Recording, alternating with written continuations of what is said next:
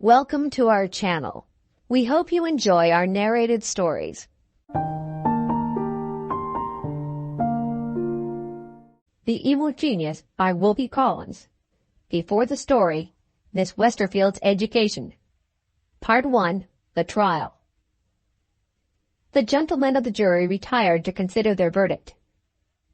Their foreman was a person doubly distinguished among his colleagues. He had the clearest head and the readiest tongue. For once, the right man was in the right place. Of the 11 jurymen, 4 showed their characters on the surface.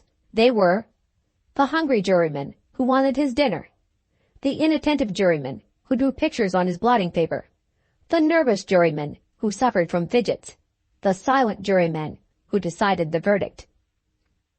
Of the 7 remaining members, 1 was a little drowsy man who gave no trouble, 1 was an irritable invalid who served under protest, and 5 represented that vast majority of the population, easily governed, tranquilly happy, which has no opinion of its own.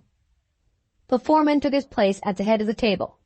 His colleagues seated themselves on either side of him. Then there fell upon that assembly of men a silence, never known among an assembly of women, the silence which proceeds from a general reluctance to be the person who speaks first. It was the foreman's duty under these circumstances to treat his deliberative brethren as we treat our watches when they stop. He wound the jury up and set them going. "Gentlemen," he began, "have you formed any decided opinion on the case, thus far?" Some of them said yes, and some of them said no. The little drowsy man said nothing. The fretful invalid cried, "Go on!" The nervous juryman suddenly rose.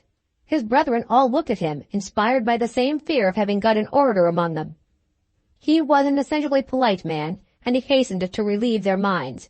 "Pray don't be alarmed, gentlemen. I'm not going to make a speech. I suffer from fidgets. Excuse me if I occasionally change my position." The hungry juryman, who dined early, looked at his watch. 4:30, he said. "For heaven's sake, cut it short."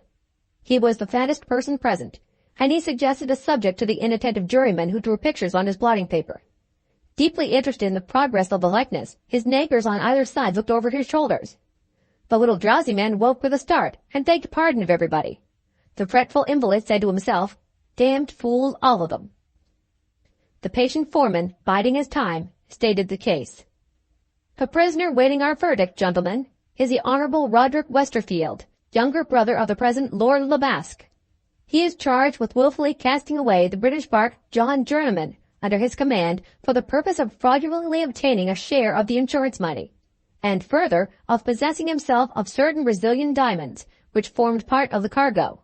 In plain words, here is a gentleman born in the higher ranks of life, accused of being a thief. Before we attempt to arrive at a decision, we shall only be doing him justice if we try to form some general estimate of his character, based on the evidence, and we may fairly begin by inquiring into his relations with the noble family to which he belongs. The evidence, so far, is not altogether creditable to him. Being at the time an officer of the Royal Navy, he appears to have outraged the feeling of his family by marrying a barmaid at a public house." The drowsy juryman, happening to be awake at that moment, surprised the foreman by interposing a statement. "Talking of barmaids," he said, "I know a curate's daughter. She's in distressed circumstances, poor thing, and she's a barmaid somewhere in the north of England. Curiously enough, the name of the town has escaped my memory.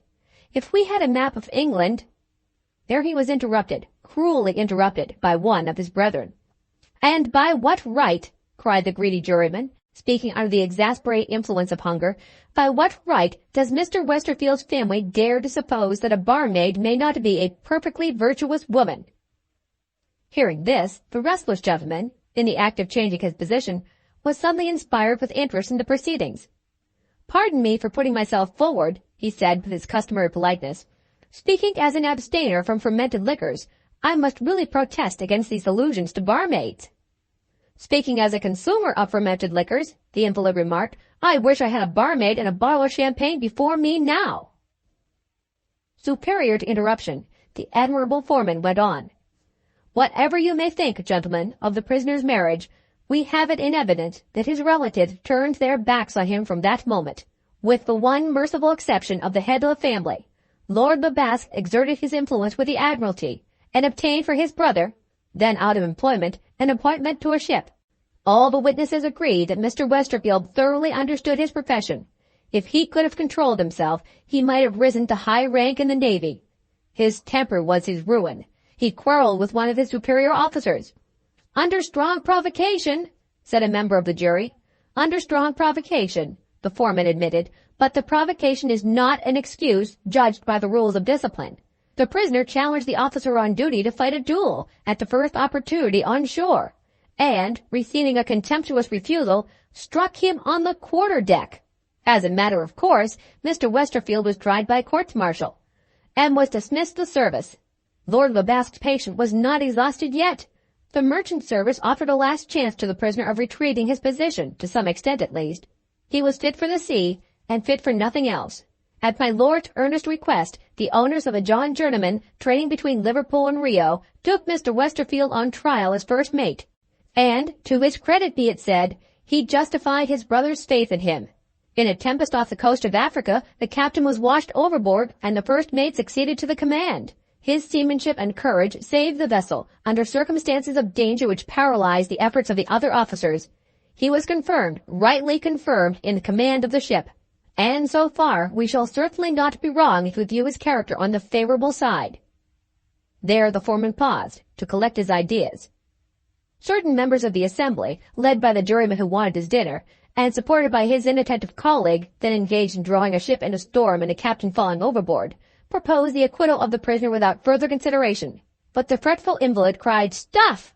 and the 5 jurymen who had no opinions of their own, struck by the admirable brevity with which he had expressed his sentiments, sang out in chorus, "Hear, hear, hear!" The silent juryman, hitherto overlooked, now attracted attention. He was a bald-headed person of uncertain age, buttoned up tight in a long frock-coat, and wearing his gloves all through the proceedings. When the chorus of 5 cheered, he smiled mysteriously. Everybody wondered what that smile meant. The silent juryman kept his opinion to himself. From that moment he began to exercise a furtive influence over the jury. Even the foreman looked at him on resuming the narrative. "After a certain term of service, gentlemen, during which we learned nothing to his disadvantage, the prisoner's merits appeared to have received their reward. He was presented with a share in the ship which he commanded, in addition to his regular salary as master. With these improved prospects he sailed from Liverpool on his last voyage to Brazil, and no one, his wife included, had the faintest suspicion that he left England under circumstances of serious pecuniary embarrassment. The testimony of his creditors, and of other persons with whom he associated, distinctly proves that his leisure hours on shore had been employed in card-playing, and in betting on horse races. After an unusually long run of luck, his good fortune seems to have deserted him. He suffered considerable losses, and was at last driven to borrowing at a high rate of interest, without any reasonable prospect of being able to repay the moneylenders into whose hands he had fallen. When he left Rio on the homeward voyage, there is no sort of doubt that he was returning to England to face creditors whom he was unable to pay. There, gentlemen, is a notable side to his character which we may call the gambling side, and which, as I think, was too leniently viewed by the judge." He evidently intended to add a word or two more, but the disagreeable invalid insisted on being heard. "In plain English," he said, "you are for finding the prisoner guilty." "In plain English," the foreman rejoined, "I refuse to answer that question." "Why?" "Because it is no part of my duty to attempt to influence the verdict." "You have been trying to influence the verdict, sir, ever since you entered this room. I appeal to all the gentlemen present." The patience of the long-suffering foreman failed him at last. "Not another word shall pass my lips," he said, "until you find the prisoner guilty or not guilty among yourselves, and then I'll tell you if I agree to your verdict." He folded his arms and looked like the image of a man who intended to keep his word. The hungry juryman laid himself back in his chair and groaned. The amateur artist, who had thus far found a fund of amusement in his blotting paper, yawned discontentedly and dropped his pen. The courteous gentleman who suffered from fidget requested leave to walk up and down the room, and at the first turn he took woke the drowsy little man, and maddened the irritable invalid by the creaking of his boots. The chorus of 5, further than ever from arriving at an opinion of their own, looked at the silent juryman. Once more he smiled mysteriously, and once more he offered an explanation of what was passing in his mind, except that he turned his bald head slowly in the direction of the foreman. Was he in sympathy with a man who had promised to be as silent as himself? In the meantime, nothing was said or done. Helpless silence prevailed in every part of the room. "Why the devil doesn't someone begin?" cried the invalid. "Have you all forgotten the evidence?" This startling question roused the jury to a sense of what was due to their oaths, if not to themselves. Some of them recollected the evidence in one way, and some of them recollected it in another, and each man insisted on doing justice to his own excellent memory, and on stating his own unanswerable view of the case. The first man who spoke began at the middle of the story told by the witnesses in the court. "I am for acquitting the captain, gentlemen. He ordered out the boats and saved the lives of the crew. And I am for finding him guilty because the ship struck on a rock in broad daylight and in moderate weather. I agree with you, sir. The evidence shows that the vessel was steered dangerously near to the land by direction of the captain who gave the course. Come, gentlemen, do let us do the captain justice. The defense declares that he gave the customary course, and that it was not followed when he left the deck. As for his leaving the ship in moderate weather, the evidence proves that he believed he saw signs of a storm brewing." Yes, all very well, but what were the facts? When the loss of the ship was reported, the Brazilian authorities sent men to the wreck on the chance of saving the cargo, and days afterwards, there the ship was found, just as the captain and crew had left her. Don't forget, sir, that the diamonds were missing when the salvors examined the wreck. All right, but that's no proof that the captain stole the diamonds, and before they had saved half the cargo, a storm did come on and break the vessel up, so the poor man was only wrong in a matter of time, after all. Allow me to remind you, gentlemen, that the prisoner was deeply in debt and therefore had an interest in stealing the diamonds. Wait a little, sir. Fair play's a jewel. Who was in charge of the deck when the ship struck? The second mate. And what did the second mate do when he heard that his owners had decided to prosecute? He committed suicide. Is there no proof of guilt in that act? You are going a little too fast, sir. The coroner's jury declared that the second mate killed himself in a state of temporary insanity. Gently. We have nothing to do with what the coroner's jury said. What did the judge say when he summed up? Bother the judge. He said what they all say. Find the prisoner guilty if you think he did it, and find him not guilty if you think he didn't. And then he went away to his comfortable cup of tea in his private room, and here we are perishing of hunger and our families dining without us.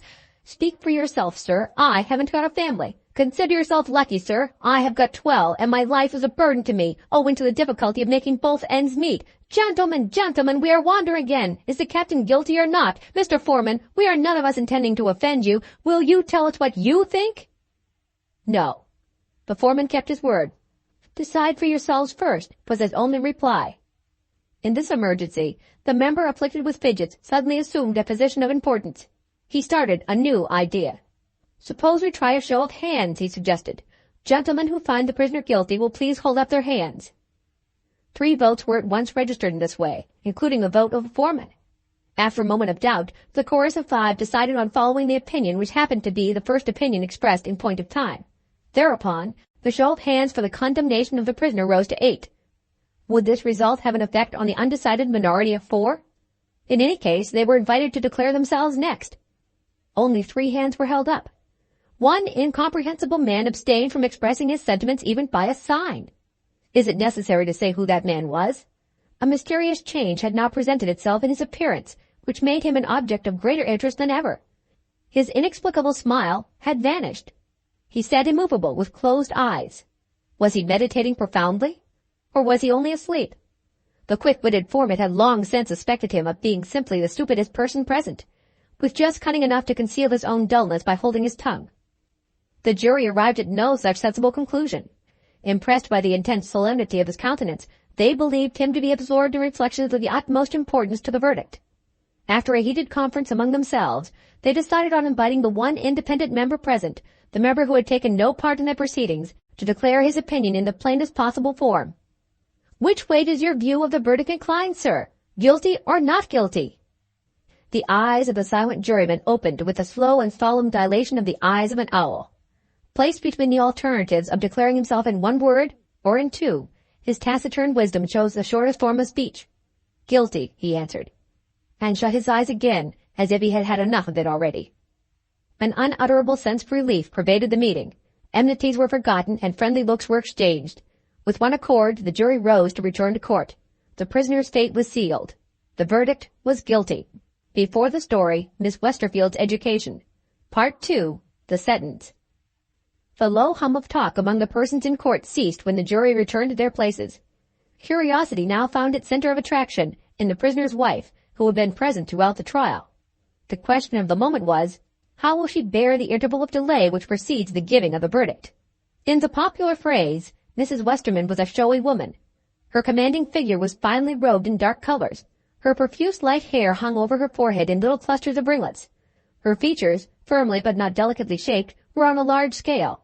No outward betrayal of the wife's emotion rewarded the public curiosity. Her bold, light-gray eyes sustained the general gaze without flinching. To the surprise of the women present, she had brought her 2 young children with her to the trial.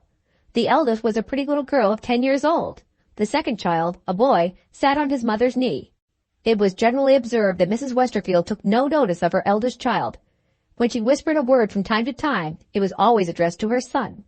She fondled him as he grew restless, but she never looked round to see if the girl at her side was as weary of the proceedings as the boy. The judge took his seat, and the order was given to bring the prisoner up for judgment. There was a long pause. The audience, remembering his ghastly face when he first appeared before them, whispered to each other, "He's taken ill." And the audience proved to be right. The surgeon of the prison entered the witness box, and being duly sworn, made his medical statement. The prisoner's heart had been diseased for some time past, and the malady had been neglected. He had fainted under the prolonged suspense of waiting for the verdict. The swoon had proved to be of such serious nature that the witness refused to answer for the consequences if a second fainting fit was produced by the excitement of facing the court and the jury. Under these circumstances, the verdict was formally recorded and sentence was deferred. Once more, the spectators looked at the prisoner's wife. She had risen to leave the court. In the event of an adverse verdict, her husband had asked for a farewell interview, and the governor of the prison, after consultation with the surgeon, had granted the request. It was observed, when she retired, that she held her boy by the hand and left the girl to follow. A compassionate lady near her offered to take care of the children while she was absent. Mrs. Chesterfield answered quietly and coldly, "Thank you. Their father wishes to see them." The prisoner was dying. Nobody could look at him and doubt it. His eyes opened wearily when his wife and children approached the bed on which he lay helpless, the wreck of a grandly made man. He struggled for breath, but he could still speak a word or two at a time. "I don't ask you what the verdict is," he said to his wife. "I see it in your face."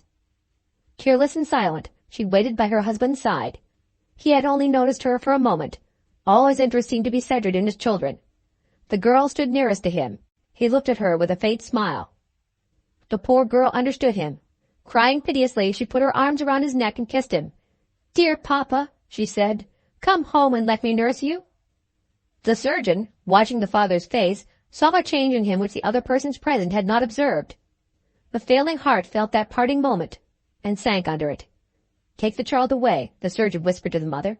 Brandy was near him. He administered it while he spoke, and touched the fluttering pulse. It felt, just felt, the stimulant. He revived for a moment and looked wistfully for his son.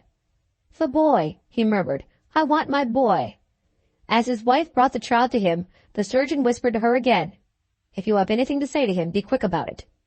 She shuddered. She took his cold hand. Her touch seemed to nerve him with new strength. He asked her to stoop over him. "They won't let me write here," he whispered, "unless they see my letter." He paused to get his breath again. "Lift up my left arm," he gasped. "Open the wristband." She detached the stud which closed the wristband of the shirt. On the inner side of the linen there was a line written in red letters, red of the color of blood. She saw these words, "Look in the lining of my trunk." "What for?" she asked. The fading light in his eyes flashed on her a dreadful look of doubt. His lips fell apart in the vain effort to answer. His last sigh fluttered the light ringlets of her hair as she bent over him. The surgeon pointed to her children. "Take the poor things home," he said. "They have seen the last of their father." Mrs. Westerfield obeyed in silence. She had her own reasons for being in a hurry to get home. Leaving the children under the servant's care, she locked herself up in the dead man's room and emptied his trunk of the few clothes which had been left in it. The lining which he was now to examine was of the customary material, and of the usual striped pattern in blue and white.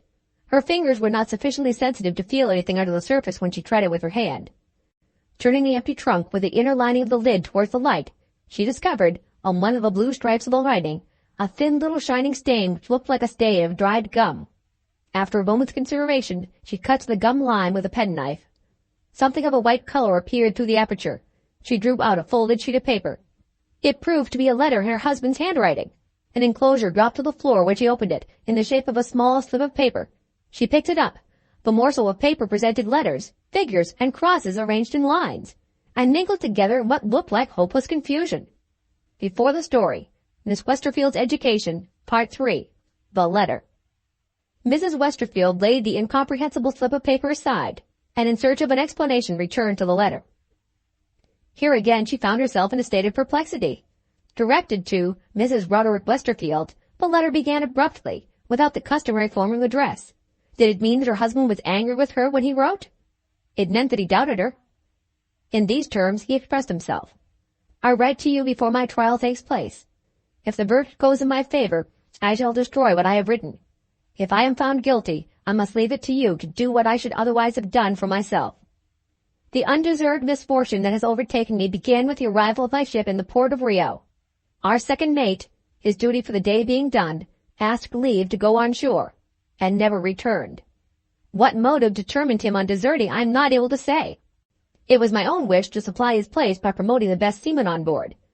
My owner's agent overruled me, and appointed a man of their own choosing. What nation he belonged to I don't know. The name he gave me was Bell James, and he was reported to be a broken-down gentleman. Whoever he might be, his manner and his talk were captivating. Everybody liked him. After the two calamities of the loss of the ship and the disappearance of the diamonds, these last being valued at £5,000, I returned to England by the first opportunity that offered, having Bell James for a companion. Shortly after getting back to my house in London, I was privately warned by a good friend that my owners had decided to prosecute me for willfully casting away the ship, and, crueler still, for having stolen the missing diamonds. The second mate, who had been in command of the vessel when she struck on the rock, was similarly charged along with me. Knowing myself to be innocent, I determined, of course, to stand my trial. My wonder was, what Bell James would do. Would he follow my example? Or, if he got the chance, would he try to make his escape? I might have thought it only friendly to give this person a word of warning if I had known where to find him. We had separated when the ship reached the port of Falmouth in Cornwall, and had not met since. I gave him my address in London, but he gave me no address in return. On the voyage home, Bell James told me that a legacy had been left to him, being of a small freehold house and garden in St. John's Wood, London. His agent, writing to him on the subject, had reported the place to be sadly out of repair, and had advised him to find somebody who would take it off his hands at reasonable terms. This seemed to point to a likelihood of his being still in London, trying to sell his house. While my mind was running on these recollections, I was told that a decent elderly woman wanted to see me. She proved to be the landlady of the house in which Bell James lodged, and she brought an alarming message. The man was dying and desired to see me. I went to him immediately. Few words are best when one has to write about one's troubles. Bell James had heard of the intended prosecution. How he had been made aware of it, death left him no time to tell me. The miserable wretch had poisoned himself. Whether in terror of standing his trial, or in remorse of conscience, it is not any business of mine to decide. Most unluckily for me, he first ordered the doctor and the landlady out of a room, and then, when we two were alone, owned that he had purposely altered the course of the ship, and had stolen the diamonds. To do him justice, he was eager to save me from suffering for his fault. Having eased his mind by confession, he gave me the slip of paper, written in cipher, which you will find enclosed in this. This is my note of the place where the diamonds are hidden, he said. Among the many ignorant people who know nothing of ciphers, I am one, and I told him so. That's how I keep my secret, he said. Write from my dictation, and you shall know what it means. Lift me up first. As I did it, he rolled his head to and fro, evidently in pain, but he managed to point to pen, ink, and paper on a table hard by, on which his doctor had been writing. I left him for a moment to pull a table nearer to the bed, and in that moment he groaned and cried out for help. I ran into the room downstairs where the doctor was waiting. When we got back to him, he was in convulsions. It was all over with Bell James. The lawyers who are to defend me have tried to get experts, as they call them, to interpret the cipher. The experts have all failed. They will declare, if they are called as witnesses, that the signs on the paper are not according to any known rules, and are marks made at random, meaning nothing. As for any statement on my part of the confession made to me, the law refuses to hear it, except for the mouth of a witness. I might prove that the ship's course was changed, contrary to my directions, after I had gone below to rest, if I could only find the man who was steering at the time. God only knows where that man is. On the other hand, the errors of my past life, and my being in debt, are circumstances dead against me. The lawyers seem to trust almost entirely in a famous counsel who they have engaged to defend me. For my own part, I go to my trial with little or no hope. If the verdict is guilty, and if you have any regard left for my character, never rest until you have found somebody who can interpret these cursed signs. Do for me, I say, what I cannot do for myself. Recover the diamonds, and when you restore them, show my owners this letter. Kiss the children for me. I wish them, when they are old enough, to read this defense of myself, and to know that their father, who loved them dearly, was an innocent man. My good brother will take care of you for my sake. I have done. Roderick Westerfield. Mrs. Westerfield took up the cipher once more. She looked at it as if it were a living thing that defied her. If I am able to read this gibberish, she decided, I know what I'll do with the diamonds. Section 4. The Garret. 1 year exactly after the fatal day of the trial, Mrs. Westerfield, secluded in the sanctuary of her bedroom, celebrated her release from the obligation of wearing widow's weeds. The conventional graduations in the outward expression of grief, which led from black clothing to gray, formed no part of this afflicted lady's system of mourning. She laid her best blue walking dress and her blue bonnet to match on the bed, and admired them to her heart's content. Her discarded garments were left on the floor. Thank heaven I'm done with you, she said, and kicked her rusty mourning out of the way as she advanced to the fireplace to ring the bell. Where is my little boy? She asked, when the landlady entered the room. He's down with me in the kitchen, ma'am. I'm teaching him to make a plum cake for himself. He's so happy. I hope you don't want him just now. Not the least in the world. I want you to take care of him while I'm away. By the by, where's Sid? The elder child, the girl, had been christened Sydney, in compliment to one of her father's female relatives. The name was not liked by her mother, who had shortened it to Sid by way of leaving as little of it as possible. With a look at Mrs. Westerfield which expressed ill-concealed aversion, the landlady answered, She's up in the lumber room, poor child. She says you sent her there to be out of the way. Ah, to be sure, I did. There's no fireplace in the garret, ma'am. I'm afraid the little girl must be cold and lonely. It was useless to plead for Sid. Mrs. Westerfield was not listening. Her attention was absorbed by her own plump and pretty hands. She took a tiny file from the dressing-table and put a few finishing touches to her nails. Send me some hot water, she said. I want to dress. The servant girl who carried the hot water upstairs was new to the ways of the house. After having waited on Mrs. Westerfield, she had been instructed by the kind-hearted landlady to go up to the top floor. You will find a pretty little girl in the garret all by herself. Say you are to bring her down to my room as soon as her mamma has gone out. Mrs. Westerfield's habitual neglect of her eldest child was known to every person in the house. Even the new servant had heard of it. Interested by what she saw, on opening the garret door she stopped on the threshold and looked in. The lumber in the room consisted of 2 rotten old trunks, a broken chair, and a dirty volume of sermons of the old-fashioned quarto size. The grimy ceiling, slanting downwards to a cracked window, was stained with rain that had found its way through the roof. The faded wallpaper, loosened by damp, was torn away in some places and bulged loose in others. There were holes in the skirting board, and from one of these peeped the brightly timid eyes of the girl's only living companion in the garret, a mouse, feeding on crumbs which she had saved from her breakfast. Sid looked up when the mouse darted back into its hole at the opening of the door. Lizzie, Lizzie, she said gravely, you ought to come in without making a noise. You have frightened away my youngest child. The good-natured servant burst out laughing.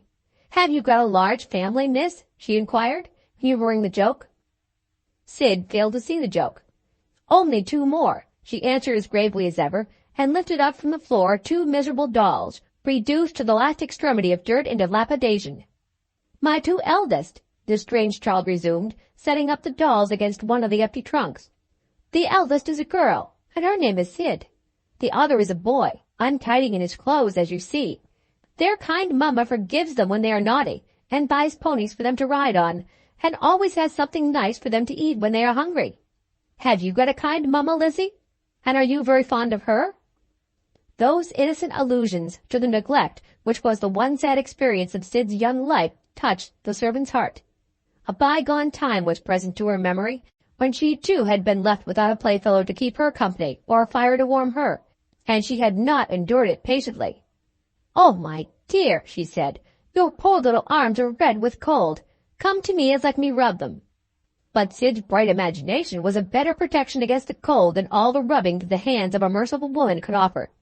"You are very kind, Lizzie," she answered. "I don't feel the cold when I'm playing with my children. I am very careful to give them plenty of exercise. We are going to walk in the park." She gave a hand to each of the dolls, and walked slowly round and round the miserable room, pointing out visionary persons of distinction and objects of interest. "Here's the Queen, my dears, in her gilt coach, drawn by 6 horses. Do you see her scepter poking out of the carriage window? She governs the nation with that. Bow to the Queen. And now look at the beautiful bright water. There's the island where the ducks live. Ducks are happy creatures. They have their own way in everything, and they're good to eat when they're dead. At least they used to be good when we had nice dinners in Papa's time. I try to amuse the poor little things, Lizzie. Their Papa is dead. I'm obliged to be Papa and Mamma to them, both in one. Do you feel the cold, my dears?" she shivered as she questioned her imaginary children. "Now we are at home again," she said, and led the dolls to the empty fireplace. "Roaring fires always in my house," cried the resolute little creature, rubbing her hands cheerfully before the bleak plank grate. Warm-hearted Lizzie could control herself no longer. "If the child would only make some complaint," she burst out, "it wouldn't be so dreadful. Oh, what a shame! What a shame!" she cried, to the astonishment of little Sid. "Come down, my dear, to the nice warm room where your brother is." "Oh, your mother? I don't care if your mother sees us. I should like to give your mother a piece of my mind. There. I didn't mean to frighten you. I'm one of your bad children. I fly into a passion. You carry the doll, and I'll carry you. Oh, how she shivers! Give us a kiss." Sympathy which expressed itself in this way was new to Sid. Her eyes opened wide in childish wonder, and suddenly closed again in childish terror when her good friend the servant passed Mrs. Westerfield's door on the way downstairs. "If Mamma bounces out on us," she whispered, "pretend we don't see her." The nice warm room received them in safety. Under no stress of circumstances had Mrs. Westerfield ever been known to dress herself in a hurry. A good half-hour more had passed before the house door was heard to bang, and the pleasant landlady, peeping through the window, said, "There she goes. Now we'll enjoy ourselves." Section 5. The Landlord.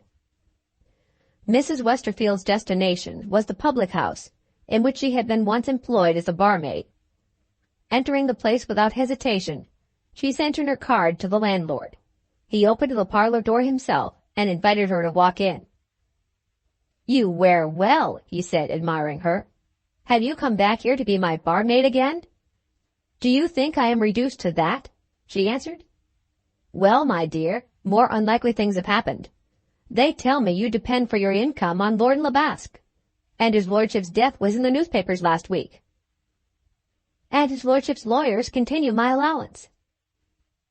Having smartly set the landlord right in those words, she had not thought it necessary to add that Lady Labasque, continuing the allowance at her husband's request, had also notified that it would cease if Mrs. Westerfield married again. "You're a lucky woman," the landlord remarked. "Well, I'm glad to see you. What will you take to drink?" "Nothing, thank you. I want to know if you have heard anything lately of James Belbridge." The landlord was a popular person in his own circle, not accustomed to restrain himself when he saw his way to a joke. "Here's Constancy," he said.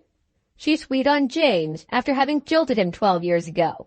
Mrs. Westerfield replied, with dignity, "I am accustomed to being treated respectfully," she replied.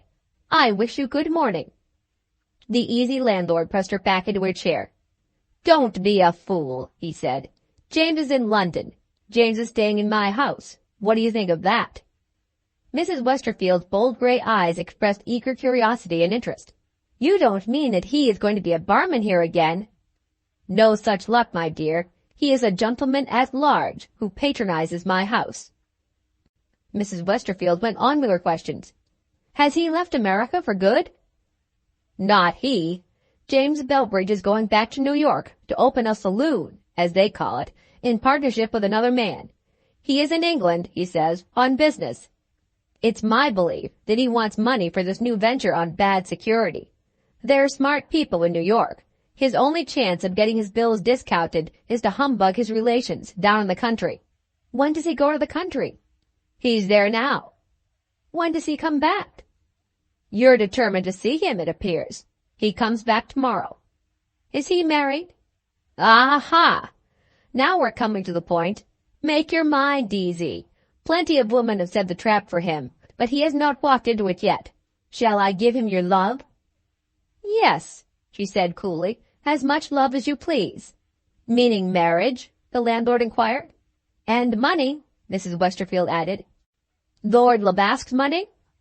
Lord Labasque's money may go to the devil. Hullo! Your language reminds me of the time when you were a barmaid. You don't mean to say you've had a fortune left you? I do. Will you give a message to James?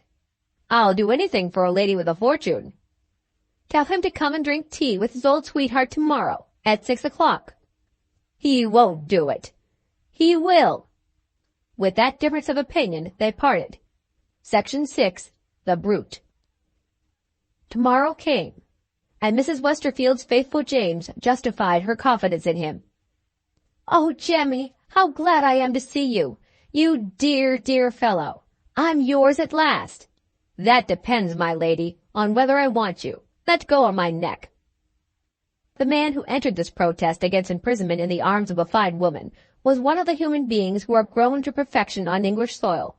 He had the fat face, the pink complexion, the hard blue eyes, the scanty yellow hair, the smile with no meaning in it, the tremendous neck and shoulders, the mighty fists and feet, which are seen in complete combination in England only.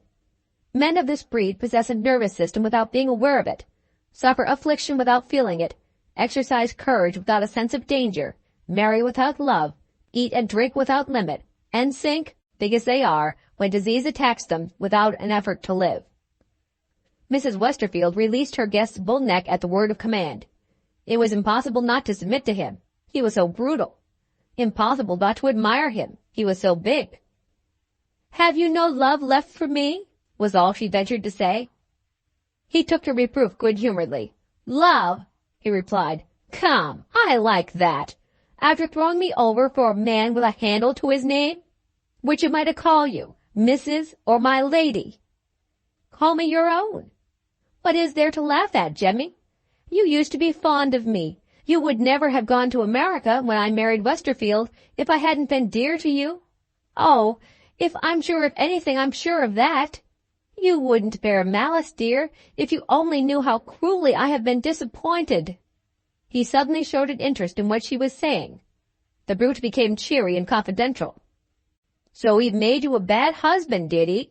Up with his fists and knocked you down, I dare say, if the truth were known. You're all in the wrong, dear. He would have been a good husband if I had cared about him. I never cared about anybody but you. It wasn't Westerfield who tempted me to say yes. That's a lie. No, indeed it isn't. Then why did you marry him? When I married him, Jemmy, there was a prospect. Oh, how could I resist it? Think of being one of the Labasques, held in honor to the end of my life by that noble family, whether my husband lived or died. To the barman's ears, this sounded like sheer nonsense. His experience in the public house suggested an explanation. I say, my dear, have you been drinking? Mrs. Westerfield's first impulse led her to rise and pointed dignantly to the door. He had only to look at her, and she sat down again, a tamed woman. You don't understand how the chance tempted me, she answered gently. What chance do you mean? The chance, dear, of being a lord's mother. He was still puzzled, but he lowered his tone. The true-born Briton bowed by instinct before the woman who had jilted him when she presented herself in the character of a lord's mother. How do you make that out, Maria?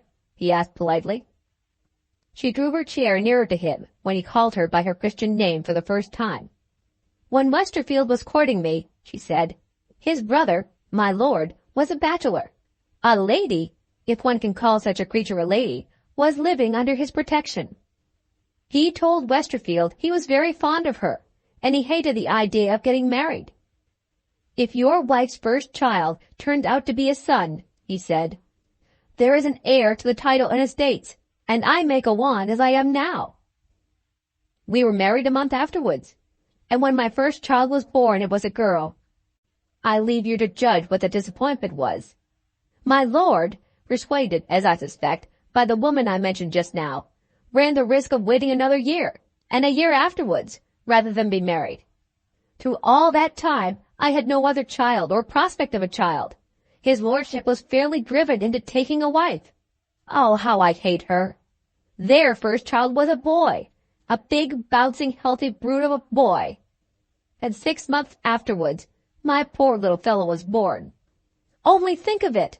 And tell me, Jemmy, don't I deserve to be a happy woman after suffering such a dreadful disappointment as that? Is it true you're going back to America? Quite true. Take me back with you? With a couple of children? No, only with one. I can dispose of the other in England. Wait a little before you say no. Do you want money? You couldn't help me if I did. Marry me, and I could help you to a fortune. He eyed her attentively and saw that she was in earnest.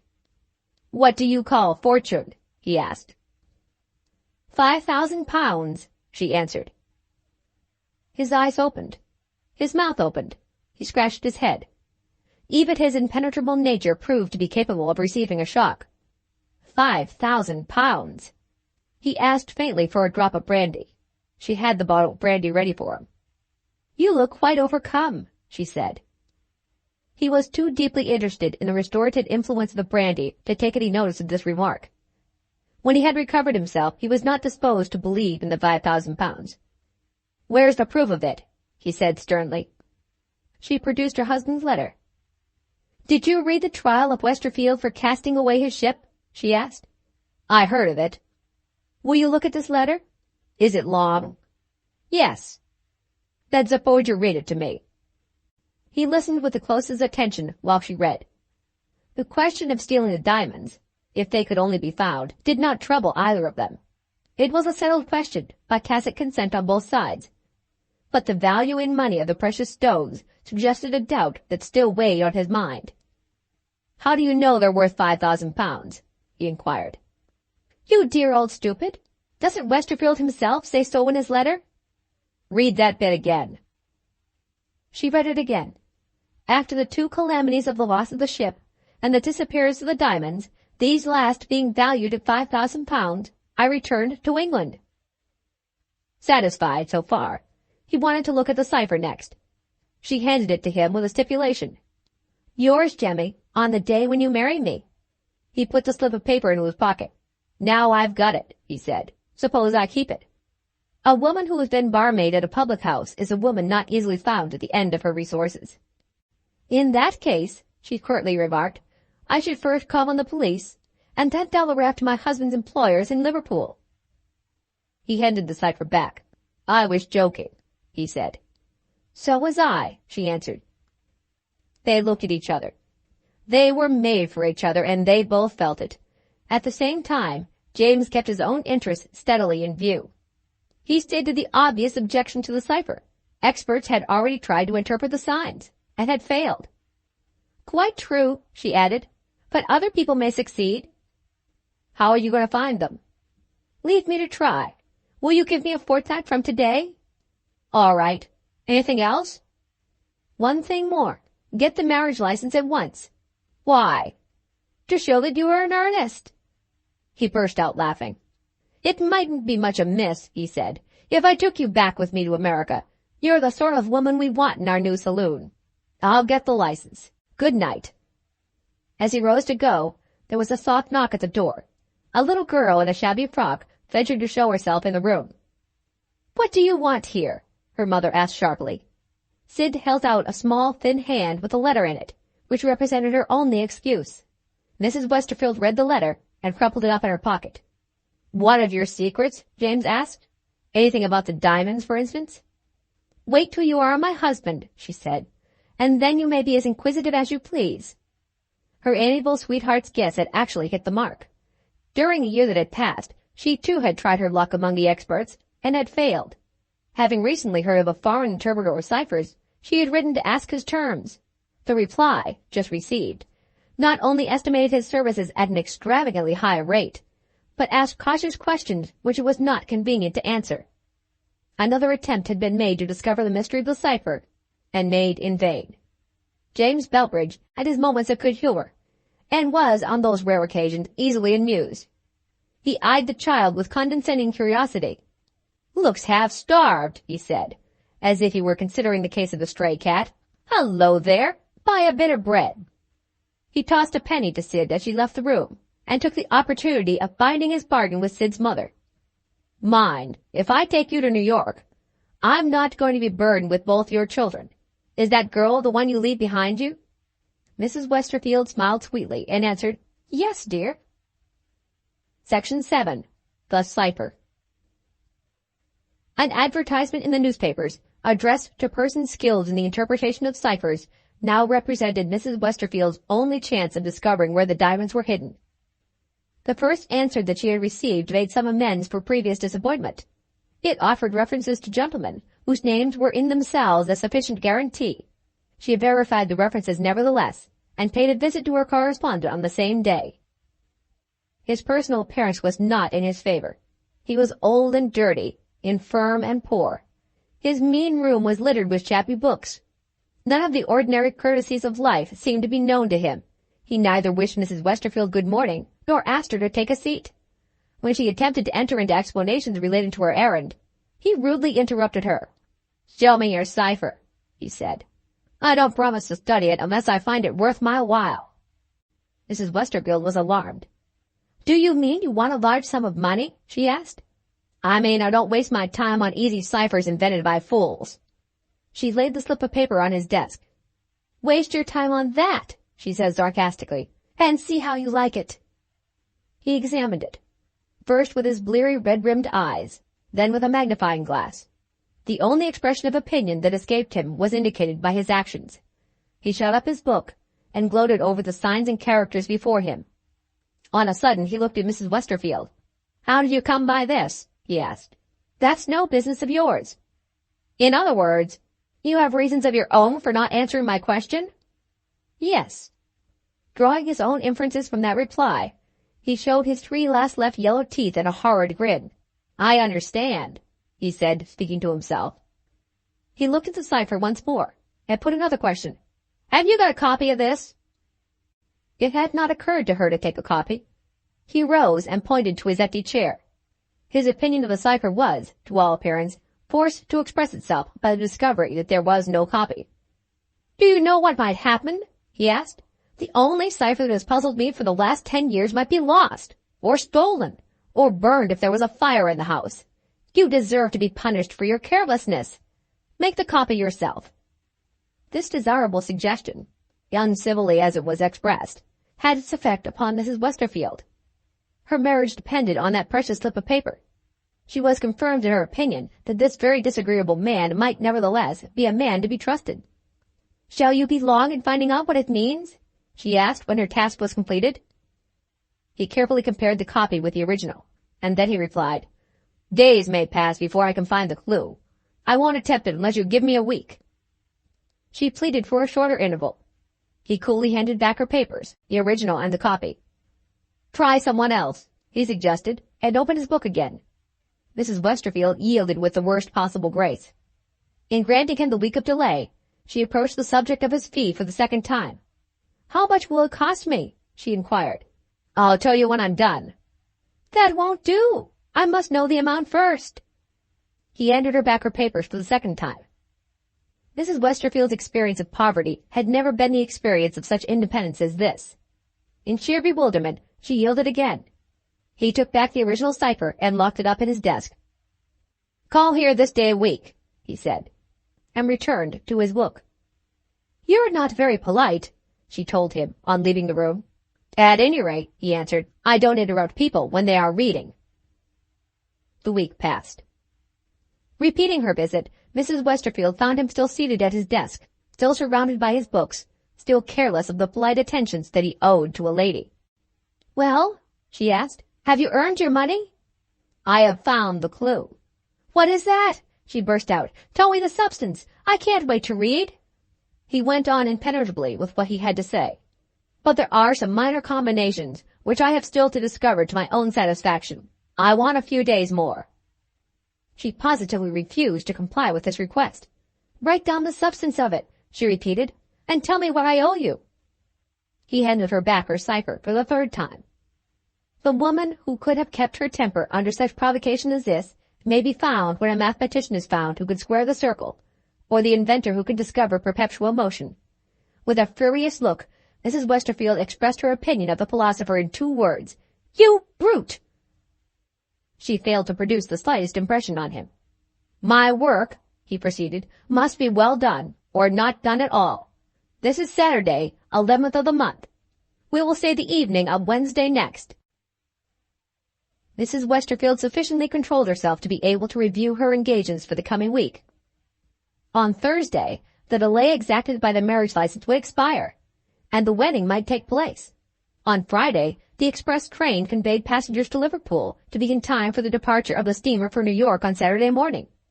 Having made these calculations, she asked, with sulky submission, if she was expected to call again on the Wednesday evening. "No. Leave me your name and address. I will send you the cipher, interpreted, at 8 o'clock. Mrs. Westerfield laid one of her visiting cards on his desk and left him.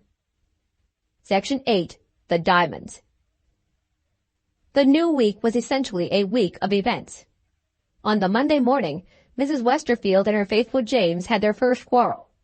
She took the liberty of reminding him that it was time to give notice of the marriage of the church, and to secure berths in the steamer for herself and her son. Instead of answering one way or another, James asked how the expert was getting on. "Has your old man found out where the diamonds are?" "Not yet." "Then we'll wait till he does." "Do you believe my word?" Mrs. Westerfield asked curtly. James Belbridge answered, with Roman brevity, "No." This was an insult.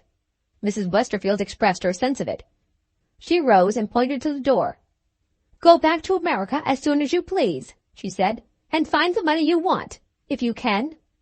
As a proof that she was in earnest, she took her copy of the cipher out of the bosom of her dress and threw it into the fire. "The original is safe in my old man's keeping," she added. "Leave the room."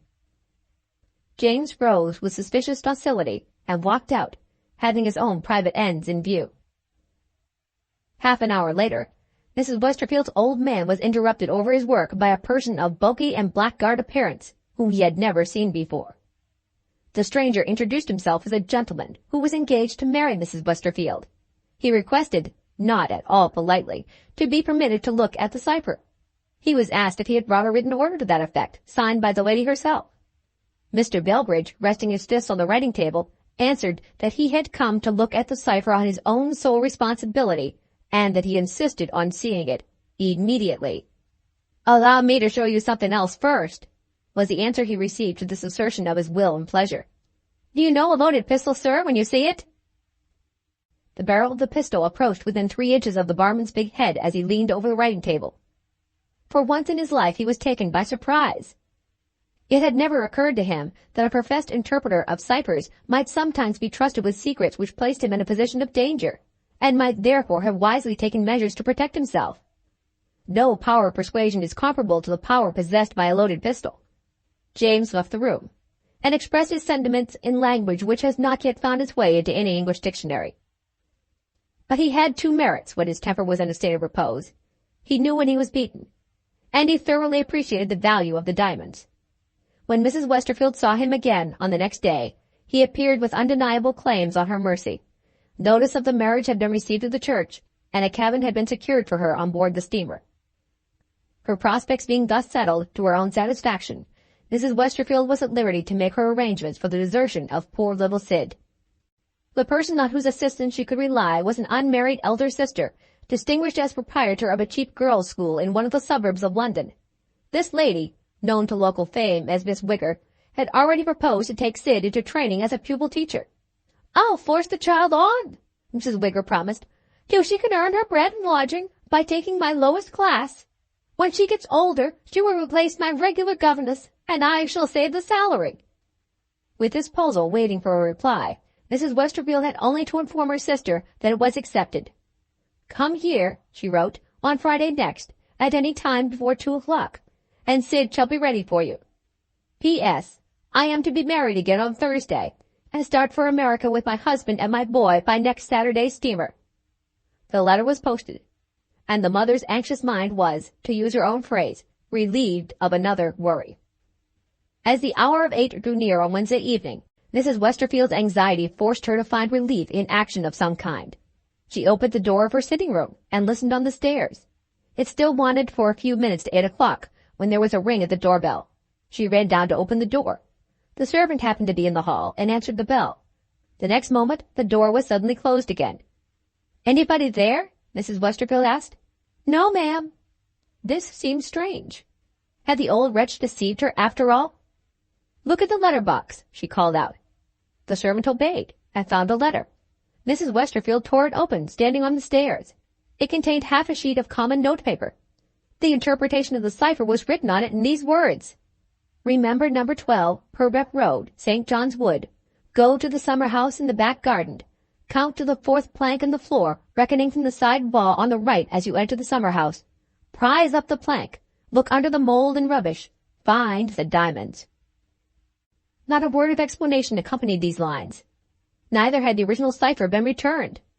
The strange old man had earned his money and had not intended to receive it, had not even said word where or how it might be paid. Had he delivered his letter himself? He, or his messenger, had gone before the house door could be opened. A sudden suspicion of him turned her cold. Had he stolen the diamonds? She was on the point of sending for a cab and driving it to his lodgings when James came in, eager to know if the interpretation had arrived. Keeping her suspicions to herself, she merely informed him that the interpretation was in her hands. He at once asked to see it. She refused to show it to him until he had made her his wife. "Put a chisel in your pocket when we go to church tomorrow morning," was the one hint she gave him. As thoroughly worthy of each other as ever, the betrothed lovers distrusted each other to the last. At 11 o'clock the next morning they were united in the bonds of wedlock, the landlord and the landlady of the public house in which they had both been serving being the only witnesses present. The children were not permitted to see the ceremony. On leaving the church door, the married pair began their honeymoon by driving to St. John's Wood. A dirty printed notice in a broken window announced that the house was to let, and a sour-tempered woman informed them that they were free to look at the rooms. The bride was in the best of humors. She set the bridegroom the example of keeping up appearances by examining the dilapidated house first. This done, she said sweetly to the person in charge, "May we look at the garden?" The woman made a strange answer to this request. "That's curious," she said. James interfered for the first time. "What's curious?" he asked roughly. "Among all the idle people who have come here at one time or another to see this house," the woman said, "only 2 have wanted to look at the garden." James turned on his heel and made for the summer house, leaving it to his wife to pursue the subject or not as she pleased. She did pursue the subject. "I'm one of the persons, of course," she said. "Who is the other?" "An old man came on Monday." The bride's pleasant smile vanished. "What sort of person was he?" she asked. The sour-tempered woman became sourer than ever. "Oh, how can I tell? A brute. There." A brute. The very words which the new Mrs. Belbridge had herself used when the expert had irritated her. With serious misgivings, she, too, turned her steps in the direction of the garden. James had already followed her instructions and used his chisel. The plank lay loose on the floor. With both his big hands he rapidly cleared away the mold and the rubbish. In a few minutes the hiding place was laid bare. They looked into it. They looked at each other. There was the empty hole, telling its own story. The diamonds were gone. Section 9. The Mother. Mrs. Belbridge eyed her husband, prepared for a furious outbreak of rage. He stood silent, staring stupidly straight before him. The shock that had fallen on his dull brain had stunned it. For a time he was a big idiot, speechless, harmless, helpless. She put back the rubbish and replaced the plank, and picked up the chisel. "Come, James," she said. "Pull yourself together." It was useless to speak to him. She took his arm and led him out to the cab that was waiting at the door. The driver, helping him to get in, noticed a piece of paper lying on the front seat. Advertisements, seeking publicity under all possible circumstances, are occasionally sent flying into the open windows of vehicles. The driver was about to throw the paper away when Mrs. Belbridge, seeing it on the other side, took it out of his hand. "It isn't print," she said. "It's writing. A closer explanation showed that the writing was addressed to herself. Her correspondent must have followed her to the church, as well as to the house in St. John's Wood. He distinguished her by the name which she had changed that morning, under the sanction of the clergy and the law. This was what she read. "Don't trouble yourself, madam, about the diamonds. You have made a mistake. You have employed the wrong man." Those words, and nothing more. Enough, surely, to justify the conclusion that he had stolen the diamonds. Was it worth while to drive to his lodgings? They tried the experiment. The expert had gone away on business. Nobody knew where. The newspaper came as usual on Friday morning. To Mrs. Bellbridge's amazement, it set the question of the theft at rest on the highest authority. An article appeared in a conspicuous position thus expressed. "Another of the many proofs that truth is stranger than fiction has just occurred at Liverpool. A highly respected firm of shipwreckers in that city received a strange letter at the beginning of the present week. Premising that he had some remarkable circumstances to communicate, the writer of the letter entered abruptly on the narrative which followed. A friend of his, connected with literature, had, it appeared, noticed a lady's visiting card on his desk, and had been reminded by it, in what way it was not necessary to explain, of a criminal case which had excited considerable public interest at the time, viz., the trial of Captain Westerfield for wilfully casting away a ship under his command. Never having heard of the trial, the writer, at his friend's suggestion, consulted a file of newspapers, discovered the report, and became aware for the first time that a collection of Brazilian diamonds, consigned to the Liverpool firm, was missing from the wrecked vessel when she had been boarded by the salvage party, and had not been found since. Events which it was impossible for him to mention, seeing that doing so would involve a breach of confidence placed in him in his professional capacity, had revealed of his knowledge a hiding place in which these same diamonds, in all probability, were concealed. This circumstance had left him no alternative as an honest man, but to be beforehand with the persons who, as he believed, contemplated stealing the precious stones. He had, accordingly, taken them under his protection until they were identified and claimed by the rightful owners.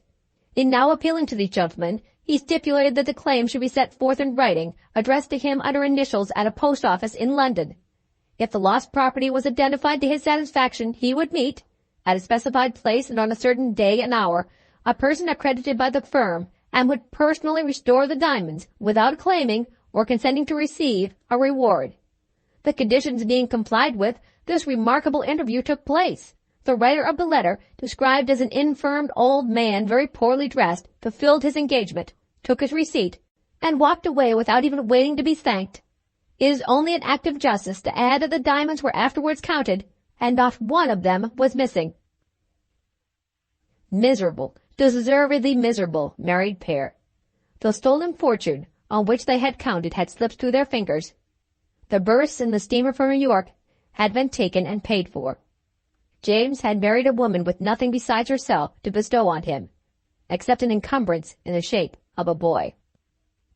Late on the fatal wedding day, his first idea, when he was himself again after the discovery in the summer house, was to get back his passage money, to abandon his wife and his stepson, and to escape to America in a French steamer. He went to the office of the English company and offered the places which he had taken for sale. The season of the year was against him. The passenger traffic to America was at its lowest ebb, and profits depended upon freights alone. If he still contemplated deserting his wife, he must also submit to sacrifice his money. The other alternative was, as he expressed it to himself, to have his penny's worth for his penny, and to turn his family to good account in New York. He had not quite decided what to do when he got home again on the evening of his marriage. At that critical moment in her life, the bride was equal to the demand on her resources. If she was foolish enough to allow James to act on his natural impulses, there were probably two prospects before her. In one state of his temper, he might knock her down. In the other state of his temper, he might leave her behind him. Her only hope of protecting herself, in either case, was to tame the bridegroom. In his absence, she wisely armed herself with the most irresistible fascinations of her sex. Never yet had he seen her dressed as she was dressed when he came home. Never yet had her magnificent eyes looked at him as they looked now. Emotions for which he was not prepared overcame this much injured man. He stared at the bride in helpless surprise. That inestimable moment of weakness was all Mrs. Burbridge asked for.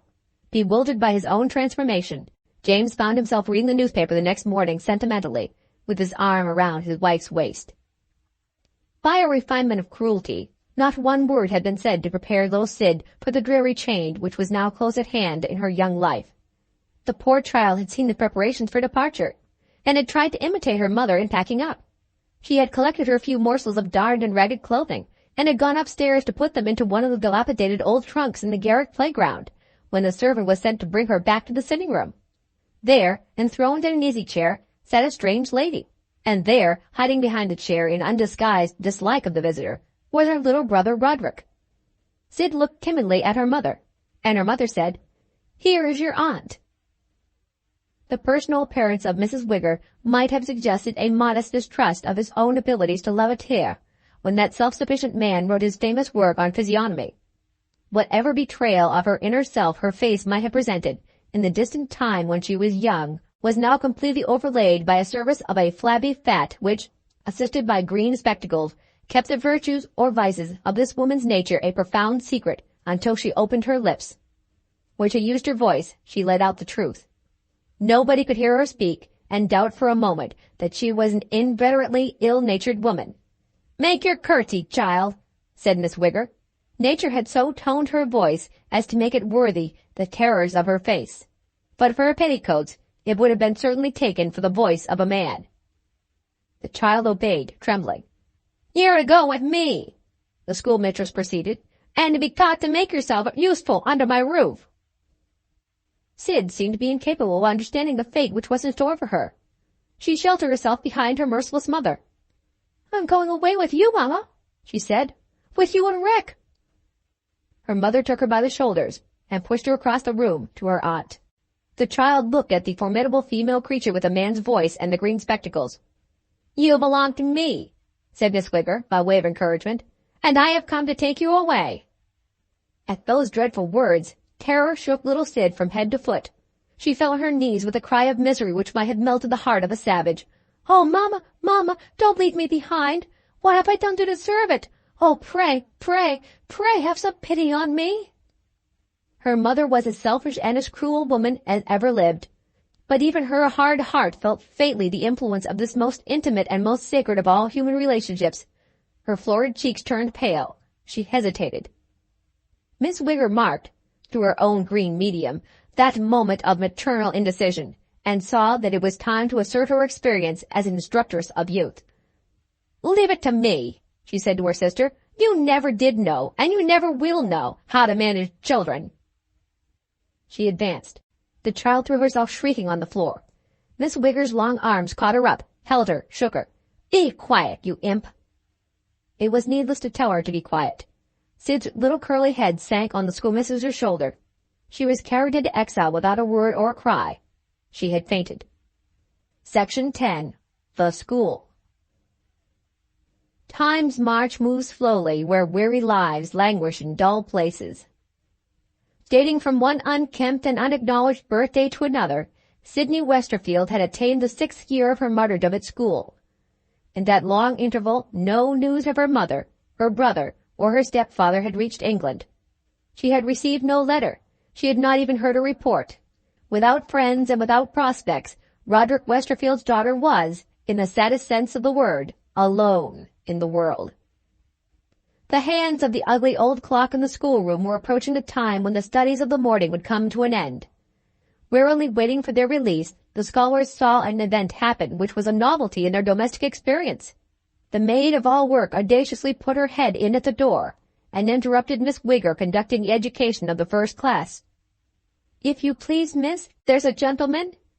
Having uttered these introductory words, she was reduced to silence by the tremendous voice of her mistress. "Haven't I forbidden you to come here in school hours? Go away directly." Hardened by a life of drudgery under conditions of perpetual scolding, the servant stood her ground and recovered the use of her tongue. "There's a gentleman in the drawing-room," she persisted. Miss Wigger tried to interrupt her again. "And here's his card," she shouted in a voice that was the louder of the two. Being a mortal creature, the schoolmistress was accessible to the promptings of curiosity. She snatched the card out of the girl's hand. "Mr. Herbert Linley, Mount Morven, Perthshire." "I don't know this person," Miss Wigger declared. "You wretch, have you let a thief into the house?" "A gentleman, if ever I saw one yet," the servant asserted. Hold your tongue. Did he ask for me? Do you hear? You told me to hold my tongue. No, he didn't ask for you. Then who did he want to see? It's on his card. Miss Wigger referred to the card again and discovered, faintly traced in pencil, these words: to see Miss S.W. The schoolmistress instantly looked at Miss Westerfield. Miss Westerfield rose from her place at the head of her class. The pupils, astonished at this daring act, all looked at the teacher, their natural enemy, appointed to supply them with undesired information derived from hated books. They saw one of Mother Nature's favorite daughters, designed to be the darling of her family and the conqueror of hearts among men of all tastes and ages. But Sydney Westerfield had lived for 6 weary years in the place of human torment, kept by Miss Wigger under the name of a school. Every budding beauty, except the unassailable beauty of her eyes and her hair, had been nipped under the frosty superintendence of her maternal aunt. Her cheeks were hollow, her delicate lips were pale, her shabby dress lay flat over her bosom. Observant people, meeting her when she was out walking with the girls, were struck by her darkly gentle eyes and by the patient sadness of her expression. What a pity, they said to each other. She would be a pretty girl if she didn't look so wretched and so thin. At a loss to understand the audacity of her teacher in rising before the class was dismissed, Miss Wigger began by asserting her authority. She did it in 2 words. Sit down. I wish to explain, ma'am. Sit down. I beg, Miss Wigger, that you allow me to explain. Sydney Westerfield, you are setting the worst possible example to your class. I shall see this man myself. Will you sit down? Pale already, Sydney turned paler still. She obeyed the word of command, to the delight of the girls of her class. It was then 10 minutes of the half hour after 12, when the pupils were dismissed to the playground while the cloth was laid for dinner. What use would the teacher make of that half hour of freedom? In the meanwhile, Miss Wigger had entered her drawing-room. With the slightest possible inclination of her head, she eyed the stranger through her green spectacles. Even under that disadvantage, his appearance spoke for itself. The servant's estimate of him was beyond dispute. Mr. Herbert Linley's good breeding was even capable of suppressing all outward expression of the dismay that he felt on finding himself face to face with the formidable person who had received him. "What is your business, if you please?" Miss Wigger began. Men, animals, and buildings wear out with years, and submit to their hard lot. Time only meets with flat contradiction when he ventures to tell a woman that she is growing old. Herbert Linley had rashly anticipated that the young lady, whom it was the object of his visit to see, would prove to be young in the literal sense of the word. When he and Miss Wigger stood face to face, if the door had been set open for him, he would have left the house with the greatest pleasure. "I have taken the liberty of calling," he said, "in answer to an advertisement. May I ask—" He paused and took out a newspaper from the pocket of his overcoat. "If I have the honor of speaking to the lady who is mentioned here?" He opened the newspaper and pointed to the advertisement. Miss Wigger's eyes rested, not on the passage indicated, but on the visitor's glove. It fitted him to such perfection that it suggested the enviable position in life which has gloves made to order. He politely pointed again. Still inaccessible to the newspaper, Miss Wigger turned her spectacles next to the front window of the room, and discovered a handsome carriage waiting at the door. Money evidently in the pockets of those beautiful trousers, worthy of the gloves. As patiently as ever, Linley pointed for the 3rd time, and drew Miss Wigger's attention in the right direction at last. She read the advertisement. "A young lady wishes to be employed in the education of a little girl. Possessing but few accomplishments, and having been only a junior teacher at a school, she offers her services on trial, leaving it to her employer to pay whatever salary she may be considered to deserve if she obtains a permanent engagement. Apply by letter to S.W., 14 Delta Gardens, Northeast." "Most impertinent," said Miss Wigger. Mr. Linley looked astonished. "I say most impertinent," Miss Wigger repeated. Mr. Linley attempted to pacify this terrible woman. "It's very stupid of me," he said. "I am afraid I don't quite understand you. One of my teachers has issued an advertisement and has referred to my address without first consulting me.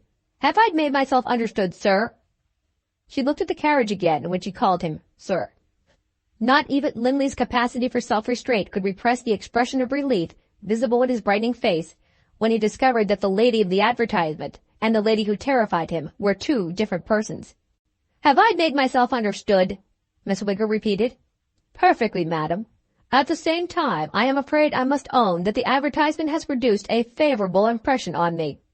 "I fail entirely to see why," Miss Wigger remarked. "There is surely," Linley repeated, "something straightforward, I might almost say something innocent, in the manner in which the writer expresses herself. She seems to be singularly modest on the subject of her own attainments, and unusually considerate in the interests of others. I hope you will permit me—" Before he could add, "to see the young lady," the door was opened. A young lady entered the room. Was she the writer of the advertisement? He felt sure of it, for no better reason than this. The moment he looked at her, she interested him. It was an interest new to Linley in his experience of himself. There was nothing to appeal to his admiration by way of his senses in the pale, worn young creature who stood near the door, resigned beforehand to whatever reception she might meet with. The poor teacher made him think of his happy young wife at home, of his pretty little girl, the spoiled child of a household. He looked at Sydney Westerfield with a heartfelt compassion which did honor to them both. "What do you mean by coming here?" Miss Wigger inquired. She answered gently but not timidly. The tone in which the mistress had spoken had evidently not shaken her resolution so far. "I wish to know," she said, "if this gentleman desires to see me on the subject of my advertisement." "Your advertisement?" Miss Wigger repeated. "Miss Westerfield, how dare you beg for employment in a newspaper without asking my leave?" "I only waited to tell you what I had done till I knew whether my advertisement would be answered or not." She spoke as calmly as before, still submitting to the insolent authority of the schoolmistress with a steady fortitude very remarkable in any girl, and especially in a girl whose face revealed a sensitive nature. Linley approached her, and said his few kind words before Miss Wigger could assert herself for the third time. "I am afraid I have taken a liberty in answering you personally, when I ought to have answered by letter. My only excuse is that I have no time to arrange for an interview in London by correspondence. I live in Scotland, and I am obligated to return by the mail tonight." He paused. She was looking at him. Did she understand him? She understood him only too well. For the first time, poor soul, in the miserable years of her school life, she saw eyes that rested on her with a sympathy that is too truly felt to be uttered in words. The admirable resignation which had learned its first hard lesson under her mother's neglect, which had endured in after years the daily prosecution that heartless companionship so well knows how to inflict, failed to sustain her when one kind look from a stranger poured its balm into the girl's sore heart. Her head sank, her wasted figure trembled, a few tears dropped slowly on the bosom of her shabby dress. She tried, desperately tried, to control herself. "I beg your pardon, sir," was all she could say. "I am not very well." Miss Wigger tapped her on the shoulder and pointed to the door. "Are you well enough to see your way out?" she asked. Linley turned on the wretch with a mind divided between wonder and disgust. "Good God! What has she done to deserve being treated in that way?" he asked. Miss Wigger's mouth widened. Miss Wigger's forehead developed new wrinkles. To own it plainly, the schoolmistress smiled. When it is of serious importance to a man to become acquainted with a woman's true nature, say, when he contemplates marriage, his one poor chance of arriving at a right conclusion is to find himself provoked by exasperating circumstances and to fly into a passion.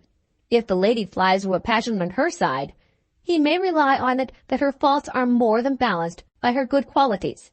If, on the other hand, she exhibits the most admirable self-control and sets him an example which ought to make him ashamed of himself, he has seen a bad sign, and he will do well to remember it. Miss Wigger's self-control put Herbert Linley in the wrong before she took the trouble of noticing what he had said.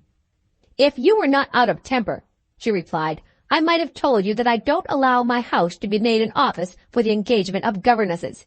As it is, I merely remind you that your carriage is at the door." He took the only course that was open to him. He took his hat. Sydney turned away to leave the room. Linley opened the door for her. "Don't be discouraged," he whispered as she passed him. "You shall hear from me." Having said this, He made his parting bow to the schoolmistress. Miss Wigger held up a peremptory forefinger and stopped him on his way out. He waited, wondering what she would do next. She rang the bell. "You are in the house of a gentlewoman," Miss Wigger explained. "My servant attends visitors when they leave me." A faint smell of soap made itself felt in the room. The maid appeared, wiping her smoking arms on her apron. "Door, I wish you good morning," were the last words of Miss Wigger. Leaving the house, Linley slipped a bribe into the servant's hand. "I am going to write to Miss Westerfield," he said. "Will you see that she gets my letter?" "That I will." He was surprised by the fervor with which the girl answered him. Absolutely without vanity, he had no suspicion of the value which his winning manner, his kind brown eyes, and his sunny smile had conferred on his little gift of money. A handsome man was an eighth wonder of the world at Miss Wigger's school. At the first stationer's shop that he passed, he stopped the carriage and wrote his letter. "I shall be glad indeed if I can offer you a happier life than the life you are leading now. It rests with you to help me do this. Will you send me the address of your parents if they are in London, or the name of any friend with whom I can arrange to give you a trial as governess to my little girl? I am waiting your answer in the neighborhood. If any hindrance should prevent you from replying at once, I add the name of the hotel at which I am staying, so that you may telegraph to me before I leave London tonight." The stationer's boy, inspired by a private view of half a crown, set off at a run, and returned the run with a reply. "I have neither parents nor friends, and I have just been dismissed from my employment at the school. Without references to speak for me, I must not take advantage of your generous offer. Will you help me to bear my disappointment, permitting me to see you for a few minutes only at your hotel? Indeed, sir, I am not forgetful of what I owe to my respect for you, and my respect for myself. I only wish leave to satisfy you that I am not quite unworthy of the interest which you have been pleased to feel in S.W." In those sad words, Sydney Westerfield announced that she had completed her education. First Book, Chapter 1. Mrs. Presty Presents Herself. Not far from the source of the famous river which rises in the mountains between Loch Katrine and Loch Lomond and divides the Highlands and the Lowlands of Scotland, travellers arrive at the venerable grey walls of Mount Morven, and after consulting their guidebooks ask permission to see the house. What would be called in a modern place of residence the first floor is reserved for the occupation of the family. The great hall of entrance and its quaint old fireplace, the ancient rooms on the same level opening out of it, are freely shown to strangers. Cultivated travellers express various opinions relating to the family portraits and the elaborately carved ceilings. The uninstructed public declines to trouble itself with criticism. It looks up at the towers and the loopholes, the battlements and the rusty old guns which still bear witness to the perils of past times, when the place was a fortress. It enters the gloomy hall, walks through the stone-paved rooms, stares at the faded pictures, and wonders at the lofty chimney-pieces hopelessly out of reach. Sometimes it sits on chairs which are as cold and as hard as iron, or timidly feels the legs of immovable tables which might be legs of elephants so far as size is concerned. When these marvels have been duly admired and the guidebooks are shut up, the emancipated tourists emerging into the light and air all find the same social problem presented by a visit to a Mount Morven. How can a family live in such a place as that? If these strangers on their travels have been permitted to ascend to the first floor, and have been invited, for example, to say good night to Mrs. Linley's pretty little daughter, they would have seen the stone walls of Kitty's bedchamber snugly covered with velvet hangings which kept out the cold. They would have trod on a doubly laid carpet which set the chillied influences of the pavement beneath it at defiance. They would have looked at a bright little bed of the last new pattern worthy of a child's delicious sleep, and they would only have discovered that the room was 300 years old when they had drawn aside the window curtains and had revealed the adamantine solidity of the outer walls. Or, if they had been allowed to pursue their investigations a little further, and had found their way next into Mrs. Linley's sitting-room, here again a transformation scene would have revealed more modern luxury, presented in a perfection which implies restraint within the limits of good taste. But on this occasion, instead of seeing the head of a lively little child on the pillow, side by side with the head of her doll, they would have encountered an elderly lady of considerable size, fast asleep and snoring, in a vast armchair with a book on her lap. The married men among the tourists would have recognized their mother-in-law, and would have set an excellent example to the rest, that is to say, the example of leaving the room. The lady composed under the soporific influence of literature was a person of importance in the house, holding rank as Mrs. Linley's mother, and being otherwise noticeable for having married 2 husbands and survived them both. The first of these gentlemen, the Right Honourable Joseph Norman, had been a Member of Parliament and had taken office under government. Mrs. Linley was his one surviving child. He died at an advanced age, leaving his handsome widow, young enough, as she was always ready to mention, to be his daughter, well provided for, and an object of matrimonial aspiration to single gentlemen who admired size in a woman, set off by money. After hesitating for some little time, Mrs. Norman accepted the proposal of the ugliest and dullest man among the ranks of her admirers. Why she became the wife of Mr. Presty, known in commercial circles as a merchant enriched by the sale of vinegar, she was never able to explain. Why she lamented him with tears of sincere sorrow when he died after 2 years of married life was a mystery which puzzled her nearest and dearest friends. And why, when she indulged a little too frequently in recollections of her married life, she persisted in putting obscure Mr. Presty on a level with distinguished Mr. Norman, was a secret which this remarkable woman had never been known to reveal. Presented by their widow with the strictest impartiality to the general view, the characters of these 2 husbands combined, by force of contrast, the ideal of manly perfection.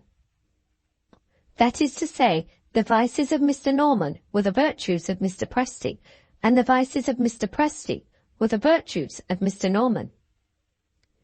Returning to the sitting-room after bidding Kitty good night, Mrs. Linley discovered the old lady asleep, and saw that the book on her mother's lap was sliding off. Before she could check the downward movement, the book fell on the floor, and Mrs. Presty woke. "Oh, Mamma, I am so sorry. I was just too late to catch it."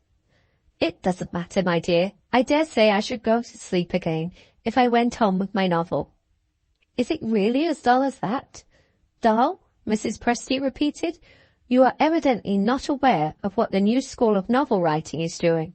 The new school provides the public with soothing fiction." "Are you speaking seriously, Mamma?" "Seriously, Catherine, and gratefully. These new writers are so good to old women.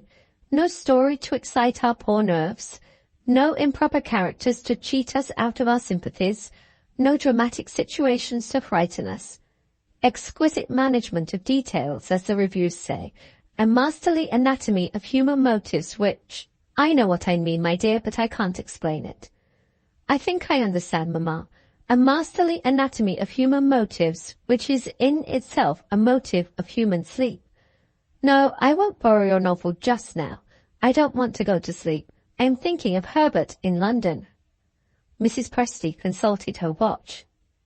"Your husband is no longer in London," she announced. "He has begun his journey home. Give me the railway guide, and I'll tell you when he will be here tomorrow. You may trust me, Catherine, to make no mistakes. Mr. Presty's wonderful knowledge of figures has been of the greatest use to me in later life. Thanks to his instructions, I am the only person in the house who can grapple with the intricacies of our railway system. Your poor father, Mr. Norman, could never understand timetables, and never attempted to conceal his deficiencies. He had none of the vanity, harmless vanity perhaps, which led poor Mr. Presty to express positive opinions on matters of which he knew nothing, such as pictures and music." "What do you want, Malcolm?" The servant to whom this question was addressed answered, "A telegram, ma'am, for the mistress." Mrs. Linley recoiled from the message when the man offered it to her.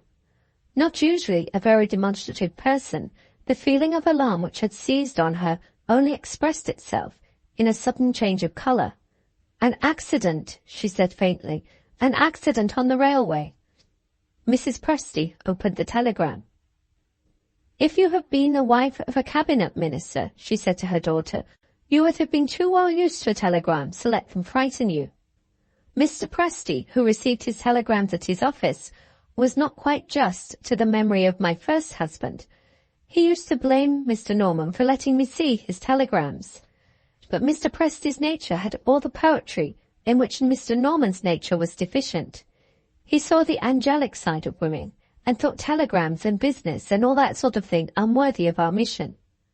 I don't exactly understand what our mission is. Mamma, is Herbert hurt?" "Stuff and nonsense. Nobody is hurt. There has been no accident." "Then why does he telegraph to me?" Hitherto Mrs. Presty had only looked at the message. She now read it through attentively to the end. Her face assumed an expression of stern distrust. She shook her head. "Read it yourself," she answered, "and remember what I told you when you trusted your husband to find a governess for my grandchild. I said, you do not know men as I do. I hope you may not live to repent it."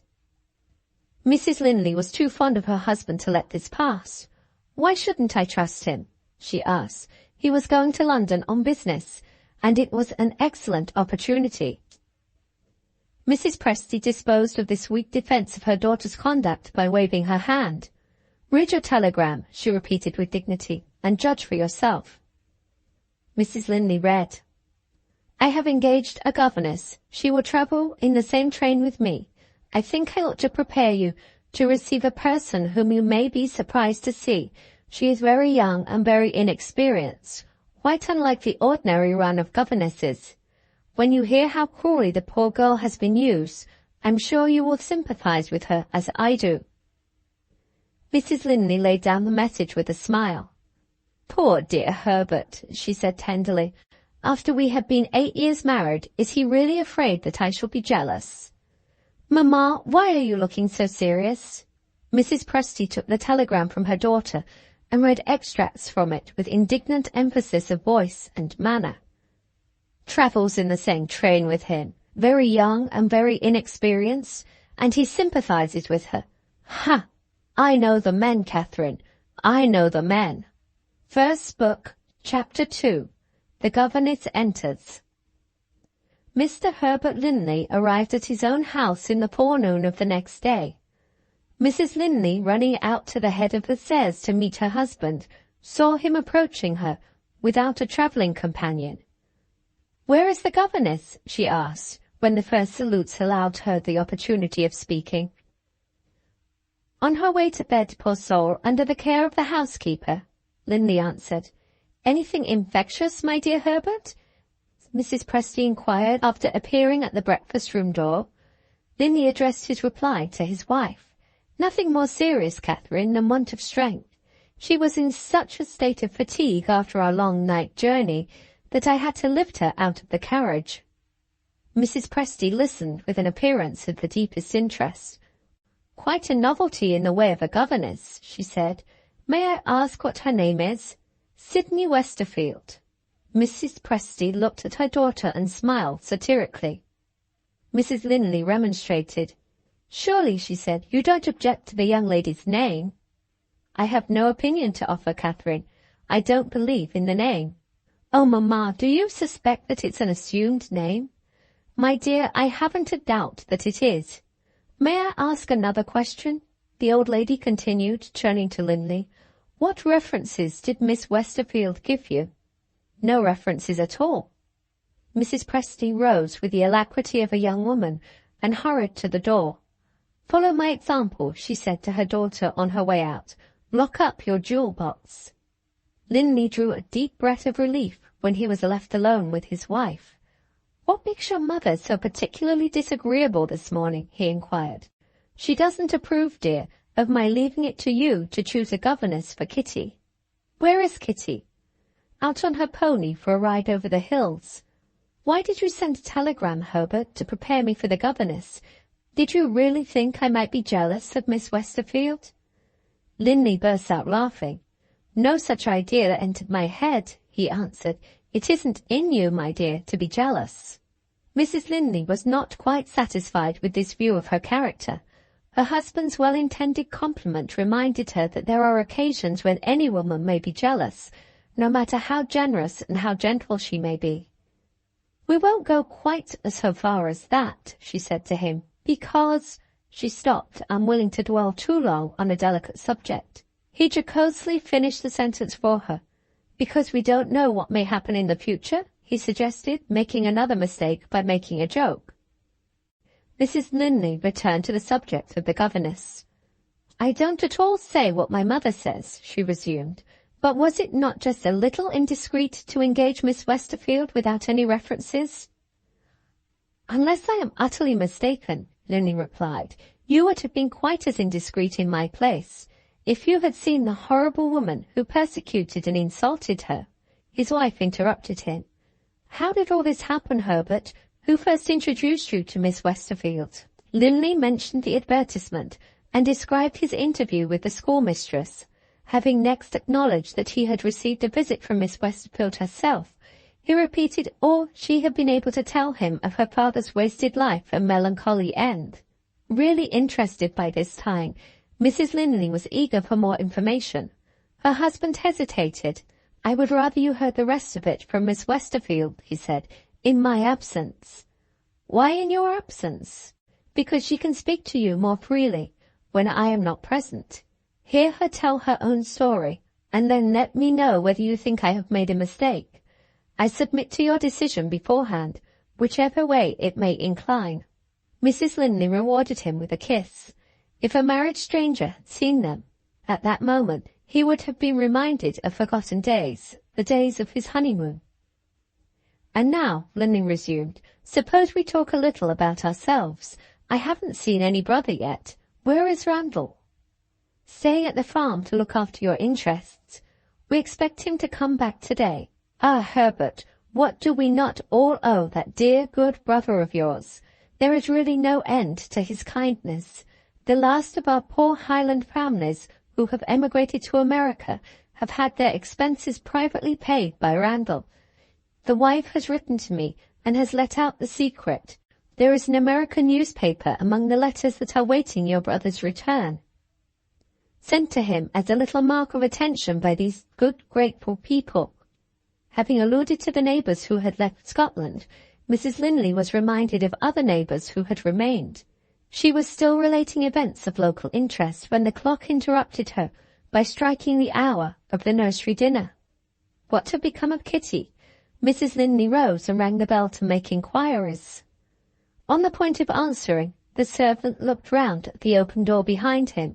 He drew aside and revealed Kitty in the corridor, hand in hand with Sydney Westerfield, who timidly hesitated at entering the room.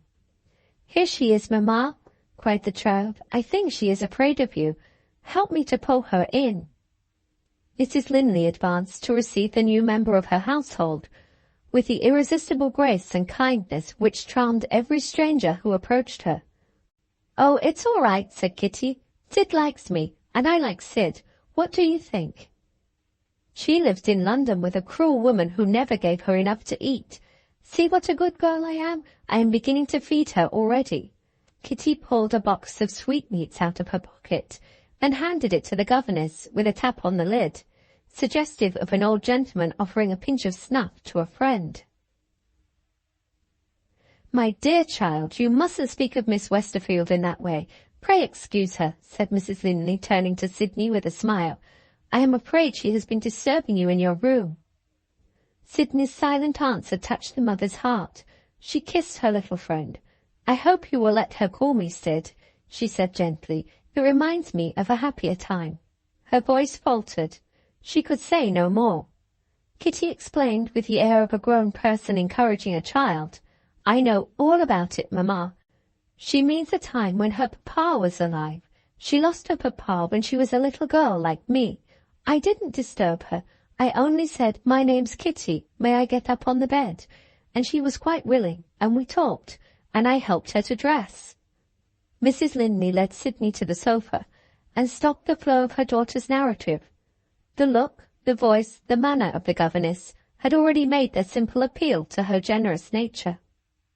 When her husband took Kitty's hand to lead her with him out of the room, She whispered as he passed, "You have done quite right. I haven't a doubt of it now." First Book, Chapter 3. Mrs. Presty Changes Her Mind. The two ladies were alone. Widely as the lot in life of one differed from the lot in life of the other, they presented a contrast in personal appearance, which was more remarkable still.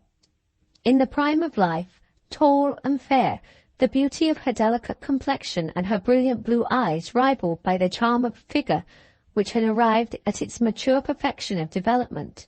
Mrs. Linley sat side by side with a frail little dark-eyed creature, thin and pale, whose wasted face bore patient witness to the three cruelest privations under which youth can suffer: want of fresh air, want of nourishment, and want of kindness. The gentle mistress of the house wondered sadly if this lost child of misfortune was capable of seeing the brighter prospect before her that promised enjoyment of a happier life to come. "I was afraid to disturb you while you were resting," Mrs. Linley said. "Let me hope that my housekeeper has done what I might have done myself if I had seen you when you arrived." "The housekeeper has been all that is good and kind to me, madam." "Don't call me madam, it sounds so formal. Call me Mrs. Linley. You must not think of beginning to teach Kitty till you feel stronger and better. I see but too plainly that you have not been happy. Don't think of your past life, or speak of your past life. Forgive me, Mrs. Linley, my past life is my one excuse for having ventured to come into this house." "In what way, my dear?" At the moment when that question was put, the closed curtains which separated the breakfast-room from the library were softly parted in the middle. A keen old face, strongly marked by curiosity and distrust, peeped through, eyed the governess with stern scrutiny, and retired again into hiding. The introduction of a stranger without references into the intimacy of the family circle was, as Mrs. Presty viewed it, a crisis in domestic history. Conscience, with its customary elasticity, adapted itself to the emergency, and Linley's mother-in-law stole information behind the curtain, in Linley's best interest, it is quite needless to say. The talk of the two ladies went on, without a suspicion on either side that it was overheard by a third person. Sydney explained herself. "If I led a happier life," she said, "I might have been able to resist Mr. Linley's kindness. I concealed nothing from him. He knew that I had no friends to speak for me. He knew that I had been dismissed from my employment at the school. Oh, Mrs. Linley, everything I said, which would have made other people suspicious of me, made him feel for me. I began to wonder whether he was an angel or a man. If he had not prevented it, I should have fallen on my knees before him. Hard looks and hard words I could have endured patiently, but I had not seen a kind look, I had not heard a kind word, for more years than I can reckon up. That is all I can say for myself. I leave the rest to your mercy." "Say my sympathy," Mrs. Linley answered, "and you need say no more. But there is one thing I should like to know. You have not spoken to me of your mother. Have you lost both your parents?" "No." "Then you were brought up by your mother?" "Yes." "You surely had some experience of kindness when you were a child?" A third short answer would have been no grateful return for Mrs. Linley's kindness. Sydney had no choice but to say plainly what her experience of her mother had been. "Are there such women in the world?" Mrs. Linley exclaimed. "Where is your mother now?" "In America, I think." "You think?" "My mother married again," said Sydney. "She went to America with her husband and my little brother 6 years ago." "And left you behind?" "Yes." "And has she never written to you?" "Never." This time Mrs. Linley kept silence, not without an effort. Thinking of Sydney's mother, and for one morbid moment seeing her own little darling in Sydney's place, she was afraid to trust herself to speak, while the first impression was vividly present to her mind. "I will only hope," she replied after waiting a little, "that some kind person pitied and helped you when you were deserted. Any change must have been for the better after that. Who took charge of you?" "My mother's sister took charge of me, an elder sister who kept a school. The time when I was most unhappy was the time when my aunt began to teach me." If you don't want to be beaten and kept on bread and water, she said, learn, you ugly little wretch, and be quick about it. Did she speak in that shameful way to the other girls? Oh no, I was taken into her school for nothing, and, young as I was expected to earn my food and shelter by being fit to teach the lowest class. The girls hated me. It was such a wretched life that I hardly like to speak of it now. I ran away, and I was caught and severely punished. When I grew older and wiser, I tried to find some other employment for myself. The elder girls bought penny journals that published stories. They were left about now and then in the bedrooms. I read the stories when I had the chance. Even my ignorance discovered how feeble and foolish they were. They encouraged me to try if I could write a story myself. I couldn't do worse, and I might do better. I sent my manuscript to the editor. It was accepted and printed, but when I wrote and asked him if he would pay me something for it, he refused. Dozens of ladies, he said, wrote stories for him for nothing. It didn't matter what the stories were. Anything would do for his readers, so long as the characters were lords and ladies, and there was plenty of love in it. My next attempt to get away from the school ended in another disappointment. A poor old man, who had once been an actor, used to come to us twice a week and get a few shillings by teaching the girls to read aloud. He was called Professor of English Literature, and he taught out of a ragged book of verses which smelt of his pipe. I learned one of these pieces and repeated it to him and asked if there was any hope of my being able to go on the stage. He was very kind. He told me the truth. My dear, you have no dramatic ability. God forbid you should go on the stage. I went back again to the penny journals and tried a new editor. He seemed to have more money than the other one, or perhaps he was kinder. I got 10 shillings from him for my story. With that money, I made my last attempt. I advertised for a situation as governess. If Mr. Linley had not seen my advertisement, I might have starved on the streets. When my aunt heard of it, she insisted on my begging her pardon before the whole school. Do girls get half-maddened by persecution? If they do, I think I must have been one of those girls. I refused to beg pardon, and I was dismissed from my situation without a character. Will you think me very foolish? I shut my eyes again when I woke up in my delicious bed today. I was afraid that that everything in it was a dream. She looked round and started to her feet. Oh, here's a lady. Shall I go away? The curtains hanging over the entrance of the library were opened for the second time. With composure and dignity, the lady who had startled Sydney entered the room. Have you been reading in the library? Mrs. Linley asked, and Mrs. Presty answered, No, Catherine, I have been listening. Mrs. Linley looked at her mother, her lovely complexion reddened with a deep blush. Introduce me to Miss Westerfield, Mrs. Presty proceeded as coolly as ever. Mrs. Linley showed some hesitation. What would the governess think of her mother? Perfectly careless of what the governess might think, Mrs. Presty crossed the room and introduced herself. Miss Westerfield, I am Mrs. Linley's mother, and I am, in one respect, a remarkable person. When I form an opinion and find it's the opinion of a fool, I am not in the least ashamed to change my mind. I have changed my mind about you. Shake hands. Sydney respectfully obeyed. Sit down again.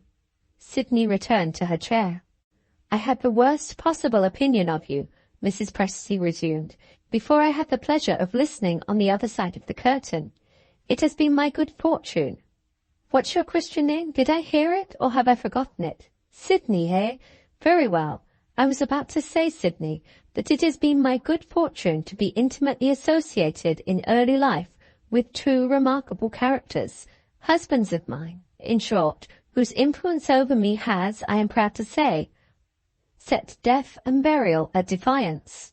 Between them they have made my mind the mind of a man. I judge for myself. The opinions of others, when they don't happen to agree with mine, I regard as chaff to be scattered to the winds. No, Catherine, I am not wondering. I am pointing out to a young person who has her way to make in the world the vast importance on certain occasions of possessing an independent mind. If I had been ashamed to listen behind those curtains, there is no injury that my stupid prejudices might not have inflicted on this unfortunate girl.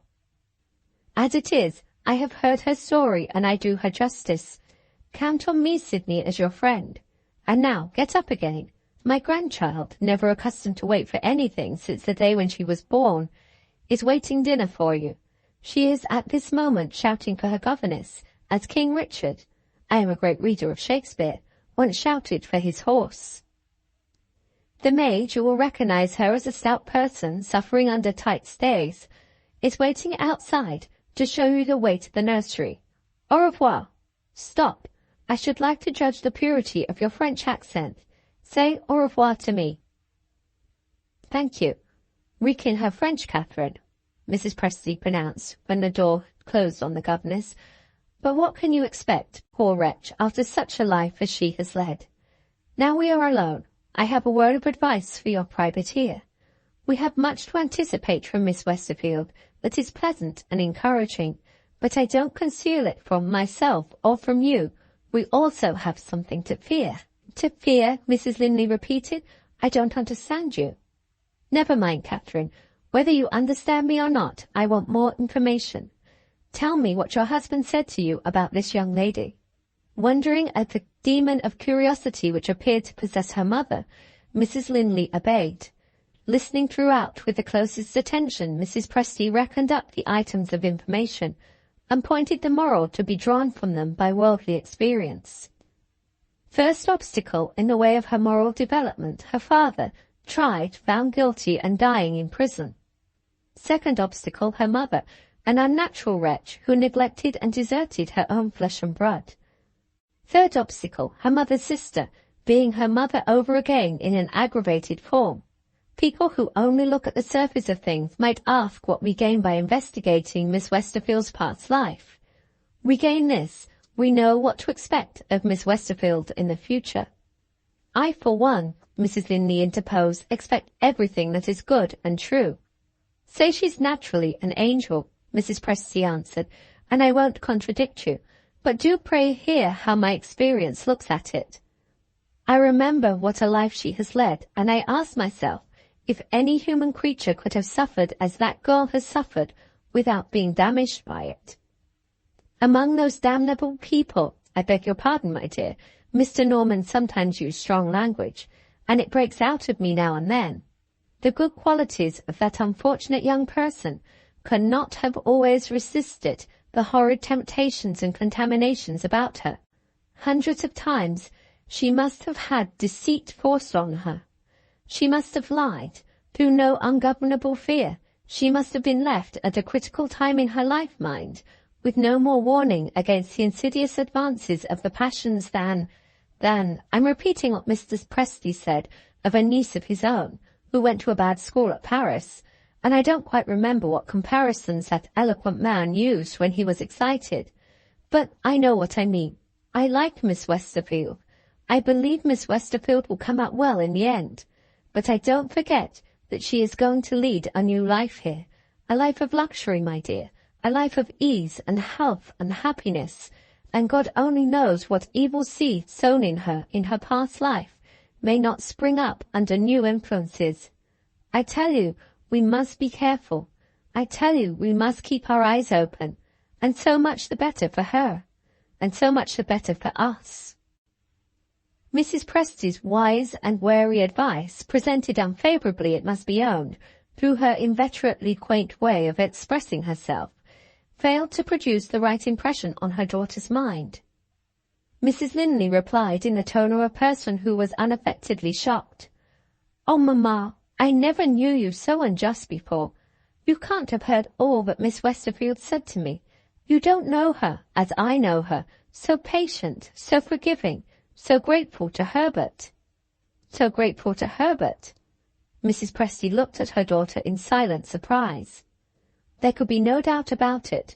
Mrs. Linley failed entirely to see any possibilities of future danger in the grateful feeling of her sensitive governess towards her handsome husband. At this exhibition of simplicity, the old lady's last reserves of endurance gave way. She rose to go. "You have an excellent heart, Catherine," she remarked. "But as for your head—" "Well, and what of my head? It's always beautifully dressed, my dear, by your maid." With that parting shot, Mrs. Presty took her departure by way of the library. Almost at the same moment, the door of the breakfast-room was opened.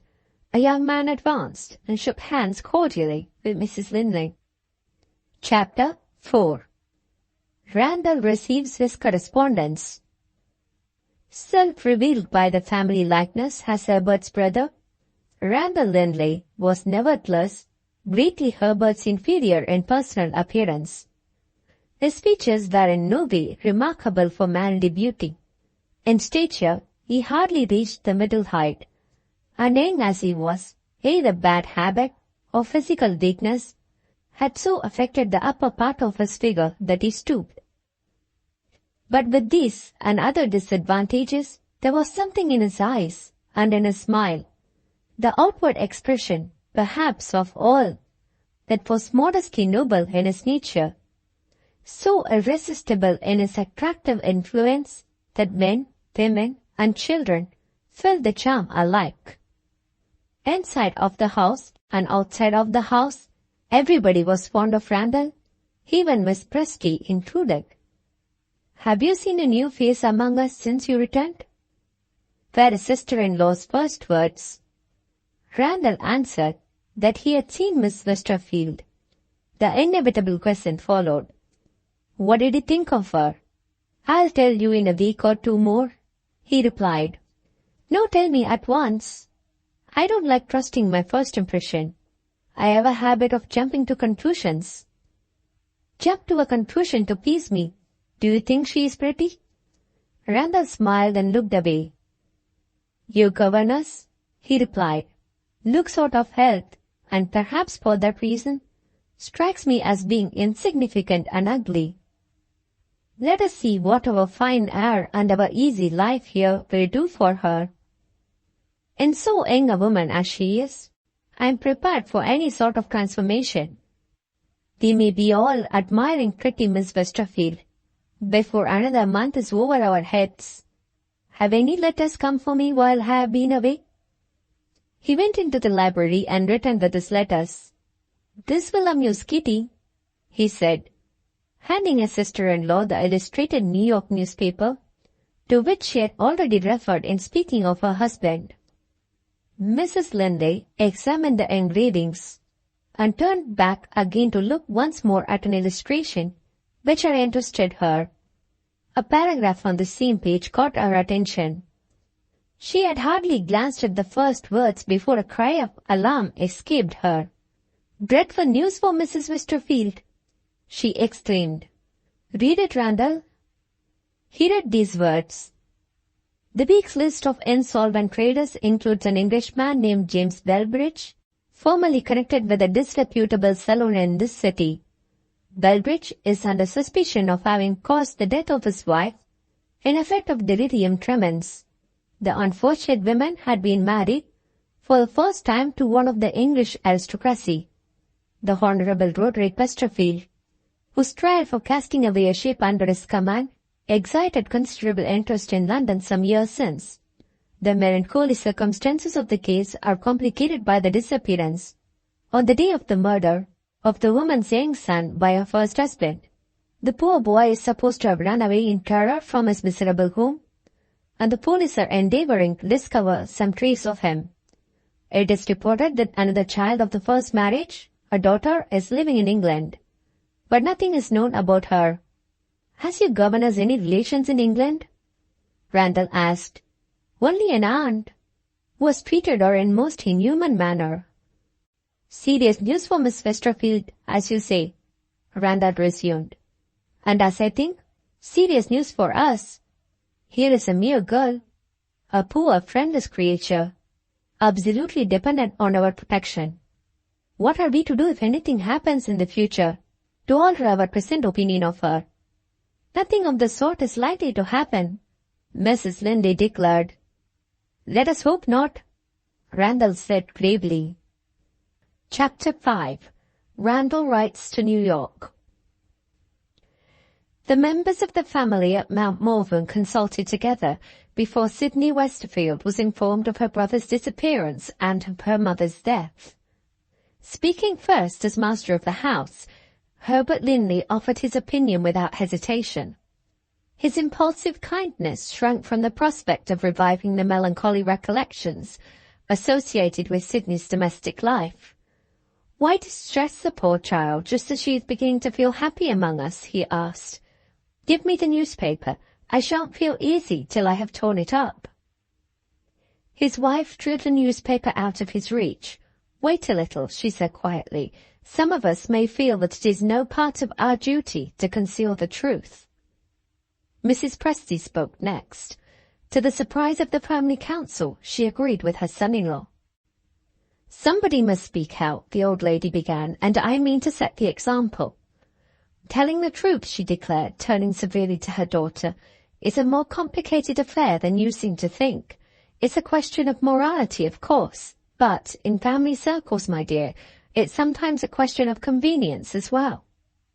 Is it convenient to upset my granddaughter's governess just as she is entering on her new duties? Certainly not.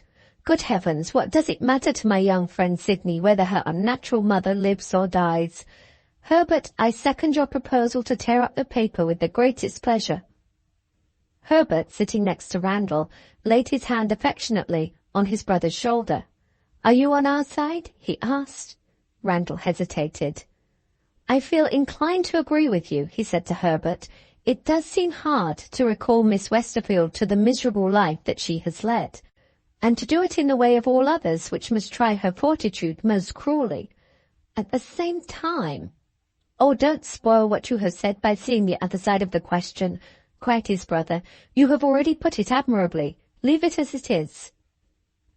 "At the same time," Randall gently persisted, "I have heard no reasons which satisfy me that we have a right to keep Miss Westerfield in ignorance of what has happened." This serious view of the question in debate highly diverted Mrs. Presty. "I do not like that man," she announced, pointing to Randall.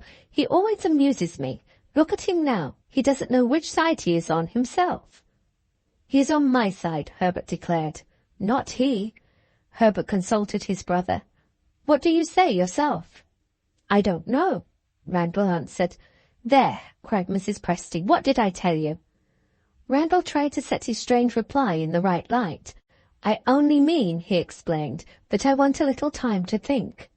Herbert gave up the dispute and appealed to his wife. "You have still got the American newspaper in your hand," he said. "What do you mean to do with it?" Quietly and firmly Mrs. Linley answered, "I mean to show it to Miss Westerfield." "Against my opinion? Against your mother's opinion?" Herbert asked. "Have we no influence over you? Do as Randall does. Take time, my dear, to think." She answered this with her customary calmness of manner and sweetness of tone. "I am afraid I must appear obstinate, but it is indeed true that I want no time to think. My duty is too plain to me." Her husband and her mother listened to her in astonishment. Too amiable and too happy, and it must be added too indolent, to assert herself in the ordinary emergencies of family life, Mrs. Linley only showed of what metal she was made, on the very rare occasions when the latent firmness in her nature was stirred to its innermost depths. The general experience of this sweet-tempered and delightful woman, ranging over long intervals of time, was the only experience which remained in the memories of persons about her. In bygone days they had been amazed when her unexpected readiness and firmness of decision presented an exception to a general rule, just as they were amazed now. Herbert tried a last remonstrance. "Is it possible, Catherine, that you don't see the cruelty of showing that newspaper to Miss Westerfield?" Even this appeal to Mrs. Linley's sympathies failed to shake her resolution. "You may trust me to be careful," was all she said in reply. "I shall prepare her as tenderly for the sad news from America as if she was a daughter of my own." Hearing this, Mrs. Presty showed a sudden interest in the proceedings. "When do you mean to begin?" she asked. "At once, mamma." Mrs. Presty broke up the meeting on the spot. "Wait till I am out of the way," she stipulated. Do you object to Herbert giving me his arm? Distressing scenes are not in his line or in mine." Mrs. Linley made no objection. Herbert resigned himself, not at all unwillingly, to circumstances. Arm in arm, he and his wife's mother left the room. Randall showed no intention of following them. He had given himself time to think. "We are all wrong, Catherine," he said, "and you alone are right. What can I do to help you?" She took his hand gratefully. "Always kind, never thinking of yourself. I will see Miss Westerfield in my own room. Wait here in case I want you." After a much shorter absence than Randall anticipated, Mrs. Linley returned. "Has it been very distressing?" he asked, seeing the traces of tears in her eyes. "There are noble qualities," she answered, "in that poor ill-used girl. Her one thought, as soon as she began to understand my motive in speaking to her, was not for herself, but for me. Even you, a man, must have felt the tears in your eyes, if you had heard her promise that I should suffer no further anxiety on her account. You shall see no distressing change in me," she said, "when we meet tomorrow." All she asked was to be left in her room for the rest of the day. I feel sure of her resolution to control herself, and yet I should like to encourage her if I can. Her chief sorrow, as it seems to me, must be not for the mother who has so shamefully neglected her, but for the poor little brother, a castaway lost in a strange land. Can we do nothing to relieve her anxiety?" "I can write," Randall said, "to a man whom I know in New York, a lawyer in large practice." "The very person we want. Write, pray write by today's post." The letter was dispatched. It was decided, and wisely decided as the result proved, to say nothing to Sydney until the answer was received. Randall's correspondent wrote back with as little delay as possible. He had made every inquiry without success. Not a trace of the boy had been found, or, in the opinion of the police, was likely to be found. The one event that had happened since the appearance of the paragraph in the New York Journal was the confinement of James Bellbridge in an asylum, as a madman under restraint without hope of recovery. Chapter 6. Sydney teaches. Mrs. Presty had not very seriously exaggerated the truth when she described her much-indulged granddaughter as a child who had never been accustomed to wait for anything since the day when she was born. Governesses in general would have found it no easy matter to produce a favorable impression on Kitty, and to exert the necessary authority in instructing her at the same time. Spoiled children, whatever moralists may say to the contrary, are companionable and affectionate children for the most part, except when they encounter the unfortunate persons employed to introduce them to useful knowledge. Mr. and Mrs. Linley, guiltily conscious of having been too fond of their only child to subject her to any sort of discipline, were not very willing to contemplate the prospect before Miss Westerfield on her first establishment in the schoolroom.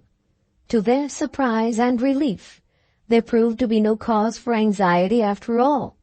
Without making an attempt to assert her authority, the new governess succeeded nevertheless when older and wiser women would have failed. The secret of Sydney's triumph over adverse circumstances lay hidden in Sydney herself. Everything in the ordinary routine of life at Mount Morven was a source of delight and surprise to the unfortunate creature who had passed through 6 years of cruelty, insult, and privation at her aunt's school. Look where she might, in her new sphere of action, she saw pleasant faces and heard kind words. At meal-times, wonderful achievements in the art of cookery appeared on the table, which she had not only never tasted, but never even heard of. When she went out walking with her pupil, they were free to go where they pleased, without restriction of time, except the time of dinner. To breathe the delicious air, to look at the glorious scenery, were enjoyments so exquisitely exhilarating that by Sydney's own confession she became quite light-headed with pleasure. She ran races with Kitty, and nobody reproved her. She rested out of breath while the stronger child was ready to run on, and no merciless voice cried, "None of your laziness, time's up."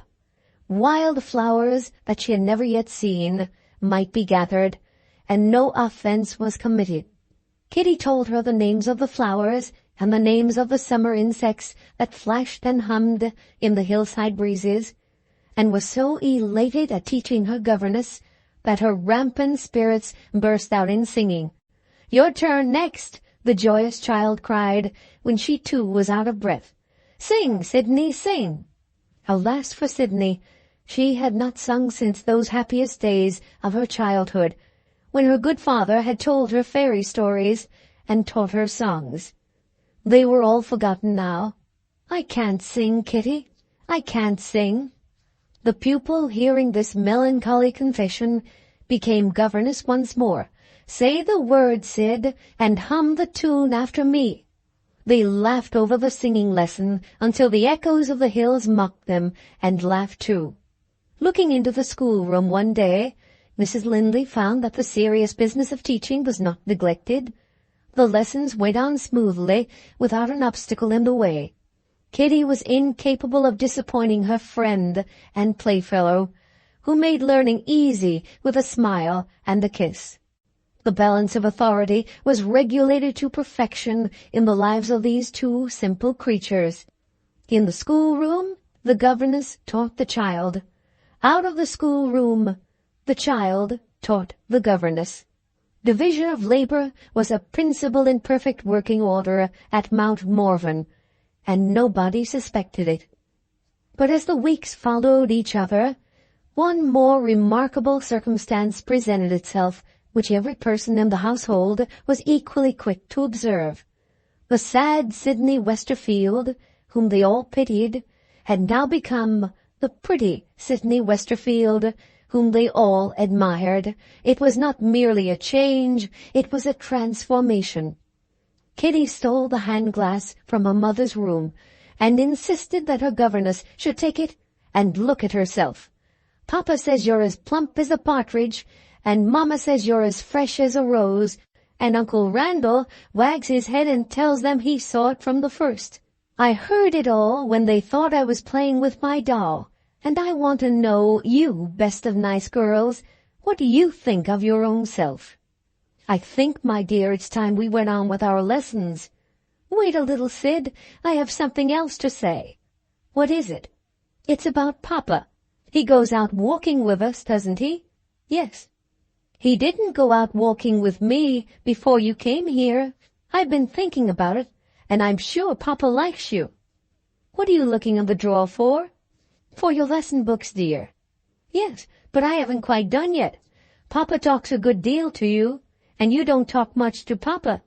Don't you like him?" "Oh, Kitty." "Then you do like him." "How can I help liking him? I owe all my happiness to your Papa." "Do you like him better than Mamma?" "I should be very ungrateful if I liked anybody better than your Mamma." Kitty considered a little and shook her head. "I don't understand that," she declared roundly. "What do you mean?" Sidney cleaned the pupil's slate and set the pupil's sum, and said nothing. Kitty placed a suspicious construction of her own on her governess's sudden silence. "Perhaps you don't like my wanting to know so many things," she suggested. "Or perhaps you meant to puzzle me." Sidney sighed and answered, "I'm puzzled myself." Chapter 7. Sidney Suffers. In the autumn, holiday-time friends in the south who happened to be visiting Scotland were invited to stop at Mount Morven on their way to the Highlands, and were accustomed to meet the neighbours of the Linleys at dinner on their arrival. The time for this yearly festival had now come round again. The guests were in the house, and Mr. and Mrs. Linley were occupied in making their arrangements for the dinner party. With her unfailing consideration for everyone about her, Mrs. Linley did not forget Sidney while she was sending out her cards of invitation. "Our table will be full at dinner," she said to her husband. "Miss Westerfield had better join us in the evening with Kitty." "I suppose so," Linley answered with some hesitation. "You seem to doubt about it, Herbert. Why?" "I was only wondering." "Wondering about what?" "Has Miss Westerfield got a gown, Catherine, that will do for a party?" Linley's wife looked at him as if she doubted the evidence of her own senses. "Fancy a man thinking of that!" she exclaimed. "Herbert, you astonish me." He laughed uneasily.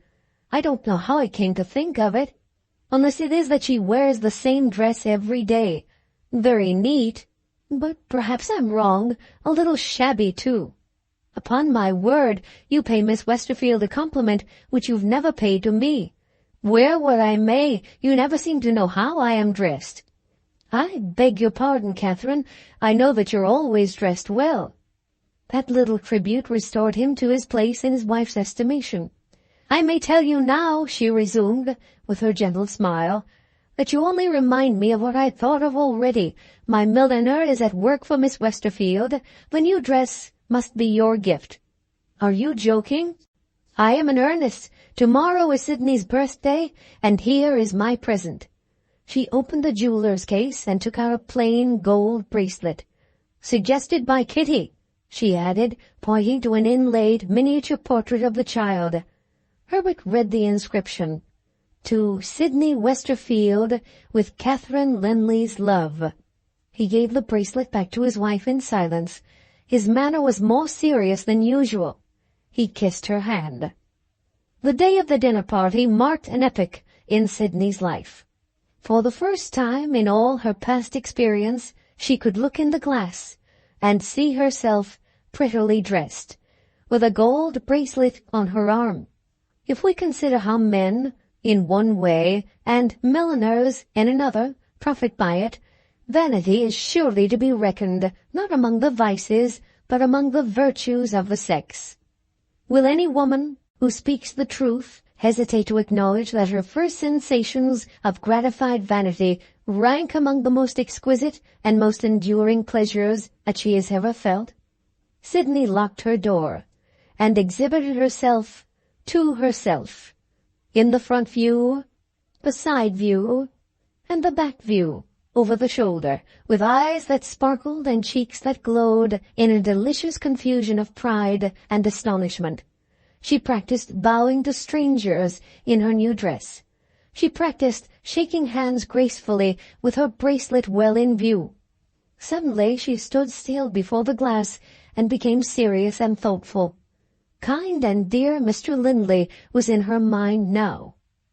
While she was asking herself anxiously what he would think of her, Kitty, arrayed in her new finery, as vain and as happy as her governess, drummed with both fists outside the door and announced at the top of her voice that it was time to go downstairs.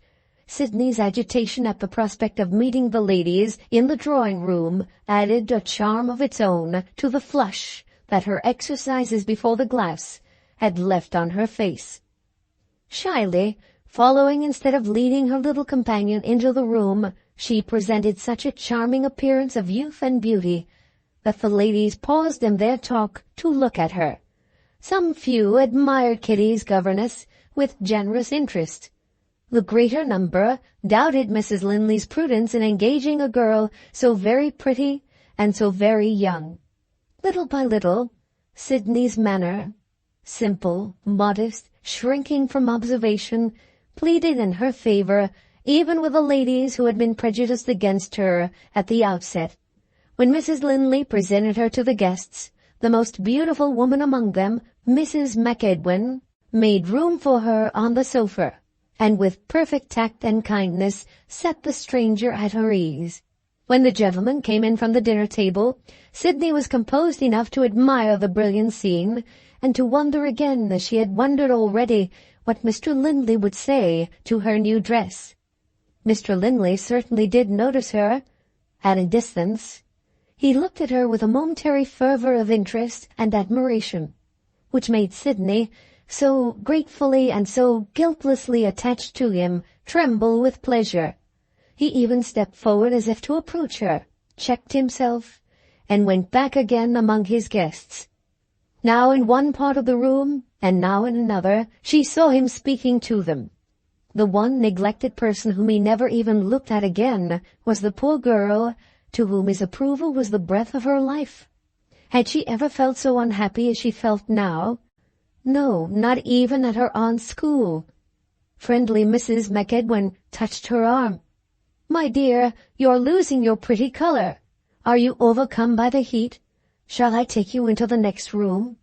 Sydney expressed her sincerest sense of the lady's kindness. Her commonplace excuse was a true excuse. She had a headache, and she asked leave to retire to her room. Approaching the door, she found herself face to face with Mr. Linley. He had just been giving directions to one of the servants and was re-entering the drawing-room. She stopped, trembling and cold, but in the very intensity of her wretchedness she found courage enough to speak to him. "You seem to avoid me, Mr. Linley," she began, addressing him with ceremonious respect, and keeping her eyes on the ground. "I hope—" She hesitated and desperately looked at him. "I hope I haven't done anything to offend you." In her knowledge of him up to that miserable evening, he constantly spoke to her with a smile. She had never yet seen him so serious and so inattentive as he was now. His eyes, wandering round the room, rested on Mrs. Linley, brilliant and beautiful, and laughing gaily. Why was he looking at his wife with plain signs of embarrassment on his face? Sydney piteously persisted in repeating her innocent question. "I hope I haven't done anything to offend you." He seemed to be still reluctant to notice her, on the one occasion of all others when she was looking her best, but he answered at last, "My dear child, it is impossible that you should offend me. You have misunderstood and mistaken me. Don't suppose, pray don't suppose that I am changed, or can ever be changed toward you." He emphasized the kind intention which those words revealed by giving her his hand. But the next moment he drew back. There was no disguising it. He drew back as if he wished to get away from her. She noticed that his lips were firmly closed and his eyebrows knitted in a frown. He looked like a man who was forcing himself to submit to some hard necessity that he hated or feared. Sydney left the room in despair.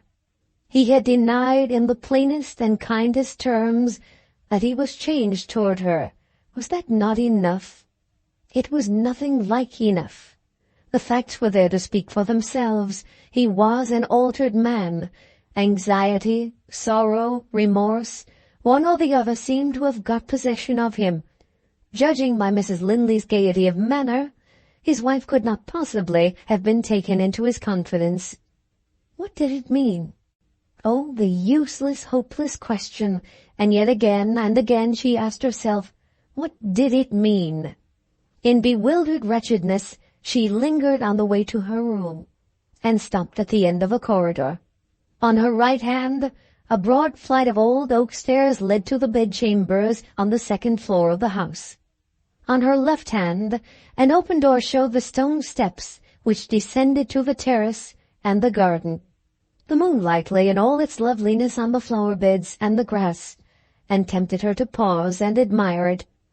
A prospect of sleepless misery was the one prospect before her that Sydney could see if she retired to rest. The cool night air came freshly up the vaulted tunnel in which the steps were set. The moonlit garden offered its solace to the girl's sore heart. No curious woman-servants appeared on the stairs that led to the bedchambers. No inquisitive eyes could look at her from the windows of the ground floor. A solitude abandoned to the curiosity of tourists. Sydney took her hat and cloak from the stand in a recess at the side of the door and went into the garden.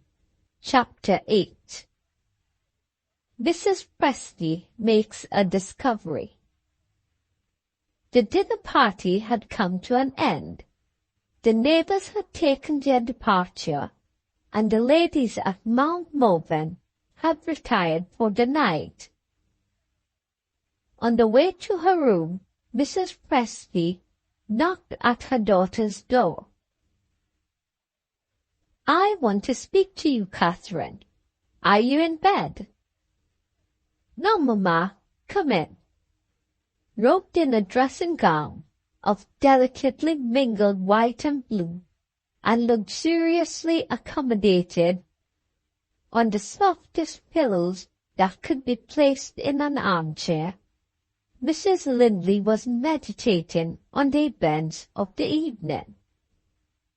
"This has been the most successful party we have ever given," she said to her mother.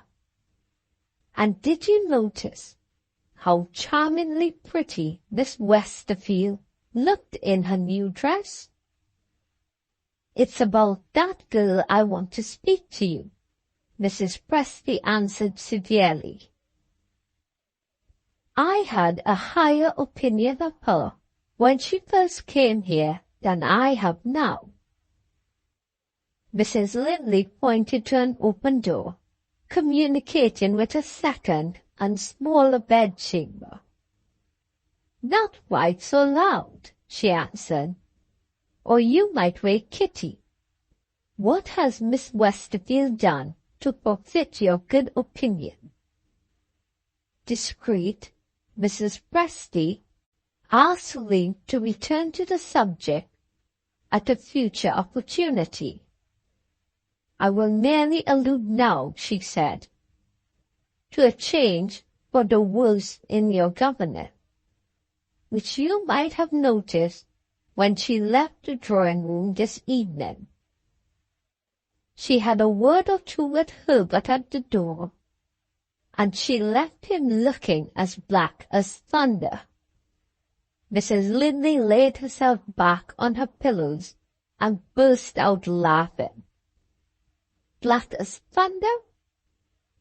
Poor little Sydney! What a ridiculous description of her! I beg your pardon, Mamma. Don't be offended." "On the contrary, my dear, I am agreeably surprised.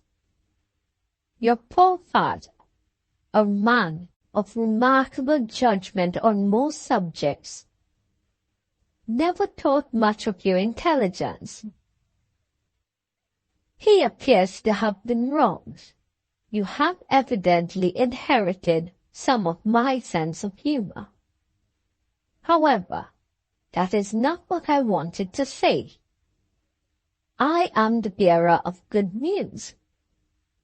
When we find it necessary to get rid of Miss Westerfield," Mrs. Lindley's indignation expressed itself by a look which, for the moment at least, reduced her mother to silence. Always equal to the occasion, however, Mrs. Presty's face assumed an expression of innocent amazement, which would have produced a round of applause on the stage. "What have I said to make you angry?" she inquired. "Surely, my dear, you and your husband are extraordinary people. Do you mean to tell me, Mamma, that you have said to Herbert what you said just now to me?" "Certainly. I mentioned it to Herbert in the course of the evening. He was excessively rude. He said, 'Tell Mrs. McEdwin to mind her own business, and set her the example yourself.'" Mrs. Lindley returned her mother's look of amazement, without her mother's eye for dramatic effect. "What has Mrs. McEdwin to do with it?" she asked. "If you will only let me speak, Catherine, I shall be happy to explain myself. You saw Mrs. McEdwin talking to me at the party. That good lady's head, a feeble head, as all her friends admit, has been completely turned by Miss Westerfield. The first duty of a governess, this foolish woman said to me, is to win the affections of her pupils. My governess has entirely failed to make the children like her. A dreadful temper. I have given her notice to leave my service. Look at that sweet girl and your little granddaughter. I declare I could cry when I see how they understand each other and love each other. I quote our charming friend Nonsense verbatim, as we used to say when we were in Parliament in Mr. Norman's time, for the sake of what it led to. If, by any lucky chance, Miss Westerfield happens to be disengaged in the future, Mrs. McEdwin's house is open to her, at her own time and on her own terms. I promise to speak to you on the subject, and I perform my promise. Think over it. I strongly advise you to think over it. Even Mrs. Linley's good nature declined to submit to this. I shall certainly not think over what can have possibly happened, she said. Good night, Mamma. Good night, Catherine. Your temper doesn't seem to improve as you get older. Perhaps the excitement of the party has been too much for your nerves. Try to get some sleep before Herbert comes up from the smoking room and disturbs you. Mrs. Linley refused even to let this pass unanswered. Herbert is too considerate to disturb me when his friends keep him up late, she said. On those occasions, as you may see for yourself, he has a bed in his dressing room. Mrs. Presty passed through the dressing room on her way out. A very comfortable-looking bed, she remarked, in a tone intended to reach her daughter's ears. I wonder Herbert ever leaves it. The way to her own bedchamber led her by the door of Sydney's room. She suddenly stopped. The door was not shut. This was in itself a suspicious circumstance. Young or old, ladies are not in the habit of sleeping with their bedroom doors ajar. A strict sense of duty led Mrs. Presty to listen outside. No sound, like the breathing of a person asleep, was to be heard. A strict sense of duty conducted Mrs. Presty next into the room, and even encouraged her to approach the bed on tiptoe. The bed was empty. The clothes had not been disturbed since it had been made in the morning. The old lady stepped out into the corridor in a state of excitement, which greatly improved her personal appearance. She looked almost young again as she mentally reviewed the list of vices and crimes which a governess might commit who had retired before 11 o'clock and was not in her bedroom at 12. On further reflection, it appeared to be barely possible that Miss Westerfield might be preparing her pupils' exercises for the next day. Mrs. Presty descended to the schoolroom on the first floor. No, here again there was nothing to see but an empty room. There was Miss Westerfield.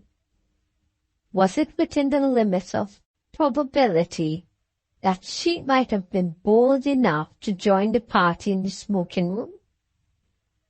The bare idea was absurd. In another minute, nevertheless, Mrs. Presty was at the door listening. The men's voices were loud. They were talking politics.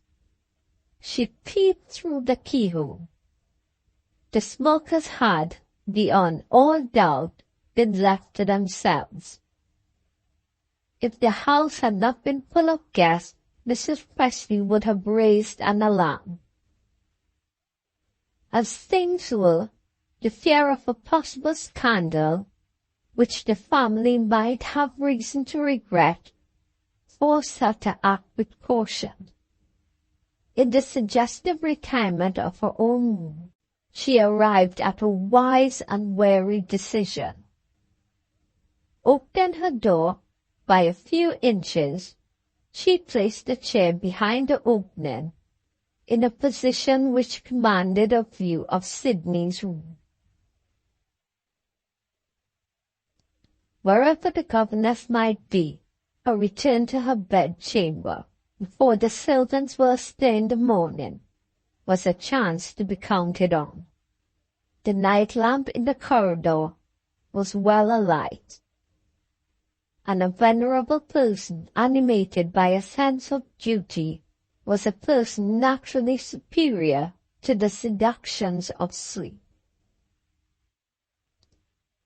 Before taking the final precaution of extinguishing her candle, Mrs. Presty touched up her complexion and resolutely turned her back on her nightcap.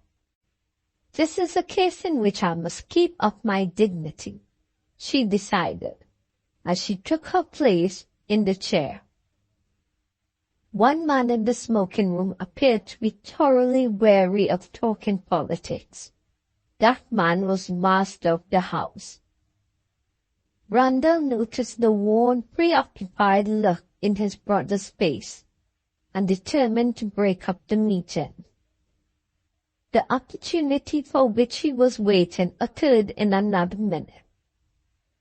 He was asked by a moderate politician to decide between two guests, both members of Parliament, who were fast drifting into mere contradiction of each other's second-hand opinions.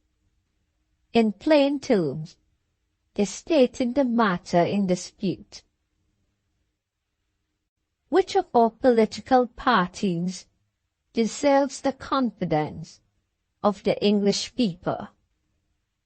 In plain terms, on his sides, Randall answered, "The party that lowers the taxes."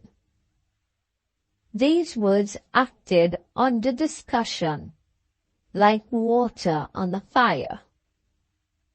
As members of Parliament, the two contending politicians were naturally innocent of the slightest interest in the people or the taxes. They received the new idea submitted to them in helpless silence. Friends who were listening began to laugh. The oldest man present looked at his watch. In 5 minutes more, the lights were out, and the smoking room was deserted. Linley was the last to retire, seized by the combined influences of smoke and noise. His mind, oppressed all through the evening, was as ill at ease as ever. Lingering, wakeful and irritable, in the corridor, just as Sydney had lingered before him, he too stopped at the open door and admired the peaceful beauty of the garden. The sleepy servant, appointed to attend in the smoking room, asked if he should close the door. Linley answered, "Go to bed, and leave it to me." Still lingering at the top of the step, he too was tempted by the refreshing coolness of the air. He took the key out of the lock, secured the door after he had passed through it, put the key in his pocket, and went down into the garden. Chapter 9. Somebody attends to the door. With slow steps, Linley crossed the lawn, his mind gloomily absorbed in thoughts which had never before troubled his easy nature. Thoughts heavily laden with a burden of self-reproach. arrived at the limits of the lawn.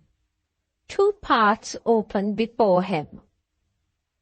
One led into a quaintly pretty enclosure, cultivated on the plan of the old gardens at Versailles, and called the French Garden. The other path led to a grassy walk, winding its way capriciously through a thick shrubbery. Careless in what direction he turned his steps, Linley entered the shrubbery because it happened to be nearest to him, except at certain points where the moonlight found its way through open spaces in the verdure. The grassy path which he was now following wound onward in shadow. How far he had advanced he had not noticed, when he heard a momentary rustling of leaves at some little distance in advance of him. The faint breeze had died away. The movement among the leaves had been no doubt produced by the creeping or the flying of some creature of the night. Looking up, at the moment when he was disturbed by this trifling incident, he noticed a bright patch of moonlight ahead as he advanced to a new turn in the path. The instant afterward, he was startled by the appearance of a figure emerging into the moonlight from the further end of the shrubbery and rapidly approaching him. He was near enough to see that it was the figure of a woman. Was it one of the female servants, hurrying back to the house after an interview with a sweetheart? In his black evening dress, he was, in all probability, completely hidden by the deep shadow in which he stood. Would he be less likely to frighten the woman if he called to her than if he allowed her to come close up to him in the dark? He decided on calling to her. "Who is out so late?" he asked. A cry of alarm answered him. The figure stood still for a moment and then turned back as if to escape him by flight. "Don't be frightened," he said. "Surely you know my voice." The figure stood again. He showed himself in the moonlight and discovered Sidney Westerfield. "You!" he exclaimed. She trembled. The words in which she answered him were words in fragments. "The garden was so quiet and pretty. I thought there would be no harm. Please let me go back. I'm afraid I shall be shut out." She tried to pass him. "My poor child," he said, "what is there to be frightened about? I have been tempted out by the lovely night like you. Take my arm. It is so close in here among the trees. If we go back to the lawn, the air will come to you freely." She took his arm. He could feel her heart throbbing against it. Kindly silent, he led her back to the open space. Some garden chairs were placed here and here. He suggested that she should rest for a while. "I'm afraid I shall be shut out," she repeated. "Pray, let me get back." He yielded at once to the wish that she expressed. "You must let me take you back," he explained. "They are all asleep at the house by this time." No, don't be frightened again. I have got the key of the door. The moment I have opened it, you shall go in by yourself." She looked at him gratefully. "You are not offended with me now, Mr. Linley?" she said. "You are like your kind self again." They ascended the steps which led to the door. Linley took the key from his pocket. It acted perfectly in drawing back the lock. But the door, when he pushed it, resisted him. He put his shoulder against it and exerted his strength, helped by his weight. The door remained immovable. Had one of the servants, sitting up later than usual after the party, and not aware that Mr. Linley had gone into the garden, noticed the door, and carefully fastened the bolts on the inner side? That was exactly what had happened. There was nothing for it but to submit to circumstances. Linley led the way down the steps again. "We are shut out," he said. Sidney listened in silent dismay. He seemed to be merely amused. He treated their common misfortune as lightly as if it had been a joke. "There's nothing so very terrible in our situation," he reminded her. "The servants' offices will be open between 6 and 7 o'clock. The weather is perfect, and the summer house in the French garden has one easy chair in it. To my certain knowledge, in which you may sleep and rest. I'm sure you must be tired.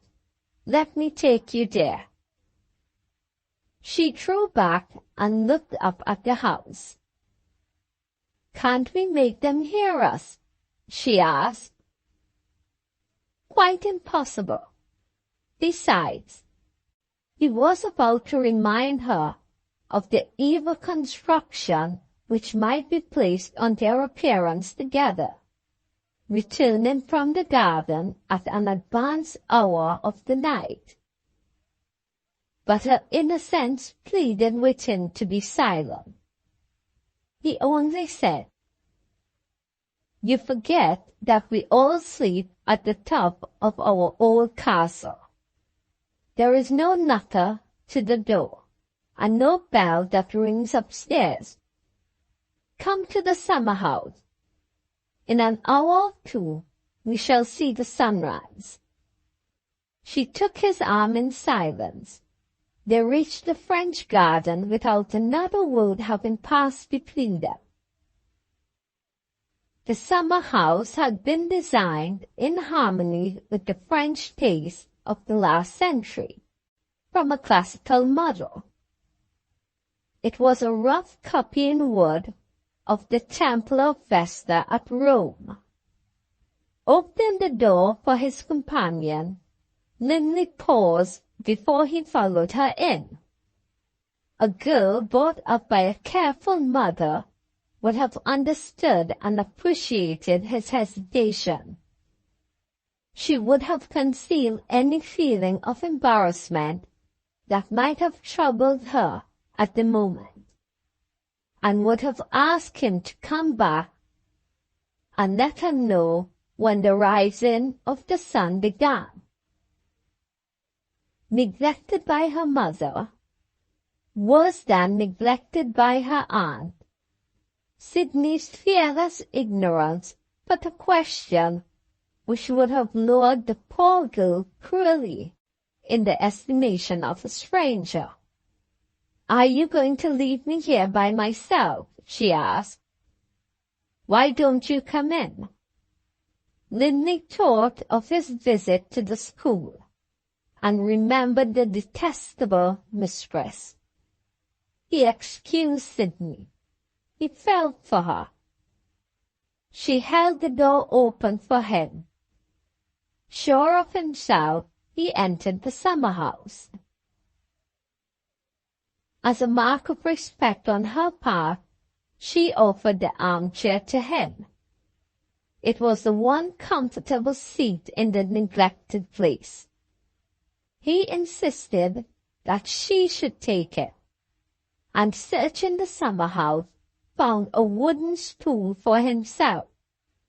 The small circular room received but little of the dim outer light.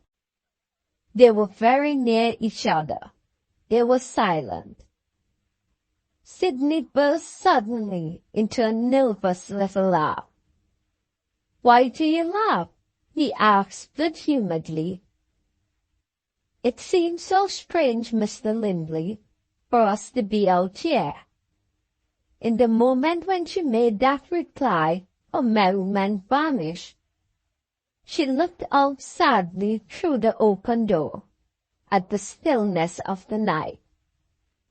What should I have done, she wondered, if I had been shut out of the house by myself? Her eyes rested on him timidly. There was some thought in her which she shrank from expressing. She only said, "I wish I knew how to be worthy of your kindness." Her voice warned him that she was struggling with strong emotion. In one respect, men are all alike. They hate to see a woman in tears. Lindley treated her like a child. He smiled and patted her on the shoulder. "Nonsense," he said gaily. "There is no merit in being kind to my good little governess." She took that comforting hand. It was a harmless impulse that she was unable to resist. She bent over it and kissed it gratefully.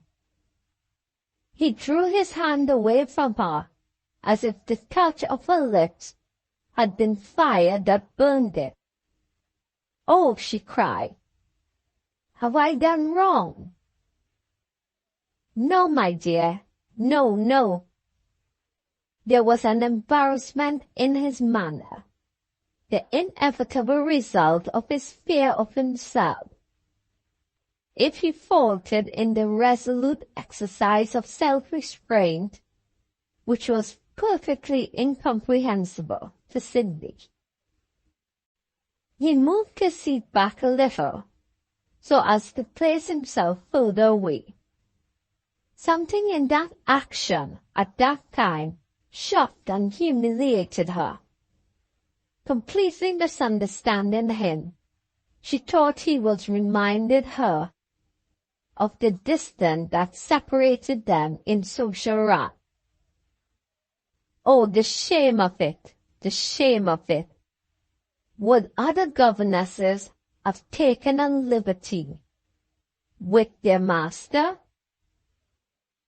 A fit of hysterical sobbing burst its way through her last reserves of self-control. She started to her feet and ran out of the summer house. Alarmed and distressed, he followed her instantly. She was leaning against the pedestal of a statue in the garden, panting, shuddering, a sight to touch the heart of a far less sensitive man than the man who now approached her. "Sidney," he said, "dear little Sidney." She tried to speak to him in return. Breath and strength failed her together. She lifted her hand, vainly grasping at the broad pedestal behind her. She would have fallen if he had not caught her in his arms. Her head sank faintly backward on his breast. He looked at the poor little tortured face, turned up toward him in the lovely moonlight. Again and again he had honorably restrained himself. He was human. He was a man. In one mad moment it was done. Hotly, passionately done. He kissed her. For the first time in her maiden's life, a man's lips touched her lips. All that had been perplexing and strange, all that had been innocently wonderful to herself in the feeling that bound Sydney to her false friend, was a mystery no more. Love lifted its veil. Nature revealed its secret. In the one supreme moment of that kiss, she threw her arms around his neck with a low cry of delight and returned his kiss. "Sydney," he whispered, "I love you." She heard him in rapturous silence. Her kiss had answered for her. At that crisis in their lives, they were saved by an accident. A poor little common accident that happens every day. The spring in the bracelet that Sydney wore gave way as she held him to her. The bright trinket fell on the grass at her feet. The man never noticed it. The woman saw her pretty ornament as it dropped from her arm. Saw and remembered Mrs. Linley's gift. Cold and pale, with horror of herself, confessed in the action. Simple as it was, she drew back from him in dead silence. He was astounded. In tones that trembled with agitation, he said to her, "Are you ill?" "Shameless and wicked," she answered, "not ill." She pointed to the bracelet on the grass. "Take it up. I am not fit to touch it. Look on the inner side." He remembered the inscription, "To Sydney Westerfield, with Catherine Linley's love." His head sank on his breast. He understood her at last. "You despise me," he said, "and I deserve it." "No, I despise myself. I have lived among vile people, and I am vile like them." She moved a few steps away with a heavy sigh. "Kitty," she said to herself, "poor little Kitty." He followed her. "Why are you thinking of the child?" he asked, "at such a time as this?" She replied without returning or looking around. Distrust of herself had inspired her with a terror of Linley. From the time when the bracelet had dropped on the grass. "I can make but one atonement," she said. "We must see each other no more. I must say goodbye to Kitty. I must go. Help me to submit to my hard lot. I must go." He set her no example of resignation. He shrank from the prospect that she had presented to him. "Where are you to go if you leave us?" he asked. "Away from England. The further away from you, the better for both of us. Help me with your interest. Have me sent to the New World in the West with other emigrants. Give me something to look forward to that is not shame and despair. Let me do something that is innocent and good. I may find a trace of my poor lost brother. Oh, let me go, let me go." Her resolution shamed him. He rose to her level, in spite of himself. I dare not tell you that you are wrong, he said. I only ask you to wait a little till we are calmer, before you speak of the future again. He pointed to the summer house. Go in, my poor girl. Rest and compose yourself, while I try to think. He left her, and paced up and down the formal walks in the garden, away from the maddening fascination of her presence. His mind grew clearer. He resisted the temptation to think of her tenderly. He set himself to consider what it would be well to do next. The moonlight was seen no more.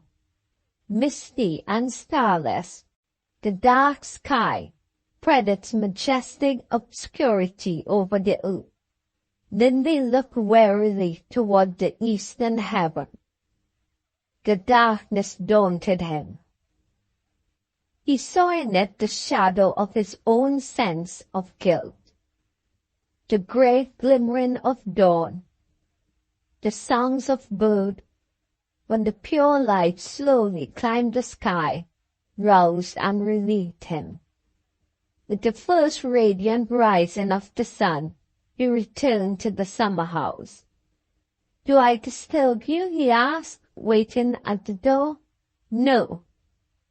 Will you come out and speak to me? She appeared at the door, waiting to hear what he had to say to her. I must ask you to submit to a sacrifice of your own feelings, he began. When I kept away from you in the drawing room last night, when my strange conduct made you fear that you had offended me, I was trying to remember what I owed to my good wife. I have been thinking of her again. We must spare her a discovery too terrible to be endured. While her attention is claimed by the guests who are now in the house, in a week's time they will leave us. Will you consent to keep up appearances? Will you live with us as usual until we are left by ourselves? It shall be done, Mr. Linley. I only ask one favor of you. My worst enemy is my own miserable, wicked heart. Oh, don't you understand me? I am ashamed to look at you. He had only to examine his own heart and to know what she meant. Say no more, he answered sadly. We will keep as much away from each other as we can. She shuddered at that open recognition of the guilty love which united them, in spite of their horror of it, and took refuge from him in the summer house. Not a word more passed between them until the unbarring of doors was heard in the stillness of the morning, and the smoke began to rise from the kitchen chimney. Then he returned and spoke to her. You can get back to the house, he said. Go up by the front stairs, and you will not meet the servants at this early hour. If they do see you, you have your cloak on. They will think you have been in the garden earlier than usual. As you pass the upper door, draw back the bolts quietly, and I can let myself in. She bent her head in silence. He looked after her as she hastened away from him over the lawn, conscious of admiring her, conscious of more than he dared realize to himself. When she disappeared, he turned back to wait where she had been waiting. With a sense of duty he owed to his wife, penitently present to his mind, the memory of that fatal kiss still left its vivid impression on him. "What a scoundrel I am," he said to himself, as he stood alone in the summer house, looking at the chair which she had just left. Chapter 10. Kitty mentions her birthday. A clever old lady, possessed of the inestimable advantages of worldly experience, must submit nevertheless to the laws of nature. Time and sleep together, powerful agents in the small hours of the morning, had got the better of Mrs. Presty's resolution to keep awake. Free from discovery, Sydney ascended the stairs. Free from discovery, Sydney entered her own room. Half an hour later, Linley opened the door of his dressing-room. His wife was still sleeping. His mother-in-law woke 2 hours later, looked at her watch, and discovered that she had lost her opportunity. Other old women, under similar circumstances, might have felt discouraged. This old woman believed in her own suspicions more devoutly than ever. When the breakfast bell rang, Sydney found Mrs. Presty in the corridor, waiting to say good morning. "I wonder what you were doing last night, when you ought to have been in bed," the old lady began, with a treacherous amiability of manner. "Oh, I'm not mistaken. Your door was open, my dear, and I looked in." "Why did you look in, Mrs. Presty?" "My young friend, I was naturally anxious about you. I am anxious still. Were you in the house or out of the house?" "I was walking in the garden," Sydney replied. "Admiring the moonlight?" "Yes, admiring the moonlight." "Alone, of course," Sydney's friend suggested. And Sydney took refuge in prevarication. "Why should you doubt it?" she said. Mrs. Presty wasted no more time in asking questions. She was pleasantly reminded of the words of worldly wisdom which she had addressed to her daughter on the day of Sydney's arrival at Mount Morven. "The good qualities of that unfortunate young creature," she had said, "cannot have always resisted the horrid temptations and contaminations about her. Hundreds of times she must have lied through ungovernable fear." Elevated a little higher than ever in her own estimation, Mrs. Presty took Sydney's arm and led her down to breakfast with motherly familiarity. Linley met them at the foot of the stairs. His mother-in-law first stole a look at Sydney, and then shook hands with him cordially. "My dear Herbert, how pale you are! That horrid smoking! You look as if you'd been up all night." Mrs. Linley paid her customary visit to the schoolroom that morning.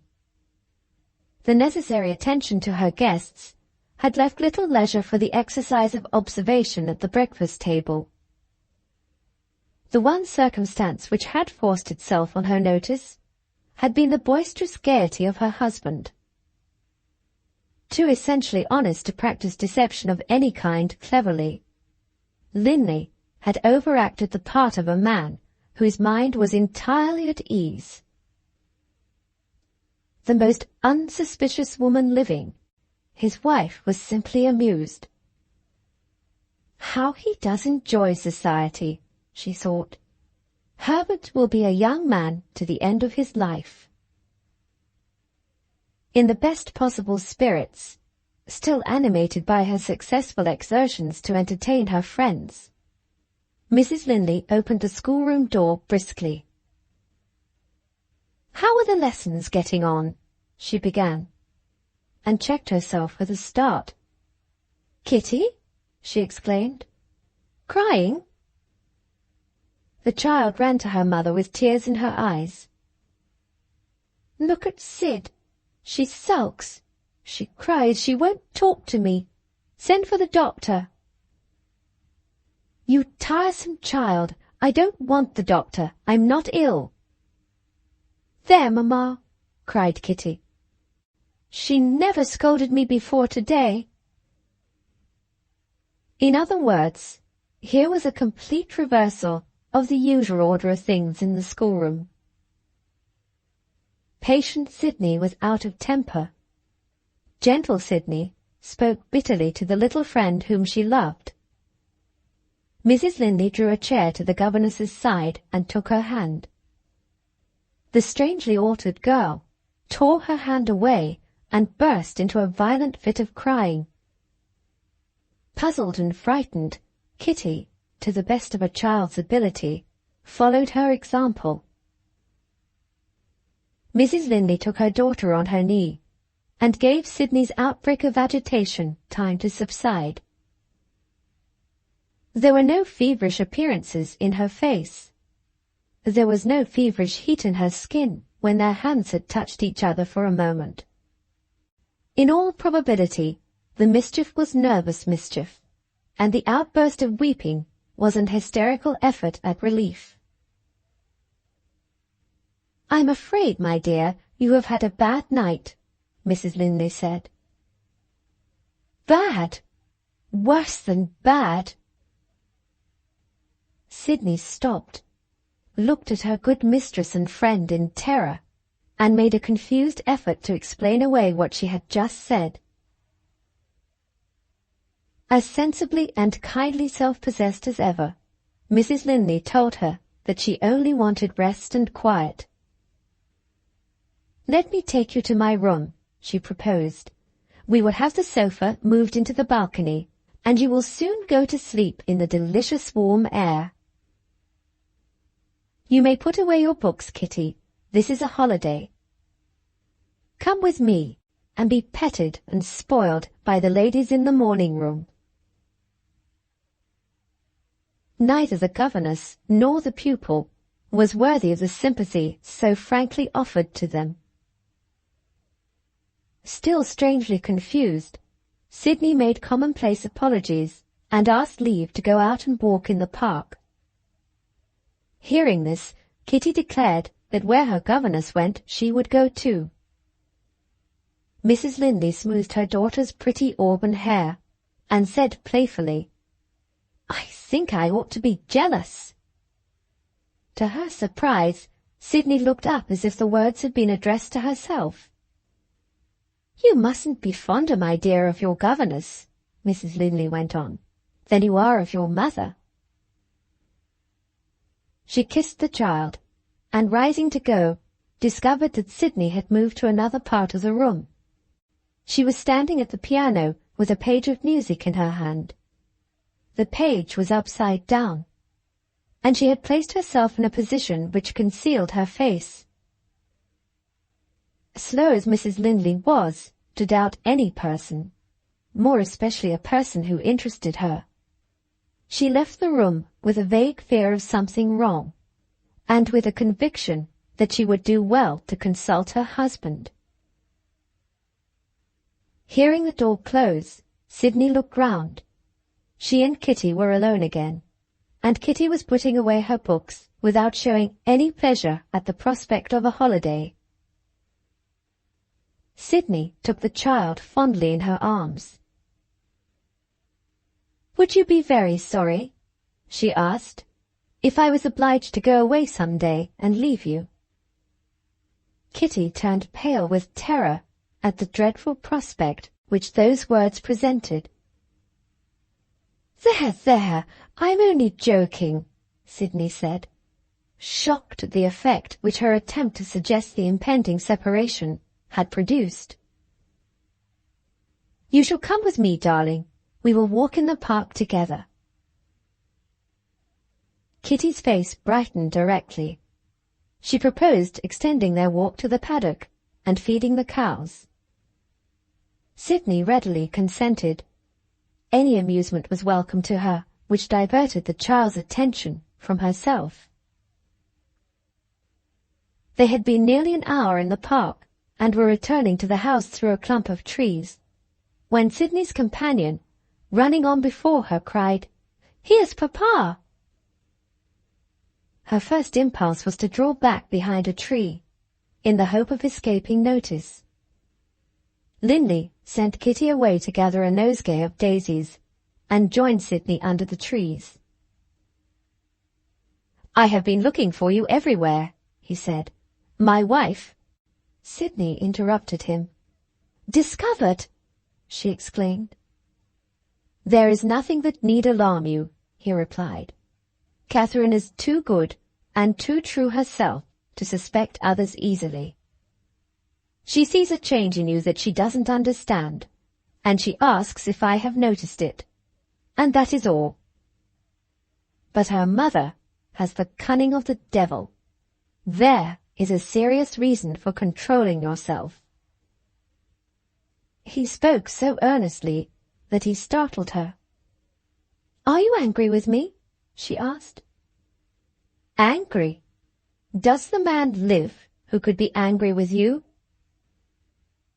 "It might be better for both of us if you were angry with me. I have to control myself. I will try again." "Oh, if you only knew what I suffer when Mrs. Linley is kind to me." He persisted in trying to rouse her to a sense of the danger that threatened them while the visitors remained in the house. "In a few days, Sydney, there will be no more need for the deceit that is now forced on us. Till that time comes, remember, Mrs. Presty suspects us." Kitty ran back to them with her hands full of daisies before they could say more. "There is your nosegay, Papa.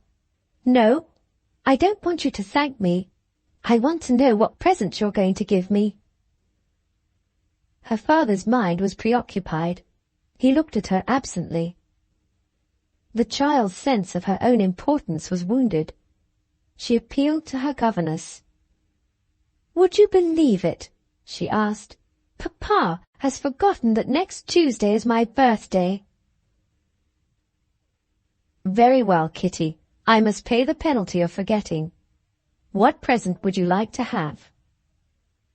"I want a doll's perambulator."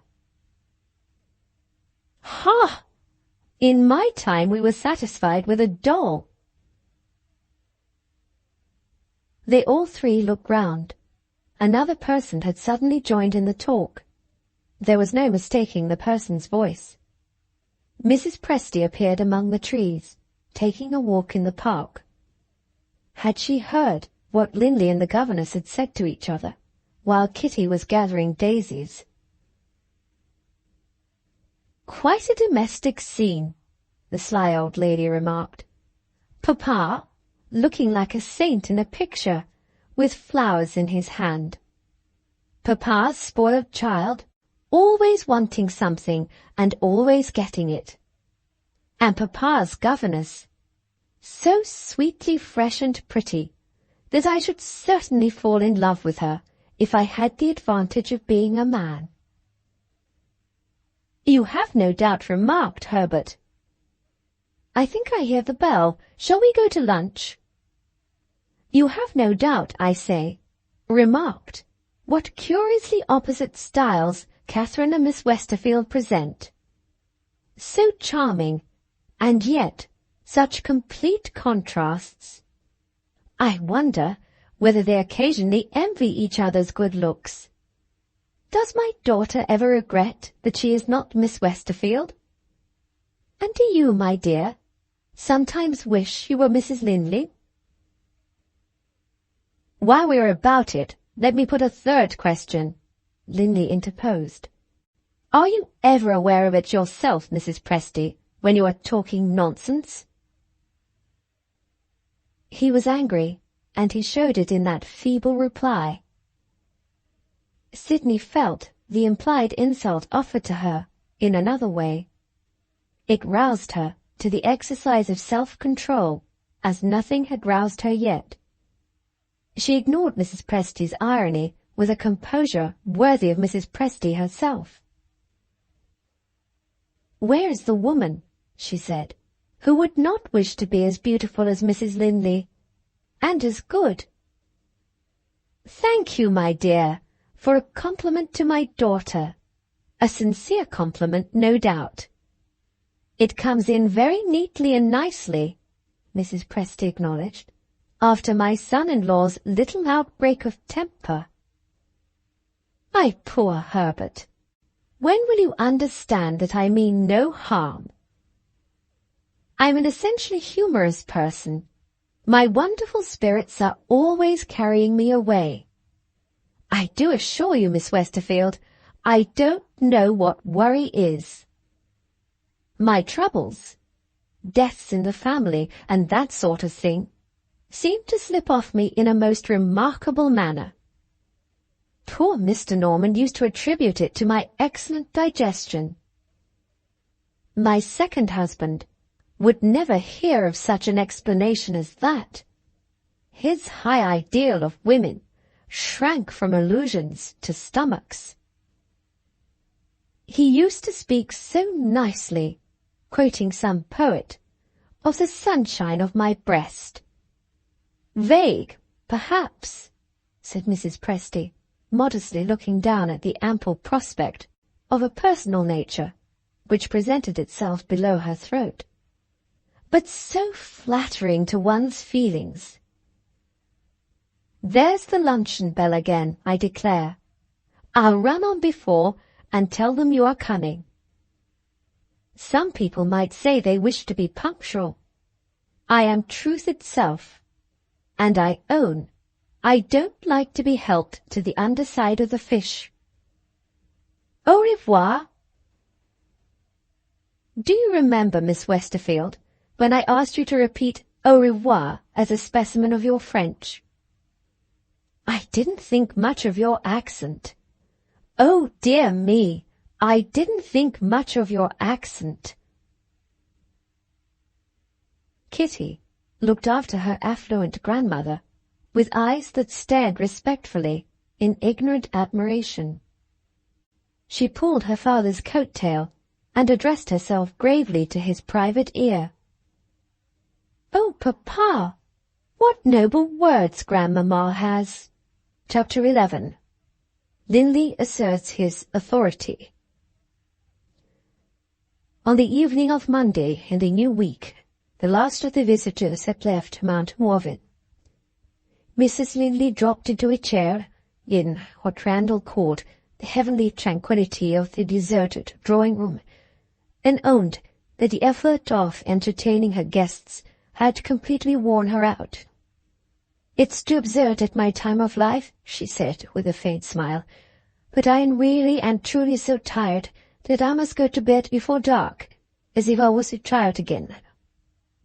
Mrs. Presty, maliciously observant of the governess, sitting silent and apart in a corner, approached her daughter in a hurry, to all appearance with a special object in view. Linley was at no loss to guess what that object might be. "Will you do me a favour, Catherine?" Mrs. Presty began. "I wish to say a word to you in your own room." "Oh, Mamma, have some mercy on me, and put it off till tomorrow." Mrs. Presty reluctantly consented to this proposal on one condition. "It is understood," she stipulated, "that I am to see you the first thing in the morning." Mrs. Linley was ready to accept that condition, or any condition which promised her a night of uninterrupted repose. She crossed the room to her husband and took his arm. "In my state of fatigue, Herbert, I shall never get up our steep stairs unless you help me." As they ascended the stairs together, Linley found that his wife had a reason of her own for leaving the drawing-room. "I'm quite weary enough to go to bed," she explained, "but I wanted to speak to you first. It's about Miss Westerfield. No, we needn't stop on the landing. Do you know, I think I have found out what has altered our little governess so strangely. I seem to startle you?" "No." "I'm only astonished," Mrs. Linley resumed, "at my own stupidity and not having discovered it before. We must be kinder than ever to the poor girl now. Can't you guess why? My dear, how dull you are. Must I remind you that we have had 2 single men among our visitors?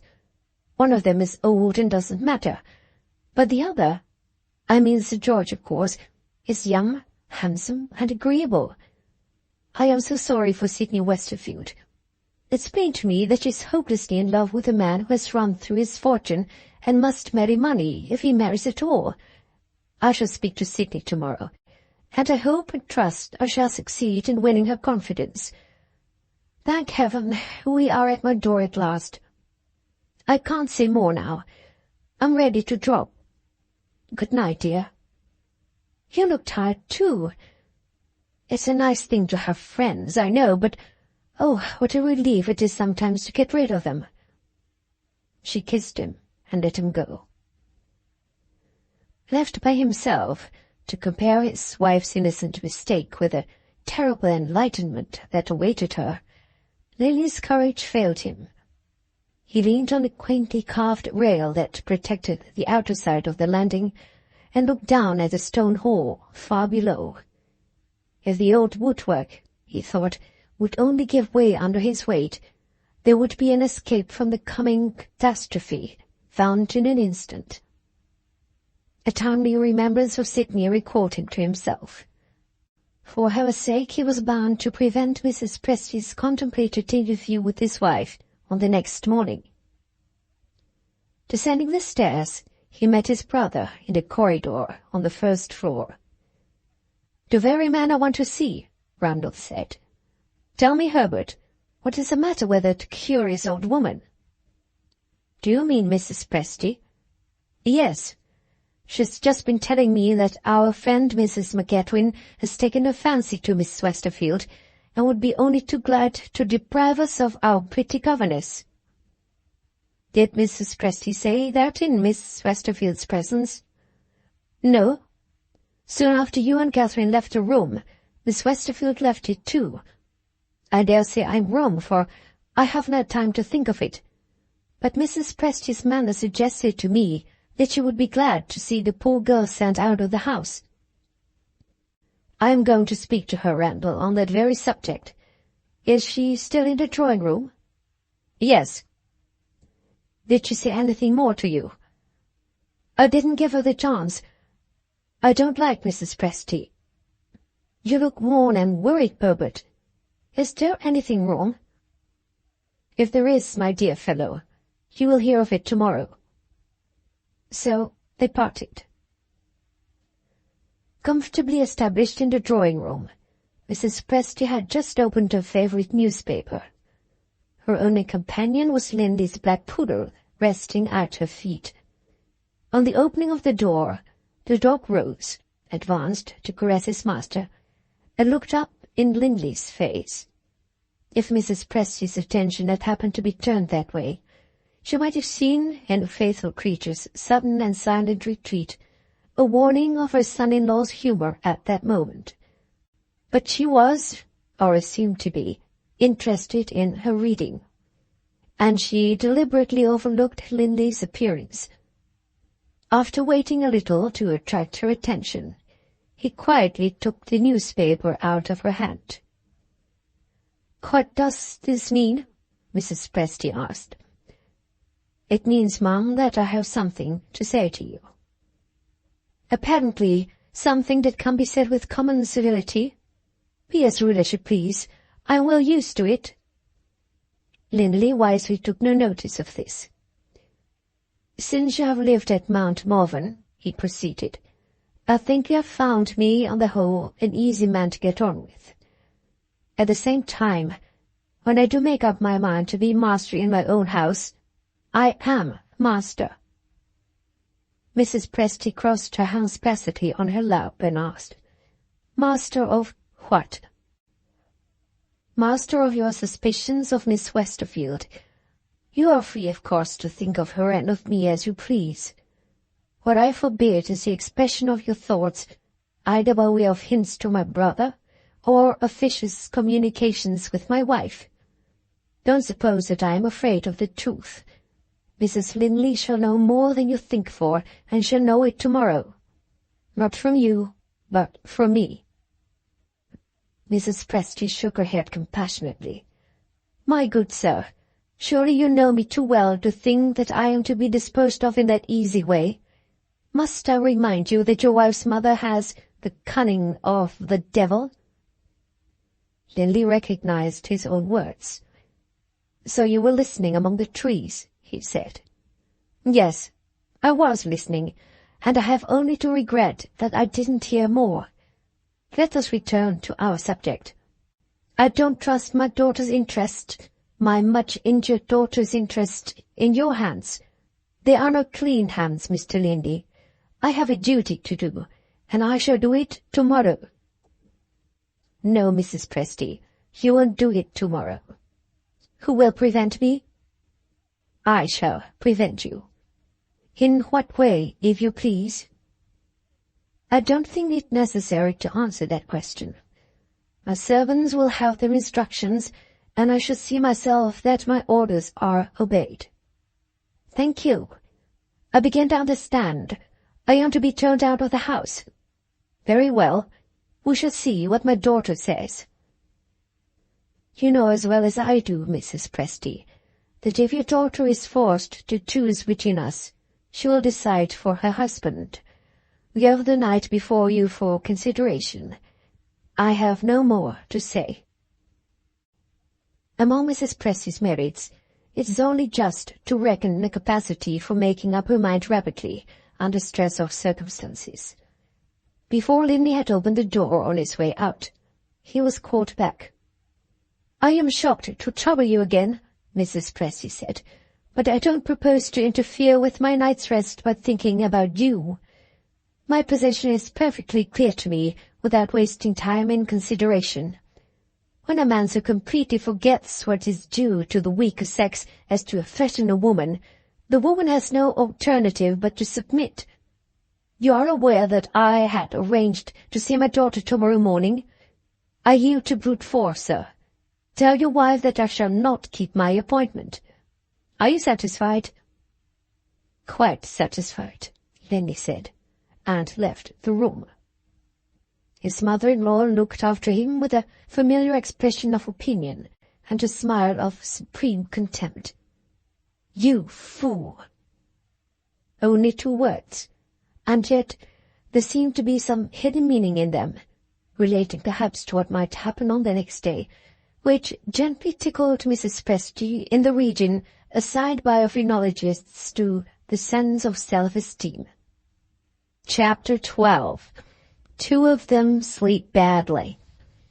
Waiting for Sydney to come into the bedroom as usual and wish her good night, Kitty was astonished by the appearance of her grandmother, entering on tiptoe from the corridor with a small paper parcel in her hand.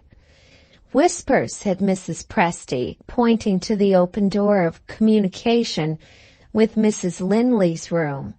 "This is your birthday present. You mustn't look at it till you wake tomorrow morning." She pushed the parcel under the pillow, and instead of saying good night, took a chair and sat down. "May I show you my present?" Kitty asked, "when I go to Mama in the morning?" The present, hidden under the paper wrapper, was a 6-penny picture book. Kitty's grandmother disapproved of spending money lavishly on birthday gifts to children. "Show it, of course, and take the greatest care of it," Mrs. Presty answered gravely. "But tell me one thing, my dear. Wouldn't you like to see all your presents early in the morning, like mine?" Still smarting under the recollection of her interview with her son-in-law, Mrs. Presty had certain ends to gain in putting this idea into the child's head. It was her special object to raise domestic obstacles to a private interview between the husband and wife during the earlier hours of the day. If the gifts usually presented after the nursery dinner were produced on this occasion after breakfast, there would be a period of delay before any confidential conversation could take place between Mr. and Mrs. Linley.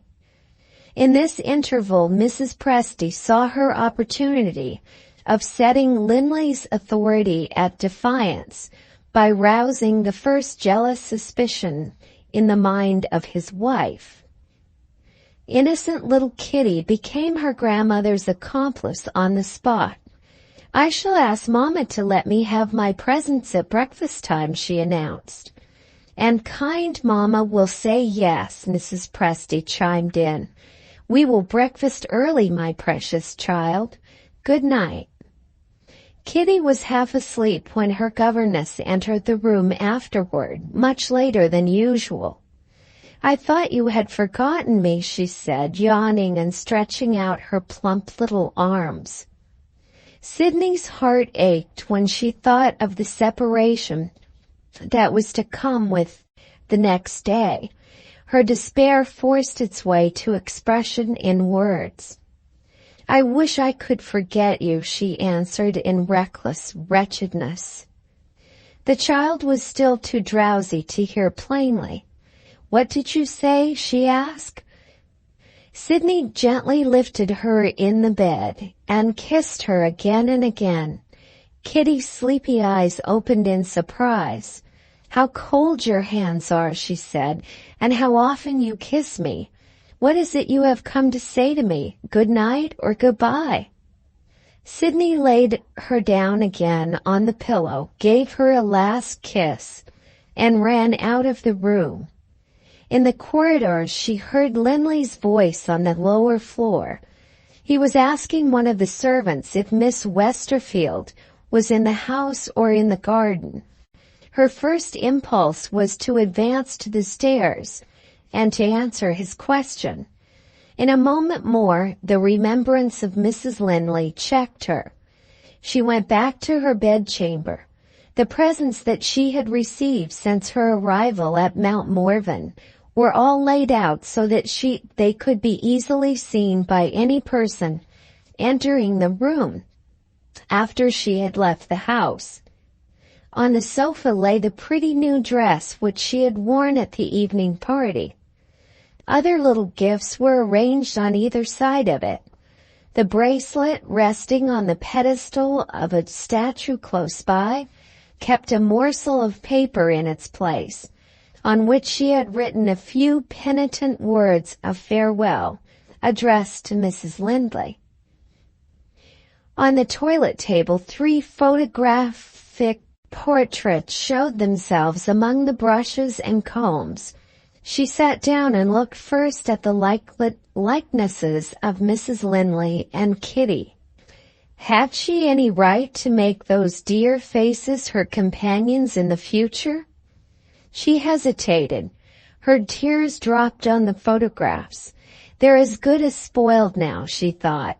"They're no longer fit for anybody but me." She paused and abruptly took up the third and last photograph, the likeness of Herbert Linley. Was it an offense now even to look at his portrait? No idea of leaving it behind was in her mind. Her resolution vibrated between 2 miseries: the misery of preserving her keepsake after she had parted from him forever, and the misery of destroying it. Resigned to one more sacrifice, she took the card in both hands to tear it up. It would have been scattered in pieces on the floor, but for the chance which had turned the portrait side of the card toward her instead of the back. Her longing eyes stole a last look at him. A frenzy seized her. She pressed her lips to the photograph in a passion of hopeless love. "What does it matter?" she asked herself.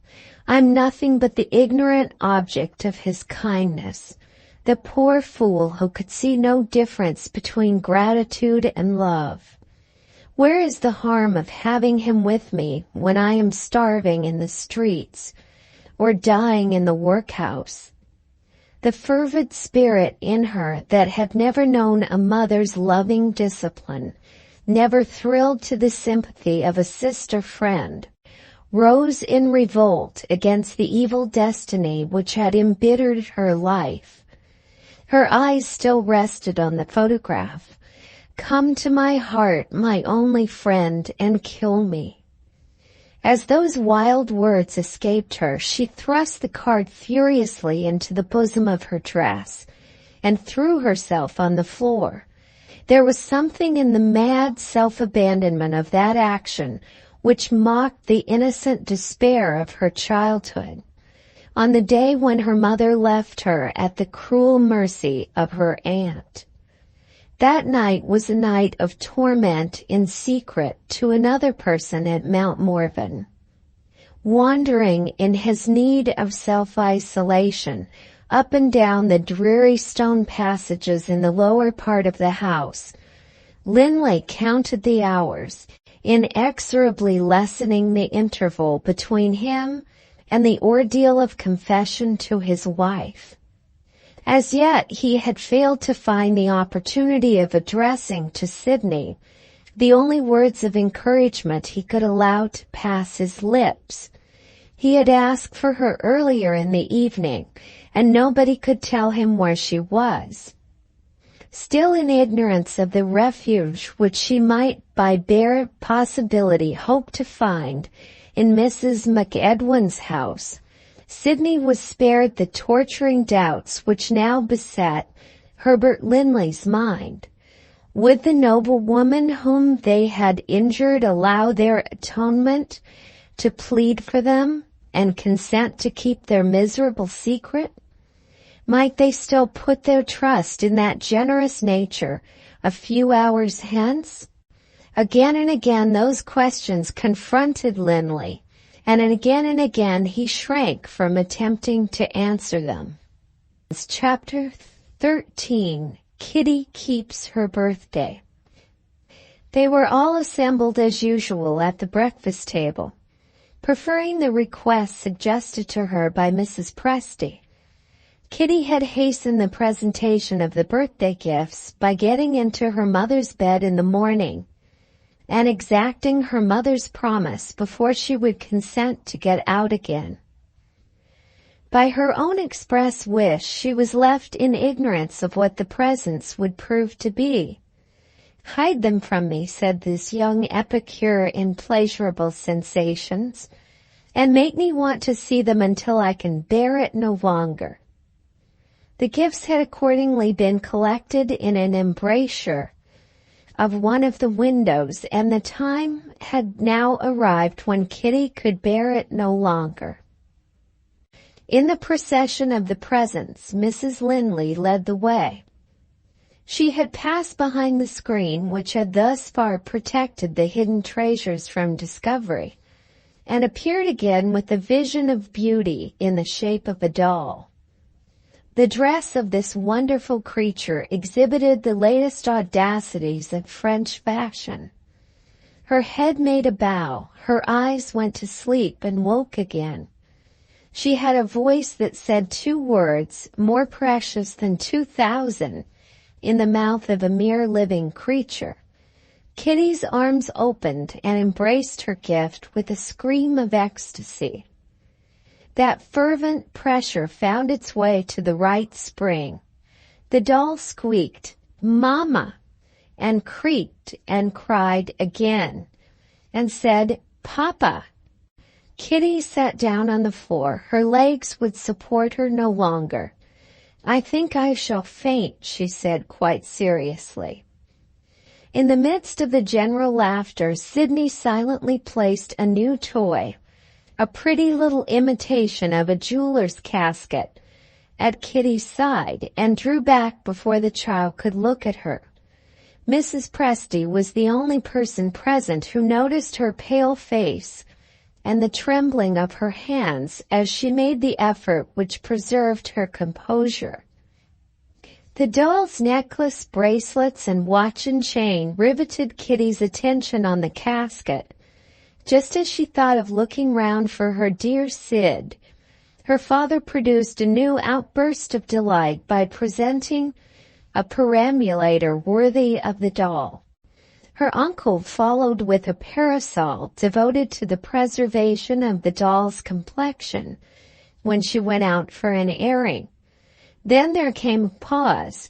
Where was the generous grandmother's gift? Nobody remembered it. Mrs. Presty herself discovered the inestimable sixpenny picture book cast away and forgotten on a distant window seat. "I have a great mind to keep this," she said to Kitty, "till you are old enough to value it properly." In the moment of her absence at the window, Linley's mother-in-law lost the chance of seeing him whisper to Sidney. "Meet me in the shrubbery in half an hour," he said. She stepped back from him, startled by the proposal. When Mrs. Presty was in the middle of the room again, Linley and the governess were no longer near each other. Having by this time recovered herself, Kitty got on her legs. "Now," the spoiled child declared, addressing the company present, "I'm going to play."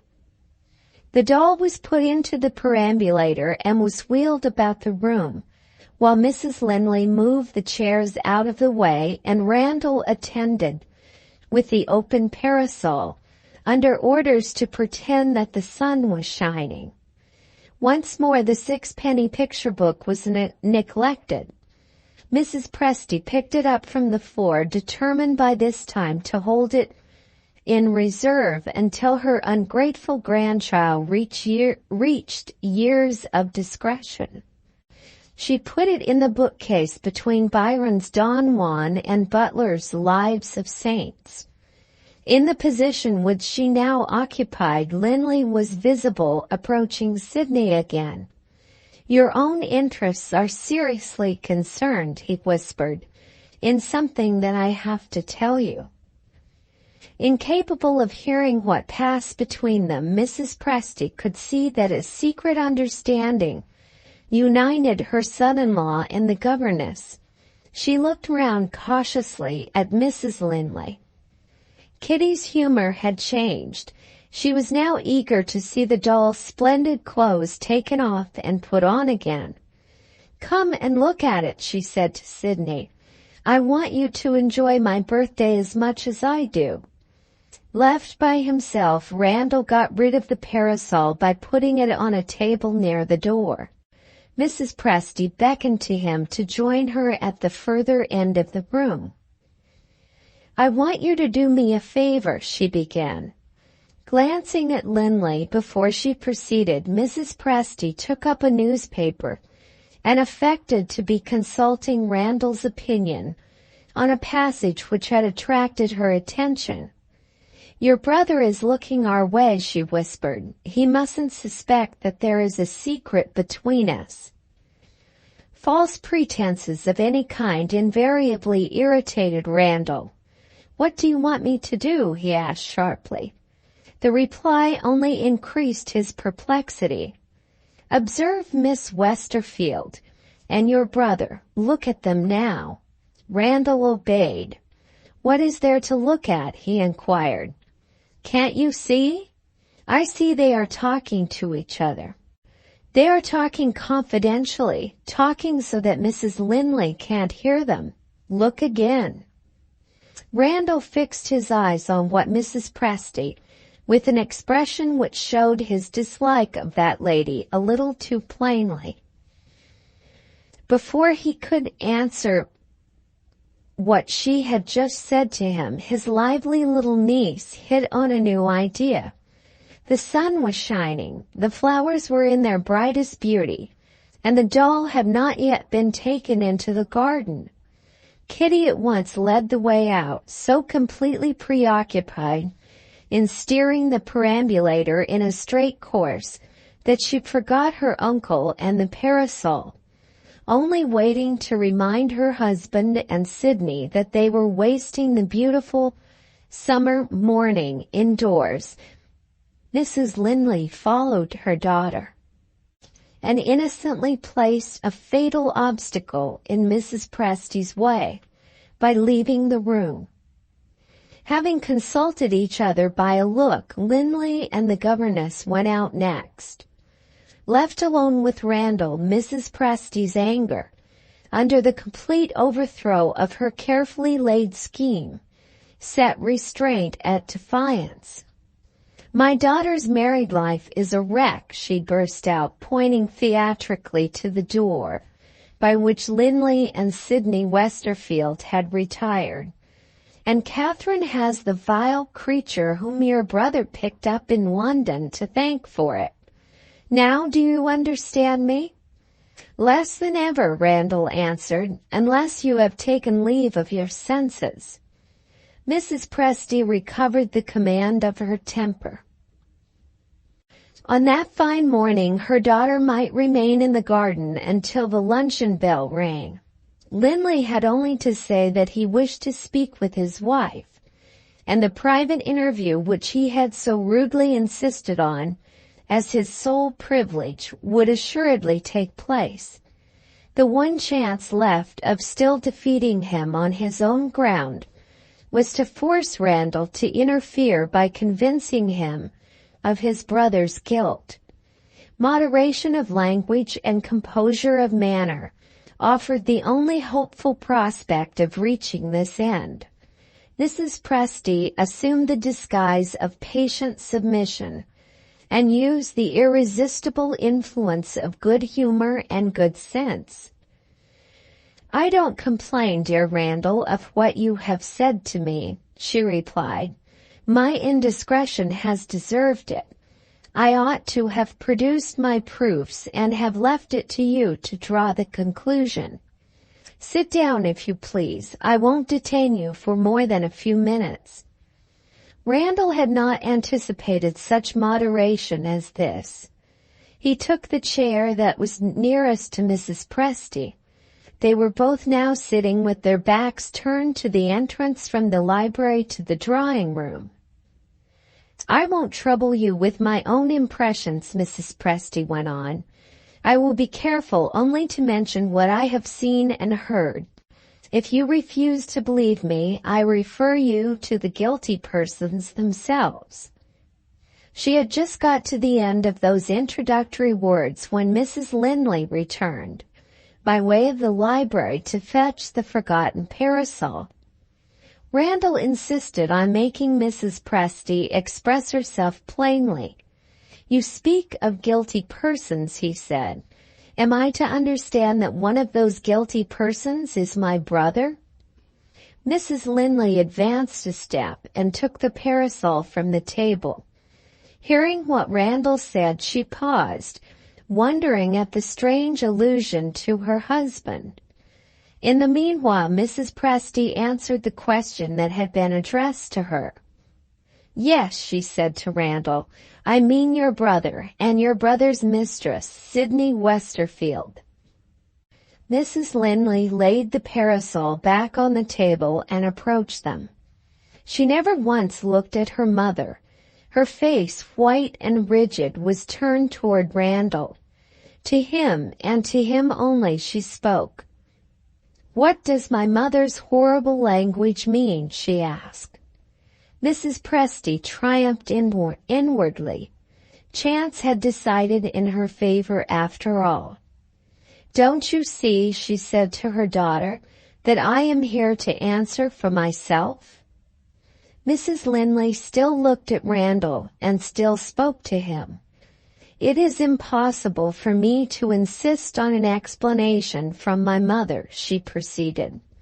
No matter what I may feel, I must remember that she is my mother.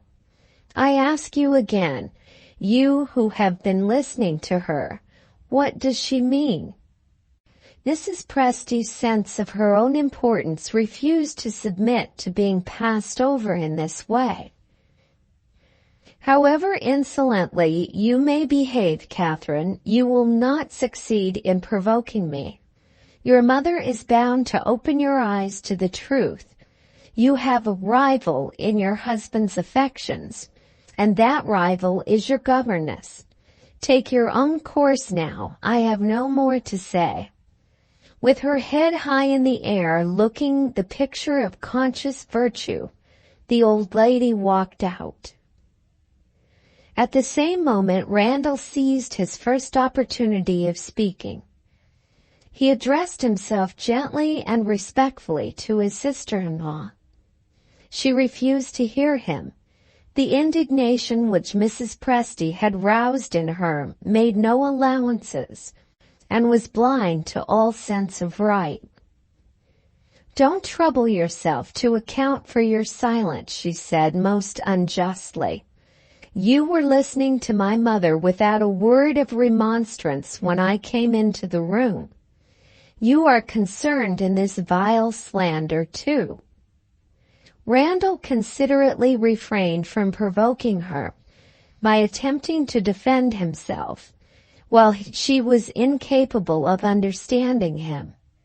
"You will be sorry when you find that you have misjudged me," he said, and sighed and left her. She dropped into a chair. If there was any one distinct thought in her at that moment, it was the thought of her husband. She was eager to see him. She longed to say to him, "My love, I don't believe a word of it."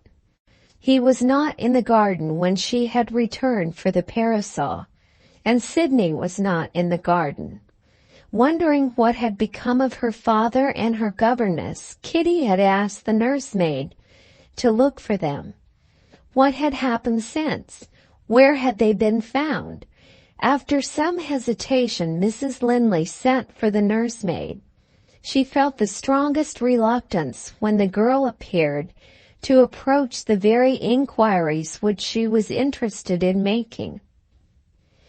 "Have you found Mr. Linley?" she said, with an effort. "Yes, ma'am." "Where did you find him?" "In the shrubbery." "Did your master say anything?" "I slipped away, ma'am, before he saw me." "Why?" "Miss Westerfield was in the shrubbery with my master. I might have been mistaken." The girl paused and looked confused. Mrs. Linley tried to tell her to go on. The words were in her mind, but the capacity of giving expression to them failed her. She impatiently made a sign. The sign was understood. "I might have been mistaken," the maid repeated, "but I thought Miss Westerfield was crying." Having replied in those terms, she seemed to be anxious to get away. The parasol caught her eye. "Miss Kitty wants this," she said, "and wonders why you have not gone back to her in the garden. May I take the parasol?" "Take it." The tone of the mistress's voice was completely changed. The servant looked at her with vague misgivings. "Are you not well, ma'am?" "Quite well." The servant withdrew. Mrs. Linley's chair happened to be near one of the windows, which commanded a view of the drive leading to the main entrance of the house. A carriage had just arrived bringing holiday travelers to visit that part of Mount Morven which was open to strangers. She watched them as they got out, talking and laughing and looking about them, still shrinking instinctively from the first doubt of Herbert that had ever entered her mind. She found a refuge from herself in watching the ordinary events of the day. One by one the tourists disappeared under the portico of the front door. The empty carriage was driven away next to water the horses at the village inn. Solitude was all she could see from the windows. Silence, horrible silence, surrounded her out of doors and in. The thoughts from which she recoiled forced their way back into her mind. The narrative of the nursemaid's discovery became a burden on her memory once more. She considered the circumstances. In spite of herself, she considered the circumstances again. Her husband and Sidney Westerfield together in the shrubbery, and Sidney crying. Had Mrs. Presty's abominable suspicion of them reached their ears? Or, no. That second possibility might be estimated at its right value by any other woman, not by Herbert Linley's wife. She snatched up the newspaper and fixed her eyes on it in the hope of fixing her mind on it next. Obstinately, desperately, she read without knowing what she was reading. The lines of print were beginning to mingle and grow dim when she was startled by the sudden opening of the door. She looked round. Her husband entered the room. Chapter 14. Kitty feels the heartache. Linley advanced a few steps and stopped. His wife, hurrying eagerly to meet him, checked herself. It might have been distrust, or it might have been unreasoning fear. She hesitated on the point of approaching him. "I have something to say, Catherine, which I am afraid will distress you." His voice faltered.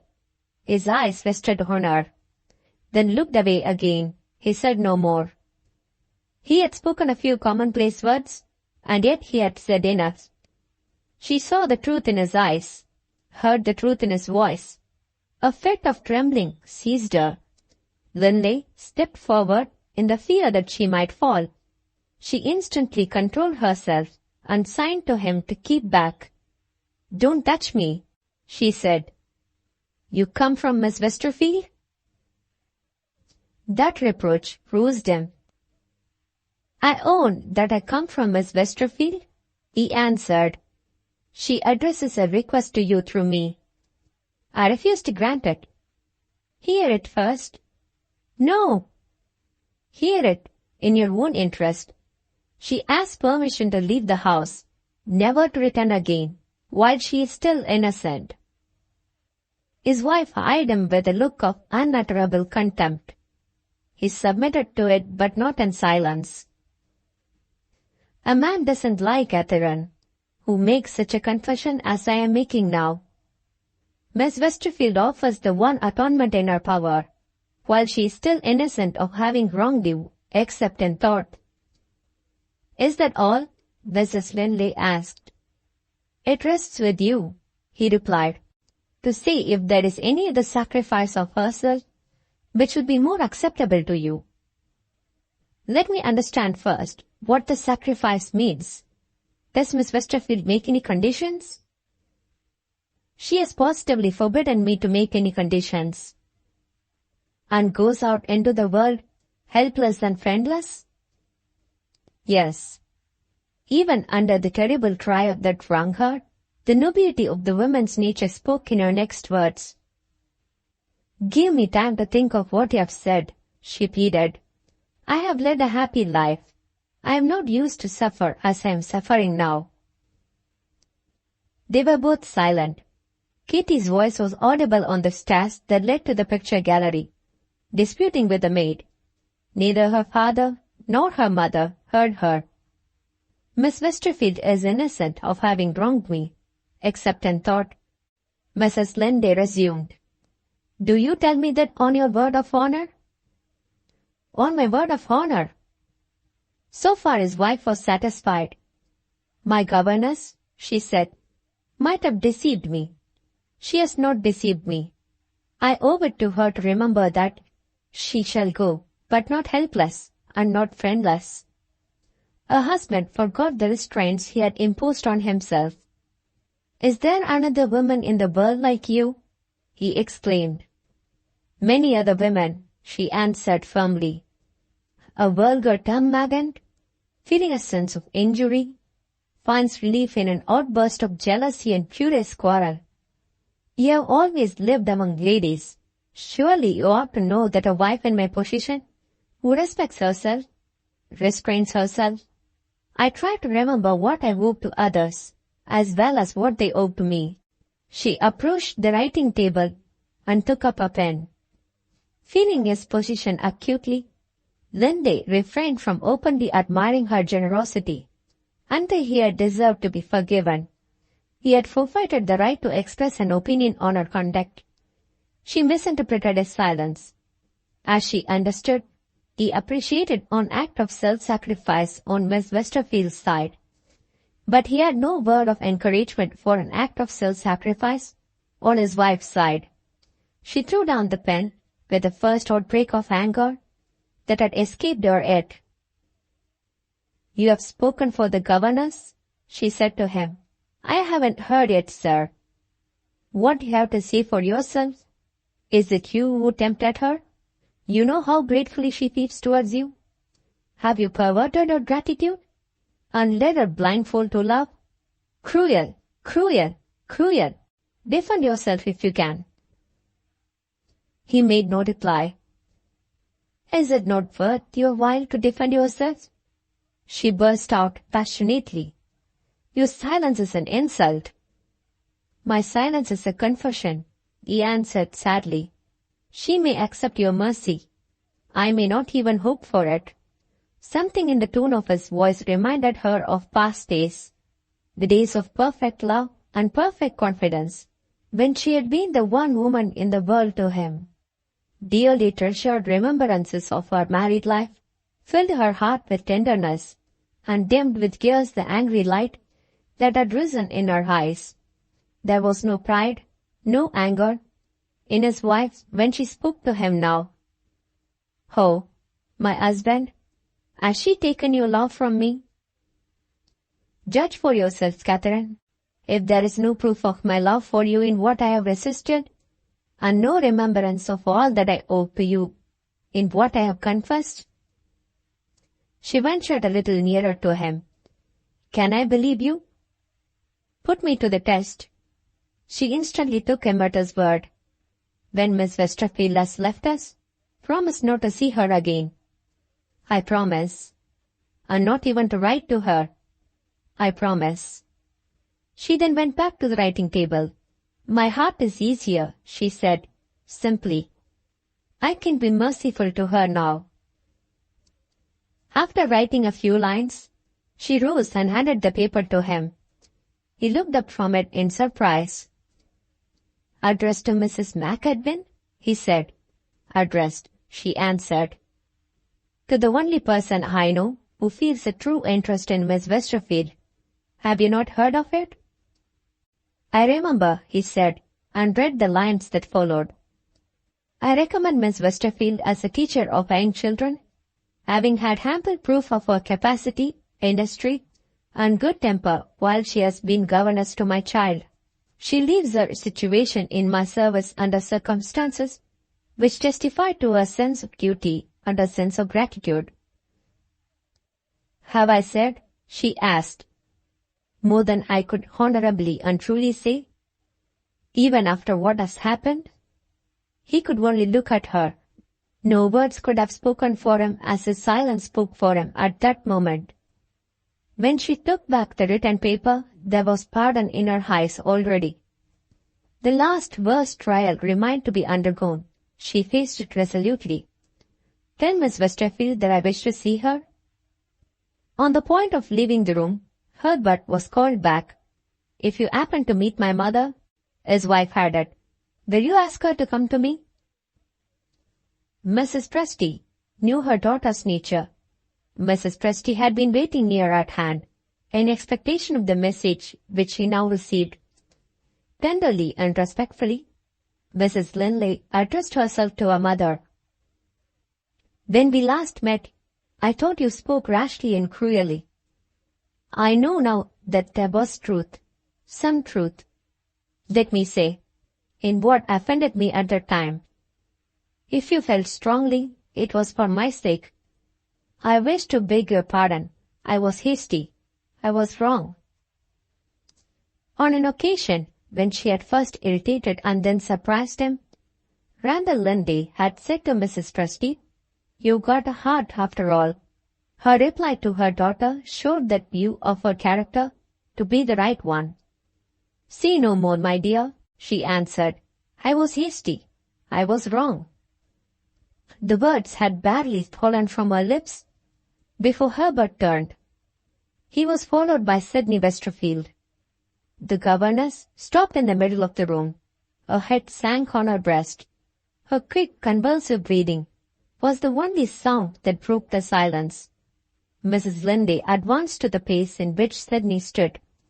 There was something divine in her beauty as she looked at the shrinking girl and held out her hand. Sydney fell on her knees. In silence, she lifted the generous hands to her lips. In silence, Mrs. Linley raised her, took the writing which testified to her character from the table, and presented it. Linley looked at his wife, looked at the governess. He waited, and still neither the one nor the other uttered a word. It was more than he could endure. He addressed himself to Sydney first. "Try to thank Mrs. Linley," he said. She answered faintly, "I can't speak." He appealed to his wife next.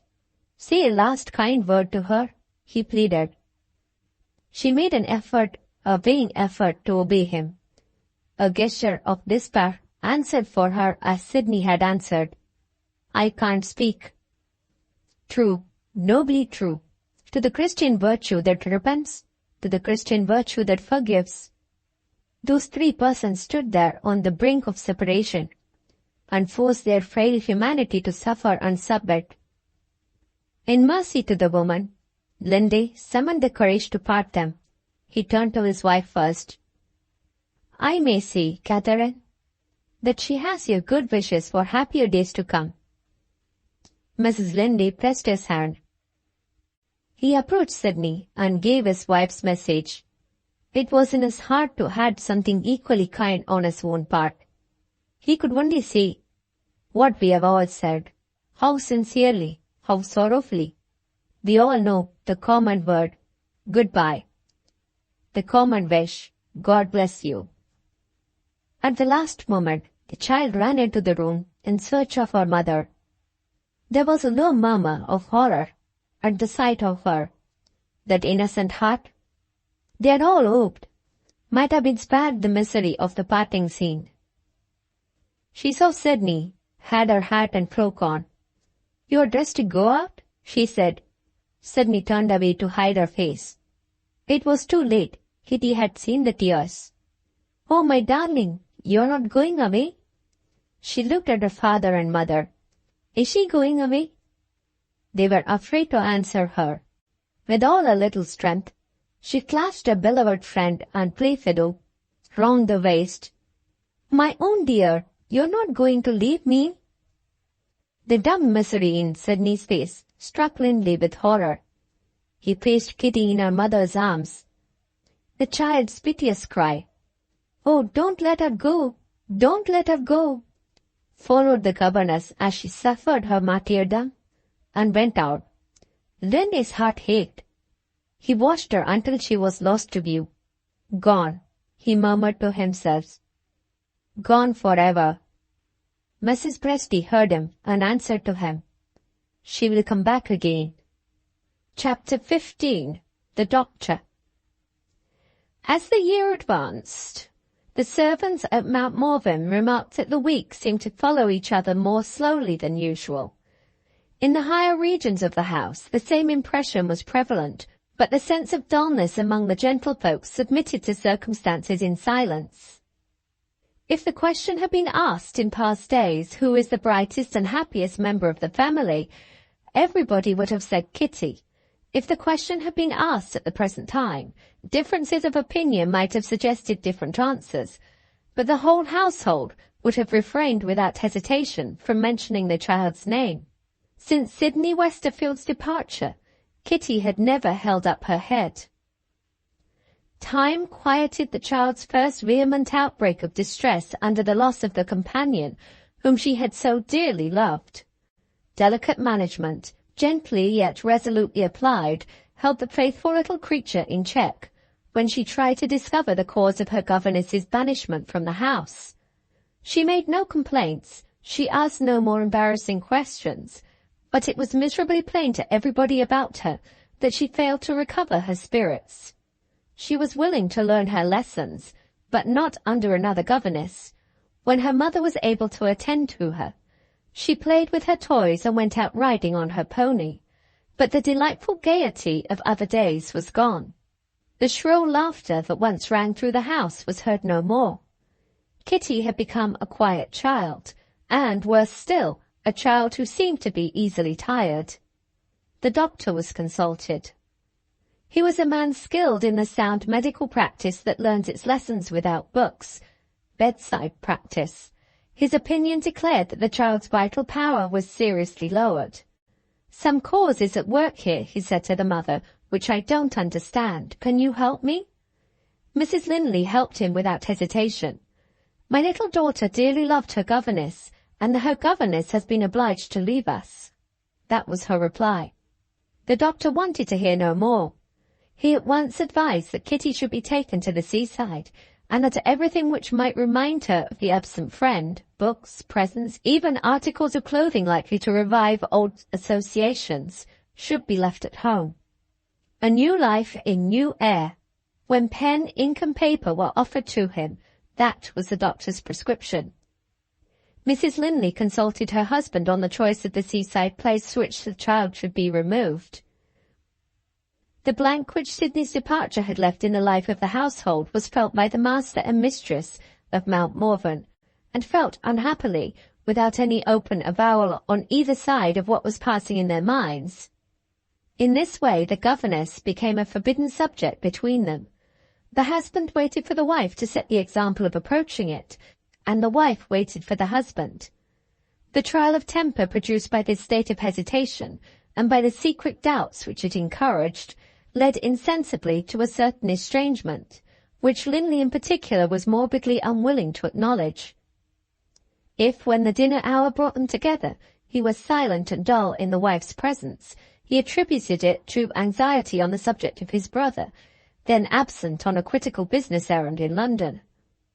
If he sometimes left the house the first thing in the morning, and only returned at night, it was because the management of the model farm had become one of his duties in Randall's absence.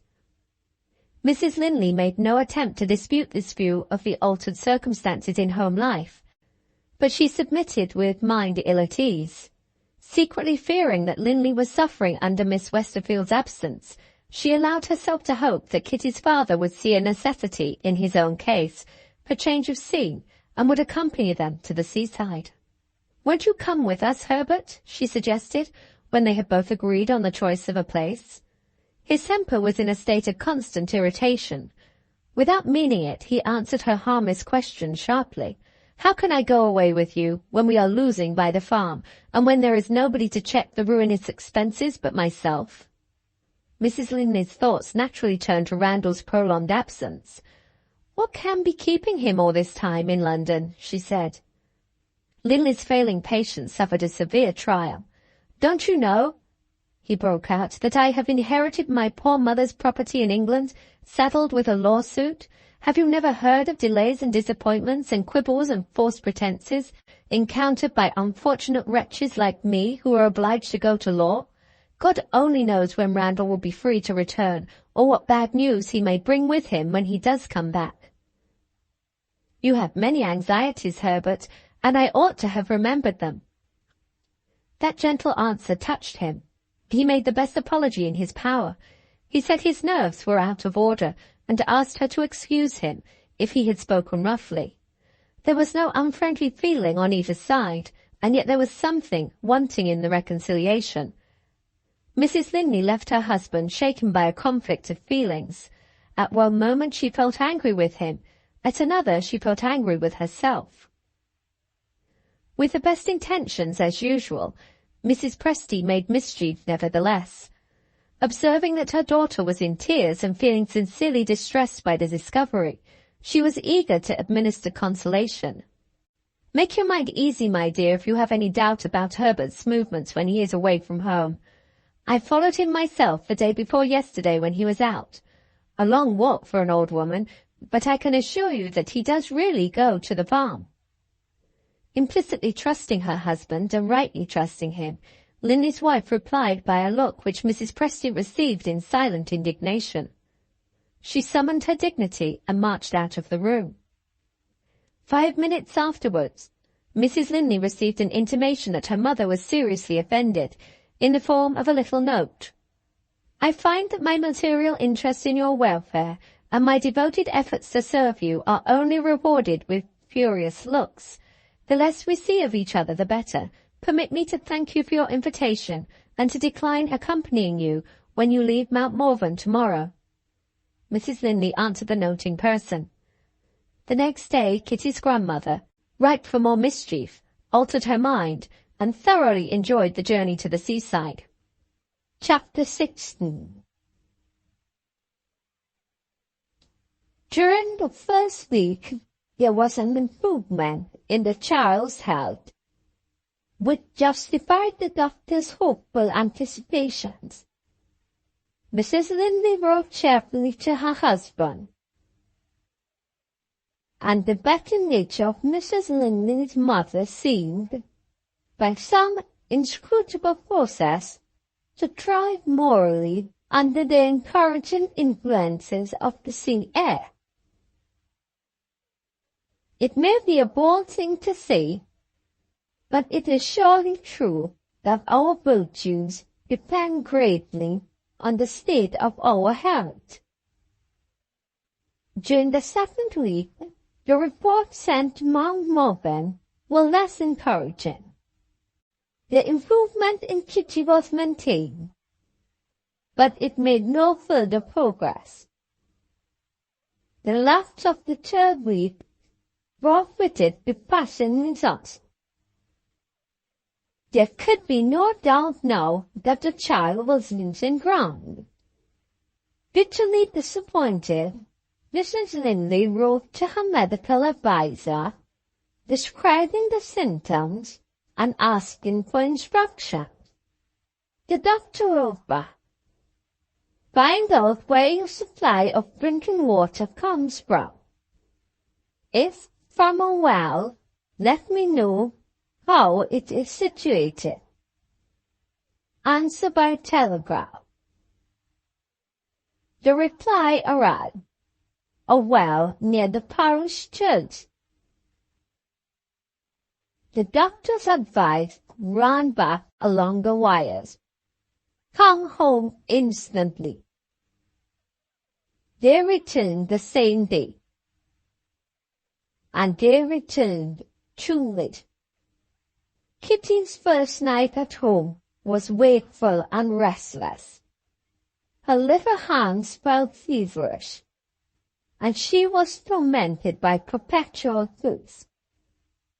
The good doctor still spoke hopefully, attributing the symptoms to fatigue after the journey. But as the days followed each other, his medical visits were paid at shorter intervals. The mother noticed that his present face became grave and anxious, and implored him to tell her the truth. The truth was told in 2 dreadful words: typhoid fever. A day or 2 later, the doctor spoke privately with Mr. Linley. The child's debilitated condition, the lowered state of the vital power, which he had observed when Kitty's case was first submitted to him, placed a terrible obstacle in the way of successful resistance to the advance of the disease. Say nothing to Mrs. Linley just yet. There is no absolute danger so far, unless delirium sets in. "Do you think it likely?" Linley asked. The doctor shook his head and said, "God knows." On the next evening but one, the fatal symptom showed itself. There was nothing violent in the delirium. Unconscious of past events in the family life, the poor child supposed that her governess was living in the house as usual. She piteously wondered why Sydney remained downstairs in the schoolroom. "Oh, don't keep her away from me. I once said. That was her one cry. When exhaustion silenced her, they hoped that the sad delusion was at an end. No. As the slow fire of the fever flamed up again, the same words were on the child's lips. The same fond hope was in her sinking heart. The doctor led Mrs. Linley out of the room. "Is this the governess?" he asked. "Yes." "Is she within easy reach?" "She's employed in the family of a friend of ours, living 5 miles away from us." "Send for her instantly." Mrs. Linley looked at him with a wildly mingled expression of hope and fear. She was not thinking of herself. She was not even thinking, for that one moment, of the child. What would her husband say if she, who had extorted his promise never to see the governess again, brought Sydney Westerfield to the house? The doctor spoke to her more strongly still. "I don't presume to inquire into your private reasons for hesitating to follow my advice," he said, "but I am bound to tell you the truth. My poor little patient is in serious danger. Every hour of delay is an hour gained by death. Bring that lady to the bedside as fast as your carriage can fetch her, and let us see the result. If Kitty recognizes her governess, dear, I tell you plainly, is the one chance of saving the child's life." Mrs. Linley's resolution flashed on him in her weary eyes, the eyes which, by day and night alike, had known so little rest. She ran for her maid. "Tell your master I want to speak to him." The woman answered, "My master has gone out." The doctor watched the mother's face. No sign of hesitation appeared in it. The one thought in her mind now was the thought of the child. She called the maid back, ordered the carriage. "At what time do you want it, ma'am?" "At once." Chapter 17. Mrs. Linley's first impulse in ordering the carriage was to use it herself. One look at the child reminding her that her freedom of action began and ended at the bedside. More than an hour must elapse before Sydney Westerfield could be brought back to Mount Morven. The dear thought of what might happen in that interval if she was absent filled the mother with horror. She wrote to Mrs. McEdwin and sent her maid with the letter. Of the result of this proceeding, it was not possible to entertain a doubt. Sydney's love for Kitty would hesitate at no sacrifice, and Mrs. McEdwin's conduct had already answered for her. She had received the governess with the utmost kindness, and she had generously and delicately refrained from asking any questions. But one person at Mount Morven thought it necessary to investigate the motive under which she had acted. Mrs. Presty's inquiring mind arrived at discoveries, and Mrs. Presty's sense of duty communicated them to her daughter. "There can be no sort of doubt, Catherine, that our good friend and neighbor has moved, probably from the servants, of what has happened, and, having her husband to consider, men are so weak has drawn her own conclusion. If she trusts our fascinating governess, it's because she knows that Miss Westerfield's affection are left behind her in this house. Does my explanation satisfy you?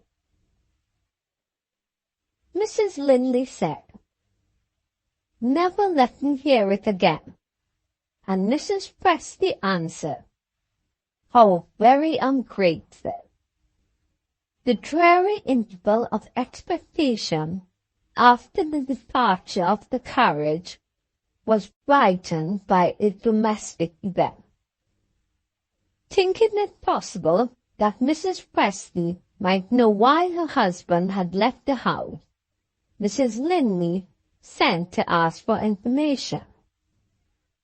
A message in reply informed her that Linley had received a telegram announcing Randall's return from London.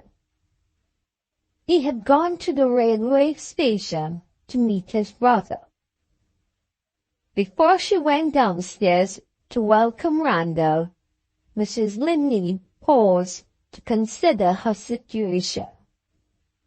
The one alternative before her was to acknowledge at the first opportunity that she had assumed the serious responsibility of sending for Sydney Westerfield. For the first time in her life, Catherine Linley found herself planning beforehand what she would say to her husband. A second message interrupted her, announcing that the two brothers had just arrived. She joined them in the drawing room. Linley was sitting in a corner by himself. The dreadful discovery that the child's life, by the doctor's confession, was in danger had completely overwhelmed him. He had never even lifted his head when his wife opened the door. Randall and Mrs. Preston were talking together. The old lady's insatiable curiosity was eager for news from London. She wanted to know how Randall had amused himself when he was not attending to business. He was grieving for Kitty, and he was looking sadly at his brother. "I don't remember," he answered absently. Other women might have discovered that they had chosen their time badly. Mrs. Presty, with the best possible intentions, remonstrated. "Really, Randall, you must rouse yourself. Surely you can tell us something. Did you meet with any agreeable people while you were away?" "I met one person who interested me," he said, with weary resignation. Mrs. Presty smiled.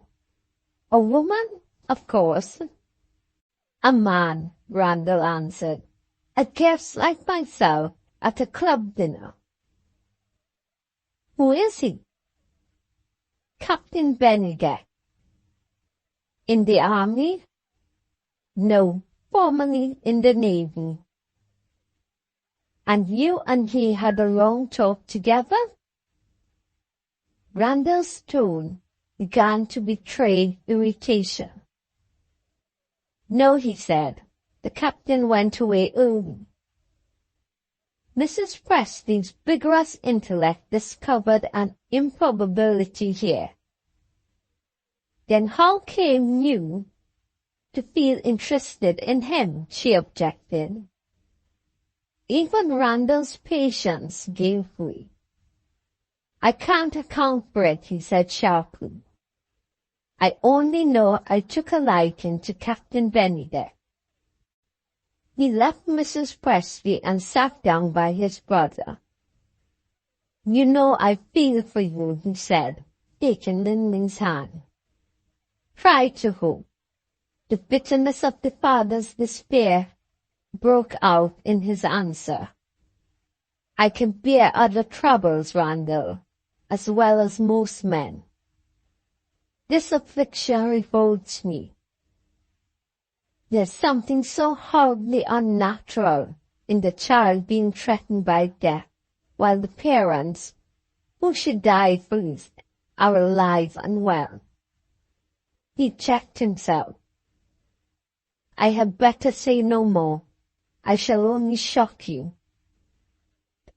The misery in his face wrung the faithful heart of his wife. She forgot the conciliatory expressions which she had prepared herself to use. Hope, my dear, as Randall tells you, she said, because there is hope. His face flushed, his dim eyes brightened. Has the doctor said it? He asked. Yes. Why haven't I been told of it before? When I sent for you, I heard you had gone out. The explanation passed him unnoticed, perhaps even unheard. Tell me what the doctor said, he insisted. I want it exactly, word for word. She obeyed him to the letter. The sinister change in his face, as the narrative proceeded, was observed by both the other persons present, as well as by his wife. She waited for a kind word of encouragement. He only said coldly, What have you done? Speaking coldly on her side, she answered, I have sent a carriage to fetch Miss Westerfield. There was a pause. Mrs. Presty whispered to Randall, I knew she would come back again. The evil genius of the family. That's what I call Miss Westerfield. The name exactly fits her. The idea in Randall's mind was that the name exactly fitted Mrs. Presty. He made no reply. His eyes rested in sympathy on his sister-in-law. She saw and felt his kindness at a time when kindness was doubly precious. Her tones trembled a little as she spoke to her silent husband. Don't you approve of what I have done, Herbert? His nerves were shattered by grief and suspense, but he made an effort this time to speak gently. How can I say that? He replied. If the poor child's life depends on Miss Westerfield, I ask one favor. Give me time to leave the house before she comes here. Mrs. Linley looked at him in amazement. Her mother touched her arm. Randall tried by a sign to warn her to be careful.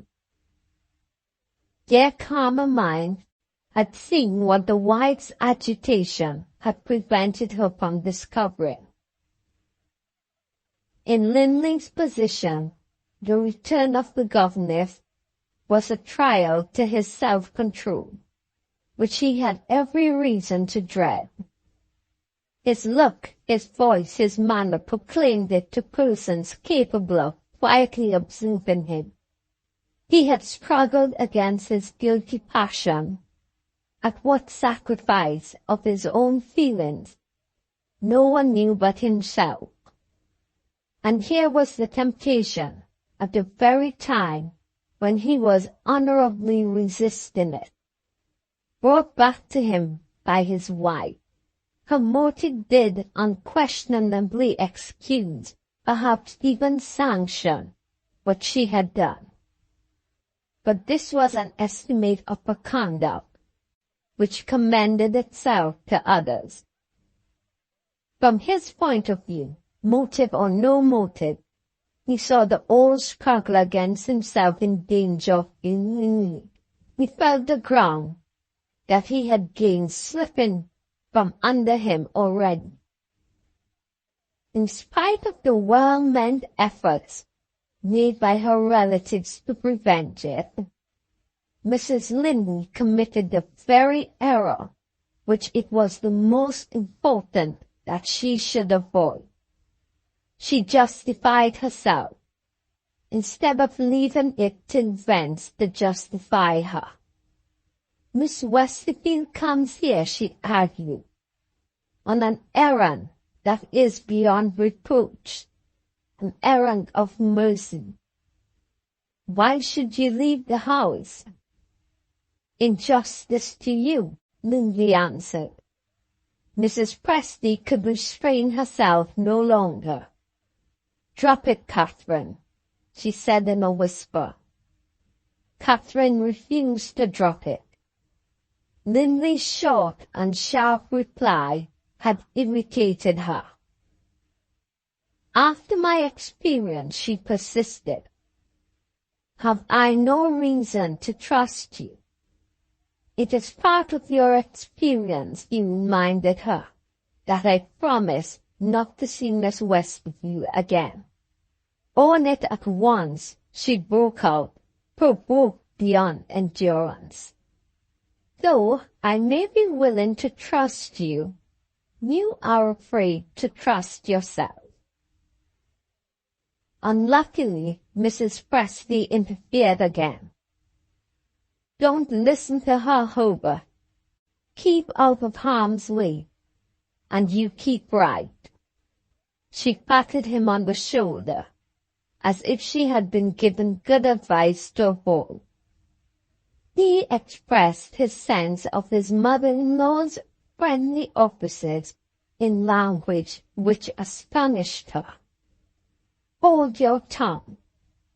Do you hear her? Mrs. Presty asked, appealing indignantly to her daughter.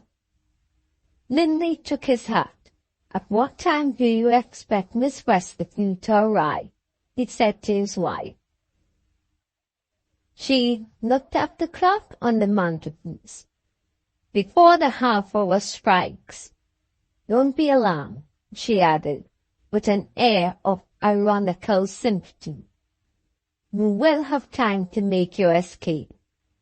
He advanced to the door and looked at her. One thing I beg you will remember, he said.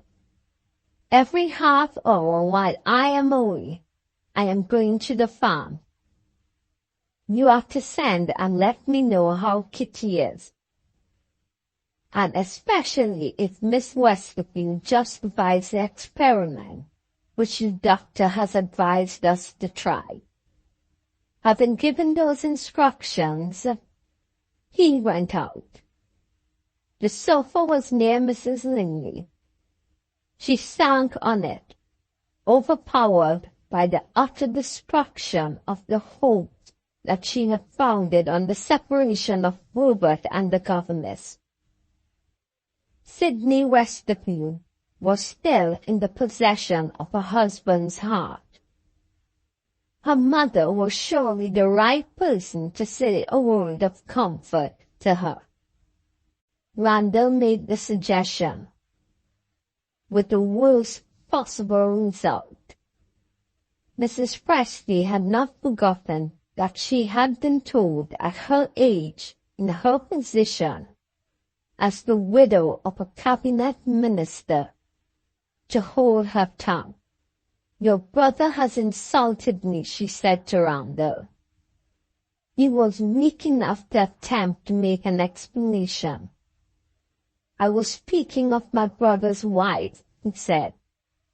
Your brother's wife has allowed me to be insulted. Having received that reply, Randall could only wonder. This woman went to church every Sunday and kept the New Testament bound in excellent taste on her toilet table. The occasion suggested reflection on the system which produces average Christians at the present time. Nothing more was said by Mrs. Presty. Mrs. Linley remained absorbed in her own bitter thoughts. In silence, they waited for the return of the carriage and the appearance of the governess. Chapter 18. The Nursemaid. Pale, worn, haggard with anxiety, Sydney Westerfield entered the room and looked once more on the faces which she had resigned herself never to see again. She appeared to be hardly conscious of the kind reception which did its best to set her at her ease. "Am I in time?" were the first words that escaped her on entering the room. Reassured by the answer, she turned back to the door, eager to hurry upstairs to Kitty's bedside. Mrs. Linley's gentle hand detained her. The doctor had left certain instructions, warning the mother to guard against any accident that might remind Kitty of the day on which Sydney had left her.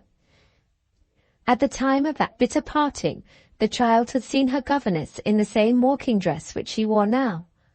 Mrs. Linley removed the hat and cloak and laid them on a chair. "There is one other precaution which we must observe," she said. "I must ask you to wait in my room until I find that you may show yourself safely. Now, come with me."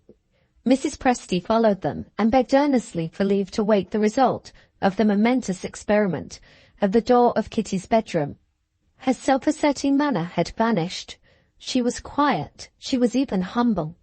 While the last chance for the child's life was fast becoming a matter of minutes only, the grandmother's better nature showed itself on the surface. Randall opened the door for them as the three went out together.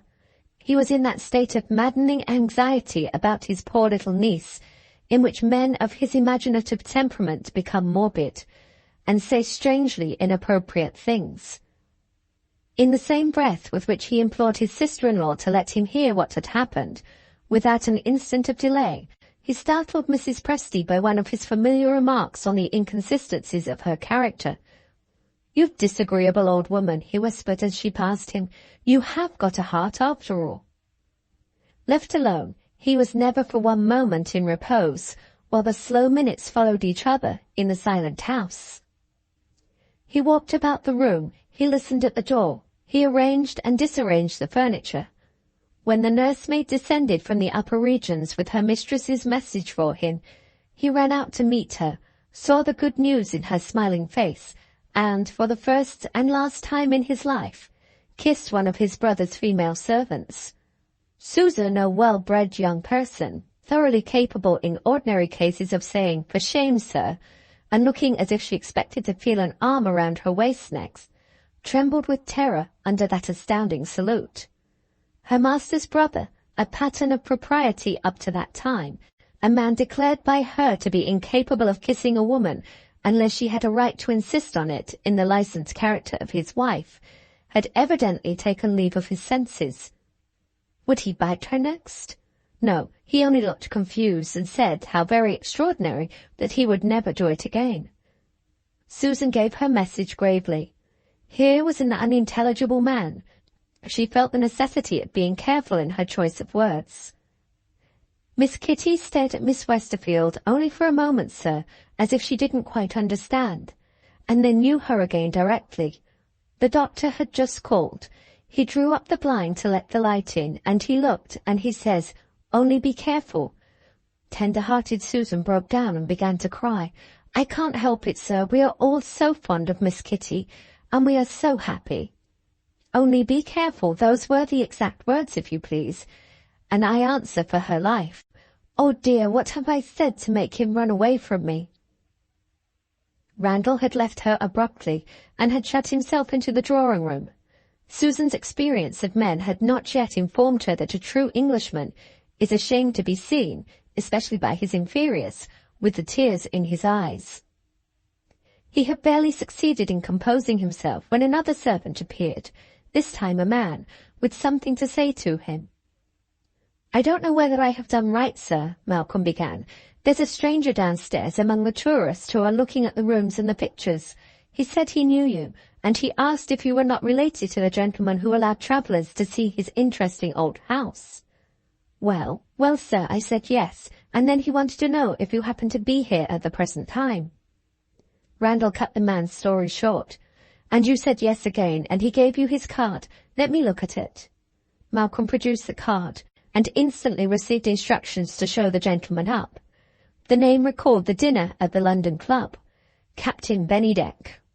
Second Book, Chapter 19. The Captain. The fair complexion of the captain's youthful days had been darkened by exposure to hard weather and extreme climates. His smooth face of 20 years since was scored by the telltale marks of care. His dark beard was beginning to present variety of color by means of streaks of gray, and his hair was in course of undisguised retreat from his strong, broad forehead. Not rising above the middle height, the captain's spare figure was well preserved. It revealed power and activity, severely tested perhaps at some former time, but capable even yet of endurance under trial. Although he looked older than his age, he was still, personally speaking, an attractive man. In repose, his eyes were by habit sad and a little weary in their expression. They only caught a brighter light when he smiled. At such times, helped by this change and by his simple, earnest manner, they recommended him to his fellow creatures before he opened his lips. Men and women taking shelter with him, for instance, from the rain, found the temptation to talk with Captain Bennydeck irresistible, and when the weather cleared, they mostly carried away with them the same favorable impression. One would like to meet with that gentleman again. Randall's first words of welcome relieved the captain of certain modest doubts of his reception, which appeared to trouble him when he entered the room. "I'm glad to find you remember me as kindly as I remember you." Those were his first words when he and Randall shook hands. "You might have felt sure of that," Randall said. The captain's modesty still doubted. "You see, the circumstances were a little against me. We met at a dull dinner among wearisome worldly men full of boastful talk about themselves. It was all, I did this and I said that, and the gentlemen who were present had always been right, and the gentlemen who were absent had always been wrong. And oh dear, when they came to politics, how they bragged about what they would have done if they had only been at the head of the government, and how cruelly hard to please they were in the matter of wine. Do you remember recommending me to spend my next holiday in Scotland?" "Perfectly. My advice was selfish. It really meant that I wanted to see you again." "And you have your wish at your brother's house. The guidebook did it. First I saw your family name, then I read on and discovered that there were pictures at Mount Morven, and that strangers were allowed to see them. I like pictures, and here I am." This allusion to the house naturally reminded Randall of the master. "I wish I could introduce you to my brother and his wife," he said. "Unhappily, their only child is ill." Captain Bennydeck started to his feet. "I am ashamed of having intruded on you," he began. His new friend pressed him back into his chair without ceremony. "On the contrary, you have arrived at the best of all possible times, the time when our suspense is at an end. The doctor has just told us that his poor little patient is out of danger. You may imagine how happy we are." "And how grateful to God." The captain said those words in tones that trembled, speaking to himself. Randall was conscious of feeling a momentary embarrassment. The character of his visitor had presented itself in a new light. Captain Bennydeck looked at him, understood him, and returned to the subject of his travels. "Do you remember your holiday time when you were a boy and when you had to go back to school?" he asked with a smile. "My mind is in much the same state at leaving Scotland and going back to my work in London. I hardly know which I admire most, your beautiful country or the people who inhabit it. I have had some pleasant talk with your poorer neighbors. The one improvement I could wish for among them is a keener sense of their religious duties." This was an objection new in Randall's experience of travelers in general. "Our Highlanders have noble qualities," he said. If you knew them as well as I do, you would find a true sense of religion among them, not presenting itself, however, to strangers as strongly, I had almost said as aggressively, as the devotional feeling of the lowland Scotch. Different races, different temperaments. And all, the captain added gravely and gently, with souls to be saved. If I sent to these poor people some copies of the New Testament translated into their own language, would my gift be accepted? Strongly interested by this time in studying Captain Bennydeck's character on the side of it which was new to him, Randall owned that he observed with surprise the interest which his friend felt in perfect strangers. The captain seemed to wonder why this impression should have been produced by what he had just said. "I only try," he answered, "to do what good I can wherever I go." "Your life must be a happy one," Randall said. Captain Bennydeck's head drooped. The shadows that attend on the gloom of melancholy remembrance showed their darkening presence on his face.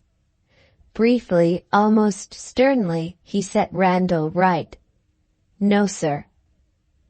"Forgive me," the younger man pleaded, "if I have spoken thoughtlessly." "You have mistaken me," the captain explained, "and it is my fault. My life is an atonement for the sins of my youth. I have reached my 40th year, and that one purpose is before me for the rest of my days. Sufferings and dangers which but few men undergo awakened my conscience. My last exercise of the duties of my profession associated me with an expedition to the polar seas. Our ship was crushed in the ice. Our march to the nearest regions inhabited by humanity was a hopeless struggle of starving men, rotten with scurvy, against the merciless forces of nature. One by one my comrades dropped and died. Out of 20 men there were 3 left with the last flicker in them of the vital flame when the party of rescue found us. One of the 3 died on the homeward journey. One lived to reach his native place and to sink to rest with his wife and children round his bed. The last man left out of that band of martyrs to a hopeless cause lives to be worthier of God's mercy, and tries to make God's creatures better and happier in this world, and worthier of the world that is to come. Randall's generous nature felt the appeal that had been made to it. "Will you let me take your hand, Captain?" he said. They clasped hands in silence. Captain Bennydeck was the first to speak again. That modest distrust of himself which a man essentially noble and brave is generally the readiest of men to feel, seemed to be troubling him once more, just as it had troubled him when he first found himself in Randall's presence. "I hope you won't think me vain," he resumed. "I seldom say so much about myself as I have said to you." "I only wish you would say more," Randall rejoined. "Can't you put off your return to London for a day or 2? The thing was not to be done. Duties which it was impossible to trifle with called the captain back. "It's quite likely," he said, alluding pleasantly to the impression which he had produced in speaking of the Highlanders, "that I shall find more strangers to interest me in the great city." "Are they always strangers?" Randall asked. "Have you never met by accident with persons whom you may once have known?" "Never yet, but it may happen on my return." "In what way?" "In this way. I have been in search of a poor girl who has lost both her parents. She has, I fear, been left helpless at the mercy of the world. Her father was an old friend of mine, once an officer in the Navy like myself. The agent whom I formerly employed without success to trace her writes me word that he has reason to believe she has obtained a situation as pupil-teacher at a school in the suburbs of London, and I am going back, among other things, to try if I can follow the clue myself. Goodbye, my friend. I am heartily sorry to go." "Life is made up of partings," Randall answered. "And of meetings," the captain wisely reminded him. "When you are in London, you will always hear of me at the club." Heartily reciprocating his good wishes, Randall attended Captain Bennydeck to the door. On the way back to the drawing room, he found his mind dwelling, rather to his surprise, on the captain's contemplated search for the lost girl. Was the good man likely to find her? It seemed useless enough to inquire, and yet Randall asked himself the question. Her father had been described as an officer in the Navy. Well, and what did that matter? Inclined to laugh at his own idle curiosity, he was suddenly struck by a new idea. What had his brother told him of Miss Westerfield? She was the daughter of an officer in the Navy. She had been pupil-teacher at a school.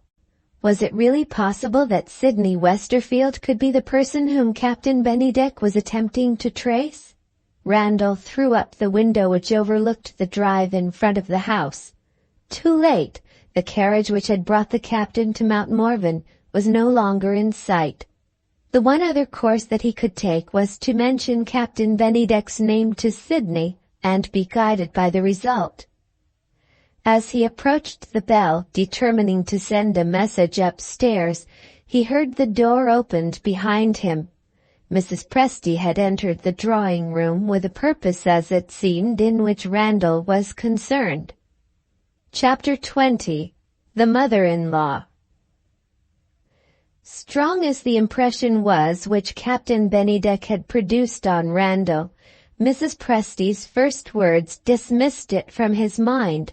She asked him if he had any message for his brother. Randall instantly looked at the clock. "Has Catherine not sent to the farm yet?" he asked in astonishment. Mrs. Presty's mind seemed to be absorbed in her daughter. Ah, poor Catherine, worn out with anxiety and watching at Kitty's bedside. Night after night without any sleep, night after night tortured by suspense. As usual, she can depend on her old mother for sympathy. I have taken all her household duties on myself till she is in better health. Randall tried again. "Mrs. Presty, am I to understand, after the plain direction Herbert gave, that no messenger has been sent to the farm?" Mrs. Presty held her venerable head higher than ever when Randall pronounced his brother's name. "I see no necessity for being in a hurry," she answered stiffly, "after the brutal manner in which Herbert has behaved to me. Put yourself in my place, and imagine what you would feel if you were told to hold your tongue." Randall wasted no more time on ears that were deaf to remonstrance.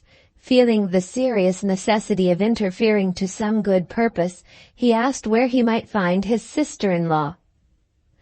"I have taken Catherine into the garden," Mrs. Presty announced. "The doctor himself suggested, no, I may say ordered it. He's afraid that she may fall ill next, poor soul, if she doesn't get air and exercise." In Mrs. Linley's own interests, Randall resolved on advising her to write to her husband by the messenger, explaining that she was not to blame for the inexcusable delay which had already taken place. Without word more to Mrs. Presty, he hastened out of the room. That inveterately distrustful woman called him back. She desired to know where he was going and why he was in a hurry. "I'm going to the garden," Randall answered. "To speak to Catherine?" "Yes." "Needless trouble, my dear Randall. She will be back in a quarter of an hour, and she will pass through this room on her way upstairs." Another quarter of an hour was a matter of no importance to Mrs. Presty. Randall took his own way, the way into the garden. His silence and his determination to join his sister-in-law roused Mrs. Presty's ready suspicions. She concluded that he was bent on making mischief between her daughter and herself. The one thing to do in this case was to follow him instantly.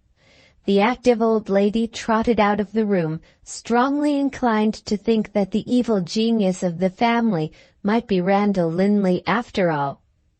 They had both taken the shortest way to the garden, that is to say, the way through the library, which communicated at its furthest end with the corridor and the vaulted flight of stairs leading directly out of the house. Of the two doors in the drawing-room, one on the left led to the grand staircase and the hall. The other, on the right, opened onto the back stairs and on a side entrance to the house, used by the family when they were pressed for time, as well as by the servants. The drawing-room had not been empty more than a few minutes when the door on the right was suddenly opened. Herbert Linley entered with hurried, uncertain steps. He took the chair that was nearest to him and dropped into it like a man overpowered by agitation or fatigue. He had ridden from the farm at headlong speed, terrified by the unexplained delay in the arrival of the messenger from home. Unable any longer to suffer the torment of unrelieved suspense, he had returned to make inquiry at the house. As he interpreted the otherwise inexplicable neglect of his instructions, the last chance of saving the child's life had failed, and his wife had been afraid to tell him the dreadful truth. After an interval he rose and went into the library. It was empty like the drawing-room. The bell was close by him. He lifted his hand to ring it and drew back. As brave a man as ever lived, he knew what fear was now. The father's courage failed him before the prospect of summoning a servant and hearing, for all he knew to the contrary, that his child was dead. How long he stood there, alone and irresolute, he never remembered when he thought of it in after days. All he knew was that there came a time when a sound in the drawing-room attracted his attention. It was nothing more important than the opening of a door. The sound came from that side of the room which was nearest to the grand staircase, and therefore nearest also to the hall in one direction, and to the bedchambers in the other. Some person had entered the room. Whether it was one of the family or one of the servants, he would hear in either case what had happened in his absence. He parted the curtains over the library entrance and looked through. The person was a woman. She stood with her back turned toward the library, lifting a cloak off a chair. As she shook the cloak out before putting it on, she changed her position. He saw the face, never to be forgotten by him to the last day of his life. He saw Sidney Westerfield. Chapter 21. The Governess. Linley had one instant left in which he might have drawn back into the library in time to escape Sidney's notice. He was incapable of the effort of will. Grief and suspense had deprived him of that elastic readiness of mind which springs at once from thought to action. For a moment he hesitated. In that moment she looked up and saw him. With a faint cry of alarm she let the cloak drop from her hands.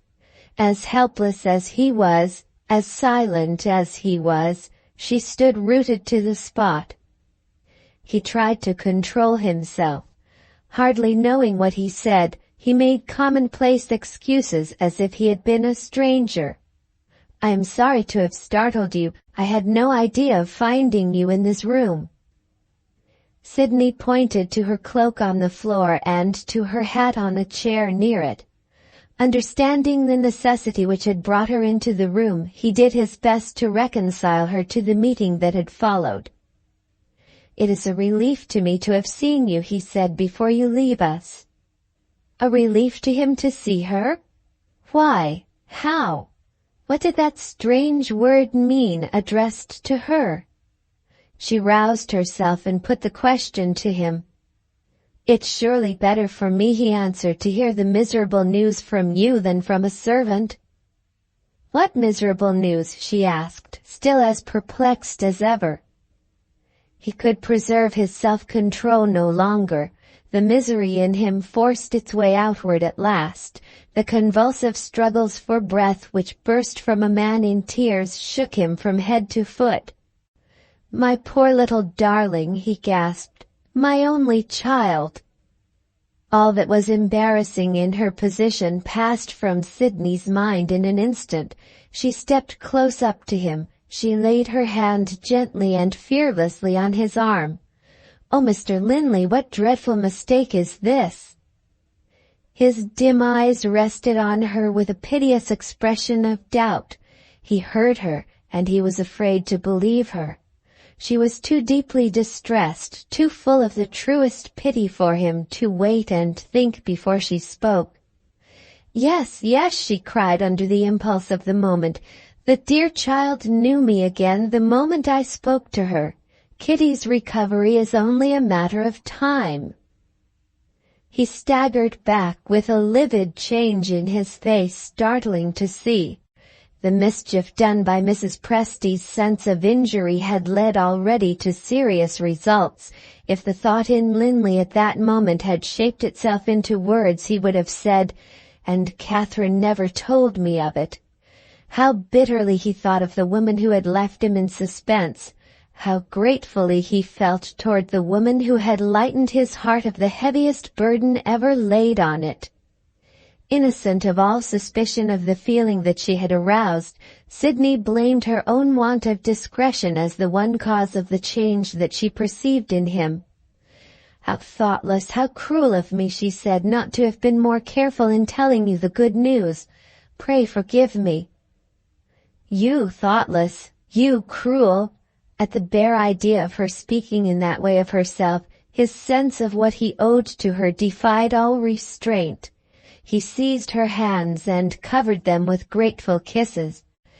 "Dear Sydney, dear good Sydney." She drew back from him, not abruptly, not as if she felt offended.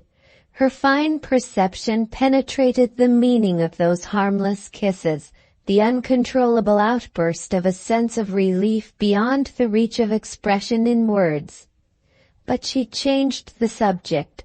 Mrs. Linley, she told him, had kindly ordered fresh horses to be put to the carriage so that she might go back to her duties if the doctor sanctioned it.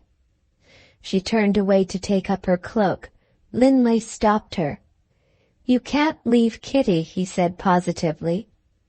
A faint smile brightened her face for a moment.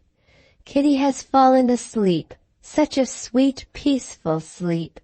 I don't think I should have left her but for that. The maid is watching at the bedside, and Mrs. Linley is only away for a little while." "Wait a few minutes," he pleaded. "It's so long since we have seen each other." The tone in which he spoke warned her to persist in leaving him while her resolution remained firm. "I had arranged with Mrs. McEdwin," she began, "if all went well." "Speak of yourself," he interposed. "Tell me if you're happy." She let this pass without a reply. "The doctor sees no harm," she went on, "in my being away for a few hours. Mrs. McEdwin has offered to send me here in the evening so that I can sleep in Kitty's room." "You don't look well, Sydney. You are pale and worn. You are not happy." She began to tremble. For the second time she turned away to take up her cloak. For the second time he stopped her. "Not just yet," he said. "You don't know how it distresses me to see you so sadly changed. I remember the time when you were the happiest creature living. Do you remember it too?" "Don't ask me," was all she could say. He sighed as he looked at her. "It's dreadful to think of your young life that ought to be so bright, wasting and withering among strangers." He said those words with increasing agitation. His eyes rested on her eagerly with a wild look in them. She made a resolute effort to speak to him coldly. She called him Mr. Linley. She bade him good-bye. It was useless. He stood between her and the door. He disregarded what she had said as if he had not heard it. "Hardly a day passes," he owned to her, "that I don't think of you." "You shouldn't tell me that." "How can I see you again and not tell you?" She burst out with a last entreaty. "For God's sake, let us say good-bye." His manner became undisguisedly tender. His language changed in the one way of all others that was most perilous to her. He appealed to her pity. "Oh, Sidney, it's so hard to part with you." "Spare me," she cried passionately. "You don't know how I suffer." "My sweet angel, I do know it by what I suffer myself. Do you ever feel for me as I feel for you?" "Oh, Herbert, Herbert!" "Have you ever thought of me since we parted?" She had striven against herself and against him till her last effort at resistance was exhausted. In reckless despair she let the truth escape her at last. "When do I ever think of anything else? I am a wretch unworthy of all the kindness that has been shown to me. I don't deserve your interest. I don't even deserve your pity. Send me away, be hard on me, be brutal to me, have some mercy on a miserable creature whose life is one long hopeless effort to forget you." Her voice, her look, maddened him. He drew her to his bosom. He held her in his arms. She struggled vainly to get away from him. "Oh," she murmured, "how cruel you are! Remember, my dear one, remember how young I am, how weak I am. Oh, Herbert, I'm dying, dying, dying." Her voice grew fainter and fainter. Her head sank on his breast. He lifted her face to him with whispered words of love. He kissed her again and again. The curtains over the library entrance moved noiselessly when they were parted. The footsteps of Catherine Linley were inaudible as she passed through and entered the room. She stood still for a moment in silent horror. Not a sound warned them when she advanced. After hesitating for a moment, she raised her hand toward her husband as if to tell him of her presence by a touch, drew it back, suddenly recoiling from her own first intention, and touched Sidney instead. Then and then only they knew what had happened. Face to face, those three persons, with every tie that had once united them snapped asunder in an instant, looked at each other. The man owed a duty to the lost creature whose weakness had appealed to his mercy in vain. The man broke the silence. Catherine, with immeasurable contempt looking brightly out of her steady eyes, his wife stopped him. "Not a word." He refused to be silent. "It is I," he said, "I only who am to blame." "Spare yourself the trouble of making excuses," she answered. "They are needless. Herbert Linley, the woman who was once your wife, despises you." Her eyes turned from him and rested on Sidney Westerfield. "I have a last word to say to you. Look at me if you can." Sidney lifted her head. She looked vacantly at the outraged woman before her, as if she saw a woman in a dream. With the same terrible self-possession which she had preserved from the first, standing between her husband and her governess, Mrs. Linley spoke. "Miss Westerfield, you have saved my child's life." She paused, her eyes still resting on the girl's face. Deadly pale, she pointed to her husband and said to Sidney, "Take him." She passed out of the room and left them together. Chapter 22. The autumn holiday had come to an end, and the tourists had left Scotland to the Scots. In the dull season, a solitary traveller from the north arrived at the nearest post town to Mount Morven. A sketchbook and a colour box formed part of his luggage, and declared him to be an artist. Falling into talk over his dinner with the waiter at the hotel, he made inquiries about a picturesque house in the neighbourhood, which showed that Mount Morven was well known to him by reputation. When he proposed paying a visit to the old border fortress the next day, the waiter said, "You can't see the house." When the traveller asked why, this man of fuels merely added, "Shut up." The landlord made his appearance with a bottle of wine, and proved to be a more communicative person in his relations with strangers. Presented in an abridged form and in the English language, these, as he related them, were the circumstances under which Mount Morven had been closed to the public. A complete dispersion of the family had taken place not long since. For miles round, everybody was sorry for it. Rich and poor alike felt the same sympathy with the good lady of the house. She had been most shamefully treated by her husband, and by a good-for-nothing girl employed as governess. To put it plainly, the two had run away together. One report said they had gone abroad, and another declared that they were living in London. Mr. Linley's conduct was perfectly incomprehensible. He had always borne the highest character. A good landlord, a kind father, a devoted husband. And yet, after more than 8 years of exemplary married life, he had disgraced himself. The minister of the parish, preaching on the subject, had attributed this extraordinary outbreak of vice on the part of an otherwise virtuous man to a possession of the devil. Assuming the devil in this case to be only a discreet and clerical way of alluding from the pulpit to a woman, the landlord was inclined to agree with the minister. After what had happened, it was of course impossible that Mrs. Linley could remain in her husband's house. She and her little girl and her mother were supposed to be living in retirement.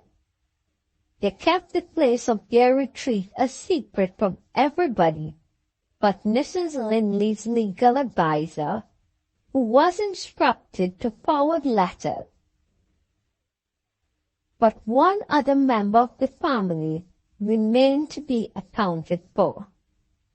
This was Mr. Linley's younger brother, known at present to be traveling on the continent.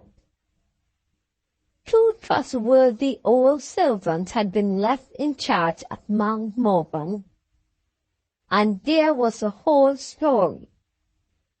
And that was why the house was shut up. Chapter 23. Separation. In a cottage on the banks of one of the Cumberland lakes, two ladies were seated at the breakfast table. The windows of the room opened on a garden which extended to the water's edge, and on a boathouse and wooden pier beyond. On the pier, a little girl was fishing, under the care of her maid. After a prevalence of rainy weather, the sun was warm this morning for the time of year, and the broad sheet of water alternately darkened and brightened as the moving masses of cloud now gathered and now parted over the blue beauty of the sky. The ladies had finished their breakfast. The elder of the two, that is to say, Mrs. Presty, took up her knitting and eyed her silent daughter with an expression of impatient surprise. "Another bad night, Catherine?" The personal attractions that distinguished Mrs. Linley were not derived from the short-lived beauty which depends on youth and health. Pale as she was, her face preserved its fine outline. Her features had not lost their grace and symmetry of form. Presenting the appearance of a woman who had suffered acutely, she would have been more than ever, in the eyes of some men, a woman to be admired and loved.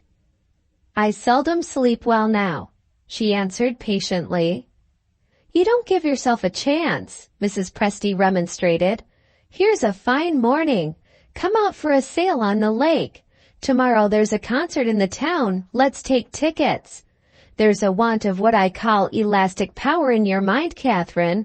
The very quality for which your father was so remarkable. The very quality which Mr. Presty used to say made him envy Mr. Norman. Look at your dress. Where's the common sense at your age of wearing nothing but black? Nobody's dead who belongs to us, and yet you do your best to look as if you were in mourning. I have no heart, Mamma, to wear colors. Mrs. Presty considered this reply to be unworthy of notice. She went on with her knitting, and only laid it down when the servant brought in the letters which had arrived by the morning's post. They were but 2 in number, and both were for Mrs. Linley. In the absence of any correspondence of her own, Mrs. Presty took possession of her daughter's letters. One addressed in the lawyer's handwriting, she announced, and one from Randall. Which shall I open for you first? Randall's letter, if you please. Mrs. Presty handed it across the table. Any news is a relief from the dullness of this place, she said. If there are no secrets, Catherine, read it out. There were no secrets on the first page. Randall announced his arrival in London from the Continent, and his intention of staying there for a while. He had met with a friend, formerly an officer holding high rank in the Navy, whom he was glad to see again, a rich man who used his wealth admirably in the interest of his poor and helpless fellow creatures. A home, established on a new plan, was just now engaging all his attention. He was devoting himself so unremittingly to the founding of this institution that his doctor predicted injury to his health at no distant date. If it was possible to persuade him to take a holiday, Randall might return to the Continent as the traveling companion of his friend. This must be the man whom he first met at the club, Mrs. Presty remarked. Well, Catherine, I suppose there is some more of it. What is the matter? Bad news? Something that I wish Randall had not written. Read it yourself, and don't talk of it afterward. Mrs. Presty read, I know nothing whatever of my unfortunate brother. If you think this is a too indulgent way of alluding to a man who has so shamefully wronged you, let my conviction that he is already beginning to suffer the penalty of his crime plead my excuse. Herbert's nature is, in some respects, better known to me than it is to you. I am persuaded that your hold on his respect and his devotion is shaken, not lost. He has been misled by one of those passing fancies, disastrous and even criminal in their results, to which men are liable when they are led by no better influence than the influence of their senses. It is not, and never will be, in the nature of women to understand this. I fear I may offend you in what I am now writing, but I must speak what I believe to be the truth at any sacrifice. Bitter repentance, if he is not already feeling it, is in store for Herbert when he finds himself tied to a person who cannot bear comparison with you. I say this, pitying the poor girl most sincerely, when I think of her youth and her wretched past life. How it will end, I cannot presume to say. I can only acknowledge that I do not look to the future with the absolute despair which you naturally felt when I last saw you. Mrs. Presty laid the letter down, privately resolving to write to Randall and tell him to keep his convictions for the future to himself. A glance at her daughter's face warned her, if she said anything, to choose a new subject. The second letter still remained unnoticed. Shall we see what the lawyer says? She suggested, and opened the envelope. The lawyer had nothing to say. He simply enclosed a letter received at his office. Mrs. Presty had long passed the age at which emotion expresses itself outwardly by a change of color. She turned pale, nevertheless, when she looked at the second letter. The address was in Herbert Linley's handwriting.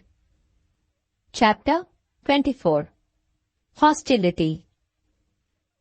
When she was not eating her meals, or asleep in her bed, absolute silence on Mrs. Presty's part was a circumstance without precedent.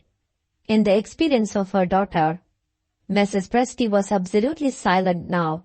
Mrs. Linley looked up. She at once perceived the change in her mother's face, and asked what it meant. "Mamma, you look as if something had frightened you. Is it anything in that letter?" She bent over the table and looked a little closer at the letter. Mrs. Presty had turned it so that the address was underneath, and the closed envelope was visible still intact. "Why don't you open it?" Mrs. Linley asked. Mrs. Presty made a strange reply. "I am thinking of throwing it into the fire." "My letter?" "Yes, your letter.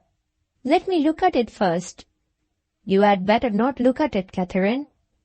Naturally enough, Mrs. Linley remonstrated. "Surely I ought to read a letter forwarded by my lawyer. Why are you hiding the address from me? Is it from some person whose handwriting we both know?" She looked again at her silent mother, reflected and guessed the truth. "Give it to me directly," she said. "My husband has written to me?" Mrs. Presty's heavy eyebrows gathered into a frown. "Is it possible," she said sternly, "that you're still fond enough of that man to care about what he writes to you?" Mrs. Linley held out her hand for the letter. Her wise mother found it desirable to try persuasion next.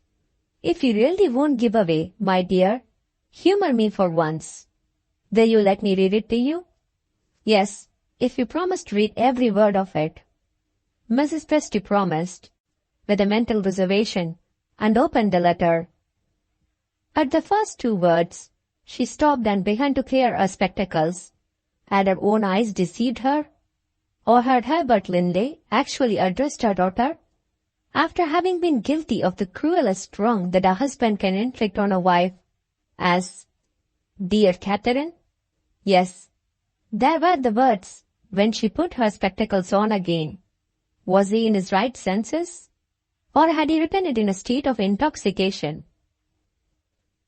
Mrs. Linley waited with a preoccupied mind. She showed no signs of impatience or surprise. As it presently appeared, she was not thinking of the letter addressed to her by Herbert, but of the letter written by Randall. "I want to look at it again." With a brief explanation, she turned at once to the accusing lines which had offended her when she first read them. Mrs. Presty hazarded a guess at what was going on in her daughter's mind. "Now your husband has written to you," she said. "Are you beginning to think Randall's opinion may be worth considering again?" With her eyes still on Randall's letter, Mrs. Linley merely answered, "Why don't you begin?" Mrs. Presty began as follows, leaving out the familiarity of her son-in-law's address to his wife. "I hope and trust you will forgive me for venturing to write to you. In consideration of the subject of my letter, I have something to say concerning our child. Although I have deserved the worst you can think of me, I believe you will not deny that even your love for our little Kitty, while we were living together, was not a truer love than mine. Bad as I am, my heart has a tender place left in it still. I cannot endure separation from my child." Mrs. Linley rose to her feet. The first vague anticipations of future atonement and reconciliation, suggested by her brother-in-law, no longer existed in her mind. She foresaw but too plainly what was to come. "Read faster," she said, "or let me read it for myself." Mrs. Presty went on. "There is no wish on my part to vain you by any needless allusion to my claims as a father. My one desire is to enter into an arrangement which shall be as just toward you as it is toward me. I propose that Kitty shall live with her father one half of the year, and shall return to her mother's care for the other half. If there is any valid objection to this, I confess I fail to see it." Mrs. Linley could remain silent no longer. "Does he see no difference?" she broke out, "between his position and mine? What consolation, in God's name, what consolation is left to me for the rest of my life but my child? And he threatens to separate us for 6 months in every year?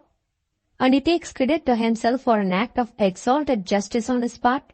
Is there no such thing as shame in the hearts of men?" Under ordinary circumstances, her mother would have tried to calm her, but Mrs. Presty had turned to the next page of the letter at the moment when her daughter spoke. What she found written on that other side produced a startling effect on her. She crumpled the letter up in her hand and threw it into the fireplace. It fell under the grate instead of into the grate. With amazing activity for a woman of her age, she ran across the room to burn it. Younger and quicker, Mrs. Linley got to the fireplace first and seized the letter. "There is something more," she exclaimed. "And you are afraid of my knowing what it is?" "Don't read it," Mrs. Presley called out. There was but one sentence left to read. "If your maternal anxiety suggests any misgiving, let me add that a woman's loving care will watch over our little girl while she is under my roof. You will remember how fond Miss Westerfield was of Kitty, and you will believe me that when I tell you that she is as truly devoted to the child as ever." "I tried to prevent you from reading it," said Mrs. Presty. Mrs. Linley looked at her mother with a strange, unnatural smile. "I wouldn't have missed this for anything," she said. "The cruelest of all separations is proposed to me, and I am expected to submit to it, because my husband's mistress is fond of my child." She threw the letter from her with a frantic gesture of contempt, and burst into a fit of hysterical laughter. The old mother's instinct, not the old mother's reason, told her what to do. She drew her daughter to the open window and called to Kitty to come in. The child, still assuming herself by fishing in the lake, laid down her rod. Mrs. Linley saw her running lightly along the little pier, on her way to the house. That influence affected what no other influence could have achieved. The outraged wife controlled herself, for the sake of her child. Mrs. Presty led her out to meet Kitty in the garden, waited until she saw them together, and returned to the breakfast room. Herbert Linley's letter lay on the floor. His discreet mother-in-law picked it up. It could do no more harm now, and there might be reasons for keeping the husband's proposal.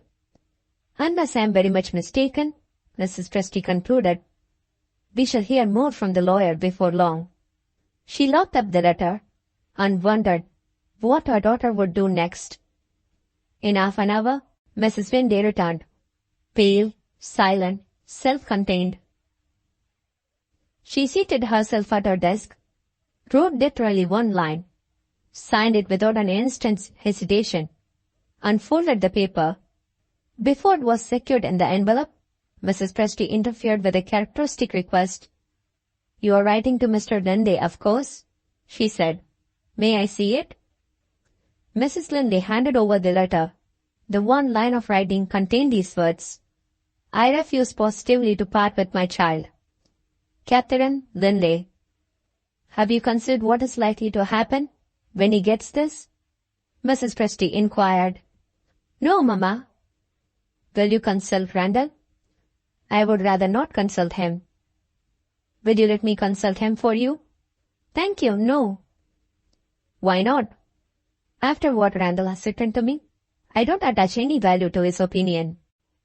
With that reply, she sent her letter to the post and went back again to Kitty. After this, Mrs. Presty resolved to wait the arrival of Herbert Linley's answer, and to let events take their course. The view from the window, as she passed it walking up and down the room, offered her little help in forecasting the future. Kitty had returned to her fishing, and Kitty's mother was walking slowly up and down the pier, deep in thought. Was she thinking of what might happen, and summoning the resolution which so seldom showed itself on ordinary occasions? Chapter 25. Consultation. No second letter arrived, but a telegram was received from the lawyer toward the end of the week. "Expect me tomorrow on business which requires personal consultation." That was the message. In taking the long journey to Cumberland, Mrs. Linley's legal adviser sacrificed 2 days of his precious time in London. Something serious must assuredly have happened. In the meantime, who was the lawyer? He was Mr. Sarrazin of Lincoln's Inn Fields. Was he an Englishman or a Frenchman? He was a curious mixture of both. His ancestors had been among the persecuted French people who found a refuge in England when the priest-ridden tyrant Louis XIV revoked the Edict of Nantes. A British subject by birth, and a thoroughly competent and trustworthy man, Mr. Sarrazin laboured under one inveterate delusion. He firmly believed that his original French nature had been completely eradicated under the influence of our insular climate and our insular customs. No matter how often the strain of the lively French blood might assert itself at inconvenient times and under regrettable circumstances, he never recognized this foreign side of his character. His excellent spirits, his quick sympathies, his bright mutability of mind, all those qualities, in short, which were most mischievously ready to raise distrust in the mind of English clients before their sentiment changed for the better under the light of later experience, were attributed by Mr. Sarrazin to the exhilarating influence of his happy domestic circumstances and his successful professional career. His essentially English wife, his essentially English children, his whiskers, his politics, his umbrella, his pew at church, his plum pudding, his Times newspaper, all answered for him, he was accustomed to say, as an inbred member of the glorious nation that rejoices in hunting the fox and believes in innumerable pills. This excellent man arrived at the cottage desperately fatigued after his long journey, but in perfect possession of his incomparable temper, nevertheless. He afforded a proof of this happy state of mind on sitting down to his supper. An epicure, if ever there was one yet, he found the solid part of the refreshments offered to him to consist of a chop. The old French blood curdled at the sight of it, but the true-born Englishman heroically devoted himself to the national meal. At the same time, the French vivacity discovered a kindred soul in Kitty. Mr. Sarrazin became her intimate friend in 5 minutes. He listened to her and talked to her as if the child had been his client. And fishing from the pier, the business which had brought him from London. To Mrs. Presty's disgust, he turned up a corner of the tablecloth when he had finished his chop, and began to conjure so deftly with spoons and forks that poor little Kitty, often dull now under the changed domestic circumstances of her life, clapped her hands with pleasure, and became the joyous child of the happy old times once more. Mrs. Linley, flattered in her maternal love and her maternal pride, never thought of recalling this extraordinary lawyer to the business that was waiting to be discussed. But Mrs. Presty looked at the clock and discovered that her grandchild ought to have been in bed half an hour ago. "Time to say good night," the grandmother suggested. The grandchild failed to see the subject of bed in the same light. "Oh, not yet," she pleaded. "I want to speak to Mr." Having only heard the visitor's name once, and not finding her memory in good working order after the conjuring, Kitty hesitated. "Isn't your name something like Sarrazin?" she asked. "Very like," cried the genial lawyer. "Try my other name, my dear. I'm Samuel, as well as Sarrazin." "Ah, that'll do," said Kitty. "Grandmamma, before I go to bed, I've something to ask Samuel." Grandmother persisted in deferring the question until the next morning. Samuel administered consolation before he said good night. "I'll get up early," he whispered, "and we'll go on the pier before breakfast and fish." Kitty expressed her gratitude in her own outspoken way. "Oh, dear, how nice it would be, Samuel, if you lived with us."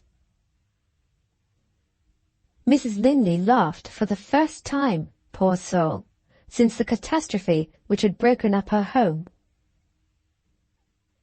Mrs. Presty set a proper example. She moved her chair so that she faced the lawyer, and said, "Now, Mr. Sarrazin." He acknowledged that he understood what this meant, by a very unprofessional choice of words. "We are in a mess," he began, "and the sooner we are out of it, the better." "Only let me keep Kitty," Mrs. Linley declared, "and I'll do whatever you think right." "Stick to that, dear madam, when you have heard what I have to tell you, and I shall not have taken my journey in vain. In the first place, may I look at the letter which I had the honour of forwarding some days since?" Mrs. Presty gave him Herbert Linley's letter. He read it with the closest attention, and tapped the breast pocket of his coat when he had done. "If I didn't know what I have got here," he remarked, "I should have said another person dictated this letter, and the name of the person is Miss Westerfield." "Just my idea," Mrs. Presty exclaimed. "There can't be any doubt of it." "Oh, but there is a very great doubt of it, ma'am, and you will say so too when you know what your severe son-in-law threatens to do." He turned to Mrs. Linley. "After having seen that pretty little friend of mine who has just gone to bed, how much nicer it would be for all of us if we could go to bed too. I think I know how you answered your husband's letter. But I ought perhaps to see how you have expressed yourself. Have you got a copy?" "It was too short, Mr. Sarrazin, to make a copy necessary." "Do you mean you can remember it?" "I can repeat it word for word. This was my reply: 'I refuse, positively, to part with my child.' No more like that?" "No more." Mr. Sarrazin looked at his client with undisguised admiration. "The only time in all my long experience," he said, "in which I have found a lady's letter capable of expressing itself strongly in a few words. What a lawyer you will make, Mrs. Linley, when the rights of women invade my profession." He put his hand into his pocket and produced a letter addressed to himself. Watching him anxiously, the lady saw his bright face become overclouded with anxiety. "I am the wretched bearer of bad news," he resumed. "If I fidget in my chair, that is the reason for it. Let us get to the point, and let us get off it again as soon as possible. Here is a letter written to me by Mr. Linley's lawyer. If you will take my advice, you will let me say what the substance of it is, and then put it back in my pocket. I doubt if a woman has influenced these cruel instructions, Mrs. Presty, and therefore I doubt if a woman influenced the letter which led the way to them. Did I not say just now that I was coming to the point? And here I am, wandering further and further away from it. A lawyer is human. There is the only excuse. Now, Mrs. Linley, in 2 words, your husband is determined to have little Miss Kitty, and the law, when he applies to it, is his obedient, humble servant. Do you mean that the law takes my child away from me? I am ashamed, madam, to think that I live by the law, but that, I must own, is exactly what it is capable of doing in the present case. compose yourself, I beg and pray. A time will come when women will remind men that the mother bears the child and feeds the child, and will insist that the mother's right is the best right of the two. In the meanwhile, Mr. Sarrazin, I won't submit to the law." "Quite right, Catherine," cried Mrs. Presty. "Exactly what I should do in your place." Mr. Sarrazin listened patiently. "I am all attention, good ladies," he said with a gentlest resignation. "Let me hear how you mean to do it." The good ladies looked at each other. They discovered that it is one thing to set an abuse of defiance in words, and another thing to apply the remedy in deeds. The kind-hearted lawyer helped them with a suggestion. "Perhaps you think of making your escape with the child and taking refuge abroad." Mrs. Linley eagerly accepted the hint. "The first train tomorrow morning starts at 7:30, she said. "We might catch some foreign steamer that sails from the east coast of Scotland." Mrs. Presty, keeping a wary eye on Mr. Sarrazin, was not quite so ready as her daughter in rushing at conclusions. "I am afraid," she acknowledged, "our worthy friend sees some objection. What is it?" "I don't presume to offer a positive opinion, ma'am. But I think Mr. Linley and his lawyer have their suspicions. Plainly speaking, I am afraid spies are set to watch us already." "Impossible!"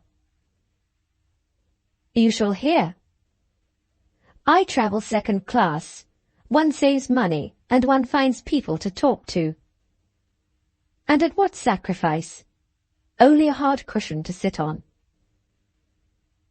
In the carriage with me, there was a very conversable person. A smart young man with flaming red hair. When we took the omnibus at your station here, all the passengers got out in the town, except 2. I was one exception, and the smart young man was the other. When I stopped at your gate, the omnibus went on a few yards and set down my fellow traveller at the village inn. My profession makes me sly. I waited a little before I rang your bell, and, when I could do it without being seen, I crossed the road and had a look at the inn. There is a moon tonight. I was very careful. The young man didn't see me. But I saw a head of flaming hair, and a pair of amiable blue eyes over the blind of a window, and it happened to be the one window of the inn which commands a full view of your gate. Mere suspicion, you will say. I can't deny it. And yet I have my reasons for suspecting.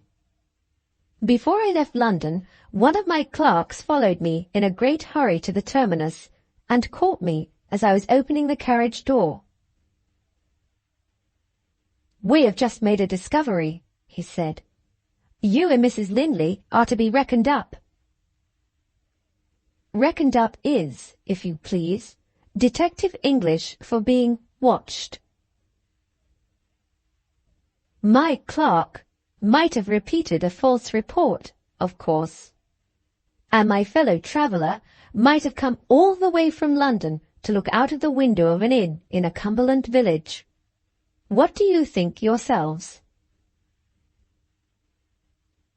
It seemed to be easier to dispute the law than to dispute Mr. Sarrazin's conclusions. "Suppose I choose to travel abroad, and to take my child with me," Mrs. Linley persisted. "Who has any right to prevent me?" Mr. Sarrazin reluctantly reminded her that the father had a right. "No person, not even the mother, can take the child out of the father's custody," he said, "except with the father's consent. His authority is the supreme authority. Unless it happens that the law has deprived him of his privilege, and has expressly confided the child to the mother's care. "Ha!" cried Mr. Sarrazin, twisting round in his chair and fixing his keen eyes on Mrs. Presty. "Look at your good mother. She sees what I am coming to." "I see something more than you think," Mrs. Presty answered. "If I know anything of my daughter's nature, you will find yourself, before long, on delicate ground." "What do you mean, mamma?" Mrs. Presty had lived in the past age when persons occasionally used metaphor as an aid to the expression of their ideas. Being called upon to explain herself, she did it in metaphor, to her own entire satisfaction. "Our learned friend here reminds me, my dear Catherine, of a traveller exploring a strange town. He takes a turning in the confident expectation that it will reward him by leading him to some satisfactory result, and he finds himself in a blind alley, or, as the French put it, I speak French fluently, in a cul-de-sac. Do I make my meaning clear, Mr. Sarrazin?" "Not the least in the world, ma'am." "How very extraordinary. Perhaps I have been misled by my own vivid imagination. Let me endeavour to express myself plainly. Let me say that my fancy looks prophetically at what you are doing, and sincerely wishes you well out of it. Pray go on." "And speak more plainly than my mother has spoken," Mrs. Linley added. "As I understood what you said just now, there is a law, after all, that will protect me in the possession of my little girl. I don't care what it costs, I want that law." "May I ask first," Mr. Sarrazin stipulated, "whether you are positively resolved not to give way to your husband in this matter of Kitty?" "Positively." "One more question, if you please, on a matter of fact. I have heard that you were married in Scotland. Is that true?" "Quite true." Mr. Sarrazin exhibited himself once more in a highly unprofessional aspect. He clapped his hands and cried, "Bravo!" as if he had been in a theatre. Mrs. Linley caught the infection of the lawyer's excitement. "How dull I am!" she exclaimed.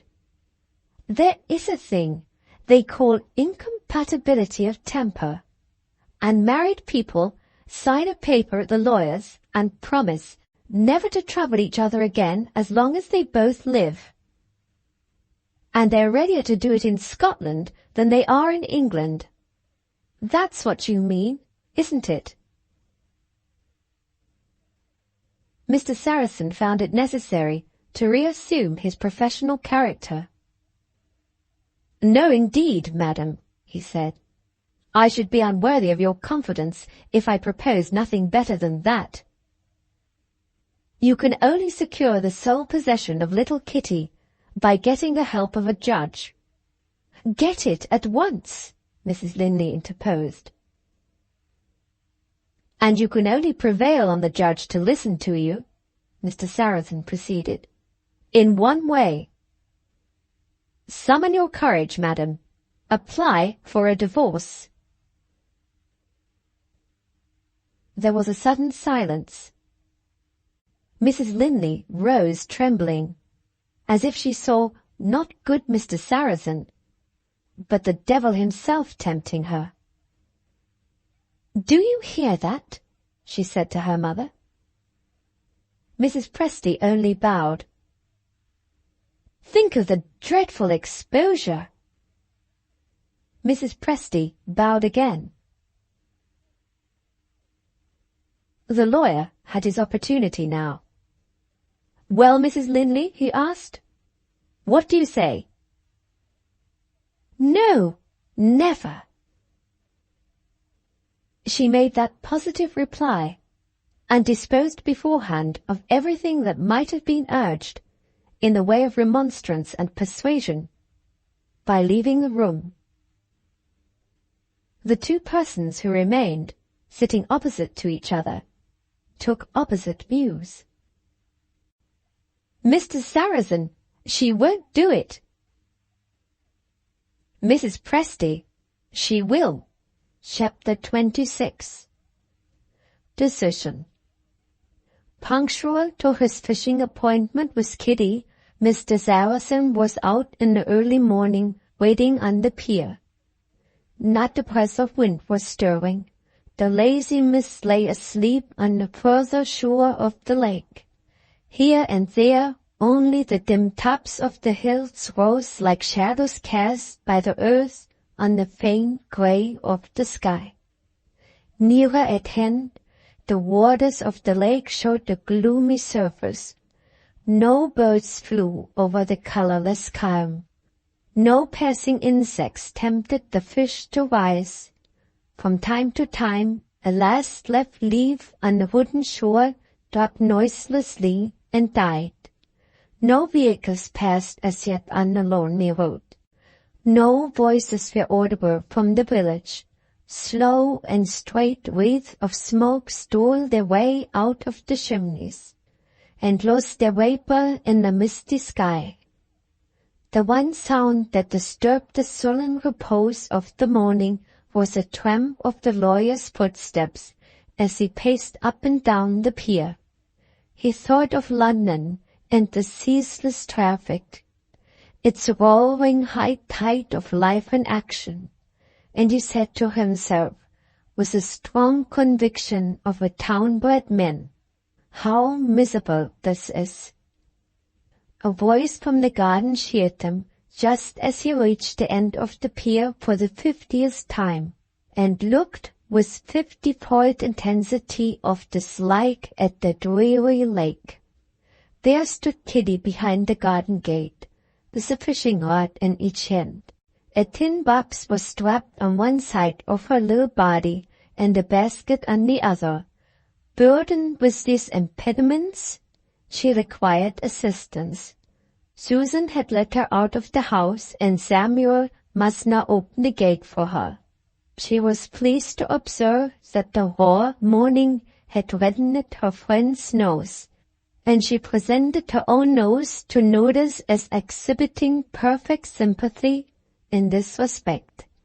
Feeling a misplaced confidence in Mr. Sarrazin's knowledge and experience as an angler, she handed the fishing rods to him. "My fingers are cold," she said. "You bait the hooks." He looked at his young friend in silent perplexity. She pointed to the tin box. "Plenty of bait there, Samuel. We find maggots do best." Mr. Sarrazin eyed the box with undisguised disgust, and Kitty made an unexpected discovery. "You seem to know nothing about it," she said. And Samuel answered cordially, "Nothing." In 5 minutes more he found himself by the side of his young friend, with his hook baited, his line in the water, and strict injunctions to keep an eye on the float. They began to fish. Kitty looked at her companion and looked away again in silence.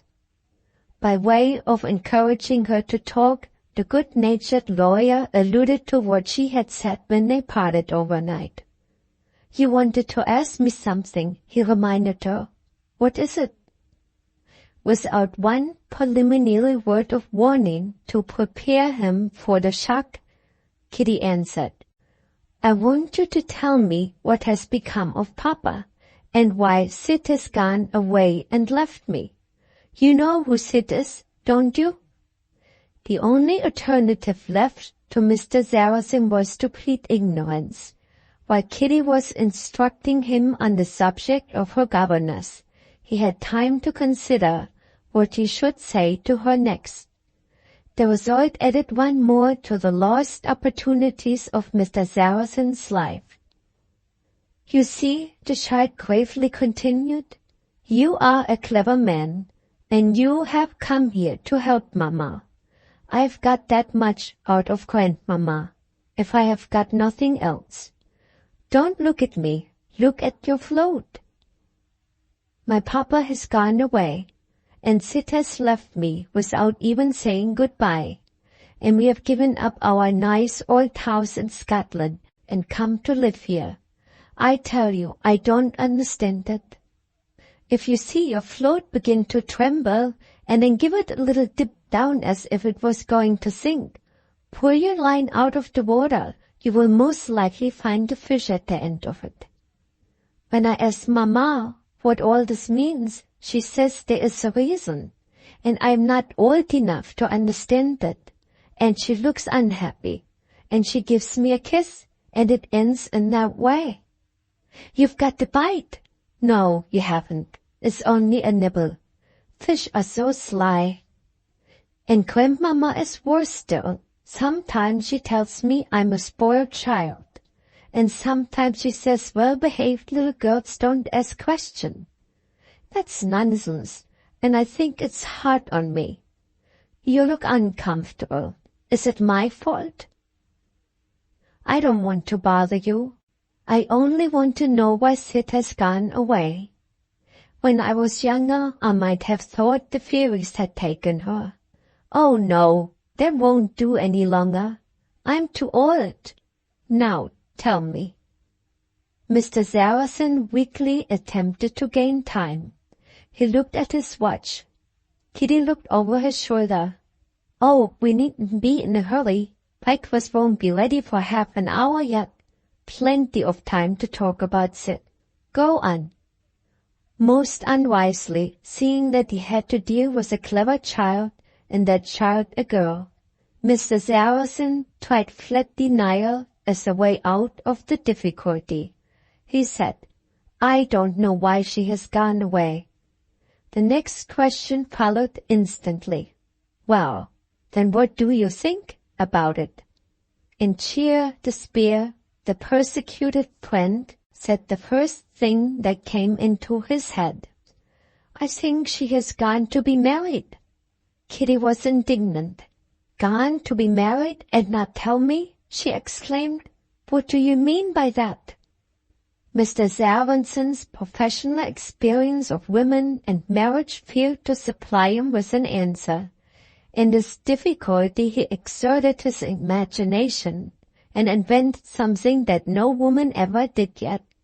"She is waiting," he said, "to see how her marriage succeeds before she tells anybody about it."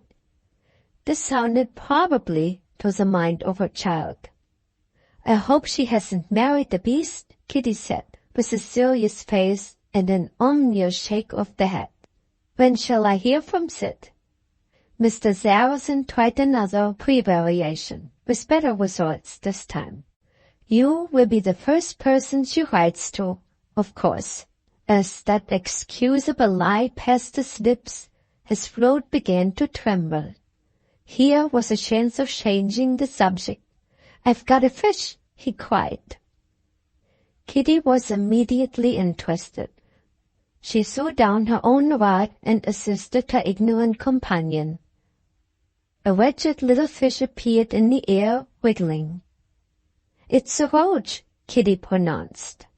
"It's in pain," the merciful lawyer added. "Give it to me." Kitty took it off the hook and obeyed. Mr. Sarrazin, with humane gentleness of handling, put it back into the water. "Go, and God bless you," said this excellent man, as the roach disappeared joyously with a flick of its tail. Kitty was scandalized. "That's not sport," she said. "Oh, yes it is," he answered. "Sport to the fish." They went on with their angling. What embarrassing question would Kitty ask next? Would she want to be told why her father had left her? No, the last image in the child's mind had been the image of Sidney Westerfield. She was still thinking of it when she spoke again. "I wonder whether you're right about it," she began. "You might be mistaken, mightn't you? I sometimes fancy Mama and Sidney may have had a quarrel. Would you mind asking Mama if that's true?" the affectionate little creature said anxiously.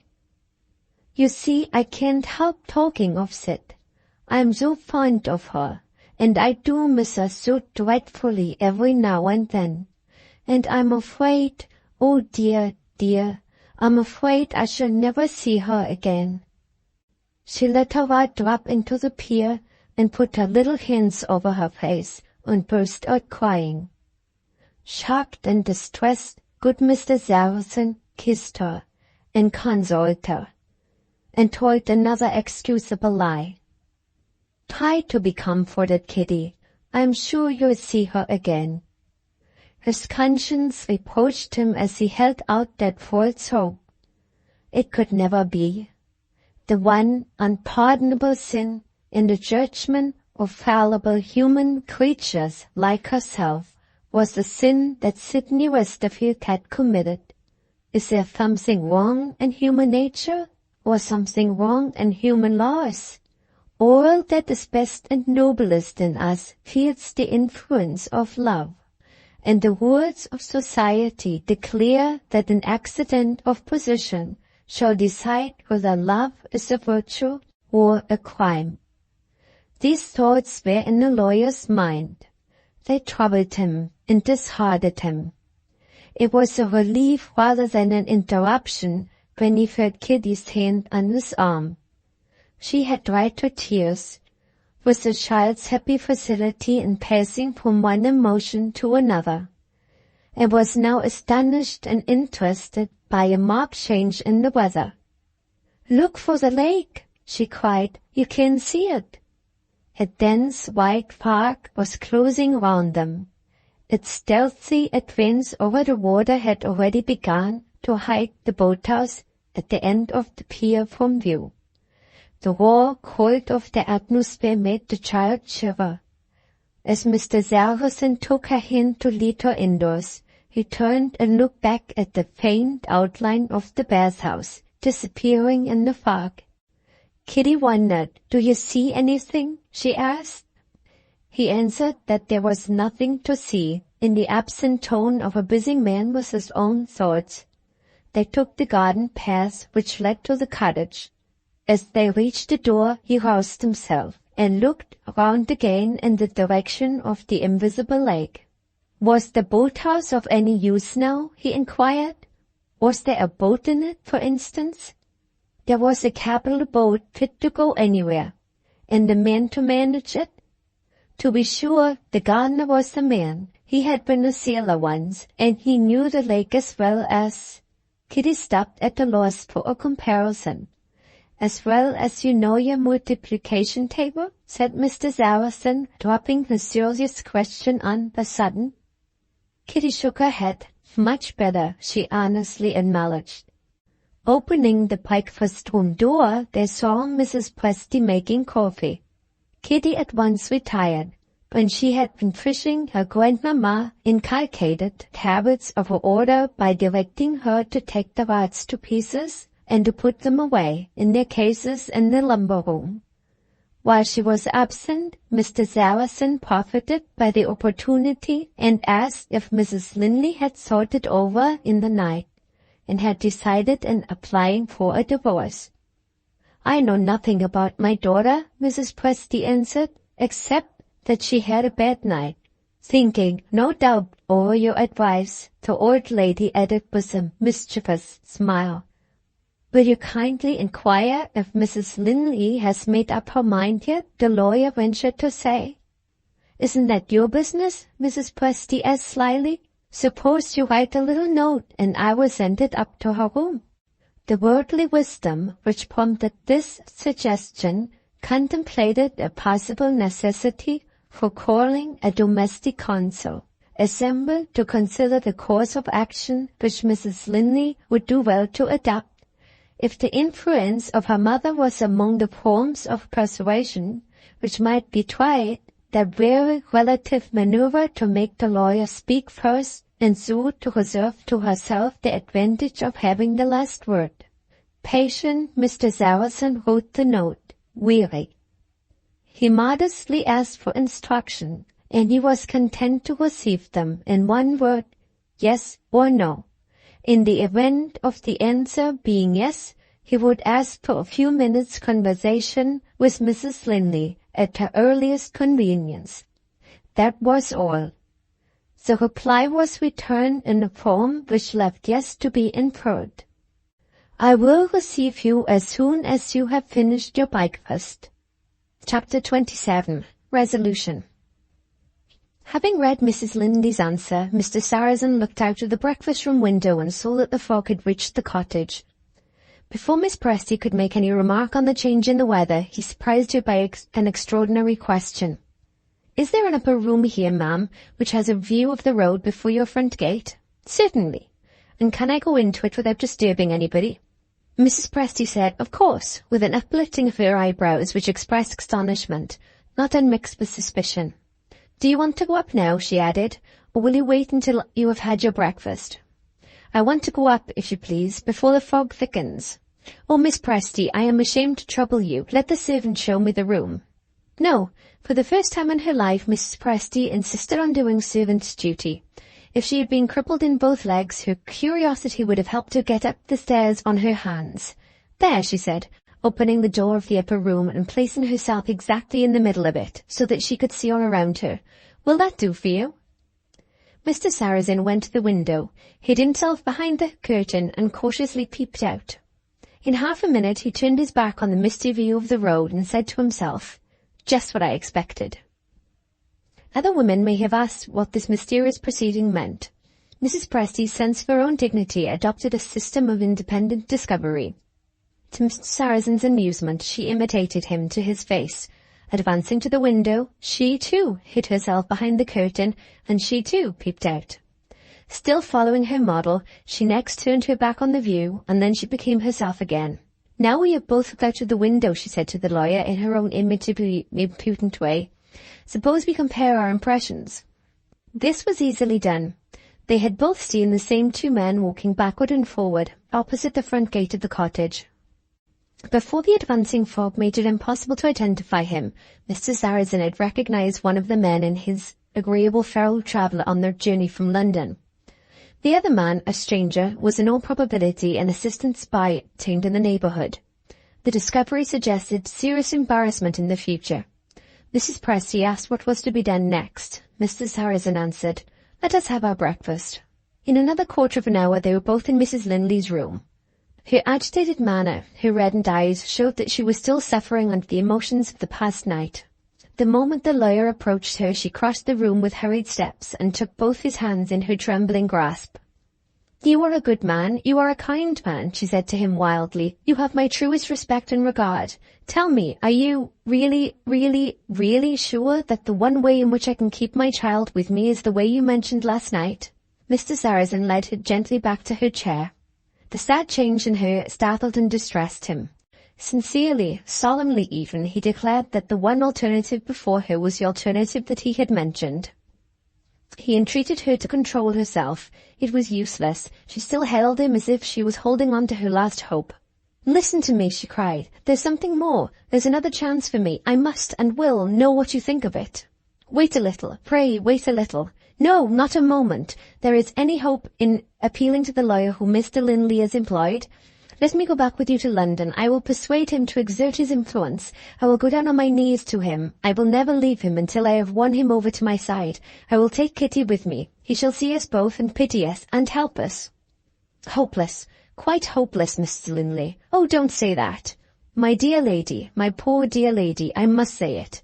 The man you were talking of is the last man in the world to be influenced as you suppose.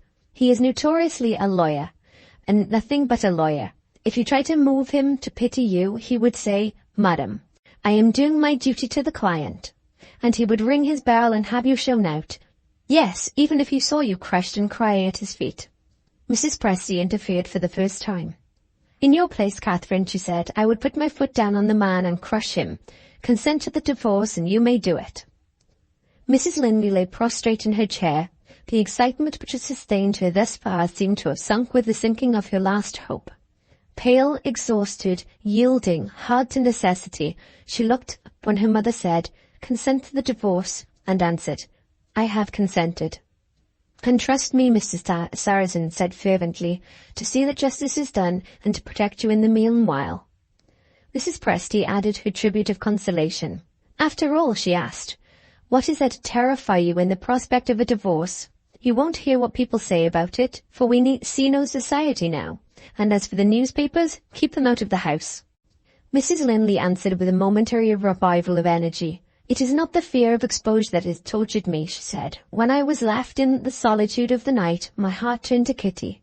I felt that any sacrifice of myself might be endured for her sake. It is the remembrance of my marriage, Mr. Sarrazin, that is the terrible trial to me. Those whom God has joined together, let no man put asunder. Is there nothing to terrify me in setting that solemn command at defiance?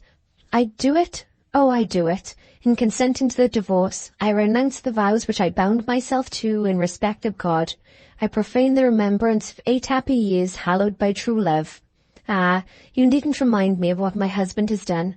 I don't forget how cruelly he has wronged me. I don't forget that his own act has cast him from me. But whose act destroys our marriage? Mine, mine! Forgive me, Mamma, forgive me, my kind friend. The horror that I have of myself forces its way to my lips. No more of it. My child is one treasure left. What must I do next? What must I sign? What must I sacrifice? Tell me, and it shall be done. I submit, I submit." Delicately and mercifully Mr. Sarrazin answered that sad appeal. All that his knowledge, experience, and resolution could suggest, he addressed to Mrs. Presty. Mrs. Linley could listen or not listen, as her own wishes inclined. In the one case or the other, her interests would be equally well served.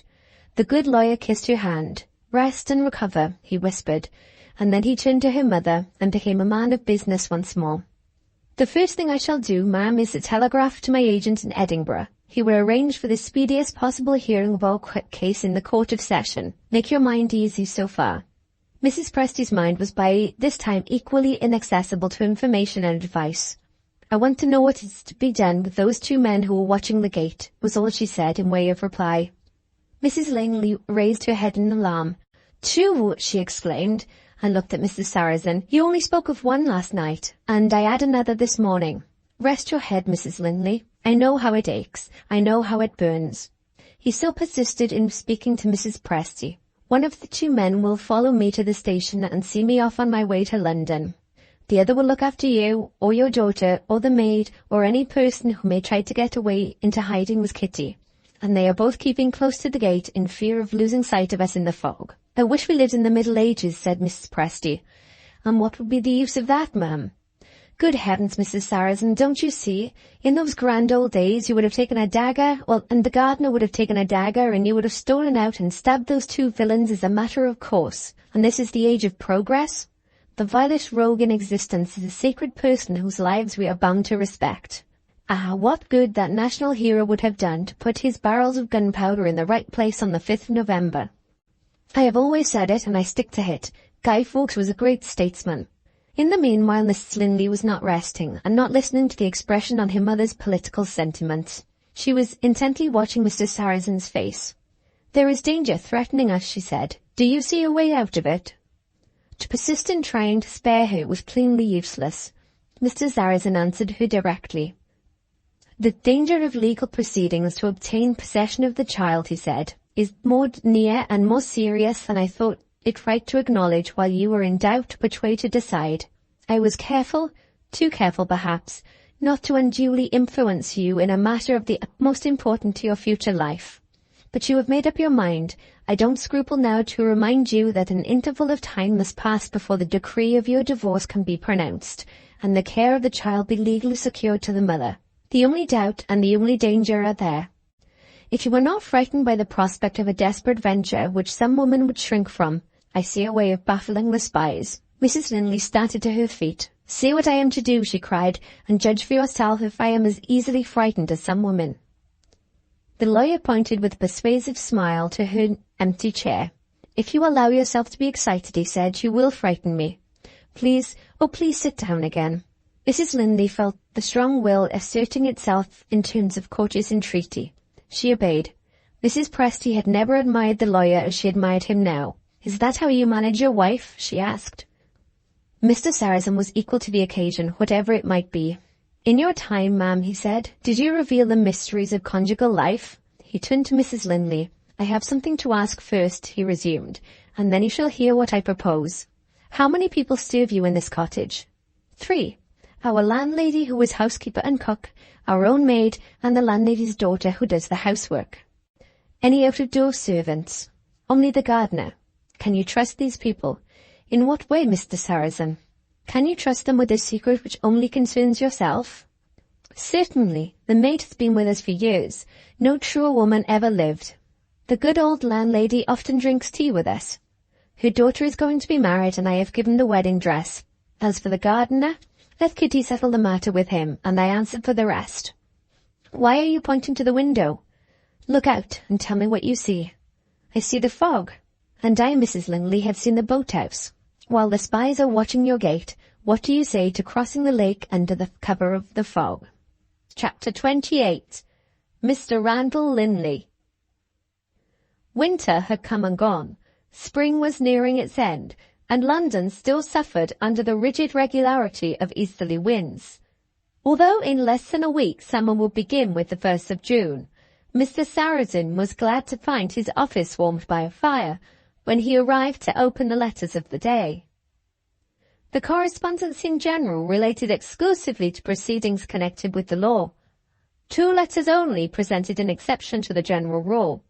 The first was addressed in Mrs. Linley's handwriting and bore the postmark of Hanover. Kitty's mother had not only succeeded in getting to the safe side of the lake, she and her child had crossed the German Ocean as well. In one respect, her letter was a remarkable composition. Although it was written by a lady, it was short enough to be read in less than a minute. My dear Mr. Sarrazin, I have just time to write by this evening's post. Our excellent courier has satisfied himself that the danger of discovery has passed away. The wretches have been so completely deceived that they are already on their way back to England, to lie in wait for us at Folkestone and Dover. Tomorrow morning we leave this charming place, oh how unwillingly, for Bremen, to catch the steamer to Hull. You shall hear from me again on our arrival. Gratefully yours, Catherine Linley. Mr. Sarrazin put this letter into a private drawer and smiled as he turned the key. Has she made up her mind at last? He asked himself. But for the courier, I shouldn't feel sure of her even now. The second letter agreeably surprised him. It was announced that the writer had just returned from the United States. It invited him to dinner that evening, and it was signed Randall Linley. In Mr. Sarrazin's estimation, Randall had always occupied a higher place than his brother. The lawyer had known Mrs. Linley before her marriage, and had been inclined to think that she would have done wisely if she had given her hand to the younger brother instead of the elder. His acquaintance with Randall ripened rapidly into friendship, but his relations with Herbert made no advance towards intimacy. There was a gentlemanlike cordiality between them, and nothing more. At 7 o'clock the 2 friends sat at a snug little table in the private room of a hotel, with an infinite number of questions to ask of each other, and with nothing to interrupt them but a dinner of such extraordinary merit that it insisted on being noticed, from the first course to the last. Randall began. Before we talk about anything else, he said, tell me about Catherine and the child. Where are they? On their way to England after a residence in Germany. And the old lady? Mrs. Presty has been staying with friends in London. What? Have they parted company? Has there been a quarrel? Nothing of the sort. A friendly separation in the strictest sense of the word. Oh, Randall, what are you about? Don't put pepper into this perfect soup. It's as good as the gras double at the Café Anglais in Paris. So it is. I wasn't paying proper attention to it. But I am anxious about Catherine. Why did she go abroad? Haven't you heard from her? Not for 6 months or more. I innocently vexed her by writing a little too hopefully about Herbert. Mrs. Presty answered my letter and recommended me not to write again. It isn't like Catherine to bear malice. Don't even think such a thing possible, the lawyer answered earnestly. Attribute her silence to the right cause. Terrible anxieties have been weighing on her mind since she went to America. Anxieties caused by my brother? Oh, I hope not. Caused entirely by your brother, if I must tell the truth. Can't you guess how? Is it the child? You don't mean to tell me that Herbert has taken Kitty away from her mother? Well, I am her mother's lawyer, my friend. Your brother won't do that. Welcome back to England in the first glass of sherry. Good wine, but a little too dry for my taste. No, we won't talk of domestic troubles just yet. You shall hear all about it after dinner. What made you go to America? You haven't been delivering lectures, have you? I have been enjoying myself among the most hospitable people in the world. Mr. Sarrazin shook his head. He had a case of copyright in hand just then. A people to be pitied, he said. Why? Because their government forgets what is due to the honor of the nation. How? In this way, the honor of a nation which confers right of property in works of art produced by its own citizens is surely concerned in protecting from theft works of art produced by other citizens. That's not the fault of the people. Certainly not. I have already said it's the fault of the government. Let's attend to the fish now. Randall took his friend's advice. Good sauce, isn't it? He said. The epicure entered a protest. Good, he repeated. My dear fellow, it's absolute perfection.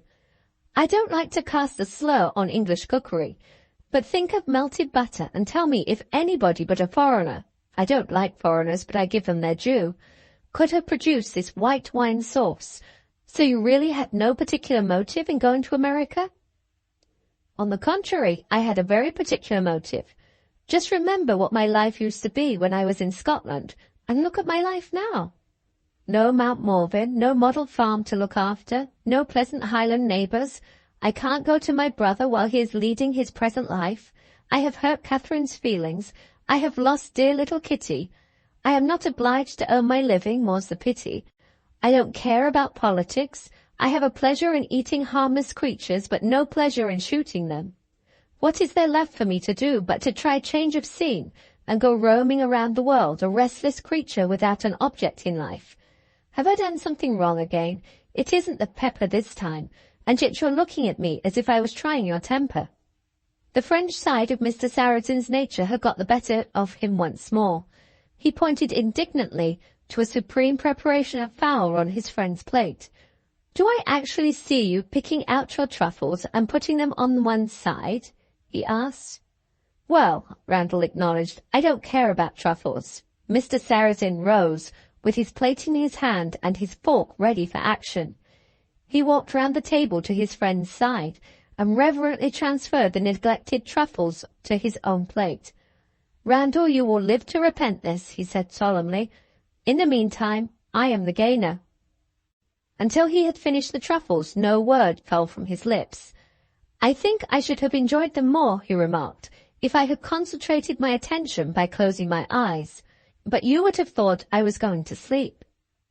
He recovered his English nationality after this, until the dessert had been placed on the table, and the waiter was ready to leave the room. At that auspicious moment, he underwent another relapse. He insisted on sending his compliments and thanks to the cook. At last, said Randall, we are by ourselves, and now I want to know why Catherine went to Germany. Chapter 29. Mr. Sarrazin.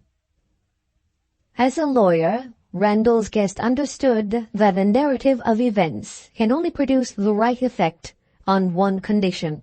It must begin at the beginning. Having related all that had been said and done during his visit to the cottage, including his first efforts in the character of an angler under Kitty's supervision, he stopped to fill his glass again, and then astonished Randall by describing the plan that he had devised for escaping from the spies, by crossing the lake in the fog. What did the ladies say to it? Randall inquired. Who spoke first? Mrs. Presty, of course. She objected to risk her life on the water in a fog. Mrs. Lindley showed a resolution for which I was not prepared. She thought of Kitty, saw the value of my suggestion, and went away at once to consult with the landlady. In the meantime, I sent for the gardener and told him what I was thinking of. He was one of those stolid Englishmen who possess resources which don't express themselves outwardly. Judging by his face, you would have said he was subsiding into a slumber under the infliction of a sermon, instead of listening to a lawyer proposing a stratagem. When I had done, the man showed the metal he was made of. In plain English, he put 3 questions which gave me the highest opinion of his intelligence. "How much luggage, sir?" "As little as they can conveniently take with them," I said. "How many persons?" "The 2 ladies, the child, and myself." "Can you row, sir?" "In any water you like, Mr. Gardner, fresh or salt." Think of asking me, an athletic Englishman, if I could row. In an hour more we were ready to embark, and the blessed fog was thicker than ever. Mrs. Presty yielded on the protest. Kitty was wild with delight. Her mother was quiet and resigned. But one circumstance occurred that I didn't quite understand: the presence of a stranger on the pier with a gun in his hand. "You don't mean one of the spies?" "Nothing of the sort. I mean an idea of the gardener's. He had been a sailor in his time, and that's a trade which teaches a man, if he's good for anything, to think and act on his thought at one and the same moment. He had taken a peep at the blackguards in front of the house, and had recognized the shortest of the 2 as a native of the place, perfectly well aware that one of the features attached to the cottage was a boathouse.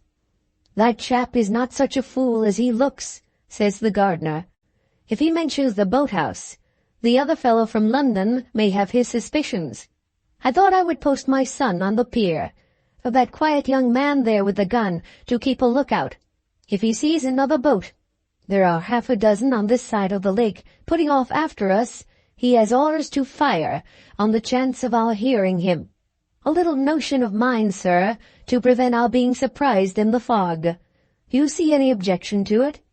Objection? In the days when diplomacy was something more than a solemn pretense, what a member of Congress that gardener would have made. Well, we shipped our oars, and away we went. Not quite haphazard, for we had a compass with us. Our course was as straight as we could go, to a village on the opposite side of the lake, called Brightfold. Nothing happened for the first quarter of an hour, and then by the living jingo, excuse my vulgarity, we heard the gun. What did you do? We went on rowing, and held a council. This time I came out as the clever one of the party. The men were following us in the dark.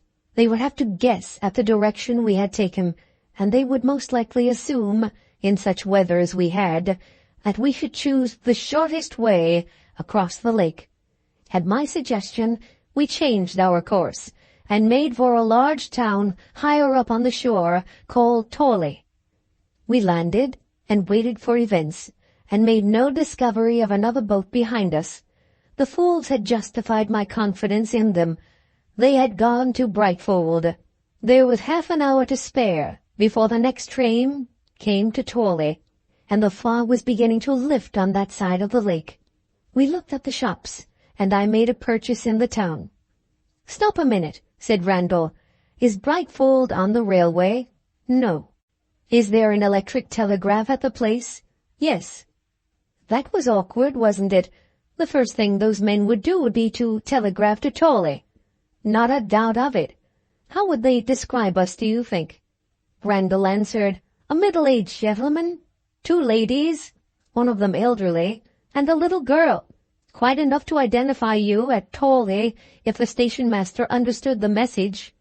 Shall I tell you what the station-master discovered with the message in his hand? No elderly lady, no middle-aged gentleman, nothing more remarkable than 1 lady and a little boy. Randall's face brightened. "You parted company, of course," he said, "and you disguised Kitty. How did you manage it?" "Or didn't I just now say that we looked at the shops, and that I made a purchase in the town? A boy's ready-made suit. Not at all a bad fit for Kitty." Mrs. Linley put on the suit, and tucked up the child's hair under a straw hat in an empty yard, no idlers about in that bad weather. We said goodbye and parted with grievous misgivings on my side, which proved, thank God, to have been quite needless. Kitty and her mother went to the station, and Mrs. Presty and I hired a carriage and drove away to the head of the lake to catch the train to London. Do you know, Randall, I have altered my opinion of Mrs. Presty. Randall smiled. You two have found something in that old woman, he said, which doesn't appear on the surface. The occasion seems to bring that something out, the lawyer remarked. When I proposed the separation and mentioned my reasons, I expected to find some difficulty in persuading Mrs. Presty to give up the adventurous journey with her daughter and her grandchild. I reminded her that she had friends in London who would receive her, and got snubbed for taking the liberty. She said, I know of that as well as you do. Come along, I'm ready to go with you. It isn't agreeable to my self-esteem to own it, but I expected to hear her say that she would consent to any sacrifice for the sake of her dear daughter. No such claptrap as that passed her lips. She owned the true motive with a superiority to cant which won my sincerest respect. I'll do anything, she said, to baffle Herbert Linley and the spies he has set to watch us. I can't tell you how glad I was that she had her reward on that same day. We were too late at the station, and we had to wait for the next train. And what do you think happened? The two scoundrels followed us, instead of following Mrs. Linley. They had inquired no doubt at the livery stables where we hired the carriage, had recognized the description of us, and had taken the long journey to London for nothing. Mrs. Presty and I shook hands at the terminus, the best friends that ever traveled together with the best of motives. After that, I think I deserve another glass of wine. Go on with your story, and you shall have another bottle, cried Randall. What did Catherine and the child do after they left you? They did the safest thing. They left England. Mrs. Linley distinguished herself on this occasion. It was her excellent idea to avoid popular ports of departure, like Folkestone and Dover, which were sure to be watched, and to get away, if the thing could be done, from some place on the east coast. We consulted our guide, and found that a line of steamers sailed from Hull to Bremen once a week. A tedious journey from our part of Cumberland, with some troublesome changing of trains, but they got there in time to embark. My first news of them reached me in a telegram from Bremen. There they waited for further instructions. I sent the instructions by a thoroughly capable and trustworthy man, an Italian courier, known to me by an experience of 20 years. Shall I confess it? I thought I had done rather a clever thing in providing Mrs. Linley with a friend in need while I was away from her. I think so too, said Randall. Wrong, completely wrong. I had made a mistake. I had been too clever, and got my reward accordingly. You know how I advised Mrs. Linley? Yes, you persuaded her with the greatest difficulty to apply for a divorce. Very well. I had made all the necessary arrangements for the trial when I received a letter from Germany. My charming client had changed her mind and declined to apply for the divorce. There was my reward for having been too clever. I don't understand you. My dear fellow, you are dull tonight. I had been so successful in protecting Mrs. Linley and the child, and my excellent courier had found such a charming place of retreat for them in one of the suburbs of Hanover, that she saw no reason now for taking the shocking course that I had recommended to her, so repugnant to all her most cherished convictions, so sinful and so shameful in its doing of evil that good might come. Experience had convinced her that, thanks to me, there was no fear of Kitty being discovered and taken from her. She therefore begged me to write to my agent in Edinburgh and tell him that her application to the court was withdrawn. Ah, you understand my position at last. The headstrong woman was running a risk which renewed all my anxieties. By every day's post I expected to hear that she had paid the penalty of her folly, and that your brother had succeeded in getting possession of the child. Wait a little before you laugh at me. But for the courier, the thing would have really happened a week since. Randall looked astonished. Months must have passed, he objected.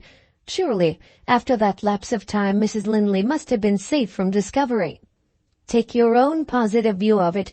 I only know that the thing happened, and why not? But luck had begun by being on one side. Why shouldn't the other side have had its turn next? Do you really believe in luck? Devoutly. A lawyer must believe in something. He knows the law too well to put any faith in that, and his clients present to him, if he is a man of any feeling, a hideous view of human nature. The poor devil believes in luck rather than believe in nothing. I think it quite likely that accident helped the person employed by the husband to discover the wife and child. Anyhow, Mrs. Linley and Kitty were seen in the streets of Hanover, seen, recognized, and followed.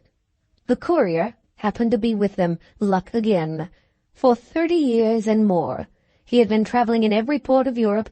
There was not a landlord of the smallest pretensions anywhere who didn't know him and like him. I pretended not to see that anybody was following us, he said, writing from Hanover to relieve my anxiety, and I took the ladies to a hotel. The hotel possessed two merits from our point of view. It had a way out the back, through the stables, and it was kept by a landlord who was an excellent good friend of mine. I arranged with him what he was to say when inquiries were made, and I kept my poor ladies prisoners in their lodgings for 3 days. The end of it is that Mr. Linley's policeman has gone away to watch the Channel steam service, while we return quietly by way of Bremen and Hull. There is the courier's account of it. I have only to add that poor Mrs. Linley has been fairly frightened into submission. She changes her mind again, and pledges herself once more to apply for the divorce. If we are only lucky enough to get our case heard without any very serious delay, I am not afraid of my client slipping through my fingers for the second time. When will the courts of session be open to us? You have lived in Scotland, Randall, but I haven't lived in the courts of law. I wish I could give you the information you want. Mr. Sarrazin looked at his watch. For all I know to the contrary, he said, we may be wasting precious time while we are talking here. Will you excuse me if I go away to my club? Are you going in search of information? Yes, we have some inveterate old whist players who are always to be found in the card room. One of them formerly practiced, I believe, in the Scotch courts. It has just occurred to me that the chance is worth trying. Will you let me know if you succeed? Randall asked. The lawyer took his hand at parting. You seem to be almost as anxious about it as I am, he said. To tell you the truth, I am a little alarmed when I think of Catherine. If there is another long delay, how do we know what may happen before the law has confirmed the mother's claim to the child? Let me send one of the servants here to wait at your club. Will you give him a line telling me when the trial is likely to take place? With the greatest pleasure. Good night. Left alone, Randall sat by the fireside for a while, thinking of the future. The prospect as he saw it disheartened him. As a means of employing his mind on a more agreeable subject for reflection, he opened his travelling desk and took out 2 or 3 letters. They had been addressed to him while he was in America by Captain Bennydeck. The captain had committed an error of which most of us have been guilty in our time. He had been too exclusively devoted to work that interested him to remember what was due to the care of his health. The doctor's warnings had been neglected, his overstrained nerves had given way, and the man whose strong constitution had resisted cold and starvation in the Arctic wastes had broken down under stress of brain work in London. This was the news which the first of the letters contained. The second, written under dictation, alluded briefly to the remedies suggested. In the captain's case, the fresh air recommended was the air of the sea. At the same time, he was forbidden to receive either letters or telegrams during his absence from town until the doctor had seen him again. These instructions pointed, in Captain Bennydeck's estimation, to sailing for pleasure's sake, and therefore to hiring a yacht. The third and last letter announced that the yacht had been found, and described the captain's plans when the vessel was ready for sea. He proposed to sail here and there about the channel, wherever it might please the wind to take him. Friends would accompany him, but not in any number. The yacht was not large enough to accommodate comfortably more than 1 or 2 guests at a time. Every now and then the vessel would come to an anchor in the bay of the little coast town of Sandyseal to accommodate friends going and coming, and, in spite of medical advice, to receive letters. "You may have heard of Sandyseal," the captain wrote, "as one of the places which have lately been found out by the doctors. They are recommending the air to patients suffering from nervous disorders all over England. The one hotel in the place, and the few cottages which let lodgings, are crammed, as I hear, and the speculative builder is beginning his operations at such a rate that Sandyseal will be no longer recognizable in a few months more. Before the crescents and terraces and grand hotels turn the town into a fashionable watering place, I want to take a last look at scenes familiar to me under their old aspect. If you are inclined to wonder at my feeling such a wish as this, I can easily explain myself. 2 miles inland from Sandyseal, there is a lonely old moated house. In that house I was born. When you return from America, write to me at the post office or at the hotel. I am equally well known in both places, and let us arrange for a speedy meeting. I wish I could ask you to come and see me in my birthplace. It was sold years since, under instructions in my father's will, and was purchased for the use of a community of nuns. We may look at the outside, and we can do no more. In the meantime, don't despair of my recovery. The sea is my old friend, and my trust is in God's mercy." These last lines were added in a postscript. "Have you heard any more of that poor girl, the daughter of my old friend Roderick Westerfield, whose sad story would never have been known to me but for you? I feel sure that you have good reasons for not telling me the name of the man who has misled her, or the address at which he may be found. But you may one day be at liberty to break your silence. In that case, don't hesitate to do so, because there may happen to be obstacles in my way. No difficulties discourage me when my end in view is the saving of a soul in peril." Randall returned to his desk to write to the captain. He had only got as far as the first sentences when the servant returned with the lawyer's promised message. Mr. Sarrazin's news was communicated in these cheering terms: "I am a firmer believer in luck than ever. If we only make haste, and won't I make haste, we may get the divorce, as I calculate, in 3 weeks' time." Chapter 30. The Lord President. Mrs. Linley's application for a divorce was heard in the First Division of the Court of Session at Edinburgh, the Lord President being the judge. To the disappointment of the large audience assembled, no defense was attempted on the part of the husband, a wise decision, seeing that the evidence of the wife and her witnesses was beyond dispute. But one exciting incident occurred toward the close of the proceedings. Sudden illness made Mrs. Linley's removal necessary, at the moment of all others most interesting to herself, the moment before the judge's decision was announced. But as the event proved, the poor lady's withdrawal was the most fortunate circumstance that could have occurred in her own interests. After condemning the husband's conduct with unsparing severity, the Lord President surprised most of the persons present by speaking of a wife in these terms: "Grievously as Mrs. Linley has been injured, the evidence shows that she was herself by no means free from blame. She has been guilty, to say the least of it, of acts of indiscretion. When the criminal attachment which had grown up between Mr. Herbert Linley and Miss Westerfield had been confessed to her, she appears to have most unreasonably overrated whatever merit there might have been in their resistance to the final temptation.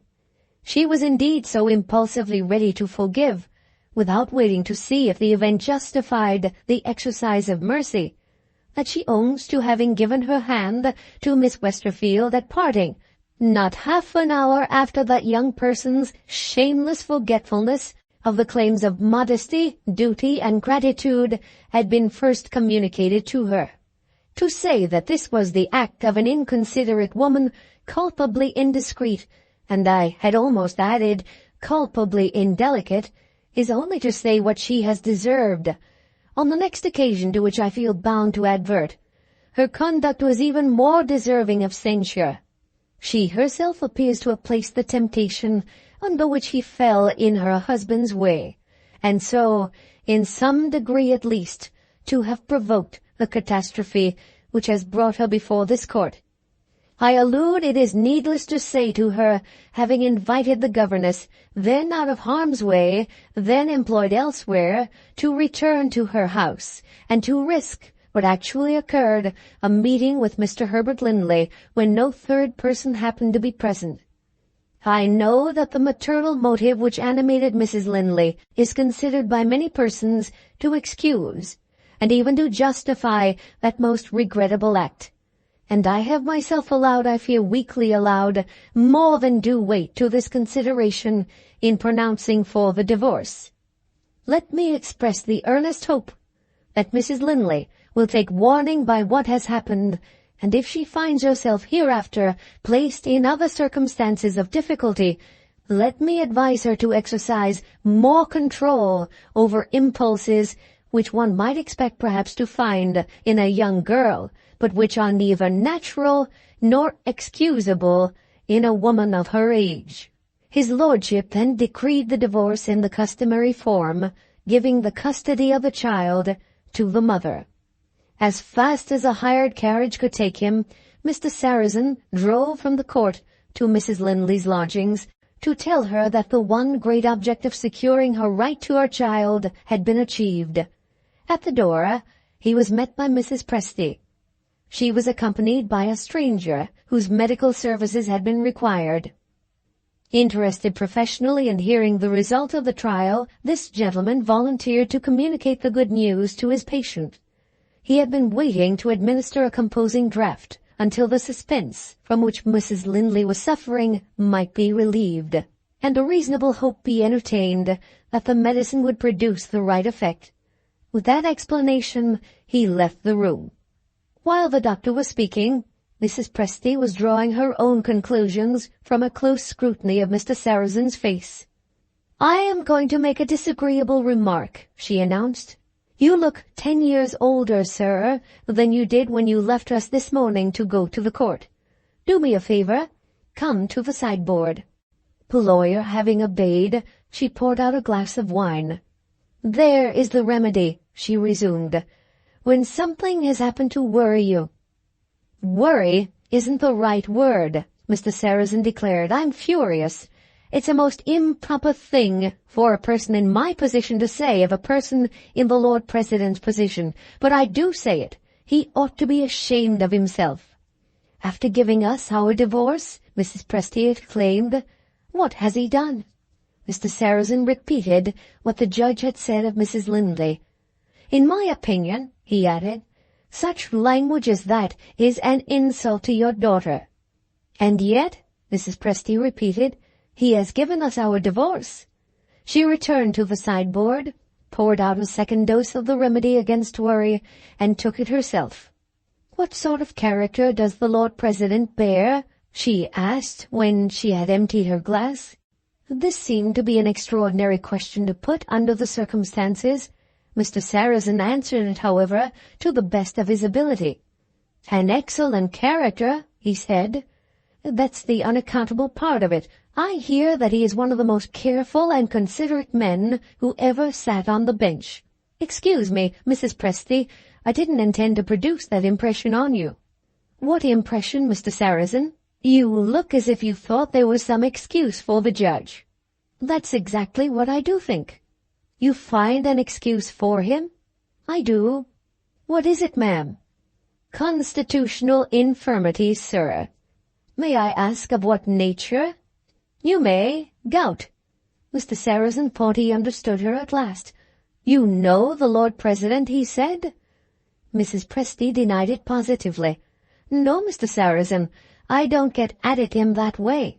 I merely consult my experience of another official person of high rank, and apply it to the Lord President. You know that my first husband was a cabinet minister." "I have heard you say so, Mrs. Presty, on more than one occasion."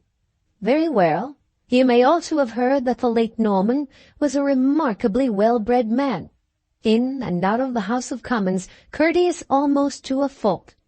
One day I happened to interrupt him when he was absorbed over an Act of Parliament. Before I could apologize, I tell you this in the strictest confidence, he threw the Act of Parliament at my head. 99 women out of 100 would have thrown it right back again. Knowing his constitution, I decided on waiting a day or two. On the second day, my anticipations were realized. Mr. Norman's great toe was as big as my fist and as red as a lobster. He apologized for the Act of Parliament with tears in his eyes. Suppressed gout in Mr. Norman's temper, suppressed gout in the Lord President's temper. He will have a toe, and if I can prevail upon my daughter to call upon him, I have not the least doubt he will apologize to her with tears in his eyes.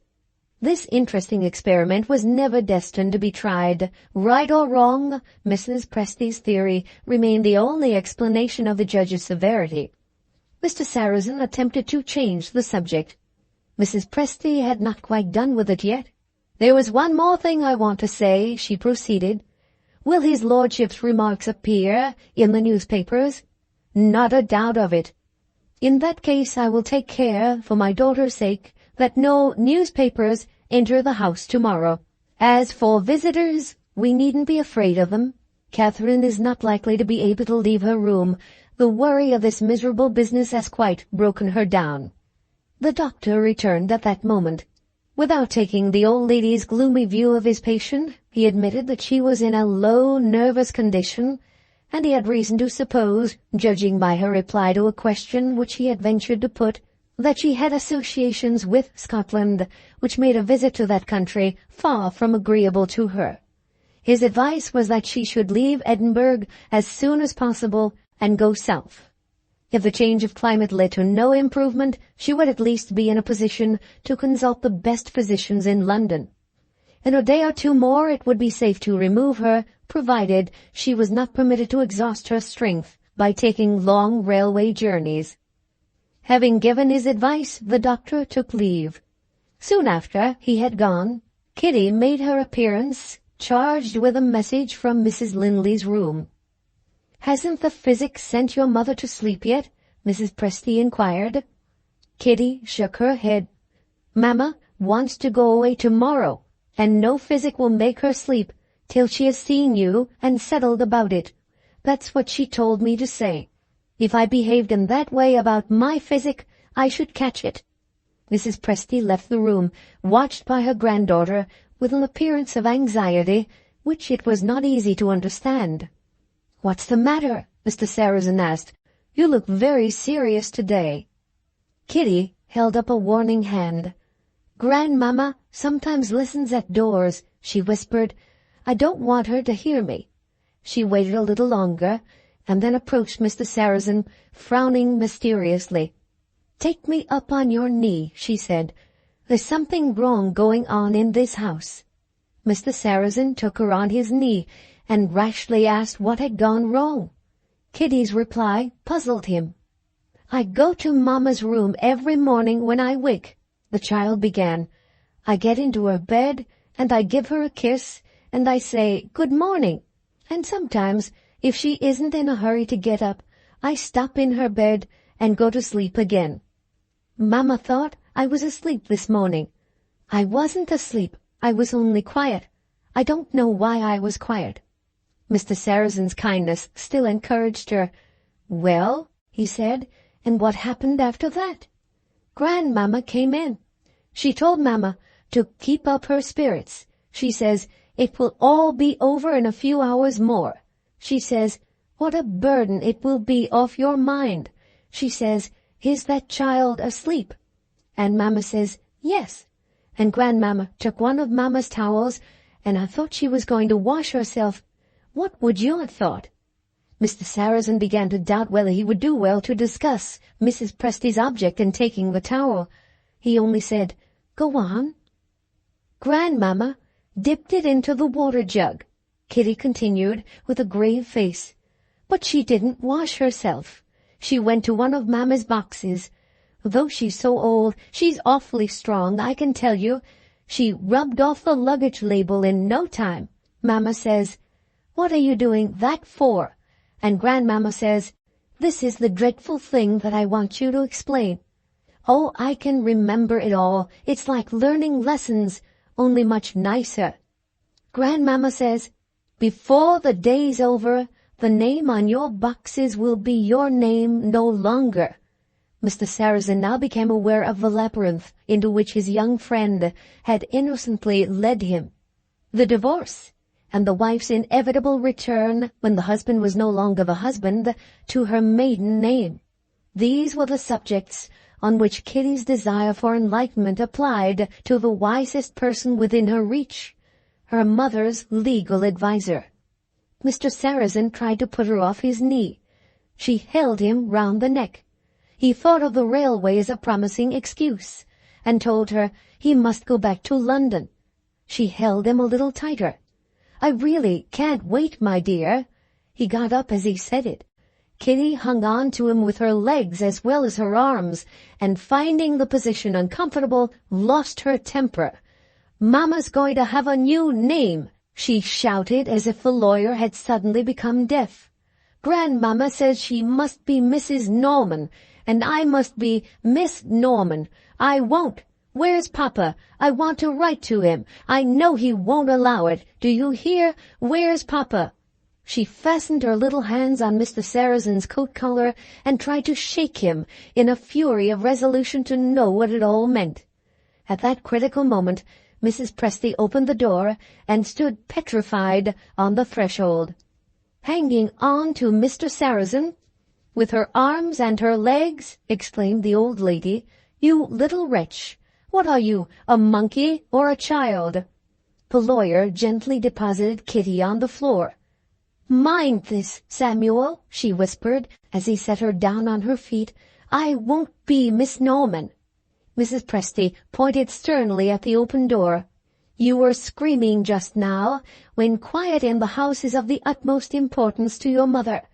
If I hear you again, bread and water and no doll for the rest of the week."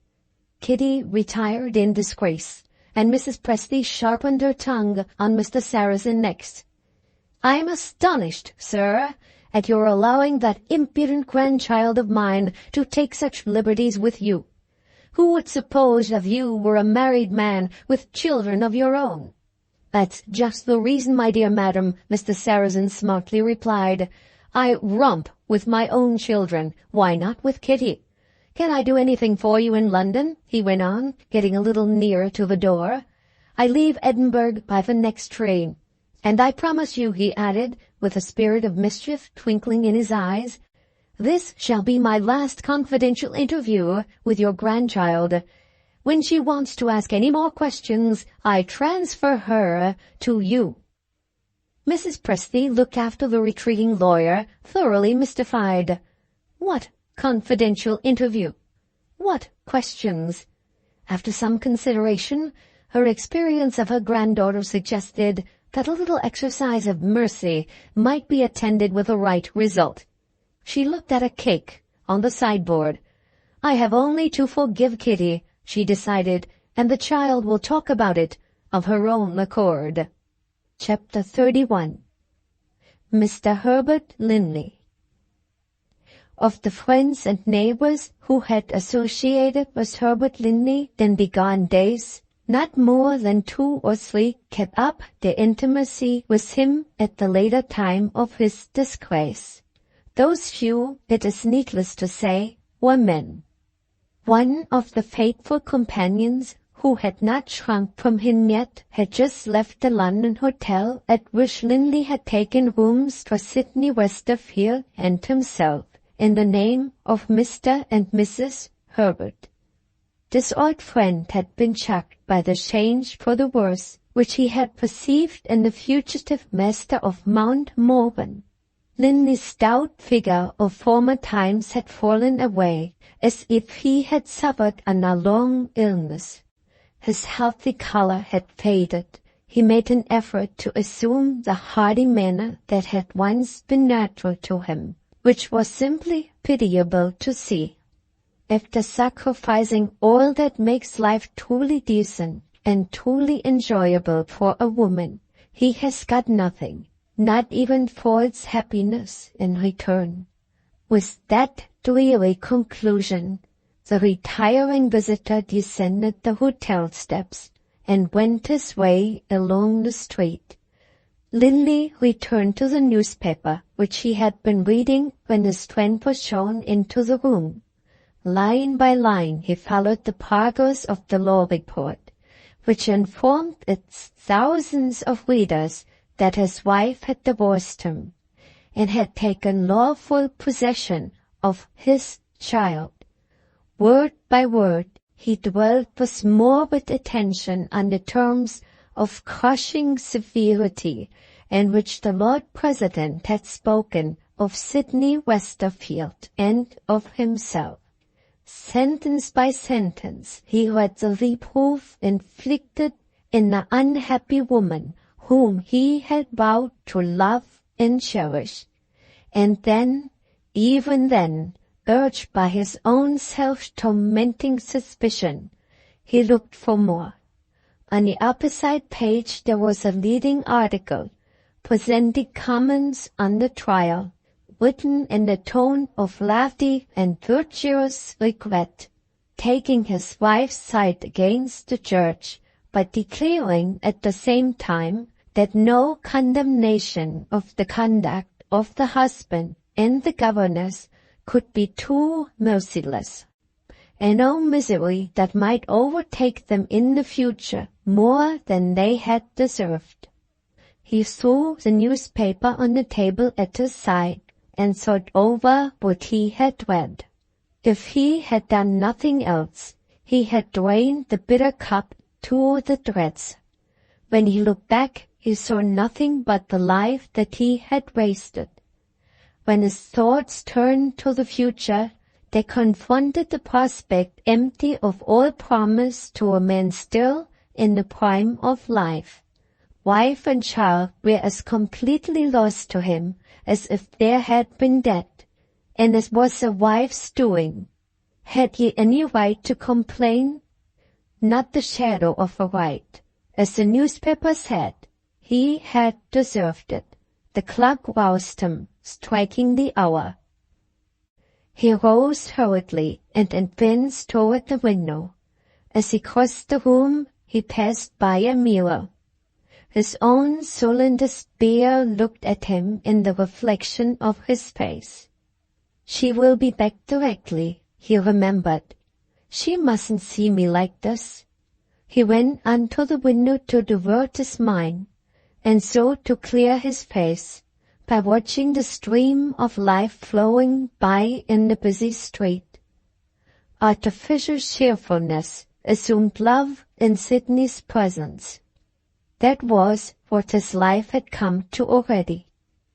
If he had known that she had gone out seeking a temporary separation, with his fear of self-betrayal, if he had suspected that she, too, had thoughts which must be concealed, sad forebodings of losing her hold on his heart, terrifying suspicions that he was already comparing her to her own disadvantage with the wife whom he had deserted.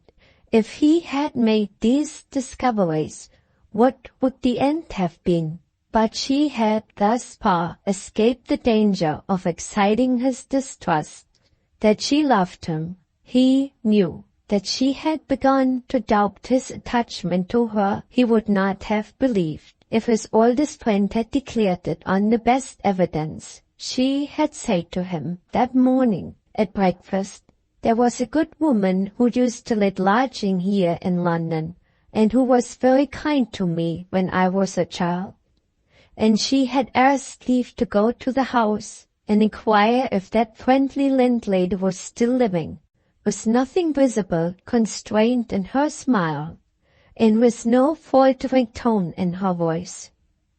It was not until she was out in the street that the telltale tears came into her eyes, and a bitter sigh broke from her, and mingled its little unheard misery with the grand rise and fall of the tumult of London life.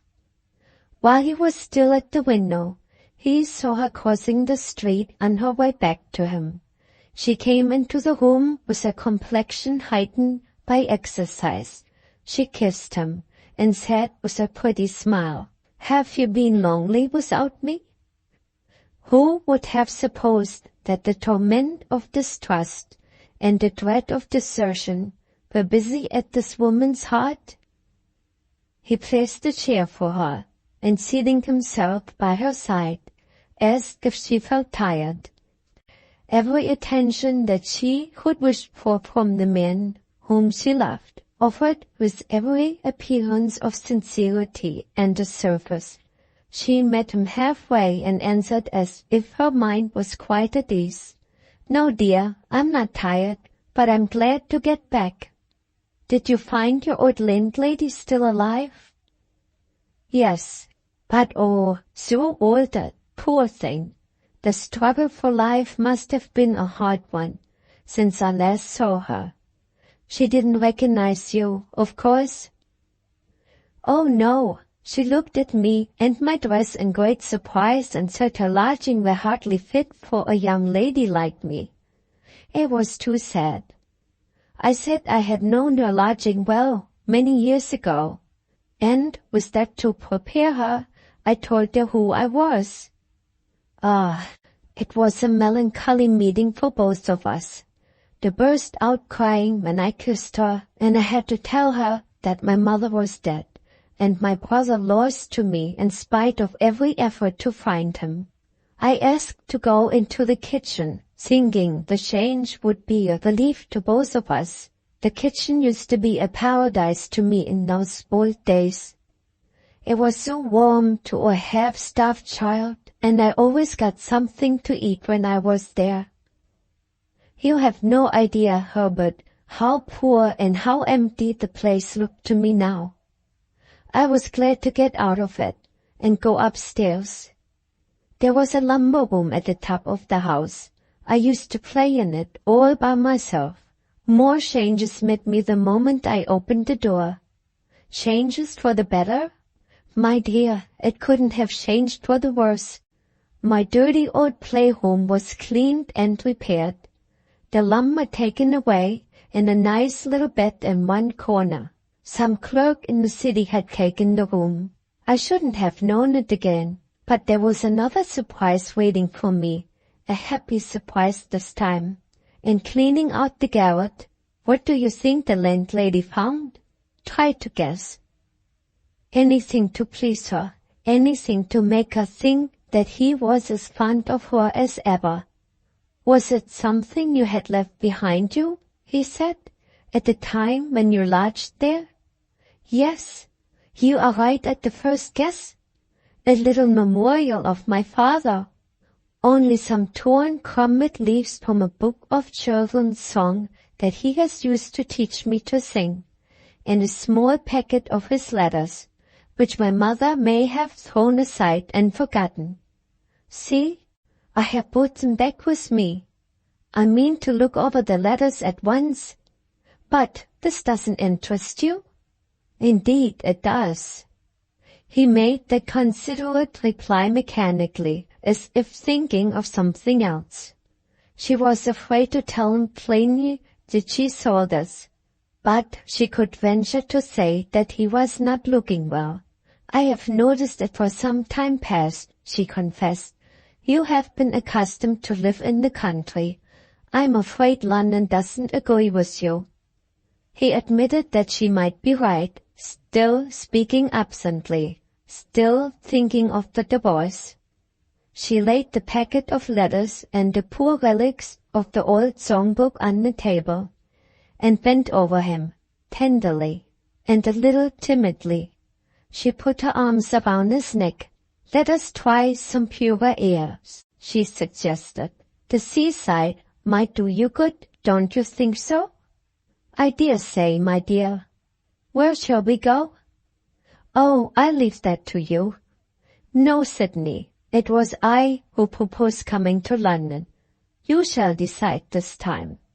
She submitted and promised to think of it. Leaving him with the first expression of trouble that had shown itself in her face, she took up the songs and put them into a pocket of her dress. On the point of removing the letters next, she noticed the newspaper on the table. "Anything interesting today?" she asked, and drew the newspaper toward her to look at it. He took it from her suddenly, almost roughly. The next moment he apologized for his rudeness. "There's nothing worth reading in the paper," he said, after begging her pardon. "You don't care about politics, do you?" Instead of answering, she looked at him attentively. The heightened color which told of recent exercise, healthy enjoyed, faded from her face. She was silent. She was pale. A little confused, he smiled uneasily. "Surely," he resumed, trying to speak gaily, "I haven't offended you." "There is something in the newspaper," she said, "which you don't want me to read." He denied it, but he still kept the newspaper in his possession. Her voice sank low. Her face turned paler still. "Is it all over?" she asked. "And is it put in the newspaper?" "What do you mean?" "I mean a divorce." He went back again to the window and looked out. It was the easiest excuse that he could devise for keeping his face turned away from her. She followed him. "I don't want to read it, Herbert. I only asked you to tell me if you are a free man again." Quiet as it was, her tone left him no alternative but to treat her brutally or to reply. Still looking out at the street, he said, "Yes." "Free to marry, if you like?" she persisted. He said yes once more, and kept his face steadily turned away from her. She waited a while. He neither moved nor spoke. Surviving the slow death, little by little, of all her other illusions, one last hope had lingered in her heart. It was killed by that cruel look fixed on the view of the street. "I try to think of a place that we can go to at the seaside." Having said those words, she slowly moved away to the door and turned back, remembering the packet of letters. She took it up, paused, and looked toward the window. The street still interested him. She left the room. Chapter 32. Miss Westerfield. She locked the door of her bedchamber and threw off her walking dress. Light as it was, she felt as if it would stifle her. Even the ribbon round her neck was more than she could endure and breathe freely. Her overburdened heart found no relief in tears. In the solitude of her room she thought of the future. The dreary foreboding of what might be filled her with a superstitious dread from which she recoiled. One of the windows was open already. She threw up the other to get more air. In the cooler atmosphere her memory recovered itself. She recollected the newspaper that Herbert had taken from her. Instantly she rang for the maid. "Ask the first waiter you see downstairs for today's newspaper. Anyone will do, so long as I don't have to wait for it." The report of the divorce. She was in a frenzy of impatience to read what he had read. The report of the divorce. When her wish had been gratified, when she had read it from beginning to end, one vivid impression only was left on her mind. She could think of nothing but what the judge had said in speaking of Mrs. Linley. A cruel reproof, and worse than cruel, a public reproof, administered to the generous friend, the true wife, the devoted mother, and for what? For having been too ready to forgive the wretch who had taken her husband from her, and had repaid 100 acts of kindness by unpardonable ingratitude. She fell on her knees and tried wildly to pray for inspiration that should tell her what to do. "Oh God, how can I give that woman back the happiness of which I have robbed her?" The composing influence of prayer on a troubled mind was something that she had heard of. It was not something that she experienced now. An overpowering impatience to make the speediest and completest atonement possessed her. Must she wait till Herbert Linley no longer concealed that he was weary of her and cast her off? No, it should be her own act that parted them, and that did it at once. She threw open the door and hurried halfway down the stairs before she remembered the one terrible obstacle in her way, the divorce. Slowly and sadly she submitted and went back to her room. There was no disguising it. The two who had once been husband and wife were parted irrevocably by the wife's own act. Let him repent ever so sincerely. Let him be ever so ready to return. Would the woman whose faith Herbert Linley had betrayed take him back? The divorce, the merciless divorce, answered no. She paused, thinking of the marriage that was now a marriage no more. The toilet table was close to her. She looked absently at her haggard face in the glass. What a lost wretch she saw! The generous impulses which other women were free to feel were forbidden luxuries to her. She was ashamed of her wickedness. She was eager to sacrifice herself for the good of the once dear friend whom she had wronged. Useless longings. Too late. Too late. She regretted it bitterly. Why? Comparing Mrs. Linley's prospects with hers, was there anything to justify regret for the divorced wife? She had her sweet little child to make her happy. She had a fortune of her own to lift her above sordid cares. She was still handsome, still a woman to be admired. While she held her place in the world as high as ever, what was the prospect before Sydney Westerfield? The miserable sinner would end as she deserved to end, absolutely dependent on a man who was at that moment, perhaps, lamenting the wife whom he had deserted and lost. How long would it be before she found herself an outcast, without a friend to help her, with a reputation hopelessly lost, face to face with the temptation to drown herself or poison herself, as other women had drowned themselves or poisoned themselves, when the brightest future before them was rest in death? If she had been a few years older, Herbert Linley might never again have seen her a living creature.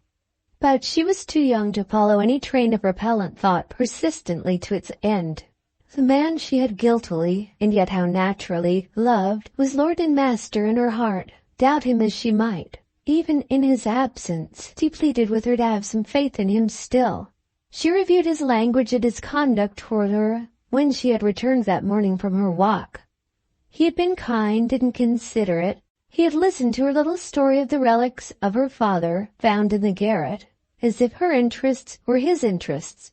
There had been nothing to disappoint her, nothing to complain of, until she had rashly attempted to discover whether he was free to make her his wife. She had only herself to blame if he was cold and distant when she had alluded to that delicate subject, on the day when he first knew that the divorce had been granted and his child had been taken from him. And yet he might have found a kinder way of reproving a sensitive woman than looking into the street as if he had forgotten her in the interest of watching the strangers passing by. Perhaps he was not thinking of the strangers. Perhaps his mind was dwelling fondly and regretfully on his wife. Instinctively she felt that her thoughts were leading her back to a state of doubt from which her youthful hopefulness recoiled. Was there nothing she could find to do which would offer some other subject to occupy her mind than herself and her future? Looking absently around the room, she noticed the packet of her father's letters placed on the table by her bedside. The first 3 letters that she examined, after untying the packet, were briefly written and were signed by names unknown to her. They all related to racehorses and to cunningly devised bets, which were certain to make the fortunes of the clever gamblers on the turf who laid them. Absolute indifference on the part of the winners to the ruin of the losers, who were not in the secret, was the one feeling in common which her father's correspondence presented. In mercy to his memory, she threw the letters into the empty fireplace and destroyed them by burning. The next letter which she picked out from the little heap was of some length, and was written in a clear and steady hand. By comparison with the blotted scrawls which she had just burned, it looked like the letter of a gentleman. She turned to the signature. The strange surname struck her. It was Benedict, not a common name, and not a name which seemed to be altogether unknown to her. Had she heard her father mention it at home in the time of her early childhood? There were no associations with it that she could now call to mind. She read the letter. It addressed her father familiarly as "My dear Roderick," and it proceeded in these words: "The delay in the sailing of your ship offers me an opportunity of writing to you again. My last letter told you of my father's death. I was then quite unprepared for an event which was to happen, since that affliction befell me. Prepare yourself to be surprised. Our old moated house at Sandyseal, in which we have spent so many happy holidays when we were schoolfellows, is sold. You will be almost as sorry as I was to hear this, and you will be quite as surprised as I was when I tell you that Sandyseal Place has become a priory of English nuns of the Order of St. Benedict. I think I see you look up from my letter with your big black eyes staring straight before you, and say and swear that this must be one of my mystifications. Unfortunately, for I am fond of the old house in which I was born, it is only too true. The instructions in my father's will, under which Sandyseal has been sold, are peremptory. They are the result of a promise made many years since to his wife. You and I were both very young when my poor mother died, but I think you must remember that she, like the rest of her family, was a Roman Catholic. Having reminded you of this, I may next tell you that Sandyseal Place was my mother's property. It formed part of her marriage portion, and it was settled on my father if she died before him, and if she left no female child to survive her. I am her only child. My father was, therefore, dealing with his own property when he ordered the house to be sold. His will leaves the purchase money to me. I would rather have kept the house. But why did my mother make him promise to sell the place at his death? A letter attached to my father's will answers this question and tells a very sad story. In deference to my mother's wishes, it was kept strictly a secret from me while my father lived. There was a younger sister of my mother's who was the beauty of the family, loved and admired by everybody who was acquainted with her. It is needless to make this long letter longer by dwelling on the girl's miserable story. You have heard it of other girls, over and over again.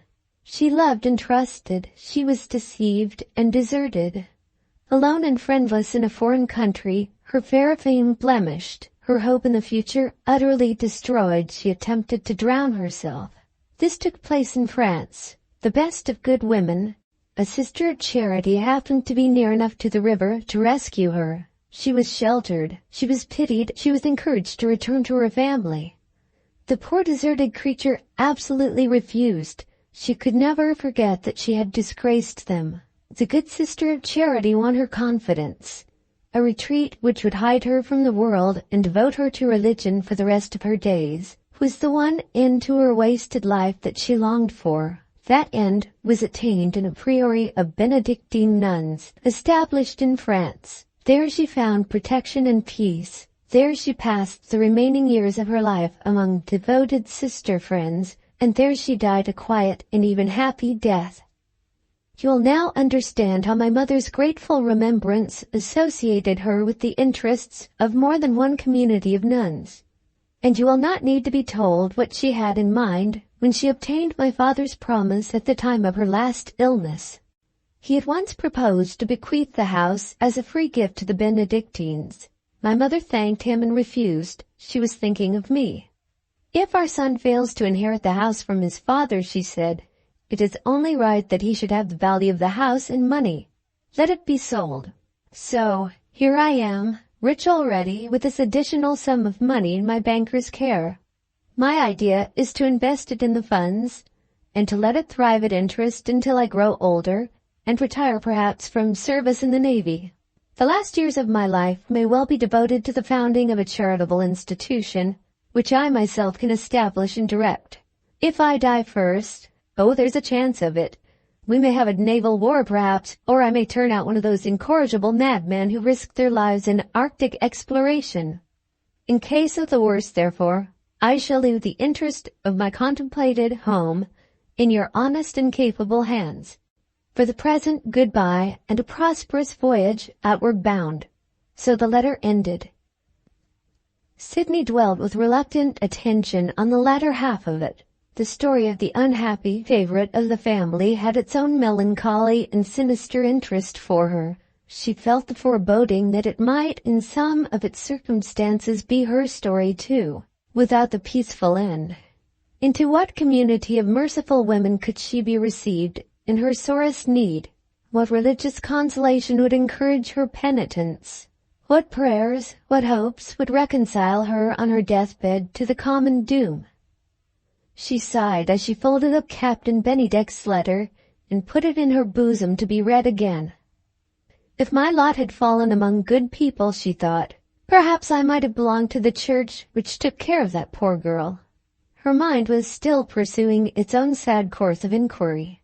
She was wondering in what part of England Sandyseal might be.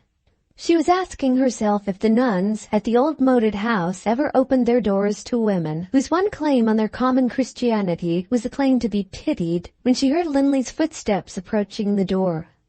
His tone was kind, his manner was gentle, his tender interest in her seemed to have revived.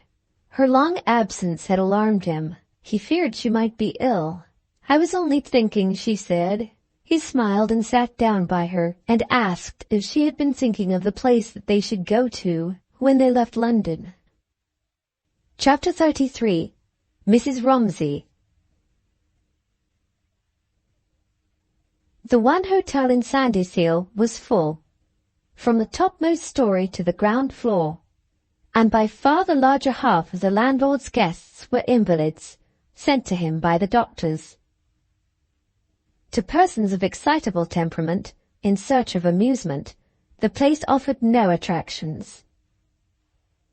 Situated at the innermost end of a dull little bay, Sandyseal, so far as any view of the shipping in the Channel was concerned, might have been built on a remote island in the Pacific Ocean. Vessels of any importance kept well out of the way of treacherous shoals and currents lurking at the entrance of the bay. The anchorage ground was good, but the depth of water was suited to small vessels only, to shabby old fishing smacks, which seldom paid their expenses, and to dirty little coasters carrying coals and potatoes. At the back of the hotel, 2 slovenly rows of cottages took their crooked course inland. Sailing masters of yachts, off duty, sat and yawned at the windows. Lazy fishermen looked wearily at the weather over their garden gates, and superfluous coastguards gathered together in a wooden observatory and levelled useless telescopes at an empty sea. The flat open country, with its few dwarf trees and its mangy hedges, lay prostrate under the sky in all the desolation of solitary space, and left the famous restorative air free to build up dilapidated nerves, without an object to hinder its passage at any point of the compass.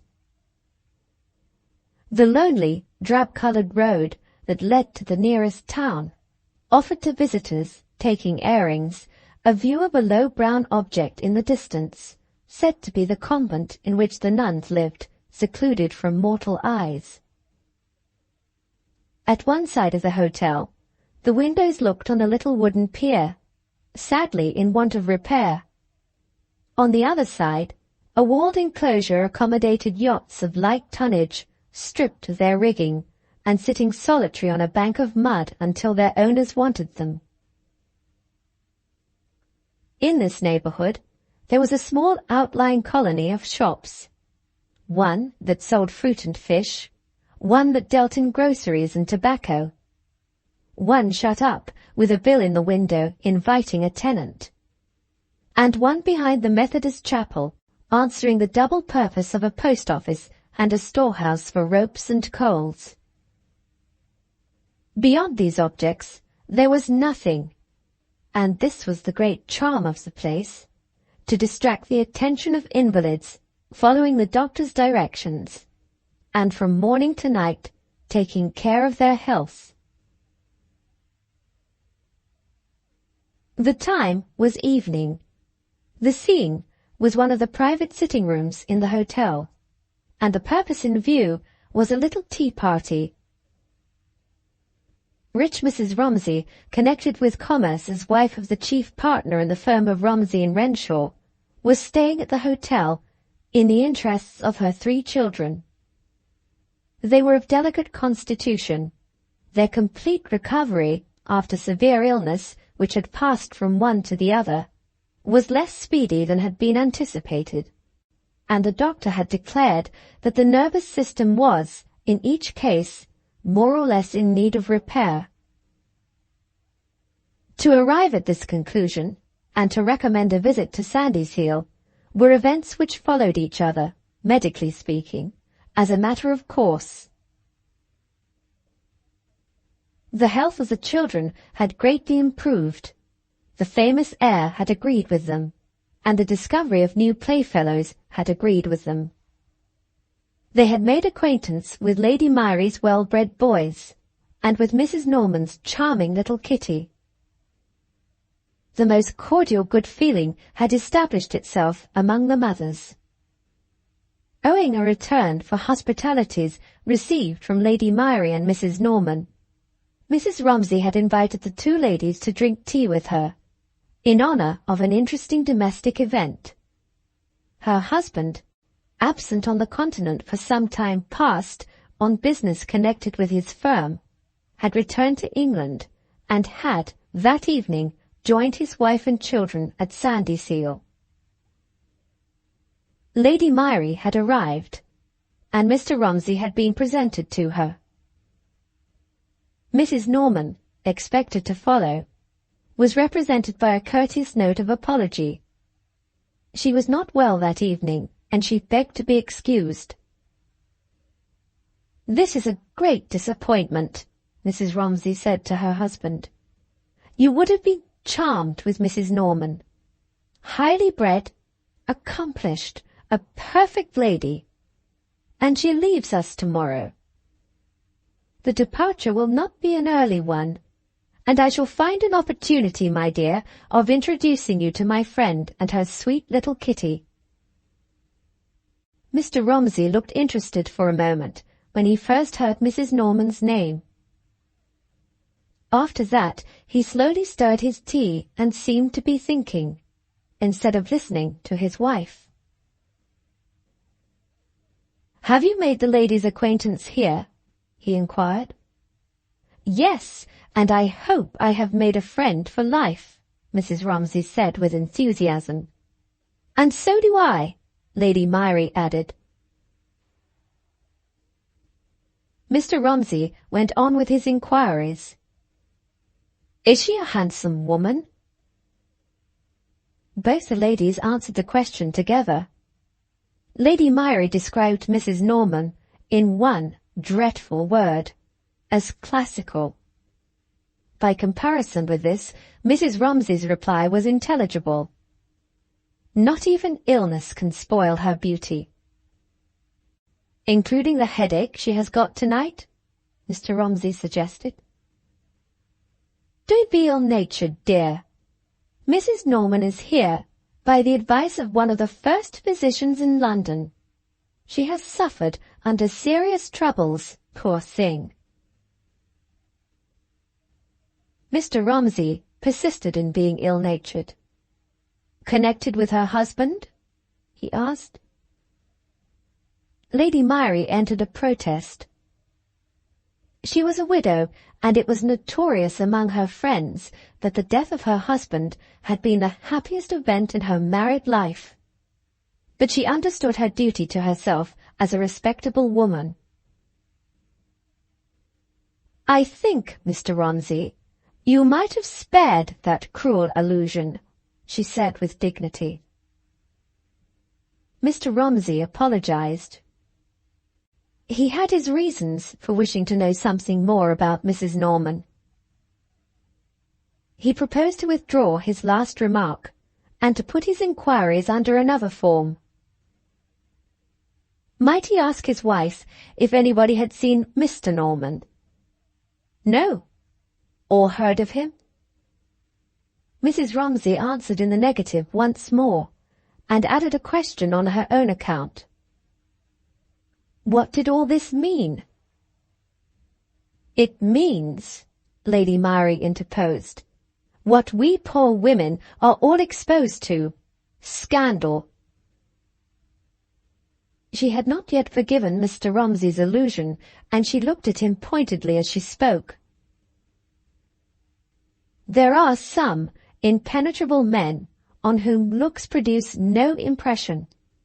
Mr. Romsey was one of them. He turned to his wife and said quietly, What I mean is that I know more of Mrs. Norman than you do. I have heard of her. Never mind how or where. She is a lady who has been celebrated in the newspapers. Don't be alarmed. She is no less a person than the divorced Mrs. Linley. The two ladies looked at each other in blank dismay. Restrained by a sense of conjugal duty, Mrs. Romsey only indulged in an exclamation. Lady Myrie, independent of restraint, expressed her opinion, and said, Quite impossible. The Mrs. Norman, whom I mean, Mr. Romsey went on, has, as I have been told, a mother living. The old lady has been twice married. Her name is Mrs. Presty. This settled the question. Mrs. Presty was established in her own proper person, with her daughter and grandchild at the hotel. Lady Myrie yielded to the force of evidence. She lifted her hands in horror. This is too dreadful. Mrs. Romsey took a more compassionate view of the disclosure. Surely the poor lady is to be pitied, she gently suggested. Lady Myrie looked at her friend in astonishment. My dear, you must have forgotten what the judge said about her. Surely you read the report of the case in the newspapers. No, I heard of the trial, and that's all. What did the judge say? Say? Lady Myrie repeated. What did he not say? His lordship declared that he had a great mind not to grant the divorce at all. He spoke of this dreadful woman, who has deceived us, in the severest terms. He said she had behaved in a most improper manner. She had encouraged the abominable governess, and if her husband had yielded to temptation, it was her fault. And more besides that I don't remember. Mr. Romsey's wife appealed to him in despair. What am I to do? She asked helplessly. Do nothing, was the wise reply. Didn't you say she was going away tomorrow? That's the worst of it, Mrs. Romsey declared. Her little girl Kitty gives a farewell dinner tomorrow to our children, and I've promised to take them to say goodbye. Lady Myrie pronounced sentence without hesitation. Of course your girls mustn't go. Daughters, think of their reputations when they grow up. Are you in the same scrape with my wife? Mr. Romsey asked. Lady Myrie corrected his language. I have been deceived in the same way, she said. Though my children are boys, which perhaps makes a difference, I feel it is my duty as a mother not to let them get into bad company. I do nothing myself in an underhand way. No excuses. I shall send a note and tell Mrs. Norman why she doesn't see my boys tomorrow. Isn't that a little hard on her? said merciful Mrs. Romsey. Mr. Romsey agreed with his wife, on grounds of expediency. Never make a row if you can help it, was the peaceable principle to which this gentleman committed himself. Send word that the children have caught colds, and get over it in that way. Mrs. Romsey looked gratefully at her admirable husband. Just the thing, she said with an air of relief. Lady Myri's sense of duty expressed itself with the strictest adherence to the laws of courtesy. She rose, smiled resignedly, and said good night. Almost at the same moment, innocent little Kitty astonished her mother and her grandmother by appearing before them in her nightgown, after she had been put to bed nearly 2 hours since. "What will this child do next?" Mrs. Presty exclaimed. Kitty told the truth. "I cannot go to sleep, Grandmamma." "Why not, my darling?" her mother asked. "I'm so excited, Mamma." "About what, Kitty?" "About my dinner party tomorrow." "Oh!" said the child, clasping her hands earnestly as she thought of her playfellows. "I do so hope it will go off well." Chapter 34. Mrs. Presty. Belonging to the generation which has lived to see the age of hurry, and has no sympathy with it, Mrs. Presty entered the sitting-room at the hotel 2 hours before the time that had been fixed for leaving Sandyseal, with her mind at ease on the subject of her luggage. "My boxes are locked, strapped and labelled. I hate being hurried. What's that you're reading?" she asked, discovering a book on her daughter's lap, and a hasty action on her daughter's part, which looked like trying to hide it. Mrs. Norman made the most common, and, where the object is to baffle curiosity, the most useless of prevaricating replies. When her mother asked her what she was reading, she answered, "Nothing." "Nothing?" Mrs. Presty repeated, with an ironical assumption of interest. "The work of all others, Catherine, that I most want to read." She snatched up the book, opened it at the first page, and discovered an inscription in faded ink, which roused her indignation. "To dear Catherine, from Herbert, on the anniversary of our marriage." What intended mockery in those words, read by the latter light of the divorce? "Well, this is mean," said Mrs. Presty. "Keeping that wretch's present, after the public exposure which he has forced on you? Oh, Catherine!" Catherine was not quite so patient with her mother as usual. "Keeping my best remembrance of happy time of my life," she answered. "Misplaced sentiment," Mrs. Presty declared. "I shall put the book out of the way. Your brain is softening, my dear, under the influence of the stupefying place." Catherine asserted her own opinion against her mother's opinion. For the second time. "I have recovered my health at Sandyseal," she said. "I like the place, and I am sorry to leave it. Give me the shop windows, the streets, the life, the racket, and the smoke of London," cried Mrs. Presty. "Thank heaven! These rooms are let over our heads, and out we must go, whether we like it or not." This expression of gratitude was followed by a knock at the door, and a voice outside asking leave to come in, which was, beyond all doubt, the voice of Randall Linday. With Catherine's book still in her possession, Mrs. Presty opened the table drawer, threw it in, and closed the drawer with a bang. Discovering the two ladies, Randall stopped in the doorway and stared at them in astonishment. "Didn't you expect to see us?" Mrs. Presty inquired. "I heard you were here, from our friend Sarrazin," Randall replied. "But I expected to see Captain Bennydeck. Have I mistaken the number? Surely these are his rooms." Catherine attempted to explain. "They were Captain Bennydeck's rooms," she began. "But he was so kind, although we are perfect strangers to him." Mrs. Presty interposed.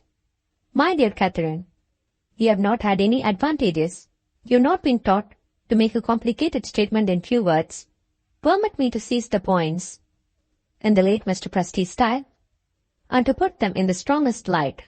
This place, Randall, is always full, and we didn't write long enough beforehand to secure rooms. Captain Benedict happened to be downstairs when he heard that we are obliged to go away, and that one of us was a lady in delicate health.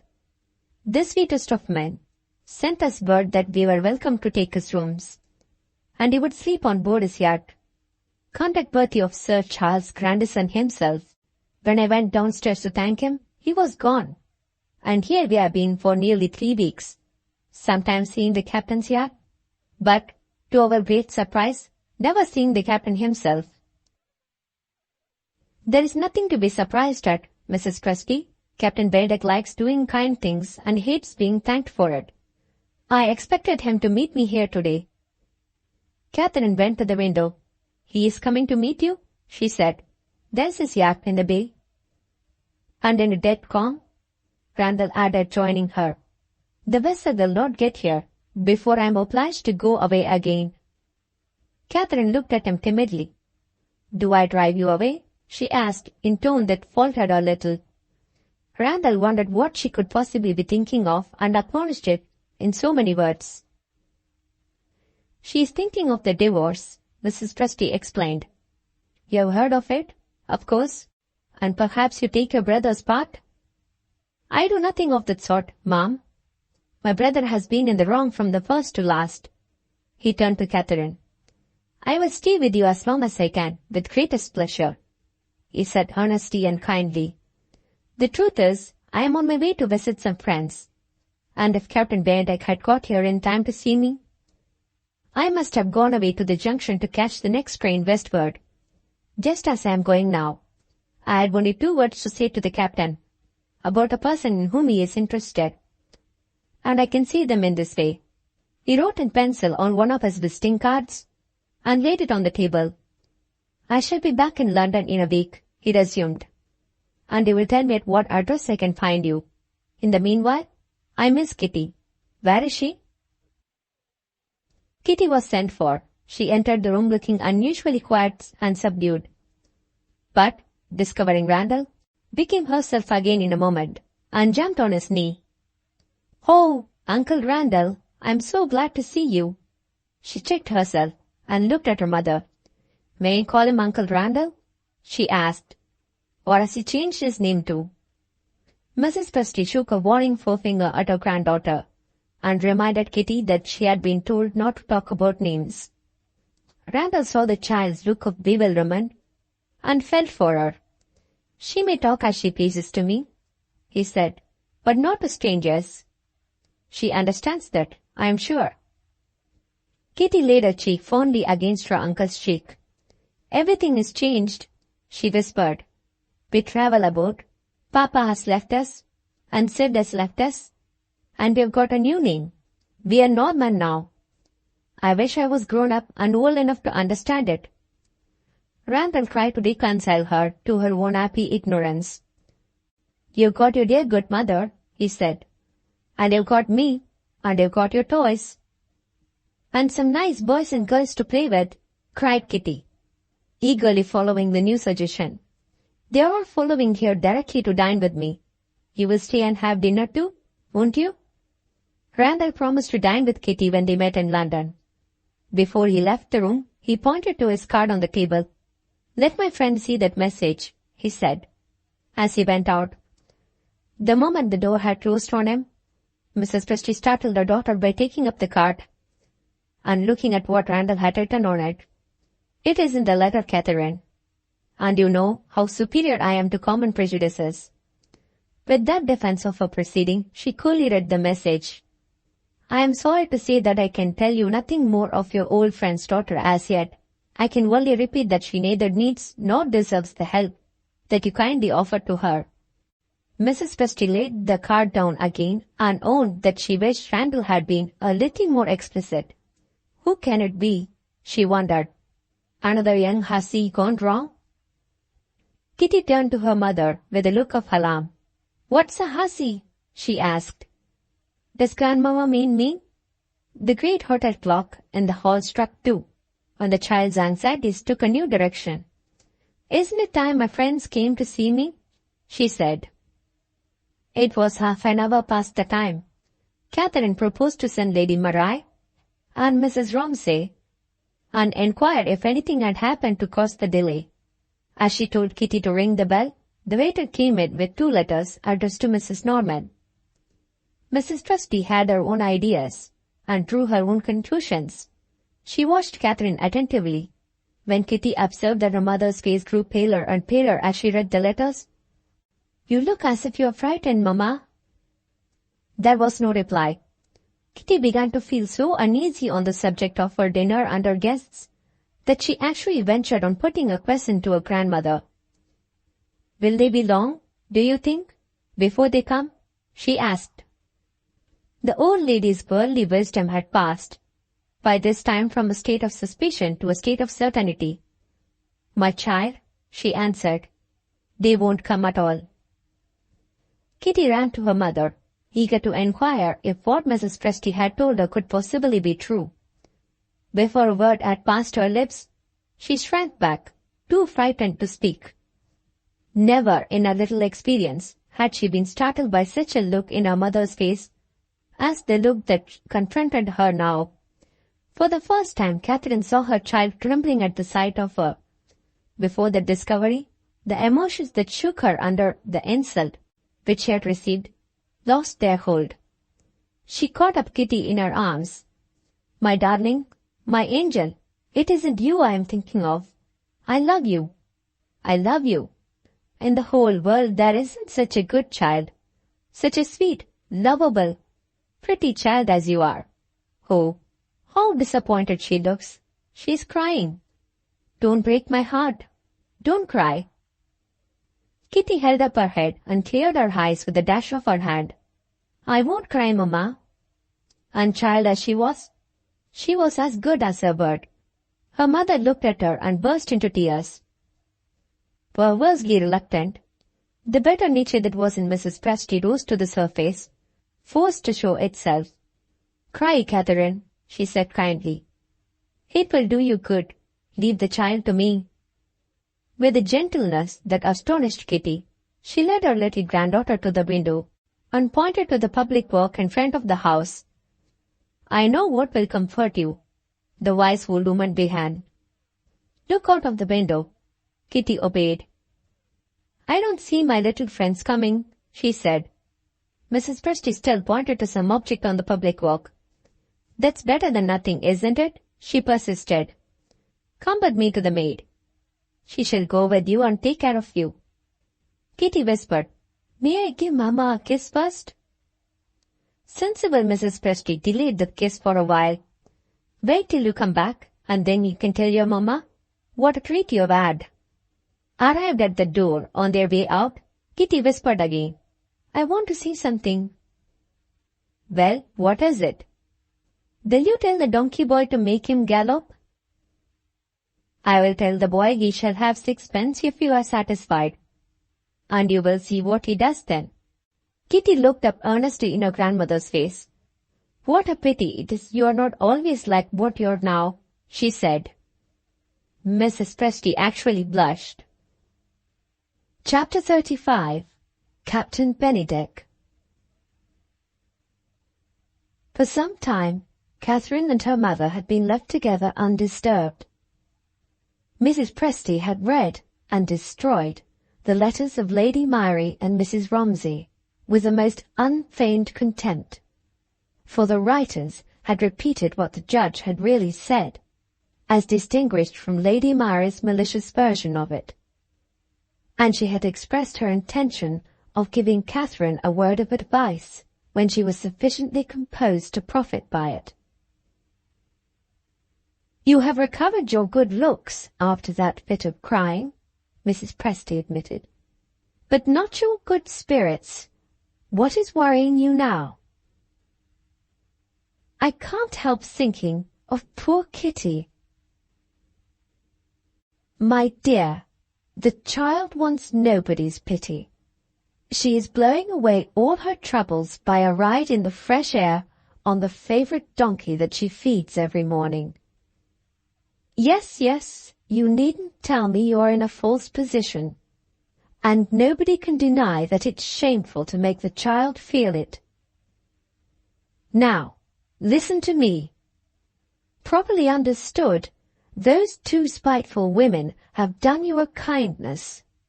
They have as good as told you how to protect yourself in the time to come. Deceive the vile world, Catherine, as it deserves to be deceived. Shelter yourself behind a respectable character that will spare you these insults in the future. In the energy of her conviction, Mrs. Presty struck her fist on the table and finished in 3 audacious words. Be a widow. It was plainly said, and yet Catherine seemed to be at a loss to understand what her mother meant. Don't doubt about it, Mrs. Presty went on. Do it. Think of Kitty if you won't think of yourself. In a few years more she will be a young lady. She may have an offer of marriage, which may be everything we desire. Suppose her sweetheart's family is a religious family, and suppose your divorce and the judge's remarks on it are discovered. What will happen then? Is it possible that you are in earnest? Catherine asked. Have you seriously thought of the advice that you are giving me? Setting aside the deceit, you know as well as I do that Kitty would ask questions. Do you think I can tell my child that her father is dead? A lie, and such a dreadful lie as that. Nonsense, said Mrs. Presty. Nonsense, Catherine repeated indignantly. Rank nonsense, her mother persisted. Hasn't your situation forced you to lie already? When the child asks why her father and her governess have left us, haven't you been obliged to invent excuses which are lies? If the man who was once your husband isn't as good as dead to you, I should like to know what your divorce means. My poor dear, do you think you can go on as you're going on now? How many thousands of people have read the newspaper account of the trial? How many hundreds of people, interested in a handsome woman like you, will wonder why they never see Mr. Norman? What? You will go abroad again? Go where you may, you will attract attention. You will make an enemy of every ugly woman who looks at you. Strain at a gnat, Catherine, and swallow a camel. It's only a question of time. Sooner or later, you will be a widow. Here's the waiter again. What does the man want now? The waiter answered by announcing, Captain Bennydeck. Catherine's mother was nearer to the door than Catherine. She attracted the captain's attention first. He addressed his apologies to her. Pray excuse me for disturbing you. Mrs. Presty had an eye for a handsome man, irrespective of what his age might be. In the language of conjurers, a magic change appeared in her. She became brightly agreeable in a moment. Oh, Captain Bennydeck, you mustn't make excuses for coming into your own room. Captain Bennydeck went on with his excuses, nevertheless. The landlady tells me that I have unluckily missed seeing Mr. Randall Lindley, and that he has left a message for me. I shouldn't otherwise have ventured. Mrs. Presty stopped him once more. The captain's claim to the captain's rooms was the principle on which she took her stand. She revived the irresistible smiles which had conquered Mr. Norman and Mr. Presty. "No ceremony, I beg and pray. You are at home here. Take the easy chair." Catherine advanced a few steps. It was time to stop her mother, if the thing could be done. She felt just embarrassment enough to heighten her colour, and to show her beauty to the greatest advantage. It literally staggered the captain the moment he looked at her. His customary composure as a well-bred man deserted him. He bowed confusedly. He had not a word to say. Mrs. Presty seized her opportunity and introduced them to each other. "My daughter, Mrs. Norman, Captain Bennydeck." Compassionating him under the impression that he was a shy man, Catherine tried to set him at his ease. "I am indeed glad to have an opportunity of thanking you," she said, inviting him by a gesture to be seated. "In this delightful air I have recovered my health, and I owe it to your kindness." The captain regained his self-possession. Expressions of gratitude had been addressed to him, which, in his modest estimate of himself, he could not feel that he had deserved. "You little know," he replied, "under what interested motives I have acted. When I established myself in this hotel, I was fairly driven out of my yacht by a guest who went sailing with me." Mrs. Presty became deeply interested. "Dear me! What did he do?" Captain Bennydeck answered gravely. "He snored." Catherine was amused. Mrs. Presty burst out laughing. The captain's dry humour asserted itself as quaintly as ever. "This is no laughing matter," he resumed, looking at Catherine. "My vessel is a small one. For 2 nights, the awful music of my friend's nose kept me sleepless. When I woke him and said, 'Don't snore,' he apologized in the sweetest manner and began again. On the 3rd day, I anchored in the bay here, determined to get a night's rest on shore. A dispute about the price of these rooms offered them to me. I sent a note of apology on board and slept peacefully. The next morning, my sailing master informed me that there had been what he called a little swell in the night.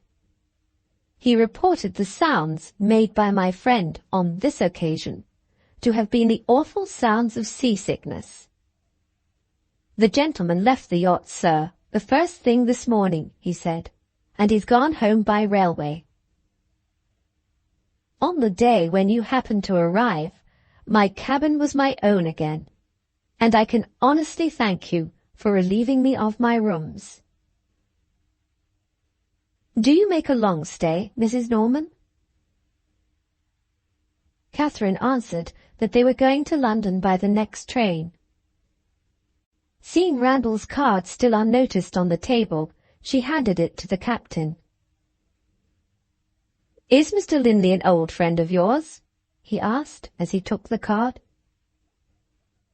Mrs. Presty hastened to answer in the affirmative for her daughter. It was plain that Randall had discreetly abstained from mentioning his true connection with them.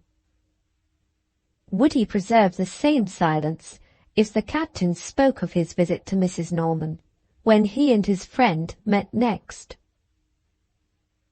Mrs. Presty's mind might have been at ease on that subject if she had known how to appreciate Randall's character and Randall's motives. The same keen sense of the family disgrace which had led him to conceal from Captain Bennydeck his brother's illicit relations with Sydney Westerfield had compelled him to keep secret his former association as brother-in-law of the divorced wife. Her change of name had hitherto protected her from discovery by the captain, and would, in all probability, continue to protect her in the future. The good Captain Benedick had been enjoying himself at sea when the divorce was granted, and when the newspapers reported the proceedings. He rarely went to his club, and he never associated with persons of either sex to whom gossip and scandal are the breath of their lives. Ignorant of these circumstances, and remembering what had happened on that day, Mrs. Presty looked at him with some anxiety on her daughter's account, while he was reading the message on Randall's card. There was little to see. His fine face expressed a quiet sorrow, and he sighed as he put the card back in his pocket. An interval of silence followed. Captain Benedick was thinking over the message which he had just read. Catherine and her mother were looking at him with the same interest, inspired by very different motives. The interview, so pleasantly begun, was in some danger of lapsing into formality and embarrassment when a new personage appeared on the scene. Kitty had returned in triumph from her ride.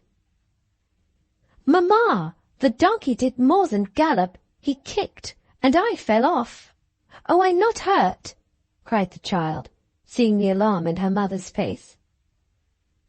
"Tumbling off is such a funny sensation. It isn't as if you fell on the ground. It's as if the ground came up to you and said, 'Bump.'" She had got as far as that when the progress of her narrative was suspended by the discovery of a strange gentleman in the room. The smile that brightened the captain's face when Kitty opened the door answered for him as a man who loved children. "Your little girl, Mrs. Norman?" he said. "Yes." A common question and a common reply. Nothing worth noticing in either the one or the other at the time, and yet they proved to be important enough to turn Catherine's life into a new course. In the meanwhile, Kitty had been whispering to her mother. She wanted to know the strange gentleman's name. The captain heard her. "My name is Benedick," he said. "Will you come to me?" Kitty had heard the name mentioned in connection with a yacht. Like all children, she knew her friend the moment she looked at him. "I've seen your pretty boat, sir," she said, crossing the room to Captain Benedick. "Is it very nice when you go sailing?" "If you were not going back to London, my dear, I should ask your mamma to let me take you sailing with me. Perhaps we shall have another opportunity." The captain's answer delighted Kitty. "Oh, yes, tomorrow or next day," she suggested. "Do you know where to find me in London? Mamma, where do I live when I'm in London?" Before her mother could answer, she hit on a new idea. "Don't tell me. I'll find it for myself. It's on Grandmamma's boxes, and they're in the passage." Captain Benedick's eyes followed her as she left the room, with an expression of interest which more than confirmed the favourable impression that he had already produced on Catherine.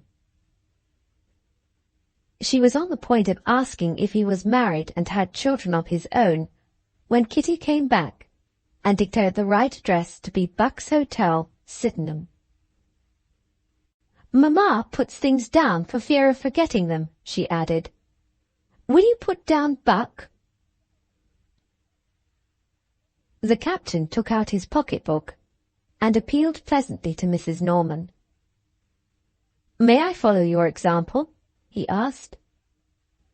Catherine not only humoured the little joke, but gratefully remembering his kindness, said, "Don't forget when you are in London that Kitty's invitation is my invitation too." At the same moment, punctual Mrs. Presty looked at her watch and reminded her daughter that railways were not in the habit of allowing passengers to keep them waiting. Catherine rose and gave her hand to the captain at parting. Kitty improved on her mother's form of farewell. She gave him a kiss and whispered a little reminder of her own. "There's a river in London. Don't forget your boat." Captain Bennydeck opened the door for them, secretly wishing that he could follow Mrs. Norman to the station and travel by the same train. Mrs. Presty made no attempt to remind him that she was still in the room. Where her family interests were concerned, the old lady was capable, on very slight encouragement, of looking a long way into the future. She was looking into the future now. The captain's social position was all that could be desired. He was evidently in easy pecuniary circumstances. He admired Catherine and Catherine's child. If he only proved to be a single man, Mrs. Presty's prophetic soul, without waiting an instant to reflect, perceived a dazzling future. Captain Bennydeck approached to take leave. "Not just yet," pleaded the most agreeable of women. "My luggage was ready 2 hours ago. Sit down again for a few minutes. You seem to like my little granddaughter." "If I had such a child as that," the captain answered, "I believe I should be the happiest man living." "Ah, my dear sir, all isn't gold that glitters," Mrs. Presty remarked. "That proverb must have been originally intended to apply to children. May I presume to make you the subject of a guess? I fancy you are not a married man." The captain looked a little surprised. "You are quite right," he said. "I have never been married." At a later period, Mrs. Presty owned that she felt an inclination to reward him for confessing himself to be a bachelor by a kiss. He innocently checked that impulse by putting a question. "Had you any particular reason," he asked, "for guessing that I was a single man?" Mrs. Presty modestly acknowledged that she had only her own experience to help her. "You wouldn't be quite so fond of other people's children," she said, "if you were a married man." "Ah, your time will come yet. I mean your wife will come." He answered this sadly. "My time has gone by. I have never had the opportunities that have been granted to some favoured men." He thought of the favoured man who had married Mrs. Norman. Was her husband worthy of his happiness? "Is Mr. Norman with you at this place?" the captain asked. Serious issues depended on the manner in which this question was answered. For one moment, and for one moment only, Mrs. Presty hesitated. Then, in her daughter's interest, of course, she put Catherine in the position of a widow, in the least blamable of all possible ways, by honestly owning the truth. "There is no Mr. Norman," she said. "Your daughter is a widow," cried the captain, perfectly unable to control his delight at that discovery. "What else should she be?" Mrs. Presty replied facetiously. What indeed? If no Mr. Norman meant, as it must surely mean, that Mr. Norman was dead, and if the beautiful mother of Kitty was an honest woman, her social position was beyond a doubt. Captain Bennydeck felt a little ashamed of his own impetuosity. Before he had made up his mind what to say next, the unlucky waiter, doomed to be a cause of disturbance on that day, appeared again. "I beg your pardon, Mum," he said. "The lady and gentleman who have taken these rooms have just arrived." Mrs. Presty got up in a hurry and cordially shook hands with the captain. Looking round, she took up the railway guide and her knitting left on the table. Was there anything else left about? There was nothing to be seen. Mrs. Presty crossed the passage to her daughter's bedroom to hurry the packing. Captain Bennydeck went downstairs on his way back to the yacht. In the hall of the hotel, he passed the lady and gentleman, and of course noticed the lady.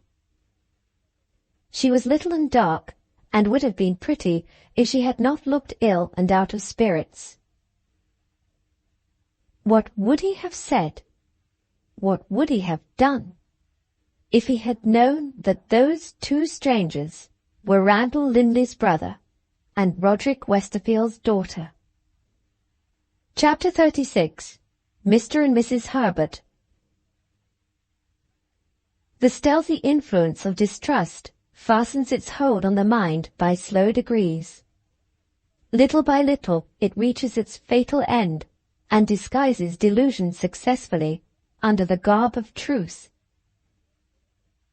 Day after day, the false conviction grew on Sidney's mind that Herbert Linley was comparing the life he led now with the happier life which he remembered at Mount Morven. Day after day, her unreasoning fear contemplated the time when Herbert Linley would leave her friendless in the world that had no place in it for women like herself. Delusion, fatal delusion that looked like truth. Morally weak as he might be, the man whom she feared to trust had not entirely lost the sense which birth and breeding had firmly fastened in him, the sense of honor.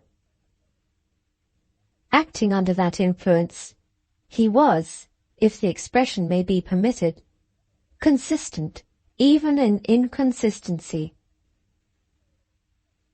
With equal sincerity of feeling, he reproached himself for his infidelity toward the woman whom he had deserted, and devoted himself to his duty toward the woman whom he had misled. In Sidney's presence, suffer as he might under the struggle to maintain his resolution when he was alone, he kept his intercourse with her studiously gentle in manner and considerate in language. His conduct offered assurances for the future which he could only see through the falsifying medium of her own distrust. In the delusion that now possessed her, she read over and over again the letter which Captain Bennydeck had addressed to her father. She saw more and more clearly the circumstances which associated her situation with the situation of the poor girl who had closed her wasted life among the nuns in a French convent. Two results followed on this state of things. When Herbert asked to what part of England they should go on leaving London, she mentioned Sandyseal as a place that she had heard of and felt some curiosity to see. The same day, bent on pleasing her, careless where he lived now, at home or abroad, he wrote to engage rooms at the hotel. A time followed, during which they were obliged to wait until rooms were free. In this interval, brooding over the melancholy absence of a friend or relative in whom she could confide, her morbid dread of the future decided her on completing the parallel between herself and that other lost creature of whom she had read. Sidney opened communication anonymously with the Benedictine community at Sandyseal. She addressed the Mother Superior, telling the truth about herself with but one concealment, the concealment of names. She revealed her isolated position among her fellow creatures. She declared her fervent desire to repent of her wickedness and to lead a religious life. She acknowledged her misfortune in having been brought up by persons careless of religion, and she confessed to having attended a Protestant place of worship as a mere matter of form, connected with the duties of a teacher at a school. "The religion of any Christian woman who will help me to be more like myself," she wrote, "is the religion to which I am willing and eager to belong. If I come to you in my distress, will you receive me?" To that simple appeal, she added a request that an answer might be addressed to S.W., Post Office, Sandyseal. When Captain Benedict and Sydney Westerfield passed each other as strangers in the hall of the hotel, that letter had been posted in London a week since. The servant showed Mr. and Mrs. Herbert into their sitting room, and begged that they would be so good as to wait for a few minutes while the other rooms were being prepared for them. Sydney seated herself in silence. She was thinking of her letter, and wondering whether a reply was waiting for her at the post office. Moving toward the window to look at the view, Herbert paused to examine some prints hanging on the walls, which were superior as works of art to the customary decorations of a room at a hotel. If he had gone straight to the window, he might have seen his divorced wife, his child, and his wife's mother getting into the carriage which took them to the railway station. "Come, Sydney," he said, "and look at the sea." She joined him wearily, with a faint smile.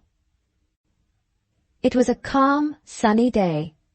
Bathing machines were on the beach, children were playing here and there, and white sails of pleasure boats were visible in the offing. The dullness of Sandyseal wore a quiet, homely aspect which was pleasant to the eyes of strangers. Sydney said absently, "I think I shall like the place." And Herbert added, "Let us hope that the air will make you feel stronger." He meant it and said it kindly. But instead of looking at her while he spoke, he continued to look at the view. A woman, sure of her position, would not have allowed this trifling circumstance, even if she had observed it, to disturb her. Sydney thought of the day in London when he had persisted in looking out at the street, and returned in silence to her chair.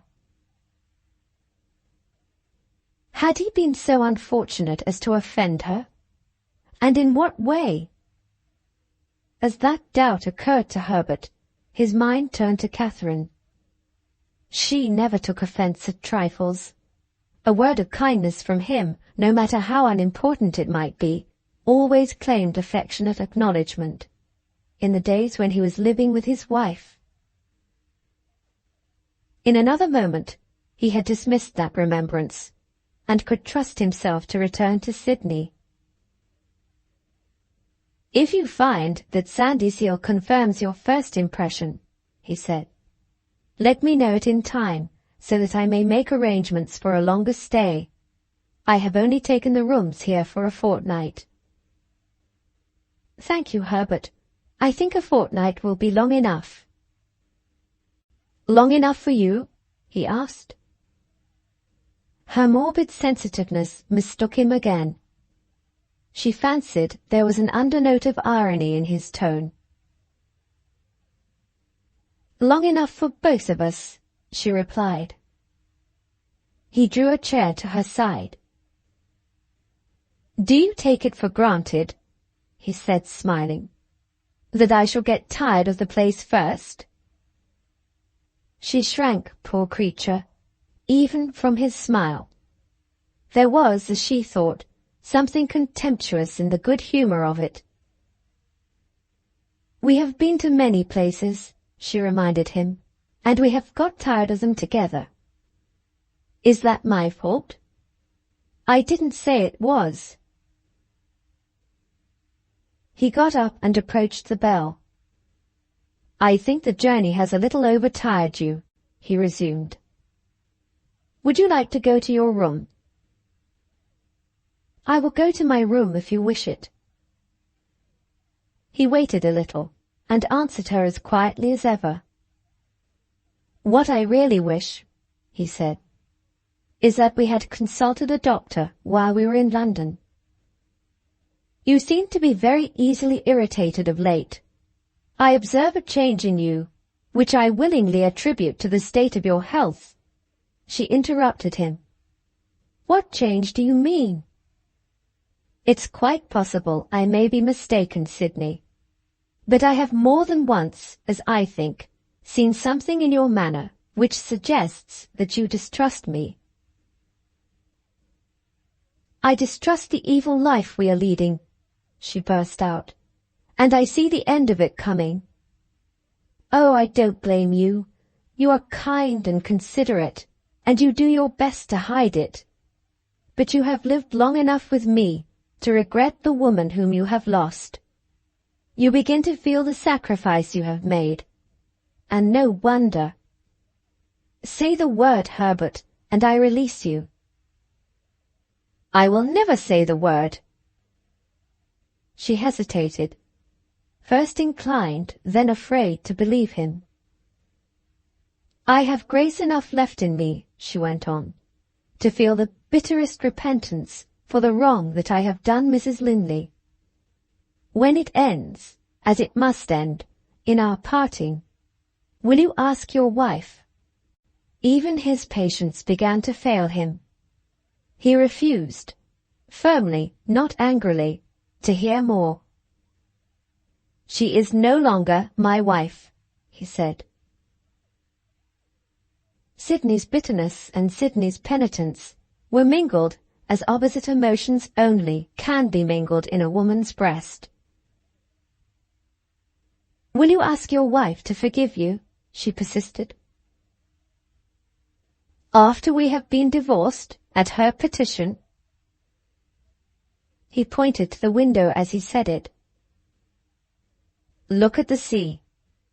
If I was drowning out yonder, I might as well ask the sea to forgive me. He produced no effect on her. She ignored the divorce. Her passionate remorse asserted itself as obstinately as ever. Mrs. Linley is a good woman, she insisted. Mrs. Linley is a Christian woman. I have lost all claim on her, even the claim to remember her virtues, he answered sternly. No more of it, Sidney. I am sorry I have disappointed you. I am sorry if you are weary of me. At those last words, her manner changed. Wound me, as cruelly as you please, she said humbly. I will try to bear it. I wouldn't wound you for the world. Why do you persist in distressing me? Why do you feel suspicion of me, which I have not deserved? He stopped and held out his hand. Don't let us quarrel, Sidney. Which will you do? Keep your bad opinion of me, or give me a fair trial. She loved him dearly. She was so young, and the young are so ready to hope. Still she struggled against herself. Herbert, is it your pity for me that is speaking now? He left her in despair. It's useless, he said sadly. Nothing will conquer your inveterate distrust. She followed him. With a faint cry of entreaty, she made him turn to her, and held him in a trembling embrace, and rested her head on his bosom. Forgive me. Be patient with me. Love me. That was all she could say. He attempted to calm her agitation by speaking lightly. "At last, Sydney, we are friends again," he said. Friends. All the woman in her recoiled from that insufficient word. "Are we lovers?" she whispered. "Yes." With that assurance, her anxious heart was content. She smiled. She looked out at the sea with a new appreciation of the view. "The air of this place will do me good now," she said. "Are my eyes red, Herbert? Let me go and bathe them and make myself fit to be seen." She rang the bell. The chambermaid answered it, ready to show the other rooms. She turned round at the door. "Let's try to make our sitting room look like home," she suggested. "How dismal, how dreadfully like a thing that doesn't belong to us, that empty table looks. Put some of your books and my keepsakes on it while I'm away. I'll bring my work with me when I come back." He had left his traveller's bag on a chair when he first came in. Now that he was alone and under no restraint, he sighed as he unlocked the bag. "Home," he repeated. "We have no home. Poor girl, poor unhappy girl. Let me help her to deceive herself." He opened the bag. The little fragile presents, which she called her keepsakes, had been placed by her own hands in the upper part of the bag, so that the books should not weigh on them, and had been carefully protected by wrappings of cotton wool. Taking them out one by one, Herbert found a delicate china candlestick, intended to hold a wax taper, broken into 2 pieces, in spite of the care that had been taken to preserve it. Of no great value in itself, old associations made the candlestick precious to Sydney. It had been broken at the stem and could be easily mended so as to keep the accident concealed. Consulting the waiter, Herbert discovered that the fracture could be repaired at the nearest town, and that the place would be within reach when he went out for a walk. In fear of another disaster if he put it back in the bag, he opened a drawer in the table and laid the 2 fragments carefully inside at the further end. In doing this, his hand touched something that had been already placed in the drawer. He drew it out and found that it was a book. The same book that Mrs. Presty, surely the evil genius of the family again, had hidden from Randall's notice and had forgotten when she left the hotel. Herbert instantly recognized the gilding on the cover, imitated from a design invented by himself. He remembered the inscription, and yet he read it again. "To dear Catherine from Herbert, on the anniversary of our marriage." The book dropped from his hand on the table, as if it had been a new discovery, torturing him with a new pain. His wife, he persisted in thinking of her as his wife, must have occupied the room, might perhaps have been the person whom he had succeeded as a guest at the hotel. Did she still value his present to her in remembrance of old times? No. She valued it so little that she had evidently forgotten it. Perhaps her maid might have included it among the small articles of luggage when they left home, or dear little Kitty might have put it into one of her mother's trunks. In any case, there it was now, abandoned, in the drawer of a table at a hotel. Oh, he thought bitterly, If I could only feel as coldly toward Catherine as she feels toward me. His resolution had resisted much, but this final trial of his self-control was more than he could sustain. He dropped into a chair. His pride of manhood recoiled from the contemptible weakness of crying. He tried to remember that she had divorced him and taken his child from him. In vain. In vain. He burst into tears. Chapter 37. Mrs. Norman. With a heart lightened by reconciliation, not the first reconciliation unhappily, with hopes revived and sweet content restored, Sydney's serenity of mind was not quite unruffled. Her thoughts were not dwelling on the evil life which she had honestly deplored, or on the wronged wife to whom she had been eager to make atonement. Where is the woman whose sorrows are not thrown into the shade by the bright renewal of love? The one anxiety that troubled Sydney was caused by remembrance of the letter which she had sent to the convent at Sandyseal.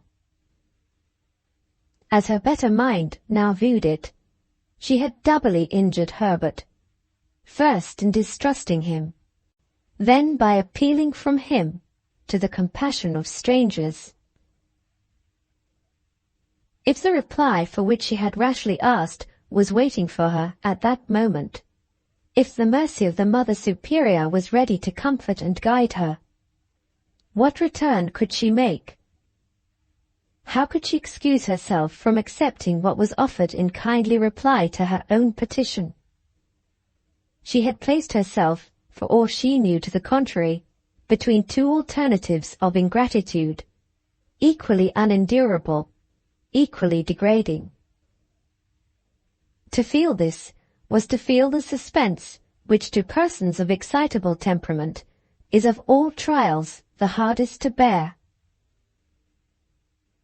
The chambermaid was still in her room. Sydney asked if the post office was near to the hotel. The woman smiled. "Everything is near us, ma'am, in this little place. Can we send to the post office for you?" Sydney wrote her initials. "Ask, if you please, for a letter addressed in that way." She handed the memorandum to the chambermaid. "Corresponding with her lover, under her husband's nose." That was how the chambermaid explained it below stairs, when the porter remarked that initials looked mysterious. The Mother Superior had replied. Sydney trembled as she opened the letter. It began kindly. "I believe you, my child, and I am anxious to help you, but I cannot correspond with an unknown person.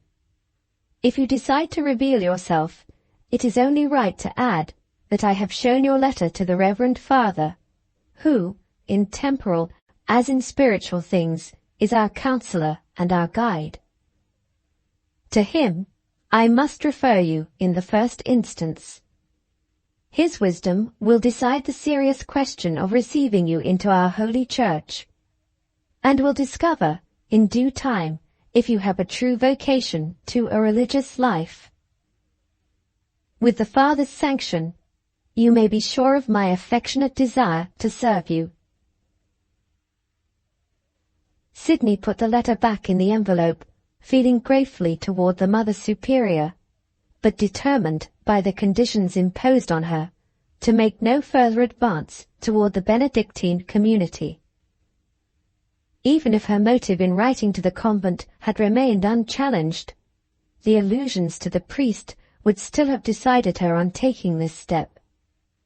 The bare idea of opening her inmost heart and telling her saddest secrets to a man, and that man a stranger, was too repellent to be entertained for a moment. In a few lines of reply, gratefully and respectfully written, she thanked the Mother Superior, and withdrew from the correspondence. The letter having been closed and posted in the hotel box, she returned to the sitting room free from the one doubt that troubled her, eager to show Herbert how truly she believed in him, how hopefully she looked to the future. With a happy smile on her lips, she opened the door. She was on the point of asking him playfully if he had felt surprised at her long absence, when the sight that met her eyes turned her cold with terror in an instant. His arms were stretched out on the table. His head was laid on them. Despair confessed itself in his attitude. Grief spoke in the deep sobbing breaths that shook him. Love and compassion restored Sydney's courage. She advanced to raise him in her arms, and stopped once more. The book on the table caught her eye. He was still unconscious of her presence. She ventured to open it. She read the inscription, looked at him, looked back at the writing, and knew the truth at last. The rigor of the torture that she suffered paralyzed all outward expression of pain. Quietly she put the book back on the table. Quietly she touched him and called him by his name. He started and looked up. He made an attempt to speak to her in his customary tone. "I didn't hear you come in," he said. She pointed to the book, without the slightest change in her face or her manner. "I have read the inscription to your wife," she answered. "I have seen you while you thought you were alone. The mercy which has so long kept the truth from me is mercy wasted now. Your bonds are broken, Herbert. You are a free man." He affected not to have understood her. She let him try to persuade her of it, and made no reply. He declared, honestly declared, that what she had said distressed him. She listened in submissive silence. He took her hand and kissed it. She let him kiss it, and let him drop it at her side. She frightened him. He began to fear for her reason. There was silence. Long, horrid, hopeless silence. She had left the door of the room open. One of the servants of the hotel appeared outside in the passage. He spoke to some person behind him. "Perhaps the book has been left in here," he suggested. A gentle voice answered, "I hope the lady and gentleman will excuse me if I ask leave to look for my book." She stepped into the room to make her apologies.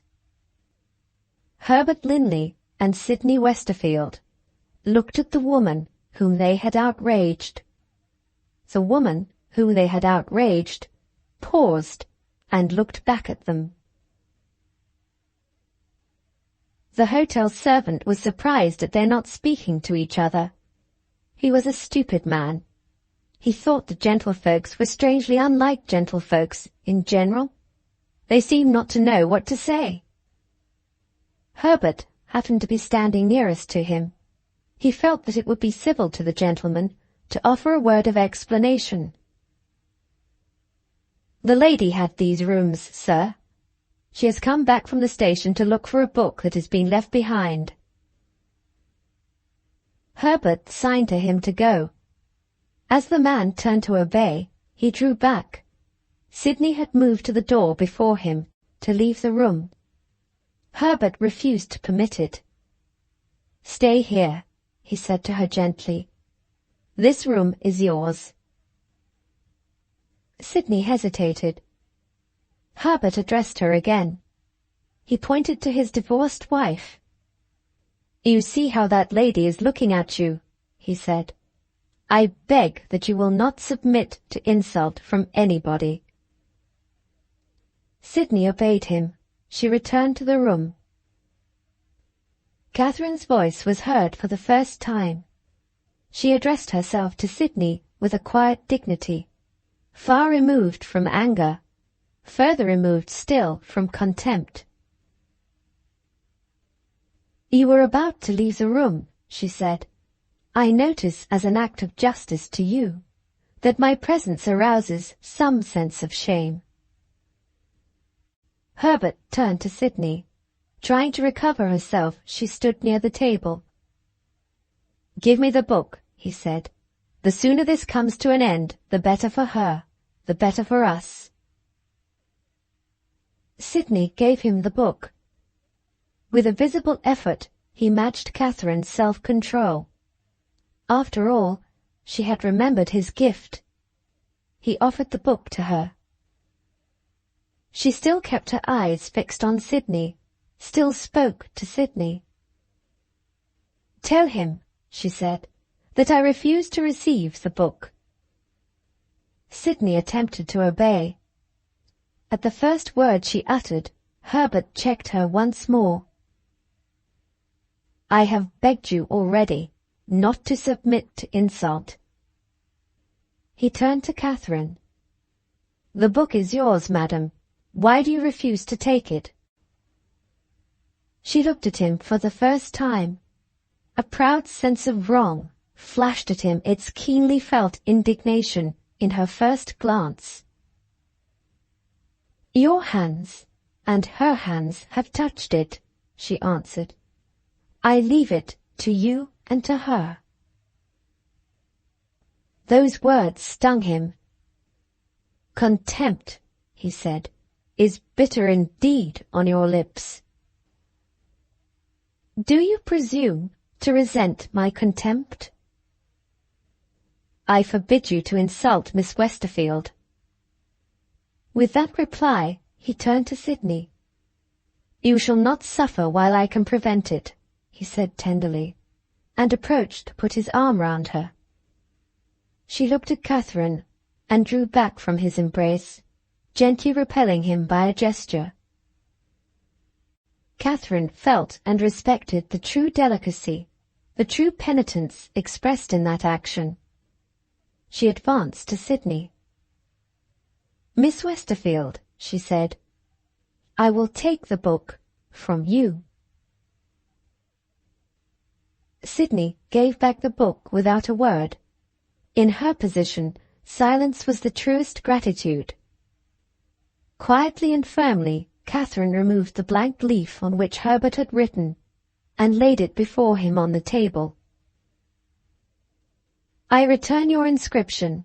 It means nothing now." Those words were steadily pronounced. Not the slightest appearance of temper accompanied them. She moved slowly to the door and looked back at Sydney. "Make some allowance for what I have suffered," she said gently. "If I have wounded you, I regret it." The faint sound of her dress on the carpet was heard in the perfect stillness, and lost again. They saw her no more. Herbert approached Sydney. It was a moment when he was bound to assure her of his sympathy. He felt for her. In his inmost heart he felt for her. As he drew nearer, he saw tears in her eyes, but they seemed to have risen without her knowledge. Hardly conscious of his presence, she stood before him, lost in thought. He endeavored to rouse her. "Did I protect you from insult?" he asked. She said absently, "Yes." "Will you do as I do, dear? Will you try to forget?" She said, "I will try to atone," and moved toward the door of her room. The reply surprised him, but it was no time then to ask for an explanation. "Would you like to lie down, Sydney, and rest?" "Yes." She took his arm. He led her to the door of her room. "Is there anything else I can do for you?" he asked. "Nothing, thank you." She closed the door, and abruptly opened it again. "One more thing," she said. "Kiss me." He kissed her tenderly. Returning to the sitting room, he looked back across the passage. Her door was shut. His head was heavy. His mind felt confused. He threw himself on the sofa, utterly exhausted by the ordeal through which he had passed. In grief, in fear, in pain, the time still comes when nature claims her rights. The wretched, worn-out man fell into a restless sleep. He was awakened by the waiter laying the cloth for dinner. "It's just ready, sir," the servant announced. "Shall I knock at the lady's door?" Herbert got up and went to her room. He entered softly, fearing to disturb her if she too had slept. No sign of her was to be seen. She had evidently not rested on her bed. A morsel of paper lay on the smooth coverlet. There was only a line written on it. "You may yet be happy, and it may perhaps be my doing." He stood, looking at that last line of her writing, in the empty room. His despair and his submission spoke in the only words that escaped him. "I have deserved it." Chapter 38. Hear the Lawyer. Mr. Herbert Linley, I ask permission to reply to your inquiries in writing, because it is quite likely that some of the opinions you will find here might offend you if I express them personally. I can relieve your anxiety on the subject of Miss Sydney Westerfield, but I must be allowed to do so in my own way, without any other restraints than those which I think it becoming to an honorable man to impose on himself. You are quite right in supposing that Miss Westerfield had heard me spoken of at Mount Morven as the agent and legal adviser of the lady who was formerly your wife. What purpose led her to apply to me under these circumstances, you will presently discover. As to the means by which she found her way to my office, I may remind you that any directory would give her the necessary information. Miss Westerfield's object was to tell me, in the first place, that her guilty life with you was at an end. She has left your protection, not to return to it. I was sorry to see, though she tried to hide it from me, how keenly she felt the parting. You have been dearly loved by two sweet women, and they have thrown their hearts away on you, as women will. Having explained the circumstances so far, Miss Westerfield next mentioned the motive which had brought her to my office. She asked if I would inform her of Mrs. Norman's address. This request, I confess, astonished me. To my mind she was, of all persons, the last who ought to contemplate communicating in any way with Mrs. Norman. I say this to you, but I refrained from saying it to her. What I did venture to do was to ask for her reasons. She answered that they were reasons which would embarrass her if she communicated them to a stranger. After this reply, I declined to give her the information she wanted. Not unprepared, as it appeared to me, for my refusal, she asked next if I was willing to tell her where she might find your brother, Mr. Randall Linley. In this case I was glad to comply with her request. She could address herself to no person worthier to advise her than your brother. In giving her his address in London, I told her that he was absent on a visit to some friends, and that he was expected to return in a week's time. She thanked me and rose to go. I confess I was interested in her. Perhaps I thought of the time when she might have been as dear to her father as my own daughters are to me. I asked if her parents were living. They were dead. My next question was, "Have you any friends in London?" She answered, "I have no friends." It was said with a resignation so very sad and so young a creature that I was really distressed. I ran the risk of offending her and asked if she felt any embarrassment in respect of money. She said, "I have some small savings from my salary when I was a governess." The change in her tone told me that she was alluding to the time of her residence at Mount Morven. It was impossible to look at this friendless girl and not feel some anxiety about the lodging which she might have chosen in such a place as London. She had fortunately come to me from the railway, and had not thought yet of where she was to live. At last I was able to be of some use to her. My senior clerk took care of Miss Westerfield, and left her among respectable people, in whose house she could live cheaply and safely. Where that house is, I refuse for her sake to tell you. She shall not be disturbed. After a week had passed, I received a visit from my good friend Randall Linley. He had on that day seen Miss Westerfield.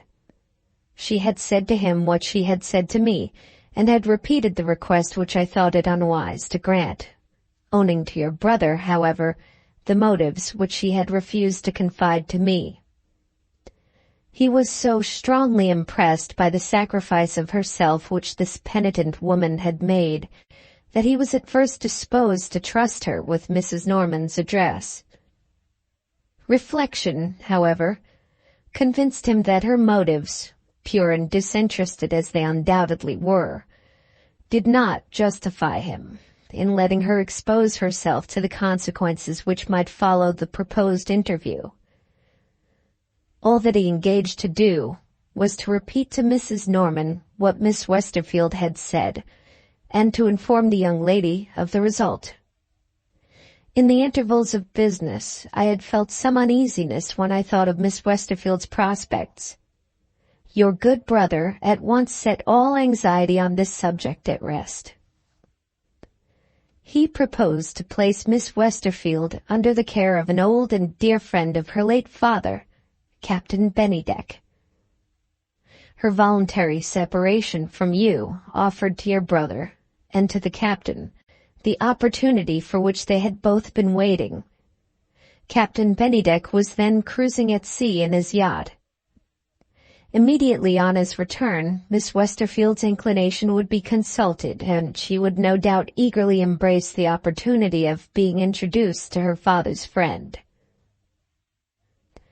I have now communicated all that I know in reply to the questions which you have addressed to me. Let me earnestly advise you to make the one reparation to this poor girl which is in your power. Resign yourself to a separation which is not only for her good, but for yours. Samuel Sarrazin. Chapter 39. Listen to reason. Not having heard from Captain Bennydeck for some little time, Randall thought it desirable in Sidney's interest to make inquiries at his club. Nothing was known of the captain's movements there. On the chance of getting the information that he wanted, Randall wrote to the hotel at Sandyseal. The landlord's reply a little surprised him. Some days since, the yacht had again appeared in the bay. Captain Bennydeck had landed, to all appearance in fairly good health, and had left by an early train for London.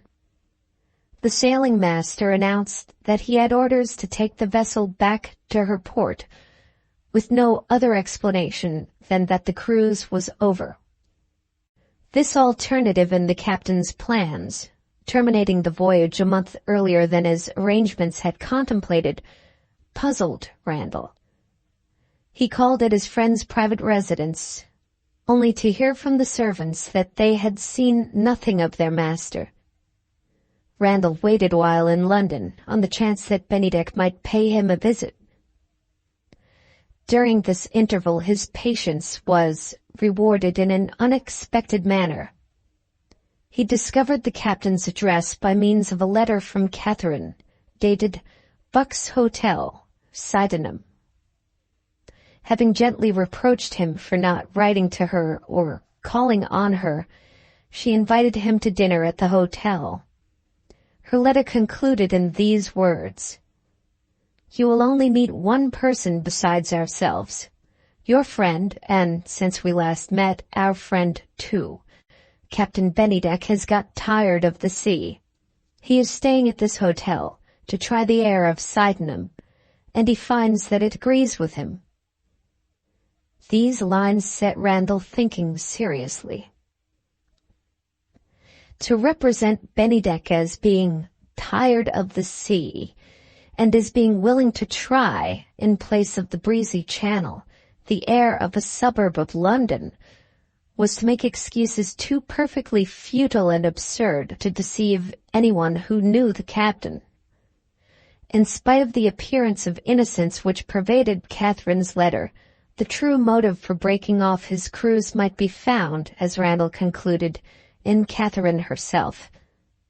Her residence at the seaside, helped by the lapse of time, had restored to her personal attractions almost all they had lost under the deteriorating influences of care and grief, and her change of name must have protected her from a discovery of the divorce which would have shocked a man so sincerely religious as Bennydeck. Had her beauty fascinated him? Was she aware of the interest that he felt in her, and was it secretly understood and returned?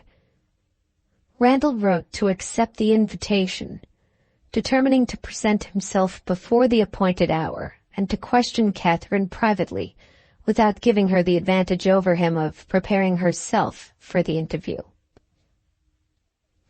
In the short time that passed before the day of the dinner, distressing circumstances strengthened his resolution. After months of separation, he received a visit from Herbert. Was this man, haggard, pallid, shabby, looking at him piteously with bloodshot eyes, the handsome, pleasant, prosperous brother whom he remembered? Randall was so grieved that he was for a moment unable to utter a word. He could only point to a seat. Herbert dropped into the chair as if he was reduced to the last extremity of fatigue, and yet he spoke roughly. He looked like an angry man brought to bay. "I seem to frighten you," he said. "You distress me, Herbert, more than words can say. Give me a glass of wine. I've been walking, I don't know where, a long distance. I'm dead beat." He drank the wine greedily. Whatever reviving effect it might otherwise have produced on him, it made no change in the threatening gloom of his manner. In a man morally weak, calamity, suffered without resisting power, breaks its way through the surface which exhibits a gentleman, and shows the naked nature which claims kindred with our ancestor, the savage. "Do you feel better, Herbert?" He put down the empty glass, taking no notice of his brother's question. "Randall," he said, "you know where Sydney is." Randall admitted it. "Give me her address. My mind's in such a state I can't remember it. Write it down." "No, Herbert." "You won't write it? And you won't give it?" "I will do neither the one nor the other. Go back to your chair. Fierce looks and clenched fists don't frighten me. Miss Westerfield is quite right in separating herself from you, and you are quite wrong in wishing to go back to her. There are my reasons. Try to understand them, and once again sit down."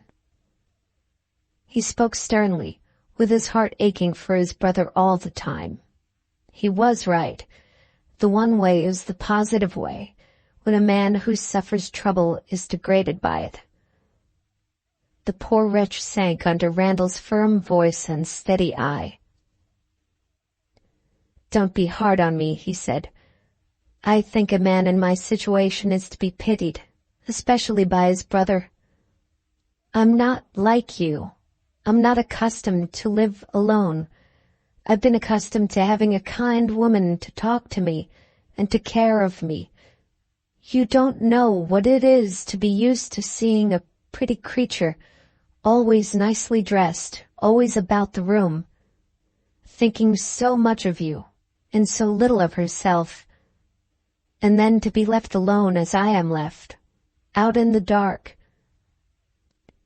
I haven't got my wife. She has thrown me over and taken my child away from me. And now, Sydney's taken away from me next. I'm alone. Do you hear that? Alone. Take the poker out of the fireplace. Give me back Sydney, or knock out my brains. I haven't courage enough to do it for myself. Oh, why did I engage that governess? I was so happy, Randall, with Catherine and little Kitty. He laid his head wearily on the back of his chair. Randall offered him more wine. He refused it. I'm afraid, he said. Wine maddens me if I take too much of it. You've heard of men forgetting their sorrows in drink. I tried it yesterday. It set my brains on fire. I'm feeling that glass I took just now. No, I'm not faint. It eases my head when I rest like this. Shake hands, Randall. We have never had any unfriendly words. We mustn't begin now. There's something perverse about me. I didn't know how fond I was of Sydney till I lost her. I didn't know how fond I was of my wife till I left her. He paused and put his hand to his fevered head. Was his mind wandering into some other train of thought? He astonished his brother by a new entreaty, the last imaginable entreaty that Randall expected to hear.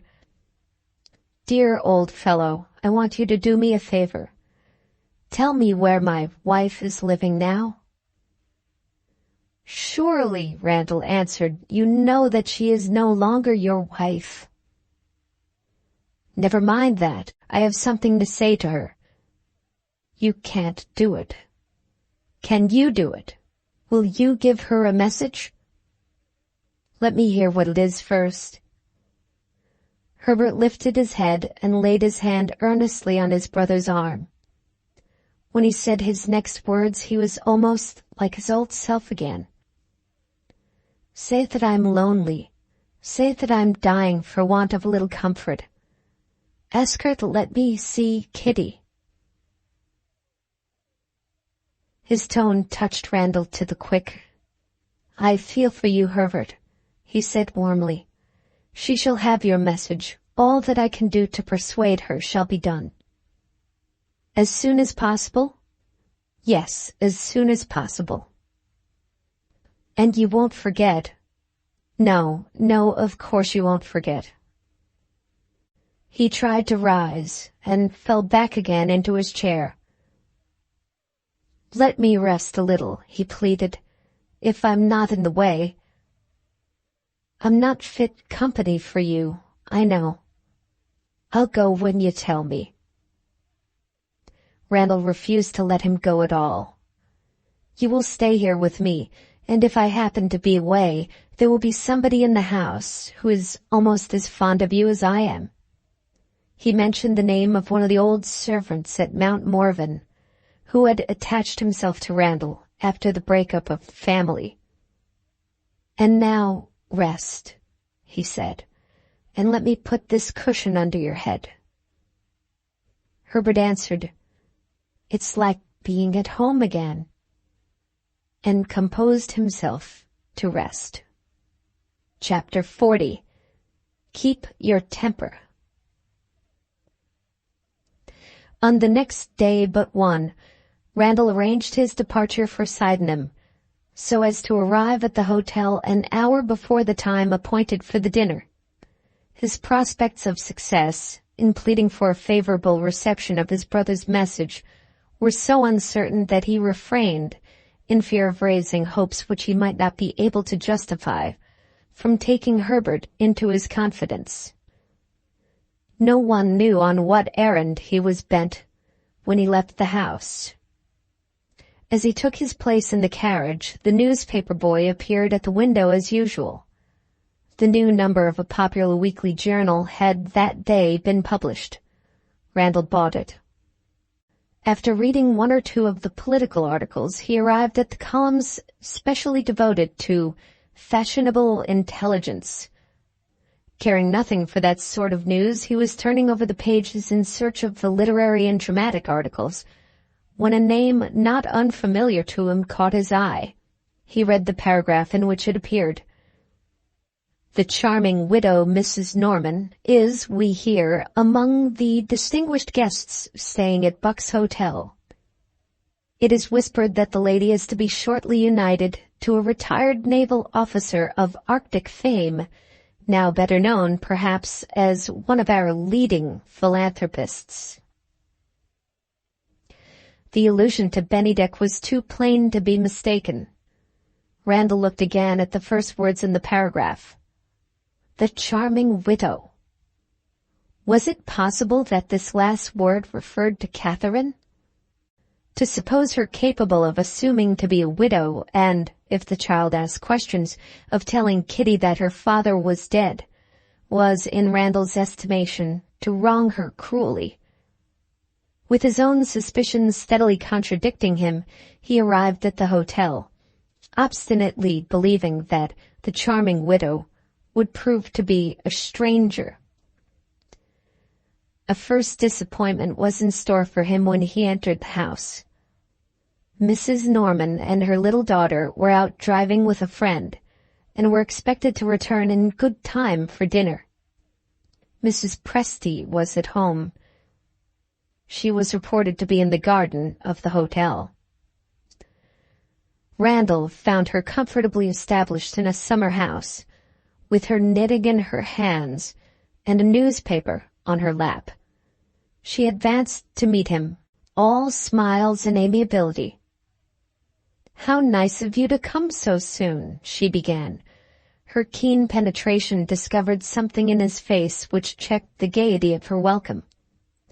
"You don't mean to say that you are going to spoil our pleasant little dinner by bringing bad news," she added, looking at him suspiciously.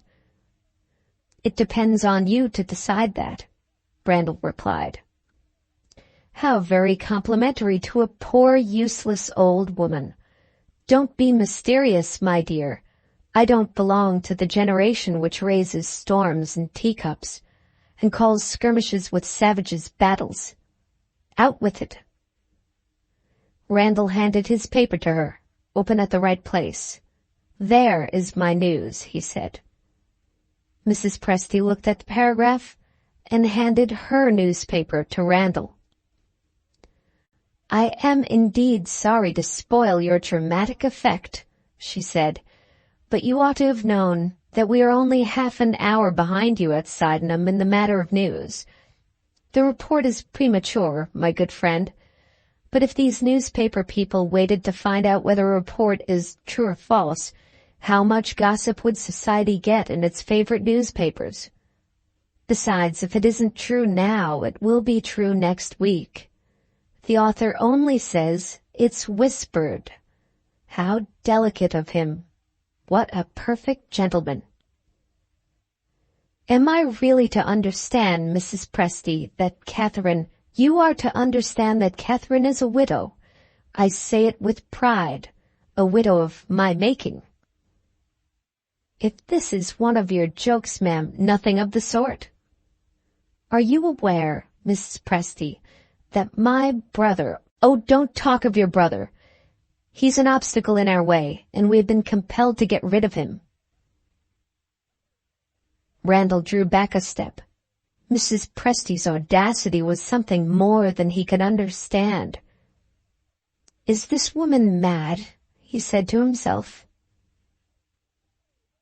"Sit down," said Mrs. Presty, "if you are determined to make a serious business of it. If you insist on my justifying myself, you are to be pitied for not possessing a sense of humor. But you shall have your own way. I am put on my defense. Very well. You shall hear how my divorced daughter, and my poor little grandchild were treated at Sandyseal after you left us." Having related the circumstances, she suggested that Randall should put himself in Catherine's place before he ventured on expressing an opinion. "Would you have exposed yourself to be humiliated again in the same way?" she asked. "And would you have seen your child made to suffer as well as yourself?" "I should have kept in retirement for the future," he answered, "and not have trusted my child and myself among strangers in hotels." "Ah, indeed? And you would have condemned your poor little daughter to solitude? You would have seen her pining for the company of other children, and would have had no mercy on her? I wonder what you would have done when Captain Bennydeck paid us a visit at the seaside. He was introduced to Mrs. Norman, and to Mrs. Norman's little girl, and we were all charmed with him. When he and I happened to be left together, he naturally wondered, after having seen the beautiful wife, where the lucky husband might be. If he had asked you about Mr. Norman, how would you have answered him?" "I should have told the truth." "You would have said there was no Mr. Norman?" "Yes." "Exactly what I did. And the captain of course concluded, after having been introduced to Kitty, that Mrs. Norman was a widow. If I had set him right, what would have become of my daughter's reputation?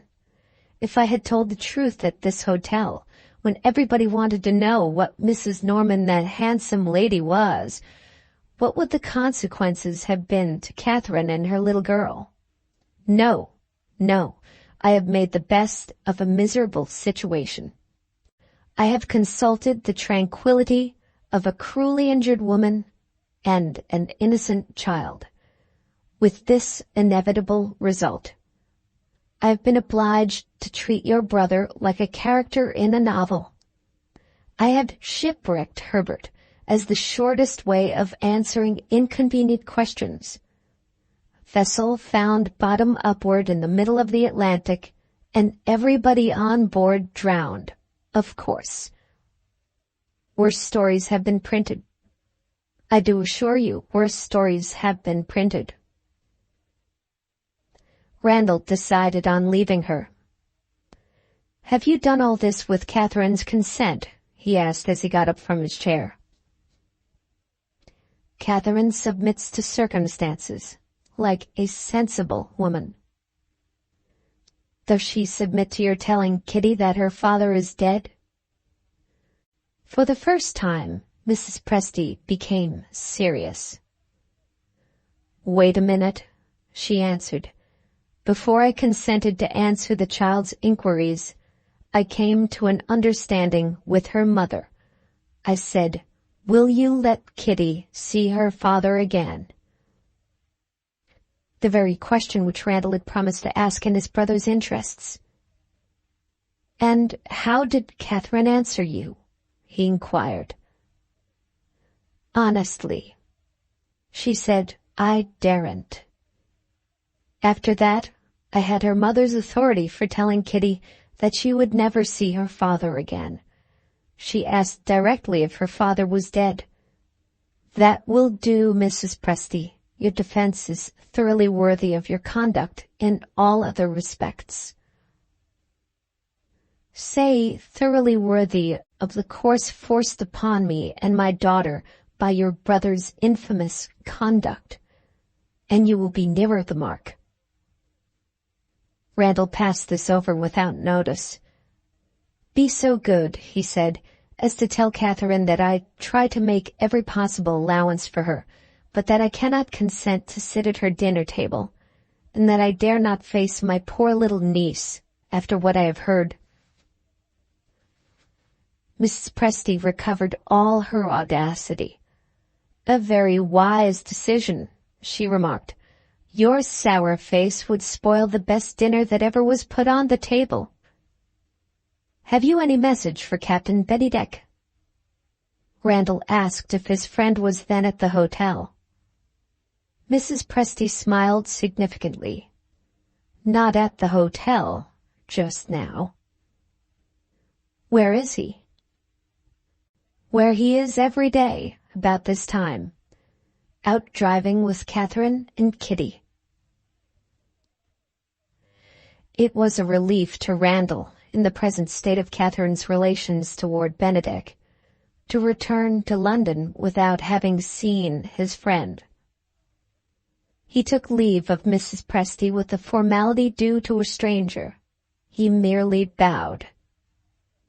That incorrigible old woman treated him with affectionate familiarity in return. "Goodbye, dear Randall. One moment before you go. Will it be of any use if we invite you to the marriage?" Arrived at the station, Randall found that he must wait for the train. While he was walking up and down the platform, with a mind doubly distressed by anxiety about his brother and anxiety about Sydney, the train from London came in. He stood, looking absently at the passengers leaving the carriage on the opposite side of the platform. Suddenly, a voice that he knew was audible, asking the way back to Buck's Hotel. He crossed the line in an instant, and found himself face to face with Herbert. Chapter 41. Make the best of it.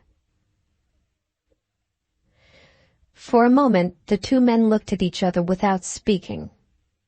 Herbert's wondering eyes accurately reflected his brother's astonishment.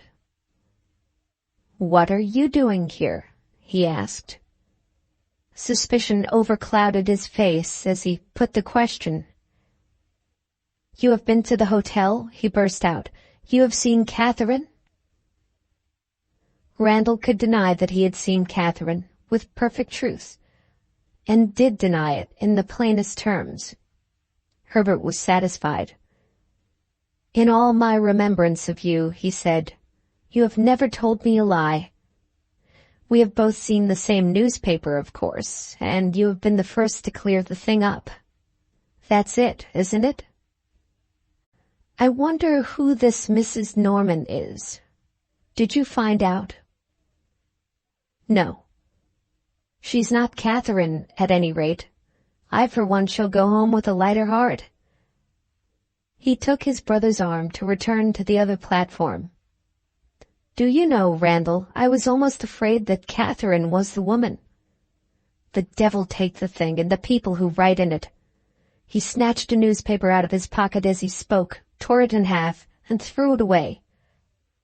"Malcolm meant well, poor fellow," he said, referring to the old servant, "but he made a miserable man of me for all that."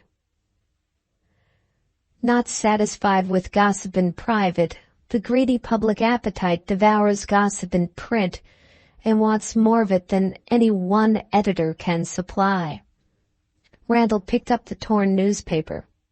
It was not the newspaper which he had bought at the station. Herbert had been reading a rival journal, devoted to the interests of society, in which the report of Mrs. Norman's marriage was repeated, with this difference, that it boldly alluded to Captain Bennydeck by name. "Did Malcolm give you this?" Randall asked. "Yes. He and the servant next door subscribed to take it in. And Malcolm thought it might amuse me. It drove me out of the house and into the railway. If it had driven me out of mind, I shouldn't have been surprised." "Gently, Herbert. Supposing the report had been true?" "After what you have told me, why should I suppose anything of the sort?" "Don't be angry, and do pray remember that the divorce allows you and Catherine to marry again if you like." Herbert became more unreasonable than ever. "If Catherine does think of marrying again," he said, "the man will have to reckon first with me. But that is not the point. You seem to have forgotten that the woman at Buck's Hotel is described as a widow, The bare doubt that my divorced wife might be the woman was bad enough. But what I wanted to find out was how she had passed off her false pretense on our child. That was what maddened me. No more of it now. Have you seen Catherine lately? Not lately. I suppose she is as handsome as ever. When will you ask her to let me see Kitty? Leave that to me, was the one reply which Randall could venture to make at the moment. The serious embarrassments that surrounded him were thickening fast. His natural frank nature urged him to undeceive Herbert. If he followed his inclinations, in the near neighborhood of the hotel, who could say what disasters might not ensue in his brother's present frame of mind? If he made the disclosure on their return to the house, he would be only running the same risk of consequences after an interval of delay. And if he remained silent, the march of events might, at any moment, lead to the discovery of what he had concealed. Add to this that his confidence in Catherine had been rudely shaken. Having allowed herself to be entrapped into the deception proposed by her mother, and having thus far persevered in that deception, were the chances in favor of her revealing her true position, especially if she was disposed to encourage Bennydeck's suit? Randall's loyalty to Catherine hesitated to decide that serious question against the woman whom he had known, trusted, and admired for so many years. In any event, her second marriage would lead to one disastrous result. It would, sooner or later, come to Herbert's ears. In the meantime, after what Mrs. Presty had confessed, the cruel falsehood which had checked poor Kitty's natural inquiries raised an insuperable obstacle to a meeting between father and child. If Randall shrank from the prospect which thus presented itself to him in his relations with his brother, and if his thoughts reverted to Sidney Westerfield, other reasons for apprehensions found their way into his mind. He had promised to do his best toward persuading Catherine to grant Sidney an interview. To perform that promise appeared to be now simply impossible. Under the exasperating influence of a disappointment for which she was not prepared, it was hard to say what act of imprudence Sidney might not commit. Even the chance of successfully confiding her to Bennydeck's protection had lost something of its fair promise since Randall's visit to Sydenham. That the captain would welcome his friend's daughter as affectionately as if she had been his own child was not to be doubted for a moment, but that she would receive the same unremitting attention while he was courting Catherine, which would have been offered to her under other circumstances, was not to be hoped. Be the results, however, what they might, Randall could see but one plain course before him now. He decided on hastening Sidney's introduction to Bennydeck, and on writing at once to prepare the captain for that event. Even this apparently simple proceeding required examination in its different bearings before he could begin his letter. Would he be justified in alluding to the report which associated Bennydeck with Catherine? Considerations of delicacy seemed to forbid taking this liberty, even with an intimate friend. It was for the captain to confirm what Mrs. Presty had said of him, if he thought it desirable to touch on the subject in his reply. Besides, looking to Catherine's interest, and not forgetting how she had suffered, had Randall any right to regard with other than friendly feelings a second marriage, which united her to a man morally and intellectually the superior of her first husband?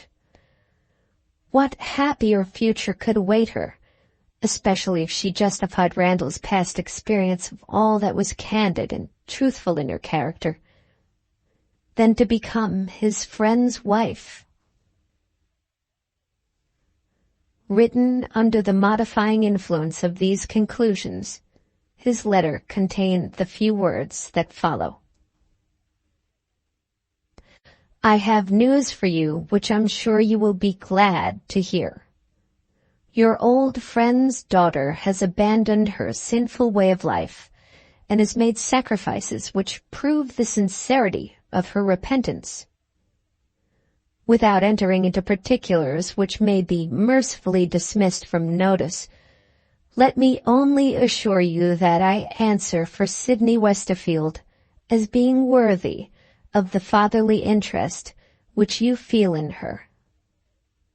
Shall I say that she may expect an early visit from you when I see her tomorrow?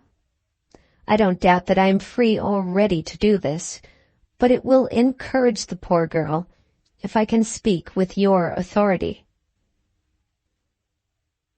He added Sydney's address in a postscript and dispatched his letter that evening.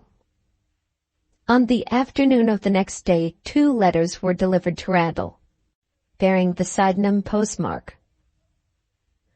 The first, which he happened to take up, was addressed to him in Mrs. Presty's handwriting.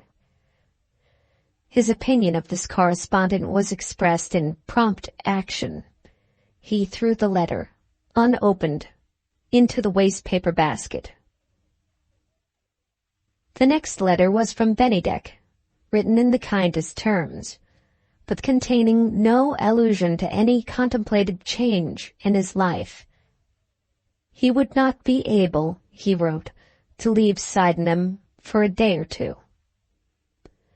No explanation of the cause of this delay followed, but it might perhaps be excusable to infer that the marriage had not yet been decided on, and that the captain's proposals were still waiting for Catherine's reply.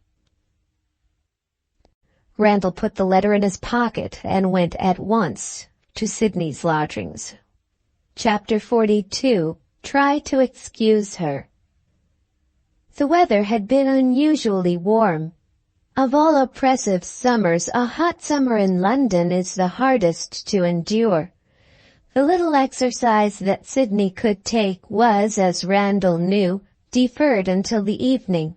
On asking for her, he was surprised to hear that she had gone out. "Is she walking?" he asked, "on a day such as this?" No, she was too much overcome by the heat to be able to walk. The landlady's boy had been sent to fetch a cab, and he had heard Miss Westerfield tell the driver to go to Lincoln's Inn Fields. The address at once reminded Randall of Mr. Sarrazin. On the chance of making the discovery, he went to the lawyer's office. It had struck him as being just possible that Sydney might have called there for the second time, and on making inquiry he found that his surmise was correct. Miss Westerfield had called, and had gone away again more than an hour since. Having mentioned this circumstance, good Mr. Sarrazin rather abruptly changed the subject. He began to talk of the weather, and like everybody else, he complained of the heat. Receiving no encouragement so far, he selected politics as his next topic. Randall was unapproachably indifferent to the state of parties and the urgent necessity for reform. Still bent, as it seemed, on preventing his visitor from taking a leading part in the conversation, Mr. Sarrazin tried the exercise of hospitality next. He opened his cigar case and entered eagerly into the merits of his cigars. He proposed a cool drink, and described the right method of making it as distinguished from the wrong. Randall was not thirsty and was not inclined to smoke. Would the pertinacious lawyer give way at last? In appearance, at least, he submitted to defeat. "You want something of me, my friend," he said with a patient smile. "What is it?" "I want to know why Miss Westerfield called on you." Randall flattered himself that he had made a prevaricating reply simply impossible. Nothing of the sort. Mr. Sarrazin slipped through his fingers once more. The unwritten laws of gallantry afforded him a refuge now. The most inviolate respect, he solemnly declared, is due to a lady's confidence, and what is more, to a young lady's confidence, and what is more yet, to a pretty young lady's confidence. The sex, my dear fellow, must I recall your attention to what is due to the sex? This little outbreak of the foreign side of his friend's character was no novelty to Randall. He remained as indifferent to the inviolate claims of the sex as if he had been an old man of 90. "Did Miss Westerfield say anything about me?" was his next question. Slippery Mr. Sarrazin slid into another refuge. He entered a protest. "Here is a change of persons and places," he exclaimed. "Am I a witness of the court of justice, and are you the lawyer who examines me? My memory is defective, my learned friend. No mi ricordo. I know nothing about it." Randall changed his tone. "We have amused ourselves long enough," he said.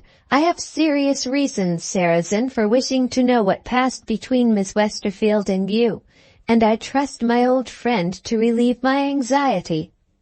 The lawyer was accustomed to say of himself that he never did things by halves. His answer to Randall offered a proof of his accurate estimate of his own character. "Your old friend will deserve your confidence in him," he answered. "You want to know why Miss Westerfield called here?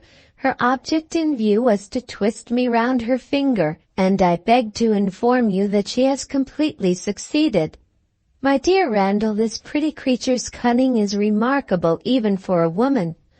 I'm an old lawyer skilled in the ways of the world, and a young girl has completely overreached me. She asked, oh heavens, how innocently, if Mrs. Norman was likely to make a long stay at her present place of residence." Randall interrupted him. "You don't mean to tell me you have given her Catherine's address?" "Buck's Hotel, Sydenham," Mr. Sarrazin answered. "She has got the address down in her nice little pocket-book." "What amazing weakness!" Randall exclaimed. Mr. Sarrazin cordially agreed with him. "Amazing weakness, as you say. Pretty Miss Sidney has extracted more things besides the address. She knows that Mrs. Norman is here on business relating to new investments of her money. She knows besides that one of the trustees is keeping us waiting. She also made sensible remarks. She mentioned having heard Mrs. Norman say that the air of London never agreed with her, and she hoped that a comparatively healthy neighborhood had been chosen for Mrs. Norman's place of residence. This, you see, was leading up to the discovery of the address. The spirit of mischief possessed me. I allowed Miss Westerfield to take a little peep at the truth. Mrs. Norman is not actually in London, I said. She is only in the neighborhood. For what followed on this, my experience of ladies ought to have prepared me. I am ashamed to say this lady took me completely by surprise. What did she do? Fell on her knees, poor dear, and said, "Oh, Mr. Sarrazin, be kinder to me than you have ever been yet. Tell me where Mrs. Norman is." I put her back in her chair, and I took her handkerchief out of her pocket and I wiped her eyes. "And then you told her the address?" "I was near it, but I didn't do it yet. I asked what you had done in the matter. Alas, your kind heart has led you to promise more than you could perform. She had waited to hear from you if Mrs. Norman consented to see her, and had waited in vain. Hard on her, wasn't it? I was sorry, but I was still obdurate. I only felt the symptoms which warned me that I was going to make a fool of myself when she let me into her secret for the first time, and said plainly what she wanted with Mrs. Norman. Her tears and her entreaties I had resisted. The confession of her motives overpowered me. "It is right," cried Mr. Sarrazin, suddenly warming into enthusiasm, "that these two women should meet. Remember how that poor girl has proved that her repentance is no sham. I say she has a right to tell, and the lady whom she has injured has a right to hear what she has done to atone for the past, what confession she is willing to make to the one woman in the world, though she is a divorced woman, who is most interested in hearing what Miss Westerfield's life has been with that wretched brother of yours. Ah, yes, I know what the English cant might say. Away with the English cant. It is the worst obstacle to the progress of the English nation. Randall listened absently. He was thinking.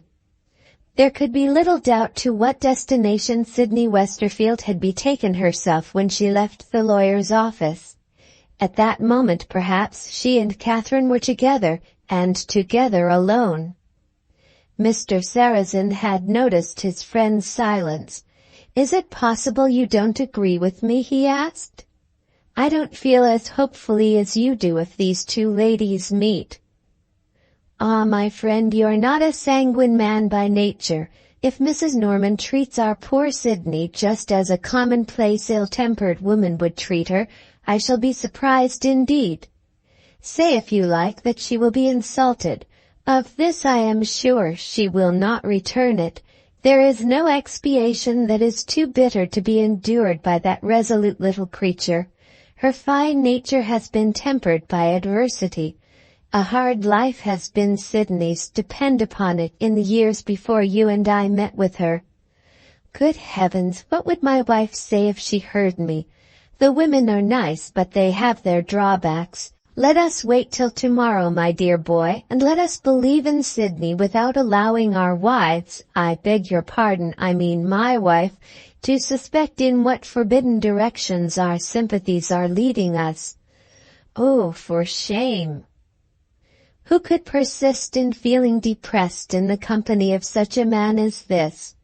Randall went home with the influence of Mr. Sarrazin's sanguine nature in undisturbed possession of him until his old servant's gloomy face confronted him at the door.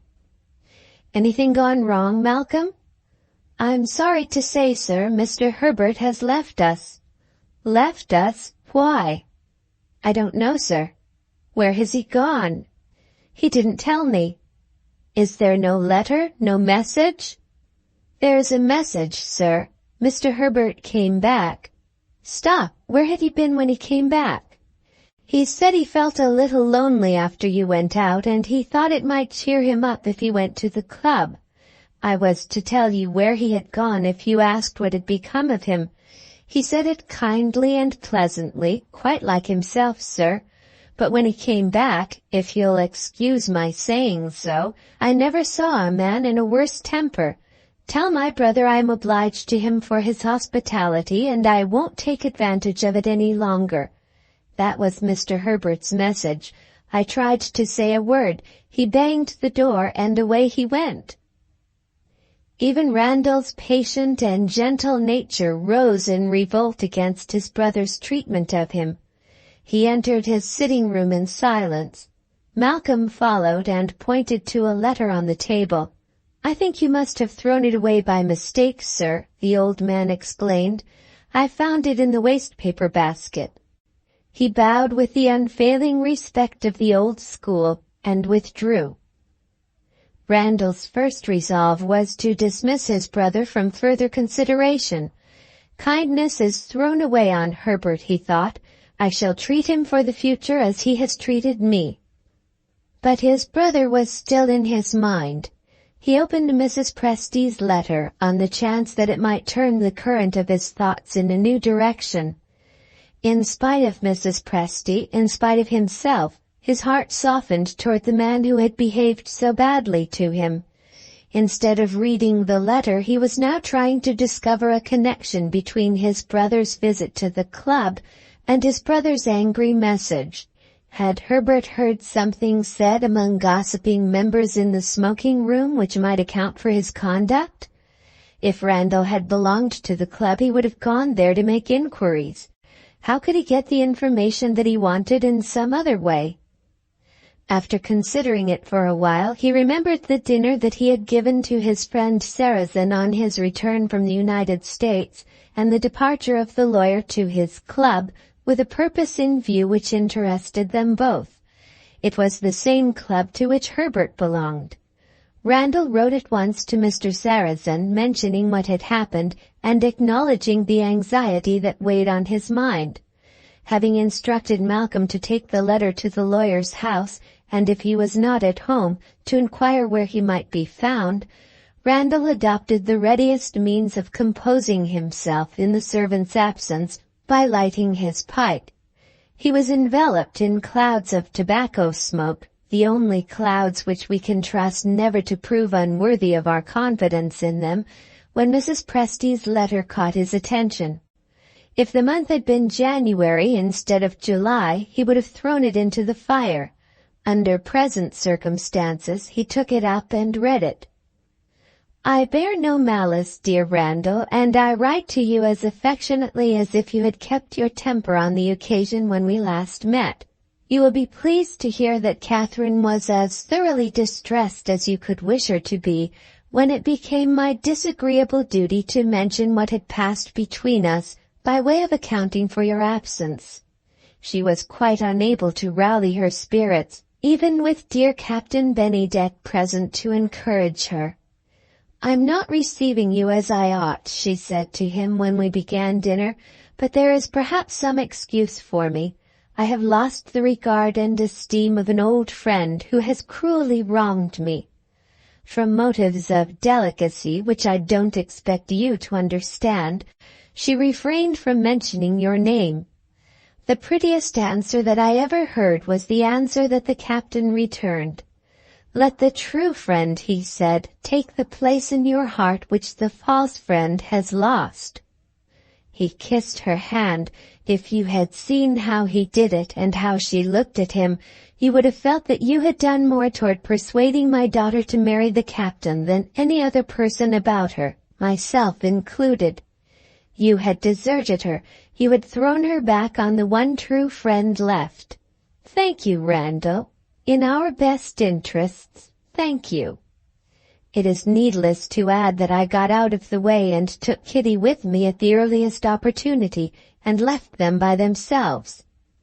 At bedtime I went into Catherine's room. Our interview began and ended in less than a minute. It was useless to ask if the captain had proposed marriage. Her agitation sufficiently informed me of what had happened. My one question was, Dearest Catherine, have you said yes? She turned shockingly pale and answered, I have not said no.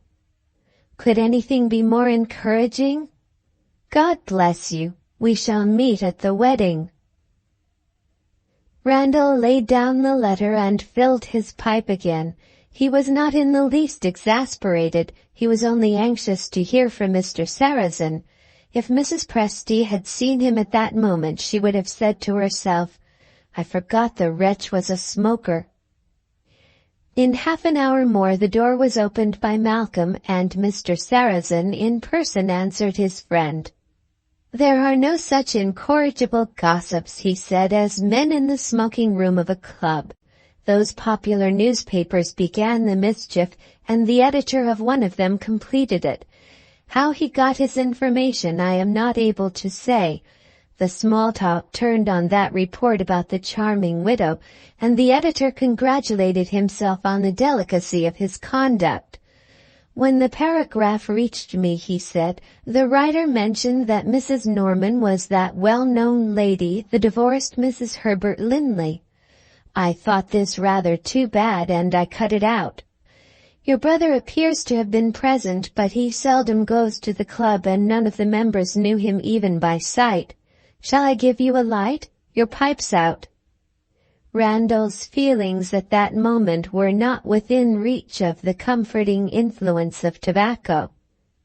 Do you think your brother has gone to Sydenham? Mr. Sarrazin asked. Randall answered, I haven't a doubt of it now. Chapter 43. Know Your Own Mind. The garden of the hotel at Sydenham had originally belonged to a private house. Of great extent it had been laid out in excellent taste. Flower beds and lawns, a handsome fountain, seats shaded by groups of fine trees at their full growth, completed the pastoral charm of the place.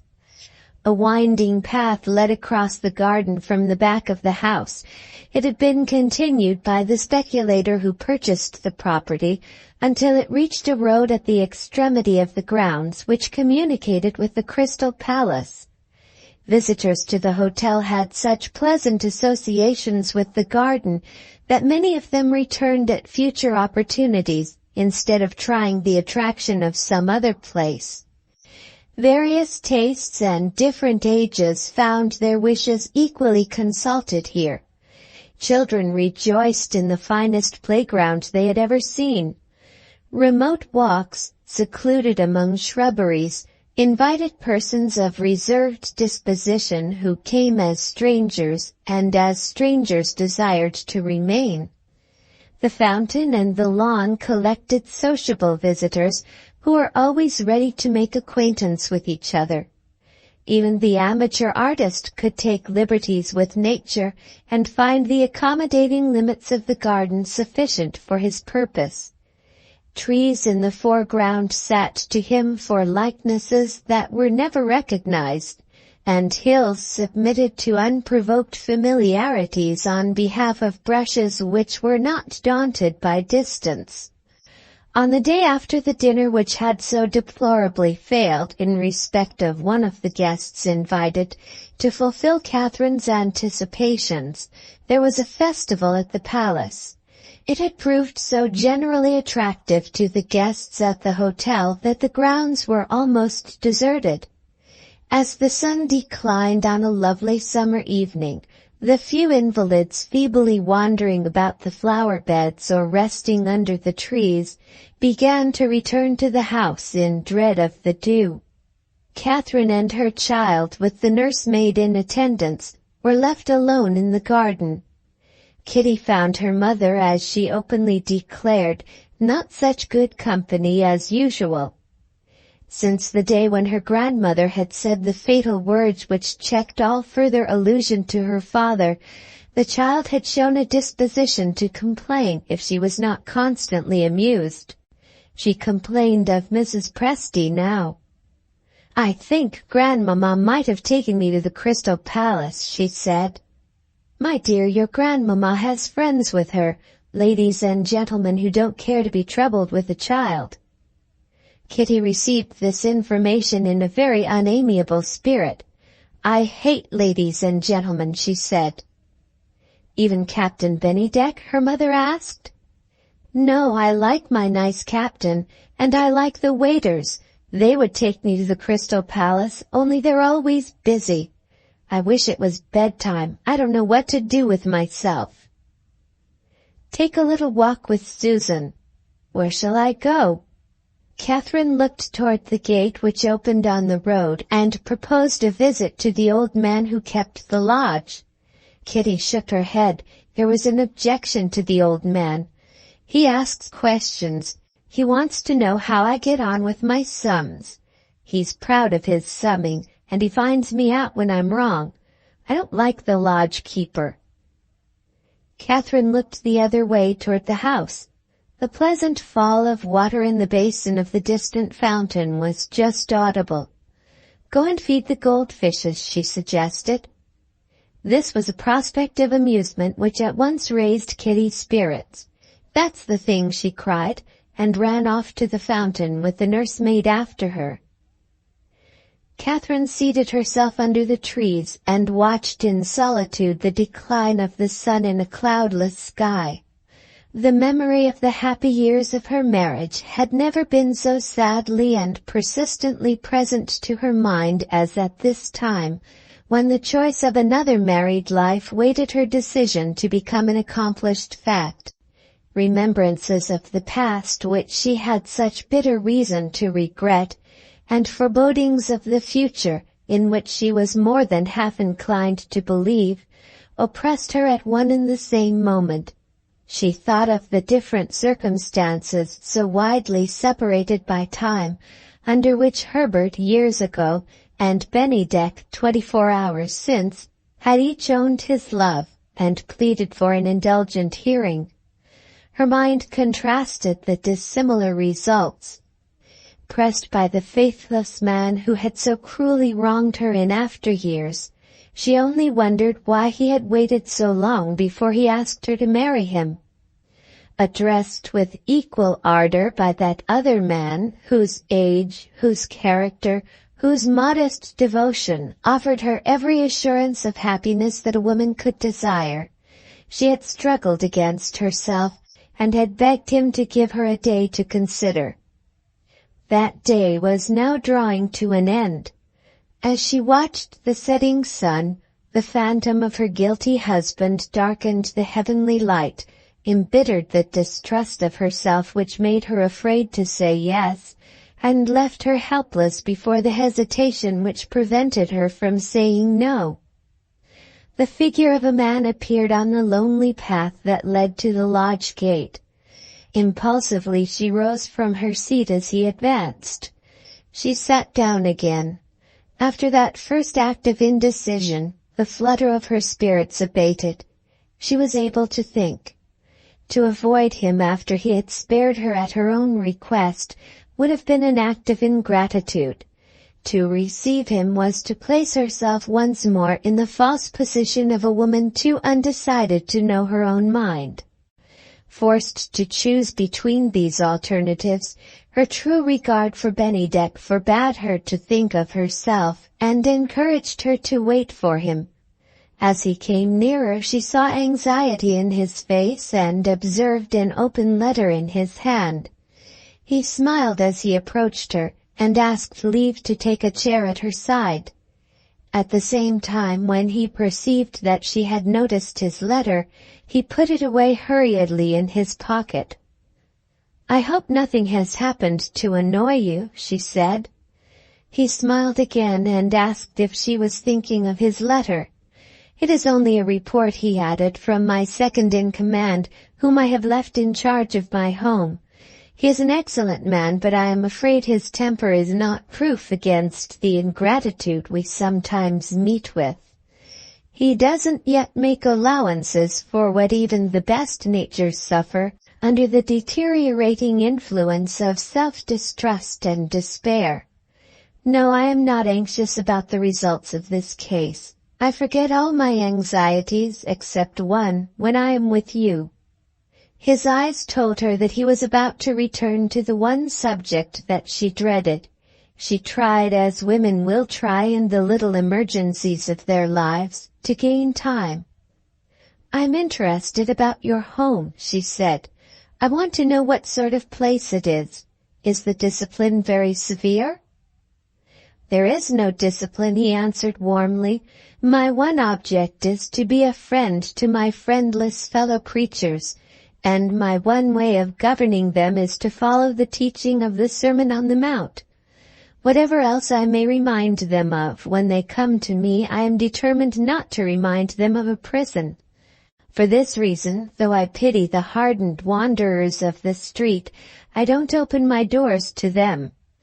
Many a refuge in which discipline is inevitable is open to these poor sinners already. My welcome is offered to penitents and sufferers of another kind who have fallen from positions in life in which the sense of honor has been cultivated, whose despair is associated with remembrances which I may so encourage with the New Testament to help me, as to lead them back to the religious influences under which their purer and happier lives may have been passed. Here and there I meet with disappointments, but I persist in my system of trusting them as freely as if they were my own children, and for the most part they justify my confidence in them. On the day, if it ever comes, when I find discipline necessary, I shall suffer my disappointment and close my doors." "Is your house open?" Catherine asked, "to men and women alike?" He was eager to speak with her on a subject more interesting to him even than his home. Answering her question in this frame of mind, his thoughts wandered. He drew lines absently with his walking stick on the soft earth under the trees. "The means at my disposal," he said, "are limited. I have been obliged to choose between the men and the women." "And you have chosen women?" "Yes." "Why?" "Because a lost woman is a more friendless creature than a lost man." "Do they come to you, or do you look for them?" "They mostly come to me. There is one young woman, however, now waiting to see me, whom I have been looking for. I am deeply interested in her." "Is it her beauty that interests you?" "I have not seen her since she was a child. She is the daughter of an old friend of mine who died many years ago." "And with that claim on you, you keep her waiting?" "Yes." He let his stick drop on the ground and looked at Catherine, but he offered no explanation of his strange conduct. She was a little disappointed. "You have been some time away from your home," she said, still searching for his reasons. "When do you go back?" "I go back," he answered, "when I know whether I may thank God for being the happiest man living." They were both silent. Chapter 44. Think of consequences. Catherine listened to the fall of winter in the basin of the fountain. She was conscious of a faint hope, a hope unworthy of her, that Kitty might get weary of the goldfishes and might interrupt them. No such thing happened. No stranger appeared on the path which wound through the garden. She was alone with them. The influences of the still and fragrant summer evening were influences which breathed of love. "Have you thought of me since yesterday?" he asked gently. She owned that she had thought of him. "Is there no hope that your heart will ever incline toward me?" "I daren't consider my heart. If I had only to consider my own feelings—" She stopped. "What else do you have to consider?" "My past life, how I have suffered, and what I have to repent of." "Has your married life not been a happy one?" he asked. "Not a happy one, in the end," she answered. "Through no fault of yours, I am sure." "Through no fault of mine, certainly." "And yet you said just now that you had something to repent of." "I was not thinking of my husband, Captain Benedict, when I said that. If I have injured any person, the person is myself." She was thinking of that fatal concession to the advice of her mother and to the interests of her child, which placed her in a false position toward the honest man who loved her and trusted her. If he had been less innocent in the ways of the world, and not so devotedly fond of her, he might, little by little, have persuaded Catherine to run the risk of shocking him by a confession of the truth. As it was, his confidence in her raised him high above the reach of suspicions which might have occurred to the other men. He saw her turn pale. He saw distress in her face, which he interpreted as a silent reproach to him for the questions he had asked. "I hope you will forgive me," he said simply. She was astonished. "What I have to forgive? My want of delicacy?" "Oh, Captain Benedict, you speak of one of your great merits as if it were a fault. Over and over again I have noticed your delicacy, and admired it."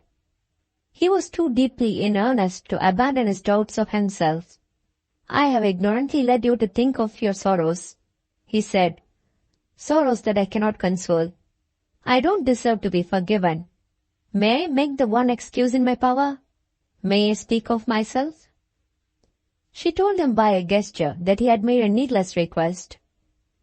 "The life I have led," he resumed, "accounts perhaps, in some degree, for what is deficient in me. At school, I was not a popular boy. I only had one friend, and he was long since been numbered with the dead. Of my life at college, and afterward in London, I dare not speak to you. I look back at it with horror. My school friend decided my choice of a profession. He went into the Navy. After a while, not knowing what else to do, I followed his example. I liked the life. I may say the sea saved me. For years, I was never on shore for more than few weeks at a time. I saw nothing of society. I was hardly ever in the company of ladies. The next change in my life associated me with an Arctic expedition. God forbid I should tell you of what men go through, who are lost in the regions of eternal ice. Let me only say I was preserved, miraculously preserved, to profit by that dreadful experience. It made a new man of me. It altered me. I hope for the better, into what I am now. Oh, I feel that I ought to have kept my secret yesterday. I mean, by daring to love you. I should have waited till you knew more of me, till my conduct pleased you perhaps, and spoke for me. You won't laugh, I am sure, if I confess, at my age, that I am inexperienced. Never till I met you have I known what true love is. And this at 40 years old. How some people would laugh. I own it seems melancholy to me. No, not melancholy. Her voice trembled. Agitation, which it was not a pain but a luxury to feel, was gently taking possession of her.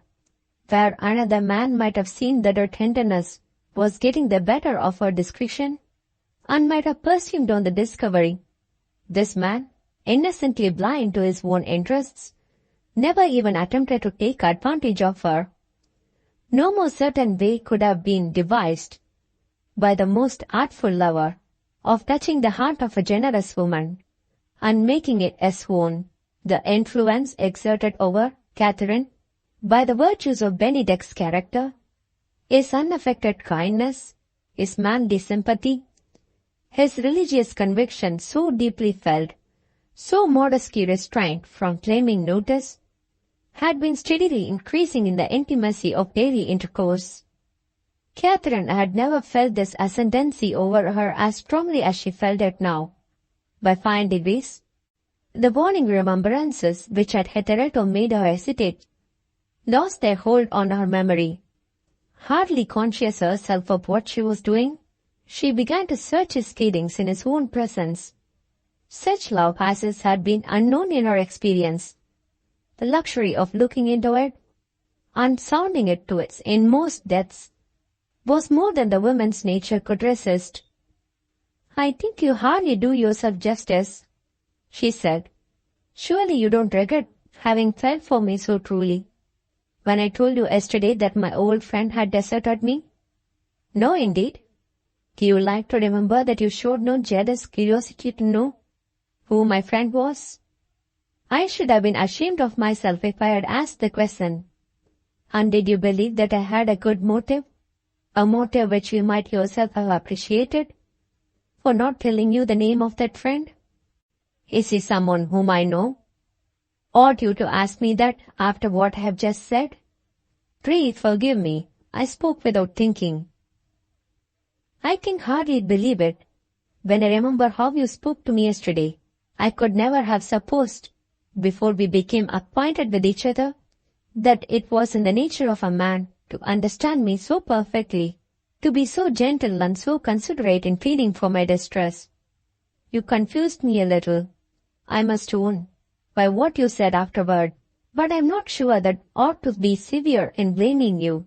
Sympathy, I mean such sympathy as yours, sometimes says more than the discretion can always approve. Have you not found it so yourself? I have found it so with you. And perhaps I have shown a little too plainly how dependent I am on you. How dreadful it would be to me if I lost you too as a friend. She blushed as she said it.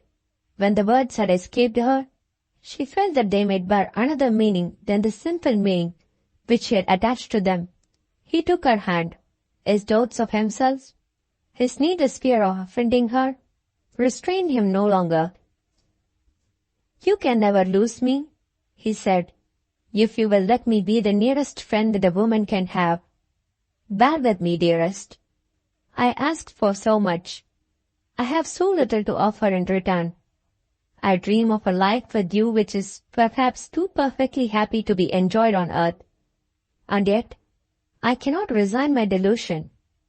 Must my poor heart always long for happiness which is beyond my reach? If an overruling providence guides our course through this world, may we not sometimes hope for happier ends than our mortal eyes can see? He waited a moment, and sighed, and dropped her hand. She hid her face. She knew what it would tell him. She was ashamed to let him see it. I didn't mean to distress you, he said sadly. She let him see her face. For a moment only, she looked at him, and then let silence tell him the rest. His arms closed round her. Slowly, the glory of sun faded from the heavens, and the soft summer twilight fell over the earth. I can't speak, he whispered. My happiness is too much for me. Are you sure of your happiness? She asked. Could I think as I am thinking now, if I were not sure of it? Are you thinking of me, of you, and of all that you will be to me in the future? Oh, my angel, if God grants us many years to come, what a perfect life I see. Tell me, what do you see? I see a husband and a wife who are all in all to each other. If friends come to us, we are glad to bid them welcome. But we are always happiest by ourselves. Do we live in retirement? We live where you like best to live. Shall it be in the country? Yes, yes. You've spoken of the sea as you might have spoken of your best friend. We will be near the sea. But I must not keep you selfishly all to myself. I must remember how good you have been to poor creatures who don't feel our happiness, and who need our kindness. Perhaps I might help you. Do you doubt it? I only doubt whether I ought to let you see what I have seen. I am only afraid of the risk of making you unhappy. You tempt me to run the risk. The help of a woman, and of such a woman as you are, is the only thing I have wanted. Your influence could succeed where my influence has often failed. How good, how thoughtful you would be. I only want to be worthy of you, she said humbly. When may I see your home? He drew her closer to him. Tenderly and timidly, he kissed her for the first time. It rests with you, he answered. When will you be my wife? She hesitated. He felt her trembling. Is there any obstacle? He asked. Before she could reply, Kitty's voice was heard calling to her mother. Kitty ran up to them. Catherine turned cold as the child caught her by the hand, eagerly claiming her attention. All that she should have remembered, all that she had forgotten in a few bright moments of illusion, rose in judgment against her, and struck her mind prostrate in an instant, when she felt Kitty's touch. Bennydeck saw the change. Was it possible that the child's sudden appearance had startled her? Kitty had something to say, and said it before he could speak. Mama, I want to go where the other children are going. Susan's gone to her supper. You take me? Her mother was not even listening. Kitty turned impatiently to Bennydeck. Why won't Mama speak to me? She asked. He quieted her by a word. You shall go with me. His anxiety about Catherine was more than he could endure. Pray let me take you back to the house, he said. I am afraid you're not well. I shall be better directly. Do me a kindness. Take the child. She spoke faintly and vacantly. Bennydeck hesitated. She lifted her trembling hands in entreaty. I beg you will leave me. Her voice, her manner, made it impossible to disobey. He turned resignedly to Kitty, and asked which way she wanted to go. The child pointed down the path to one of the towers of the Crystal Palace, visible in the distance. The governess has taken others to see the company go away, she said. I want to go too. Bennydeck looked back before he lost sight of Catherine. She remained seated, in the attitude in which he had left her, at the farther end of the path which led to the hotel. He thought he saw a figure in the twilight, approaching from the house. There would be help near, if Catherine wanted it. His uneasy mind was in some degree relieved, as he and Kitty left the garden together. Chapter 45. Love Your Enemies. She tried to think of Benedict. Her eyes followed him as long as he was in sight, but her thoughts wandered. To look at him now was to look at the little companion walking by his side. Still, the child reminded her of the living father. Still, the child innocently tortured her with the consciousness of deceit. The faithless man from whom the law had released her possessed himself of her thoughts in spite of the law. He, and he only, was the visionary companion of her solitude when she was left by herself. Did he remind her of the sin that he had committed, of the insult that he had inflicted on the woman whom he had vowed to love and cherish? No, he recalled to her the years of love that she had passed by his side. He upbraided her with the happiness which she had owed to him in the prime and glory of her life. Woman, set that against the wrong which I have done to you. You have the right to condemn me, and society has the right to condemn me, but I am your child's father still. Forget me if you can. All thought would be the test of solitude, accepting only the thought that finds its origin in hopeless self-reproach. The soft mystery of twilight, the solemn silence of the slowly coming night daunted Catherine in that lonely place. She rose to return to light and human beings. As she set her face toward the house, a discovery confronted her. She was not alone. A woman was standing on the path, apparently looking at her. In the dim light and at the distance between them, recognition of the woman was impossible. She neither moved nor spoke. Strained to their utmost point of tension, Catherine's nerves quivered at the sight of that shadowy, solitary figure. She dropped back on the seat. In tones that trembled she said, "Who are you? What do you want?" The voice that answered was, like her own voice, faint with fear. It said, "I want a word with you." Moving slowly forward, stopping, moving onward again, hesitating again, the woman at last approached. There was light enough left to reveal her face, now that she was near. It was the face of Sydney Westerfield. The survival of childhood in the mature human being betrays itself most readily in the sex that bears children. The chances and changes of life show the child's mobility of emotion constantly, associating itself with the passion of the woman. At the moment of recognition, the troubled mind of Catherine was instantly steadied under the influence of that coarser sense which levels us with the animals, the sense of anger. "I am amazed at your audacity," she said.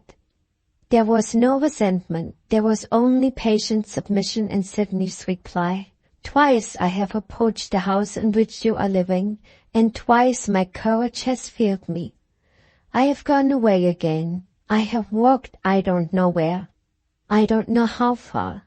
Shame and fear seem to be insensible to fatigue. This is my third attempt. If I was a little nearer to you, I think you would see what the effort has cost me. I have not much to say. May I ask you to hear me?" "You have taken me by surprise, Miss Westerfield." "You have no right to do that. I refuse to hear you." "Try, madam, to bear in mind that no unhappy creature in my place would expose herself to your anger and contempt without a serious reason. Will you think again?" "No." Sydney turned to go away and suddenly stopped. Another person was advancing from the hotel. An interruption, a trivial domestic interruption, presented itself. The nursemaid had missed the child and had come into the garden to see if she was with her mother. "Where is Miss Kitty, ma'am?" the girl asked. Her mistress told her what had happened and sent her to the palace to relieve Captain Benedict of the charge that he had undertaken. Susan listened, looking at Sydney and recognizing the familiar face. As the girl moved away, Sydney spoke to her. "I hope little Kitty is well and happy." The mother does not live who could have resisted the tone in which that question was put, the broken heart, the love for the child that still lived in it, spoken accents that even touched the servant. She came back, remembering the happy days when the governess had won their hearts at Mount Morven, and, for a moment at least, remembering nothing else. "Quite well and happy, miss, thank you," Susan said. As she hurried away on her errand, she saw her mistress beckon to Sydney to return and placed a chair for her. The nursemaid was not near enough to hear what followed. "Miss Westerfield, will you forget what I said just now?" With those words, Catherine pointed to the chair. "I am ready to hear you," she resumed. "But I have something to ask first. Does what you wish to say to me relate only to yourself?" "It relates to another person as well as to myself." That reply and the inference to which it led tried Catherine's resolution to preserve her self-control, as nothing had tried it yet. "If that other person," she began, "means Mr. Herbert Linley—" Sydney interrupted her in words which he was entirely unprepared to hear. "I shall never see Mr. Herbert Linley again." "Has he deserted you?" "No, it is I who have left him." "You?" The emphasis laid on that one word forced Sydney to assert herself for the first time. "If I had not left him of my own free will," she said, "what else would excuse me for venturing to come here?" Catherine's sense of justice felt the force of that reply. At the same time her sense of injury set its own construction on Sydney's motive. "Has his cruelty driven you away from him?" she asked. "If he has been cruel to me," Sydney answered, "do you think I should have come here to complain of it to you? Do me the justice to believe that I am not capable of such self-degradation as that. I have nothing to complain of." "And yet you have left him?" "He has been all that is kind and considerate. He has done everything that a man in his unhappy position could do to set my mind at ease, and yet I have left him. Oh, I claim no merit for my repentance, bitterly as I feel it. I might not have had the courage to leave him if he had loved me as he once loved you. Miss Westerfield, you are the last person living who ought to allude to my married life. You may perhaps pardon the allusion, madam, when you have heard what I have still to say. I owe it to Mr. Herbert Linley, if not to you, to confess that his life with me has not been a life of happiness. He has tried, compassionately tried, to keep his secret soul from discovery, and he has failed. I had long suspected the truth, but I only saw it in his face when he found the book you left behind you at the hotel. Your image has, from first to last, been the one living image in his guilty heart. I am the miserable victim of a man's passing fancy. You have been, you are still, the one object of a husband's love. Ask your own heart if the woman lives who can say to you what I have said, unless she knew it to be true." Catherine's head sunk on her bosom. Her helpless hands lay trembling on her lap. Overpowered by the confession which she had just heard, a confession which had followed closely on the thoughts inspired by the appearance of the child. Her agitation was beyond control. Her mind was unequal to the effort of decision. The woman who had been wronged, who had the right to judge for herself and to speak for herself, was a silent woman of the two. It was not quite dark yet. Sydney could see as well as hear. For the first time since the beginning of the interview, she allowed the impulse of the moment to lead her astray. In her eagerness to complete the act of atonement, she failed to appreciate the severity of the struggle that was passing in Catherine's mind. She alluded again to Herbert Linley, and she spoke too soon. "Will you let him ask your pardon?" she said. "He expects no more."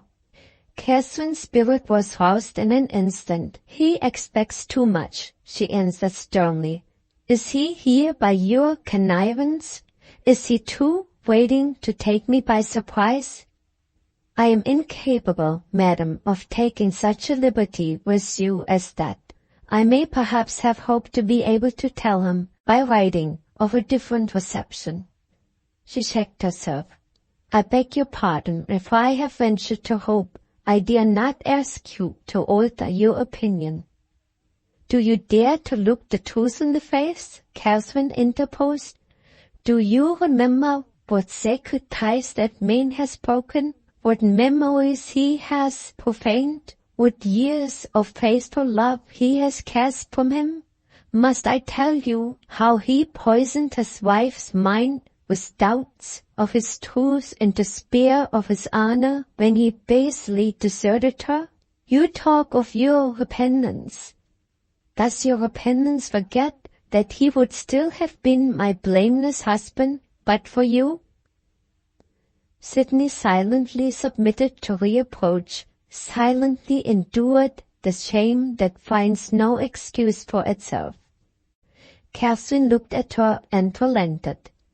The noble nature which could stop to anger, but never sink to the lower depths of malice and persecution, restrained itself and made amends. "I say it in no unkindness to you," she resumed, "but when you ask me to forgive, consider what you asked me to forget. It will only distress us both if we remain longer together," she continued, rising as she spoke.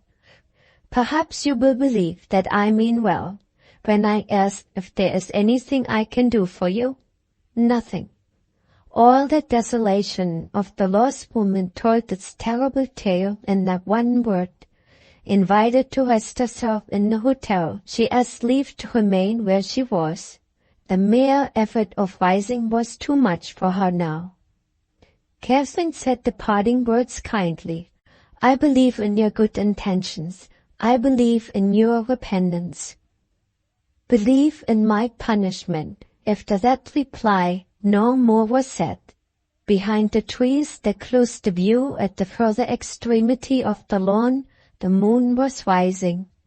As the two women lost sight of each other, the new light, pure and beautiful, began to dawn over the garden. Chapter 46. Nil desperandum. No horror of her solitude, no melancholy recollections, no dread of the future disturbed Sydney's mind. The one sense left in her was the sense of fatigue. Vacantly, mechanically, the girl rested as a tired animal might have rested. She saw nothing, heard nothing. The one feeling of which she was conscious was the dull aching in every limb. The moon climbed the heavens, brightened the topmost leaves of the trees, found the gloom in which Sydney was hidden, and cheered it tenderly with radiant light. She was too weary to sleep, too weary even to shade her face when the moonbeams touched it. While the light still strengthened, while the slow minutes still followed each other unheeded, the one influence that could rouse Sydney found her at last, set her faint heart throbbing, called her prostrate spirits to life again.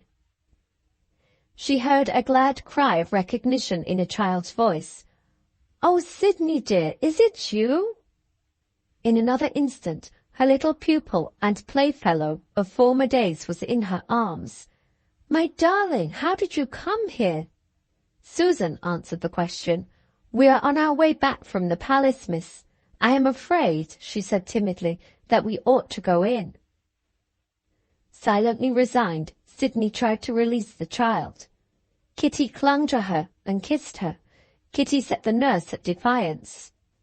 "Do you think I'm going to leave Sid now that I have found her? Susan, I am astonished at you."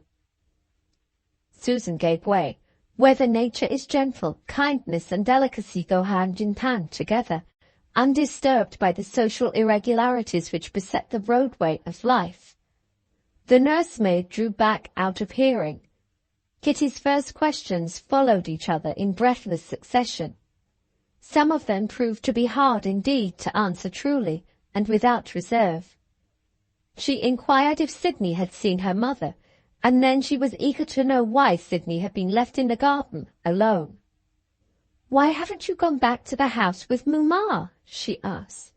"Don't ask me, dear," was all that Sydney could say. Kitty drew the inevitable conclusion. "Have you and Mamma quarrelled?" "Oh, no." "Then come indoors with me." "Wait a little, Kitty, and tell me something about yourself. How do you get on with your lessons?"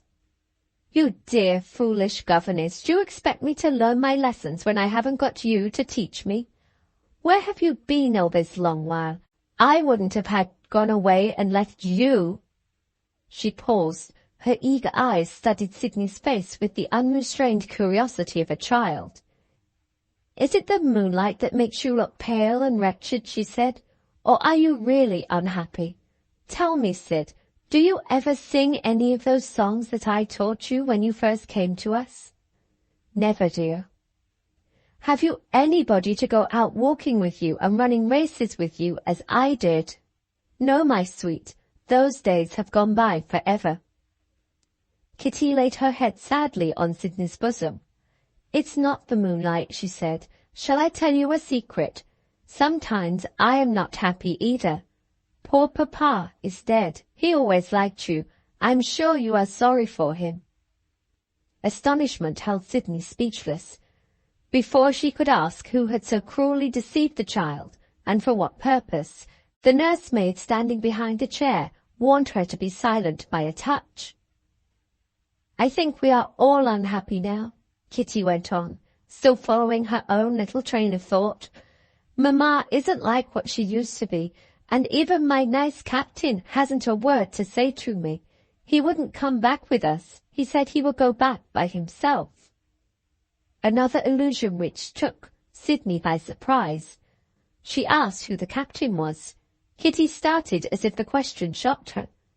"Oh, dear, dear, this is what comes of you going away and leaving us. You don't know Captain Benedict." The name of her father's correspondent, the name which she vaguely remembered to have heard in her childhood. "Where did you first meet with him?" she inquired. "At the seaside, dear." "Do you mean at Sandy Seal?" "Yes, Mamma liked him, and Grandmamma liked him, which is wonderful, and I gave him a kiss. Promise me not to tell. My nice captain is going to be my new Papa." Was there any possible connection between what Kitty had just said and what the poor child had been deluded into believing when she spoke of her father? Even Susan seemed to be in the secret of this strange second marriage. She interfered with a sharp reproof. "You mustn't talk in that way, Miss Kitty.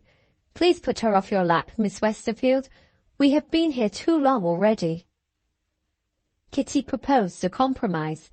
"I'll go," she said, "if Sid will come with me." "I'm sorry, my darling, to disappoint you." Kitty refused to believe it. "You couldn't disappoint me if you tried," she said boldly. Indeed, I must go away. Oh, Kitty, try to bear it as I do." Entreaties were useless. The child refused to hear of another parting. "I want to make you and Mamma friends again. Don't break my heart, Sydney. Come home with me and teach me and play with me and love me." She pulled desperately at Sydney's dress. She called to Susan to help her. With tears in her eyes, the girl did her best to help them both. "Miss Westerfield will wait here," she said to Kitty, "while you speak to your Mamma." "Say yes. she whispered to Sydney. "It's our only chance." The child instantly exacted a promise. In the earnestness of her love, she even dictated the words. "Say it after me as I used to say my lessons," she insisted. "Say, 'Kitty, I promise to wait for you.'" Who that loved her could have refused to say it? In one form or another, the horrid necessity for deceit had followed, and was still following, that first, worst act of falsehood, the elopement from Mount Morven. Kitty was now as eager to go as she had been hitherto resolute to remain. She called for Susan to follow her, and ran to the hotel. "My mistress won't let her come back. You can leave the garden that way." The maid pointed the path to the left and hurried after the child. They were gone, and Sydney was alone again. At the parting with Kitty, the measure of her endurance was full. Not even the farewell at Mount Morven had tried her by any ordeal so cruel as this. No kind woman was willing to receive her and employ her now. The one creature who loved her was the faithful little friend whom she must never see again. "I am still innocent to that child," she thought, "and I am parted from her forever." She rose to leave the garden. The farewell look at the last place in which she had seen Kitty tempted her to indulge in a moment of delay. Her eyes rested on the turn of the path at which she had lost sight of the active little figure hastening away to plead her cause. Even in absence, the child was Sydney's good angel still. As she turned away to follow the path that had been shown to her, the relief of tears came at last. It cooled her burning head. It comforted her aching heart. She tried to walk on. The tears blinded her. She strayed from the path. She would have fallen but for a hand that caught her and held her up. A man's voice, firm and deep and kind, quieted her first wild feeling of terror. "My child, you are not fit to be by yourself. Let me take care of you. Let me comfort you if I can." He carried her back to the seat that she had left, and waited by her in merciful silence. "You are very young to feel such bitter sorrow," he said, when she was composed again. "I don't ask what your sorrow is. I only want to know how I can help you." "Nobody can help me. Can I take you back to your friends?" "I have no friends." "Pardon me, you have one friend at least. You have me." "You, a stranger?" "No human creature who needs my sympathy is a stranger." She turned toward him for the first time. In her new position she was clearly visible in the light. He looked at her attentively. "I have seen you somewhere," he said, "before now." She had not noticed him when they had passed each other at Dandyseal. "I think you must be mistaken," she answered. "May I thank you for your kindness, and may I hope to be excused if I say good night?" He detained her. "Are you sure that you are well enough to go away by yourself?" he asked anxiously. "I am quite sure." He still detained her. His memory of that first meeting at the seaside hotel reminded him that he had seen her in the company of a man. At their second meeting she was alone, and in tears. Sad experience led him to form his own conclusions. "If you won't let me take care of you," he said, "will you consider if I can be of any use to you, and will you call at that address?" He gave her his card. She took it without looking at it. She was confused. She hardly knew what to say. "Do you doubt me?" he asked, sadly, not angrily. "Oh, how can I do that? I doubt myself. I am not worthy of the interest you feel in me." "That is a sad thing to say," he answered. "Let me try to give you confidence in yourself. Do you go to London when you leave this place?" "Yes."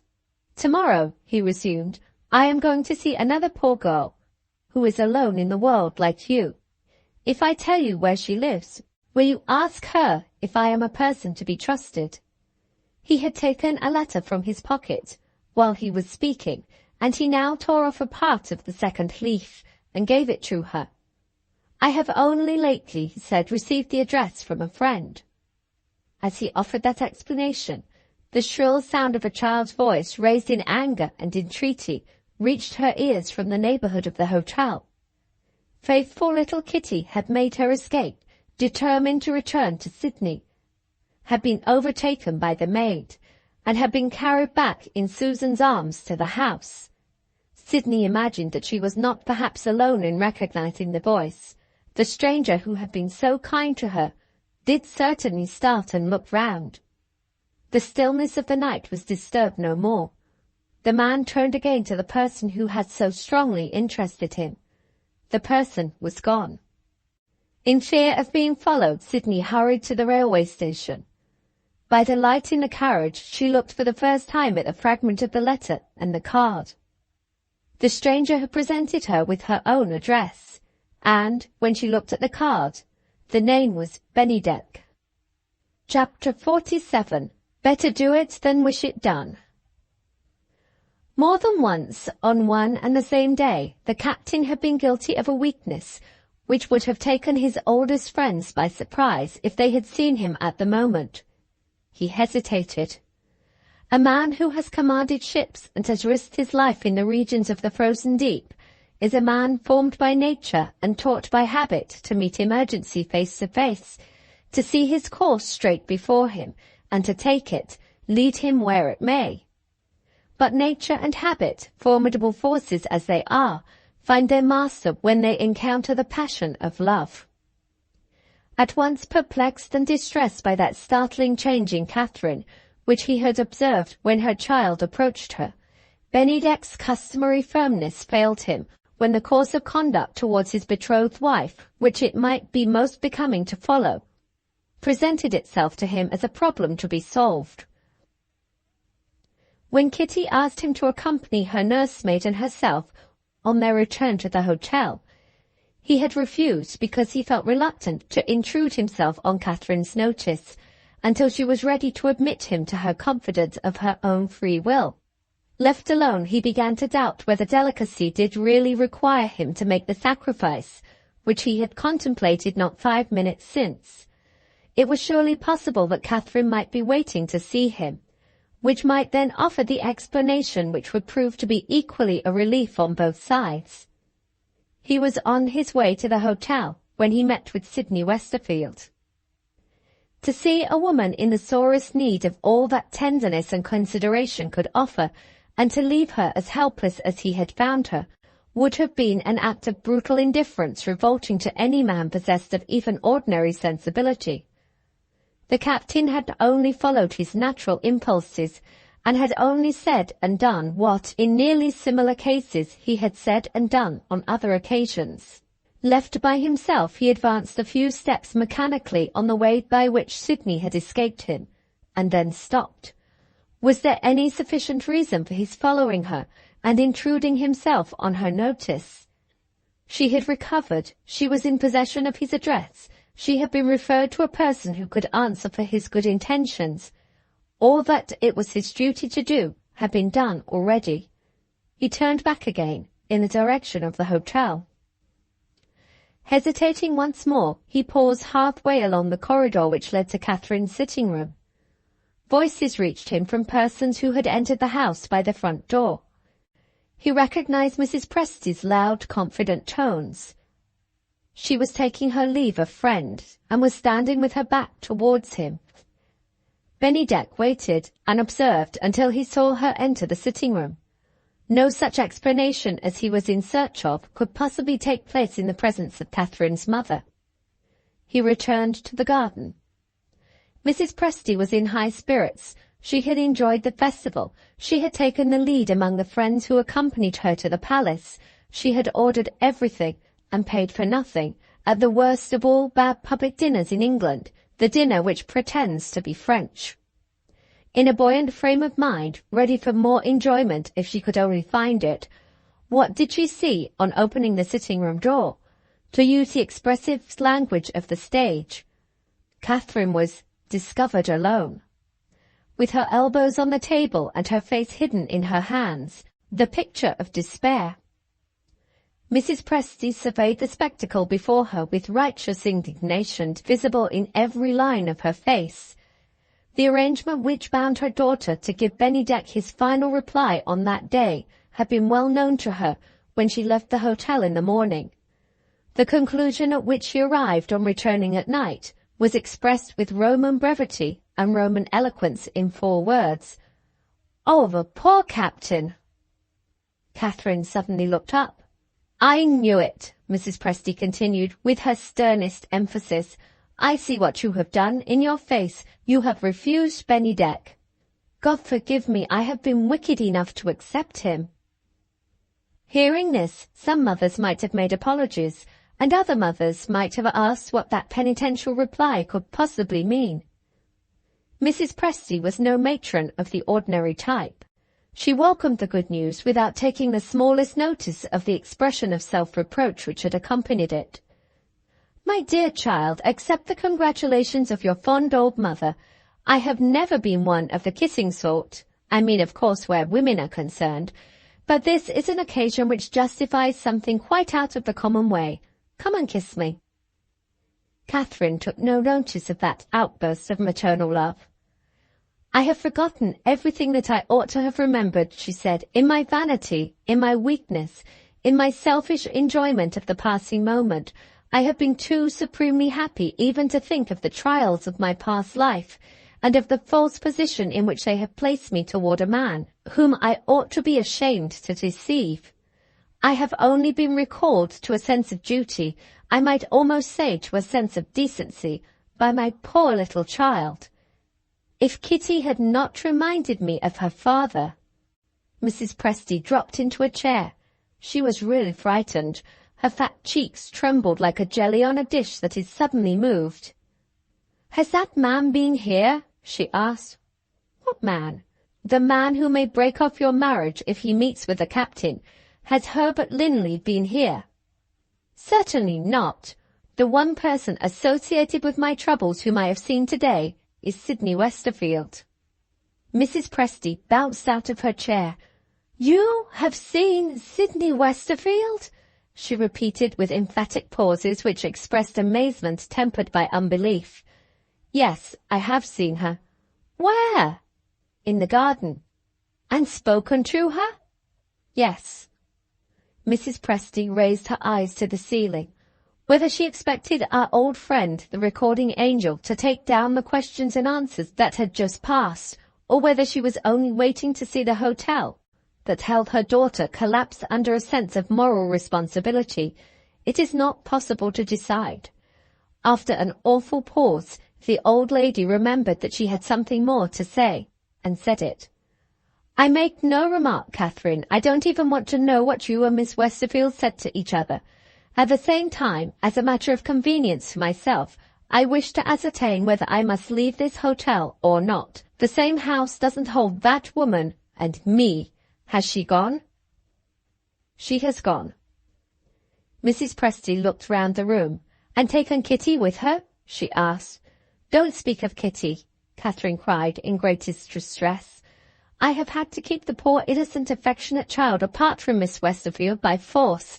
My heart aches when I think of it." "I am not surprised, Catherine. My granddaughter has been brought up on the modern system. Children are all little angels. No punishments, only gentle remonstrance. Don't be naughty, dear, because you will make poor mamma unhappy. And then mamma grieves over it, and wonders over it, when she finds her little angel disobedient. What a fatal system of education! All my success in life, every quality that endeared me to your father and Mr. Presty, every social charm that has made me the idol of society, I attribute entirely to judicious correction in early life, applied freely with the open hand. We will change the subject. Where is dear Bennydeck? I want to congratulate him on his approaching marriage." She looked hard at the daughter and mentally added, "He'll live to regret it." Catherine knew nothing of the captain's movements. "Like you," she told her mother, "I have something to say to him, and I don't know where he is." Mrs. Presty still kept her eyes fixed on her daughter. Nobody, observing Catherine's face, and judging also by the tone of her voice, would have supposed that she was alluding to the man whose irresistible attractions had won her. She looked ill at ease, and she spoke sadly. "You don't seem to be in good spirits, my dear," Mrs. Presty gently suggested. "No lovers' quarrel already, I hope." Nothing of the kind. Can I be of any use to you? You might be of the greatest use, but I know only too well you would refuse. Thus far, Mrs. Presty had been animated by curiosity. She began now to feel vaguely alarmed. After all that I have done for you, she answered, I don't think you ought to say that. Why should I refuse? Catherine hesitated. Her mother persisted in pressing her. Had it anything to do with Captain Bennydeck? Yes. What is it? Catherine roused her courage. You know what it is as well as I do, she said. Captain Bennydeck believes that I am free to marry him because I am a widow. You might help me to tell him the truth. What? The exclamation of horror and astonishment was loud enough to have been heard in the garden. If Mrs. Presty's hair had been all her own, it must have been hair that stood on end. Catherine quietly rose. We won't discuss it, she said, with resignation. I knew you would refuse me. She approached the door. Her mother got up and resolutely stood in the way. Before you commit an act of downright madness, Mrs. Presty said, I mean to try, if I can, to stop you. Go back to your chair. Catherine refused. I know how it will end, she answered, and the sooner it ends the better. You will find that I am quite as determined as you are. A man who loves me as he loves me is a man whom I refuse to deceive. Let's have it out plainly, Mrs. Presty insisted. He believes your first marriage has been dissolved by death. Do you mean to tell him that it has been dissolved by divorce? I do. What right has he to know it? A right that is not to be denied. A wife must have no secrets from her husband. Mrs. Presty hit back smartly. You're not his wife yet. Wait till you are married. Never! Who but a wretch would marry an honest man under false pretenses? I deny the false pretenses. You talk as if you were an impostor. Are you, or are you not, the accomplished lady who has charmed him? Are you, or are you not, the beautiful woman whom he loves? There isn't a stain on your reputation. In every respect you are the wife he wants, and the wife who is worthy of him. And you are cruel enough to disturb the poor man about a matter that doesn't concern him. You are fool enough to raise doubts of you in his mind, and give him a reproach to cast in your teeth the first time you do anything that happens to offend him. Any woman, I don't care who she may be, might envy the home that's waiting for you and your child, if you're wise enough to hold your tongue. Upon my word, Catherine, I'm ashamed of you. Have you no principles? She really meant it. The purely selfish considerations which she urged on her daughter were so many undeniable virtues in Mrs. Presty's estimation. She took the highest moral ground, and stood up and crowed on it, with a pride in her own principles which the primate of all England might have envied. But Catherine's rare resolution held as firm as ever. She got a little nearer to the door. "Good night, mamma," was the only reply she made. "Is that all you have to say to me?" "I am tired and I must rest. Please let me go." Mrs. Presty threw open the door with a bang. "You refuse to take my advice?" she said. "Oh, very well, have your own way. You are sure to prosper in the end. These are the days of exhibitions and gold medals. If there is ever an exhibition of idiots at large, I know who might win the prize." Catherine was accustomed to preserve her respect for her mother under difficulties, but this was far more than her sense of filial duty could successfully endure. "I only wish I had never taken your advice," she answered. "Many a miserable moment would have been spared me if I had always done what I am doing now. You have been the evil genius of my life since Miss Westerfield first came into our house." She passed through the open doorway, stopped, and came back again. "I didn't mean to offend you, mamma, but you do say such irritating things. Good night." Not a word of reply acknowledged that kindly meant apology. Mrs. Presty, vivacious Mrs. Presty of the indomitable spirit and the ready tongue, was petrified. She, the guardian angel of the family, whose experience, devotion, and sound sense had steered Catherine through difficulties and dangers, which must have otherwise ended in utter domestic shipwreck. She, the model mother, had been stigmatized as the evil genius of her daughter's life by no less a person than that daughter herself. What was to be said? What was to be done? What terrible and unexampled course of action should be taken after such an insult as this? Mrs. Presty stood helpless in the middle of the room, and asked herself these questions, and waited and wondered and found no answer. An interval passed. There was a knock at the door. A waiter appeared. He said, "A gentleman to see Mrs. Norman." The gentleman entered the room and revealed himself. Herbert Linley. Chapter 48. The divorced husband looked at his mother-in-law without making the slightest sacrifice to the claims of politeness. He neither offered his hand nor made his bow. His frowning eyebrows, his flushed face, betrayed the anger that was consuming him. "I want to see Catherine," he said. This deliberate rudeness proved to be the very stimulant that was required to restore Mrs. Presty to herself.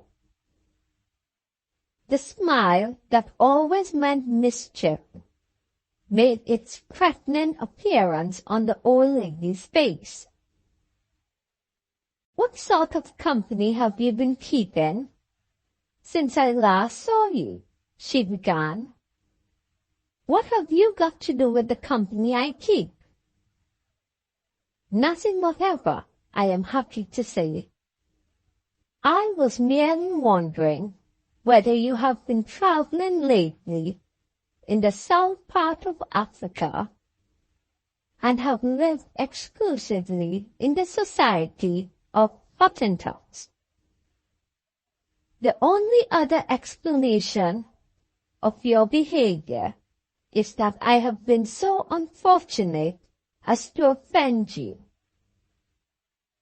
But it seems improbable.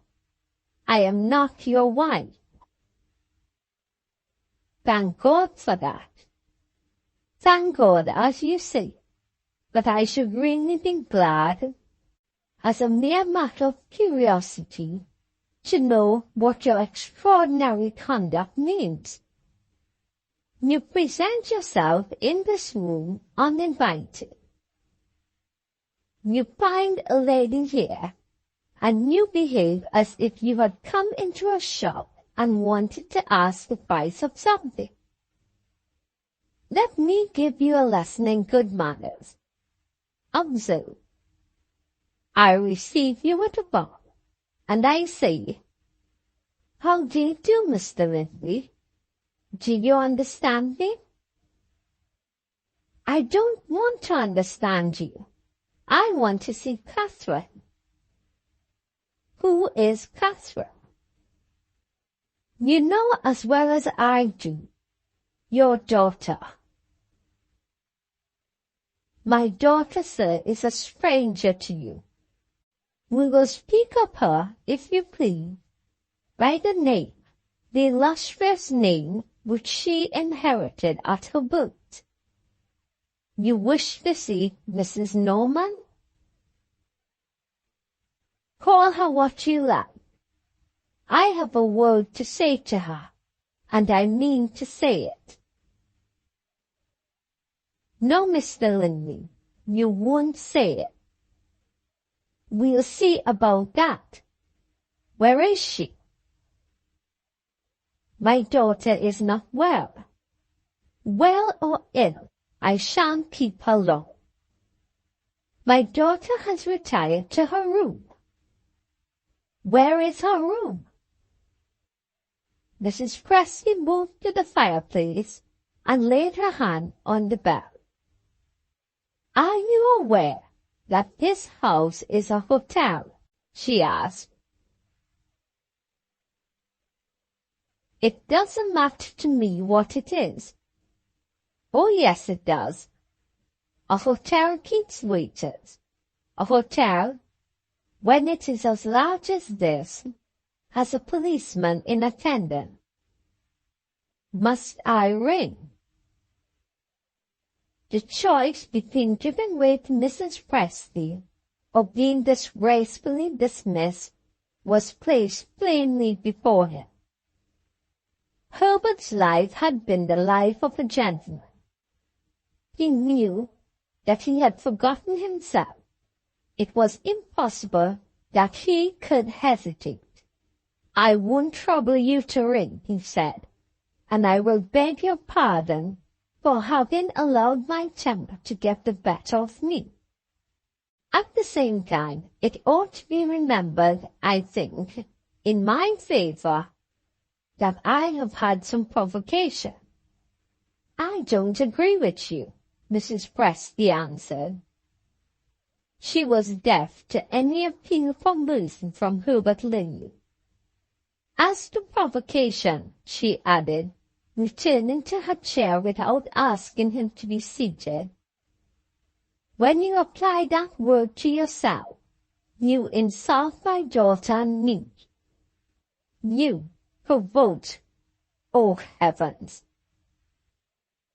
"You wouldn't say that," he urged, speaking with marked restraint of tone and manner, "if you knew what I have had to endure."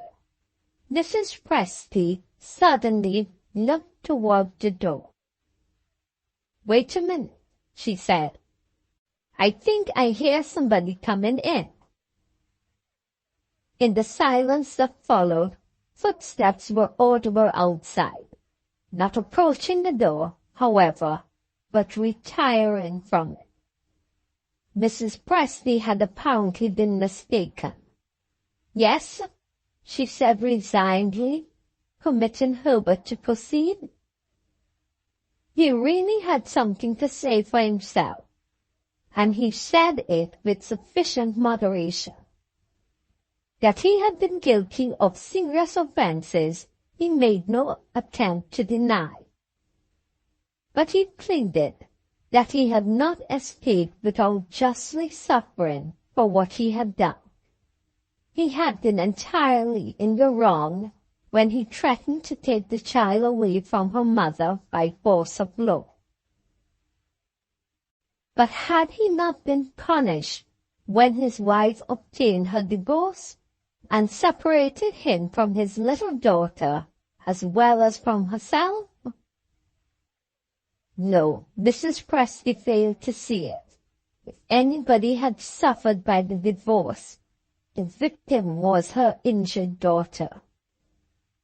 Still patient, Herbert did not deny the injury. He only submitted once more that he had suffered his punishment. Whether his life with Sydney Westerfield had or had not been a happy one, he must decline to say. He would only declare that it had come to an end. She had left him. Yes, she had left him forever. He had no wish to persuade her to return to their guilty life. They were both penitent. They were both ashamed of it. But she had gone away without the provision which he was bound in honor to offer to her. She is friendless. She may be in a state of poverty that I tremble to think of, Herbert declared. Is there nothing to plead for me in such anxiety as I am suffering now? Mrs. Presty stopped him there. She had heard enough of Sydney already. I see nothing to be gained, she said, by dwelling on the past. And I should be glad to know why you have come to this place tonight. I have come to see Kitty. Quite out of the question. Don't tell me that, Mrs. Presty. I'm one of the wretchedest men living, and I ask for the consolation of seeing my child. Kitty hasn't forgotten me yet, I know. Her mother can't be so cruel as to refuse. She shall fix her own time and send me away when she likes. I'll submit to anything. Will you ask Catherine to let me see Kitty? I can't do that. Why not? For private reasons. What reasons? For reasons into which you have no right to inquire. He got up from his chair. His face presented the same expression which Mrs. Presty had seen on it when he first entered the room. When I came in here, he said, I wish to be certain of one thing. Your prevarication has told me what I wanted to know. The newspapers had Catherine's own authority for it, Mrs. Presty, when they call her widow. I know now why my brother, who never deceived me before, has deceived me about this. I understand the part that your daughter has been playing, and I am as certain as if I heard it of the devilish lie that one of you, perhaps both of you, must have told my poor child. No, no, I had better not see Catherine. Many a man has killed his wife, and has not had such good reason for doing it as I have. You are quite right to keep her away from me. He stopped, and looked suddenly toward the door. I hear her, he cried. She's coming in. The footsteps outside were audible once more. This time they were approaching. They were close to the door. Herbert drew back from it, looking round to see that he was out of the way. Mrs. Presty rushed forward, tore open the door in terror of what might happen, and admitted Captain Bennydeck. Chapter 49. Keep the Secret. The captain's attention was first attracted by the visitor whom he found in the room. He bowed to the stranger, but the first impression produced on him did not appear to have been of the favourable kind when he turned next to Mrs. Presty.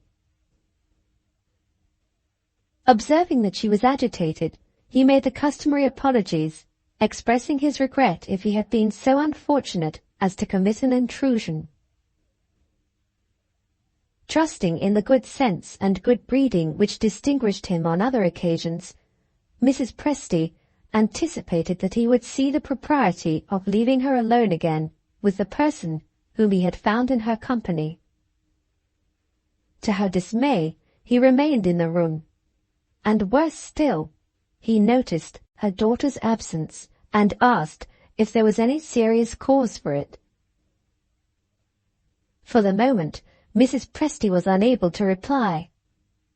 Her presence of mind, or to put it more correctly, her ready audacity, deserted her when she saw Catherine's husband that had been, and Catherine's husband that was to be, meeting as strangers, and but too likely to discover each other. In all her experience, she had never been placed in such a position of embarrassment as the position in which she found herself now. The sense of honour which had prompted Catherine's resolution to make Bennydeck acquainted with the catastrophe of married life might plead her excuse in the estimation of a man devotedly attached to her. But if the captain was first informed that he had been deceived by a person who was a perfect stranger to him, what hope could be entertained of his still holding himself bound by his marriage engagement? It was even possible that distrust had already been excited in his mind.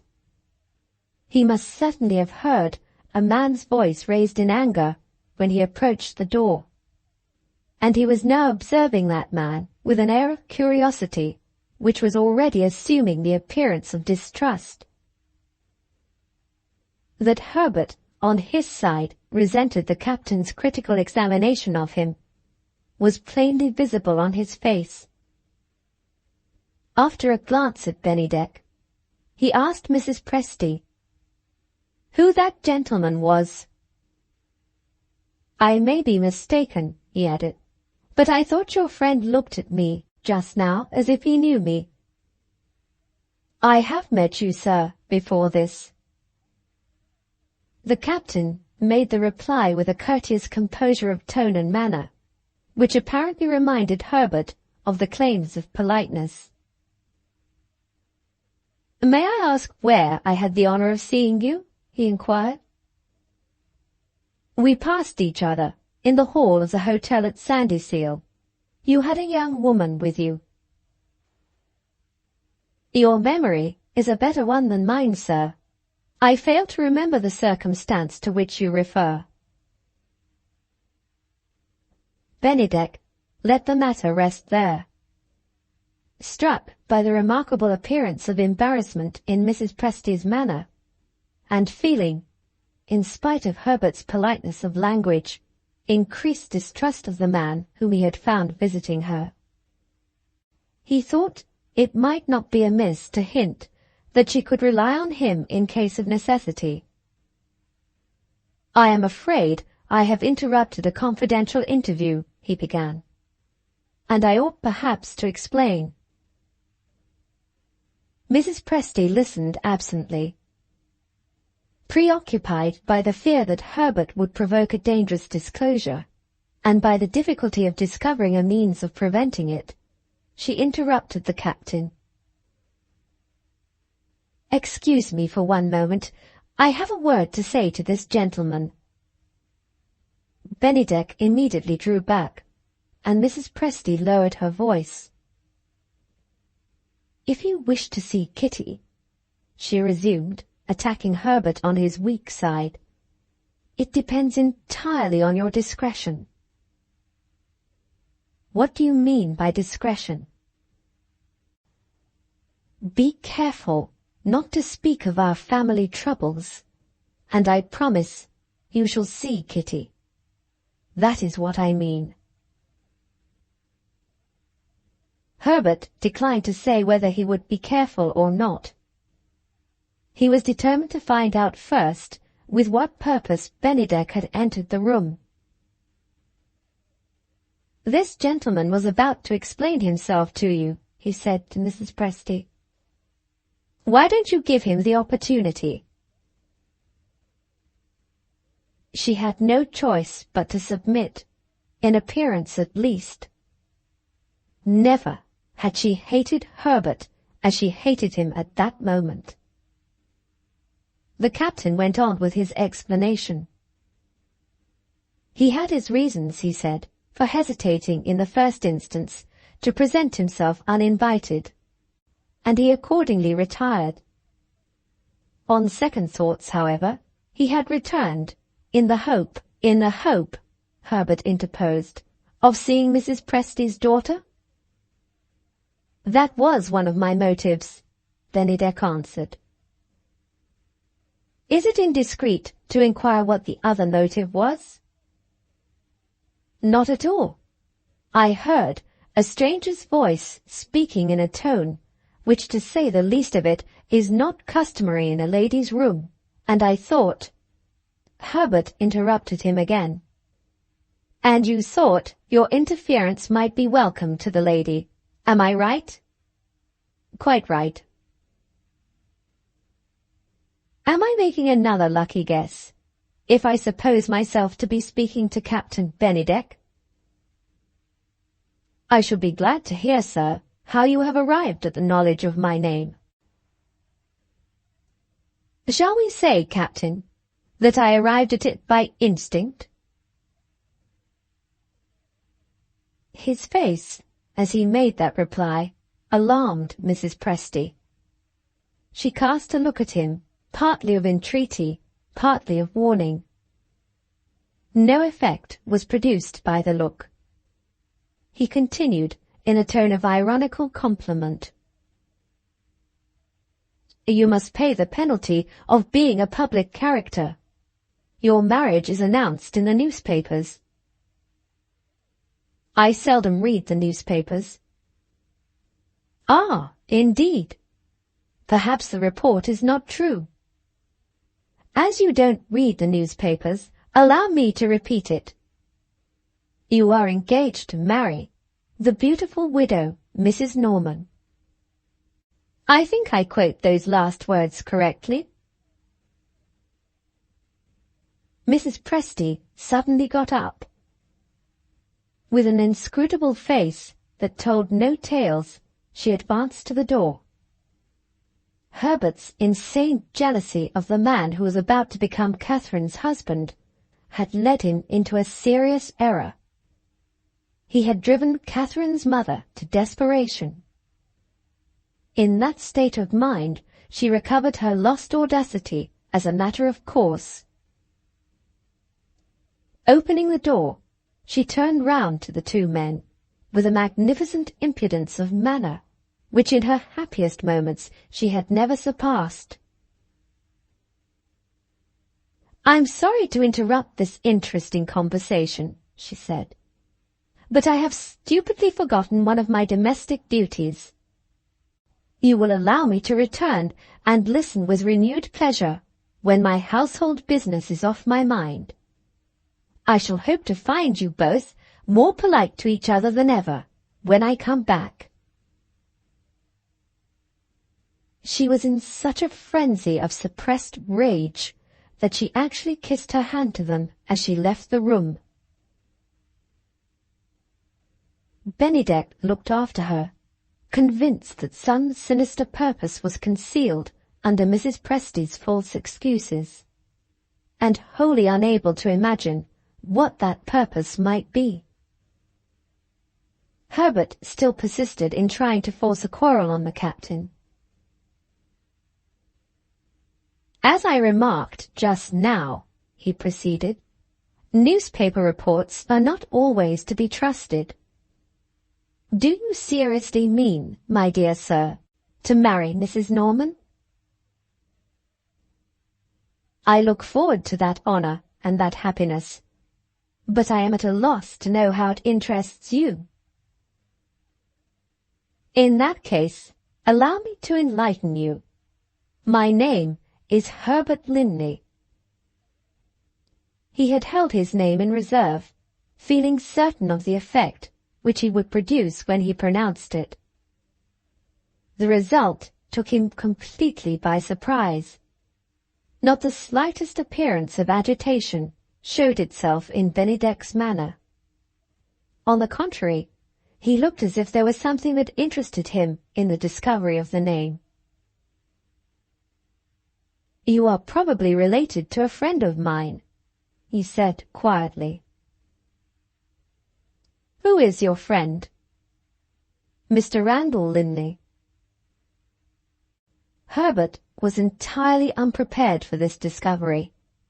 Once more the captain had got the best of it.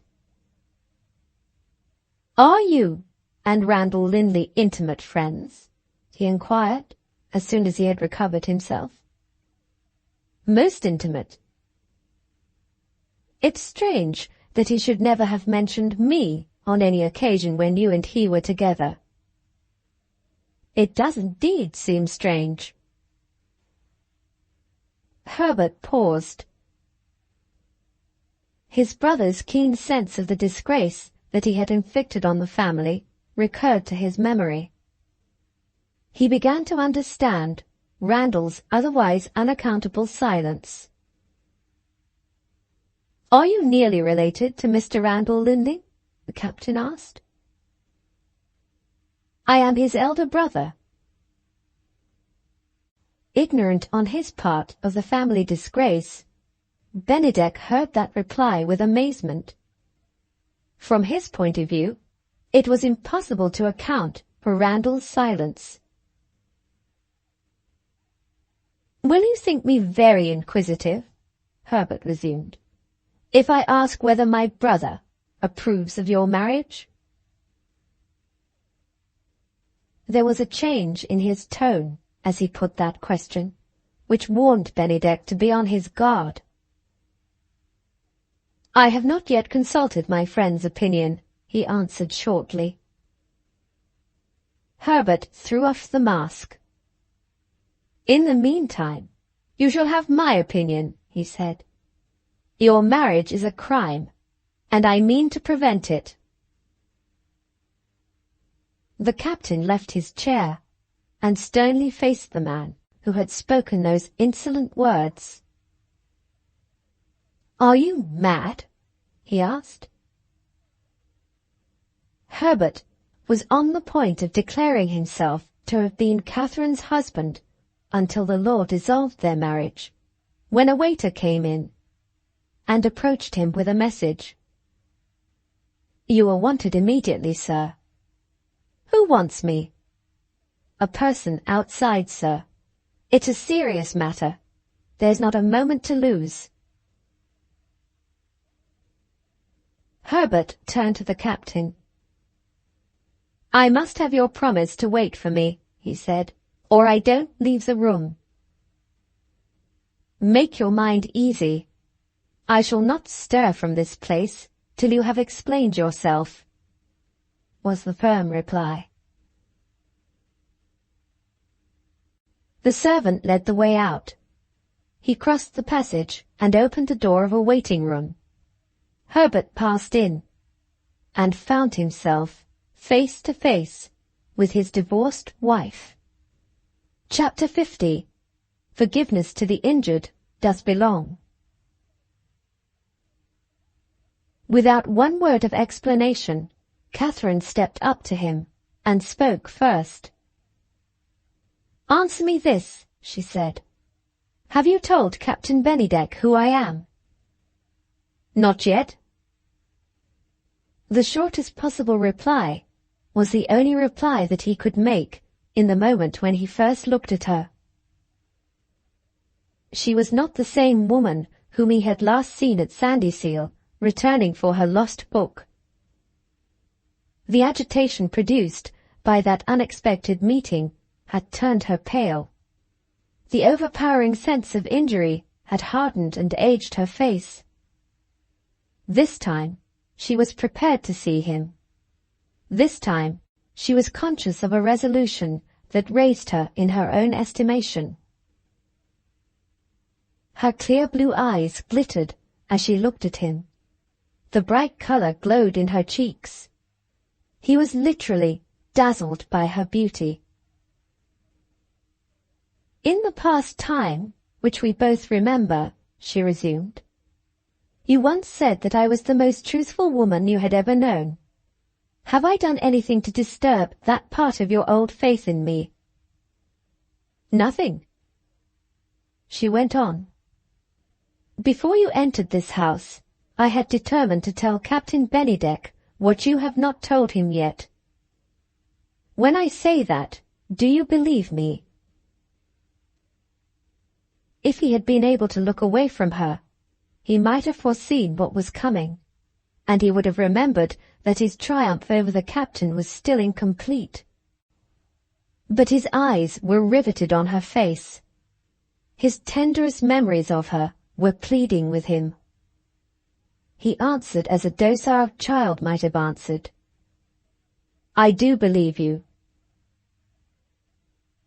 She took a letter from her bosom, and showing it, begged him to remark that it was not closed. "I was in my bedroom writing," she said, "when my mother came to me and told me that you and Captain Bennydeck had met in my sitting room. She dreaded a quarrel and an exposure, and she urged me to go downstairs and insist on sending you away, or permit her to do so if I could not prevail on myself to follow her advice. I refused to allow the shameful dismissal of a man who had once had his claim on my respect. The only alternative that I could see was to speak with you here, in private, as we are speaking now. My mother undertook to manage this for me. She saw the servant, and gave him the message which you received. Where is Captain Bennydeck now? He is waiting in the sitting room. Waiting for you? Yes. She considered a little before she said her next words. I have brought with me what I was writing in my room, she resumed, wishing to show it to you. Will you read it? She offered the letter to him. He hesitated. Is it addressed to me? He asked. It is addressed to Captain Bennydeck, she answered. The jealousy that still rankled in his mind, jealousy that he had no more lawful or reasonable claim to feel than if he had been a stranger, urged him to assume an indifference which he was far from feeling. He begged that Catherine would accept his excuses. She refused to excuse him. Before you decide, she said, you ought at least to know why I have written to Captain Bennydeck, instead of speaking to him as I have proposed. My heart failed me when I thought of the distress that he might feel, and perhaps of the contempt of myself, which, good and gentle as he is, he might not be able to disguise. My letter tells him the truth without concealment. I am obliged to speak of the manner in which you have treated me, and of the circumstances which forced me into acts of deception that I now bitterly regret. I have tried not to misrepresent you. I have been anxious to do you no wrong. It is for you, not for me, to say if I have succeeded. Once more, will you read my letter? The sad self-possession, the quiet dignity with which she spoke, appealed to his memory of the pardon that she had so generously granted while he and Sydney Westerfield were still guiltless of the injury inflicted on her at a later time. Silently he took the letter from her and read it. She kept her face turned away from him and from the light. The effort to be still calm and reasonable, to suffer the heartache and not let the suffering be seen, made cruel demands on the self-betraying nature of a woman possessed by strong emotion. There was a moment when she heard him sigh while he was reading. She looked round at him and instantly looked away again.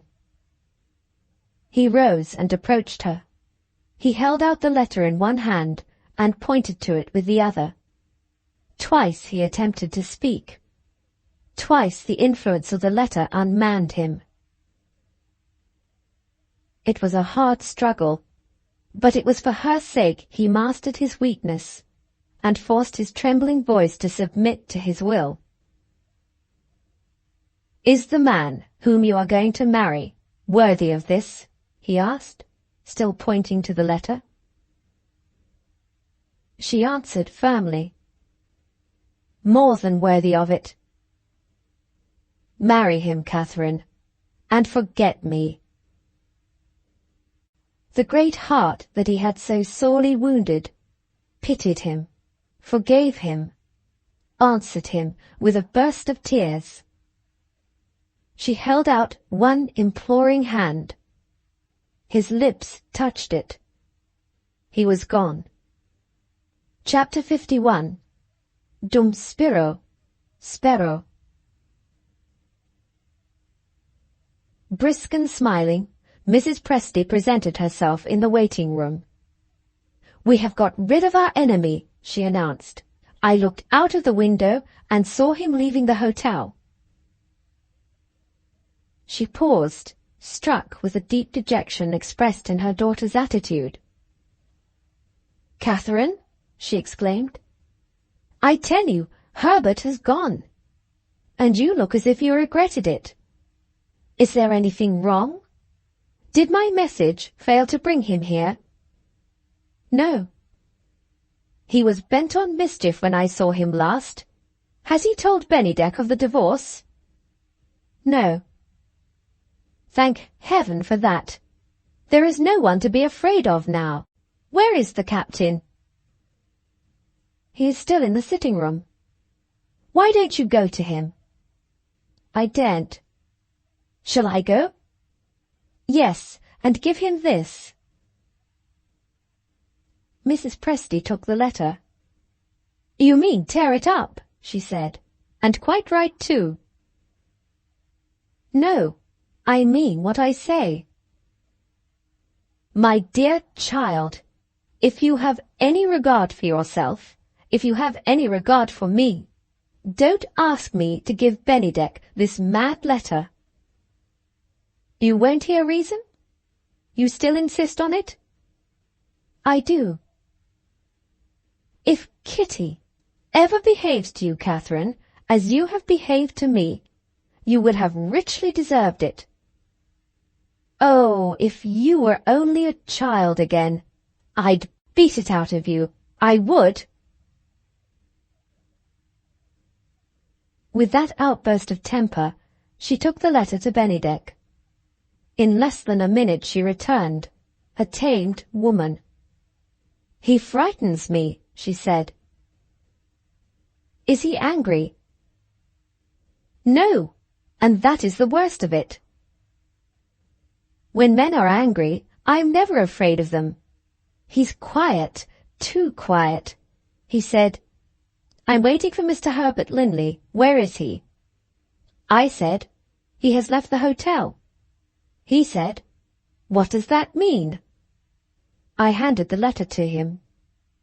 Perhaps this will explain, I said. He looked at the address and at once recognized your handwriting. Why does she write to me when we are both in the same house? Why doesn't she speak to me? I pointed to the letter. He wouldn't look at it. He looked straight at me. There's some mystery here, he said. I'm a plain man. I don't like mysteries. Mr. Linley had something to say to me when the message interrupted him. Who sent the message, do you know? If there is a woman living, Catherine, who would have told the truth in such a position as mine was at that moment, I should like to have her photograph. I said I didn't know, and I saw he suspected me of deceiving him. Those kind eyes of his, you wouldn't believe it of them, looked me through and through. I won't detain you any longer, he said. I'm not easily daunted, as you know. The relief it was to me to get away from him is not to be told in words. What do you think I heard when I got into the passage? I heard him turn the key of the door. He's locked in, my dear. He's locked in. We are too near him here. Come upstairs. Catherine refused. I ought to be near him, she said hopefully. He may wish to see me. Her mother reminded her that the waiting room was a public room and might be wanted. Let's go into the garden, Mrs. Presty proposed. We can tell the servant who waits on us where we may be found. Catherine yielded. Mrs. Presty's excitement found its overflow in talking perpetually. Her daughter had nothing to say, and cared nothing where they went. All outward manifestation of life in her seemed to be suspended at that terrible time of expectation. They wandered here and there, in the quietest part of the grounds. Half an hour passed, and no message was received. The hotel clock struck the hour, and still nothing happened. I can walk no longer, Catherine said. She dropped in one of the garden chairs, holding by her mother's hand. Go to him, for God's sake, she entreated. I can endure it no longer.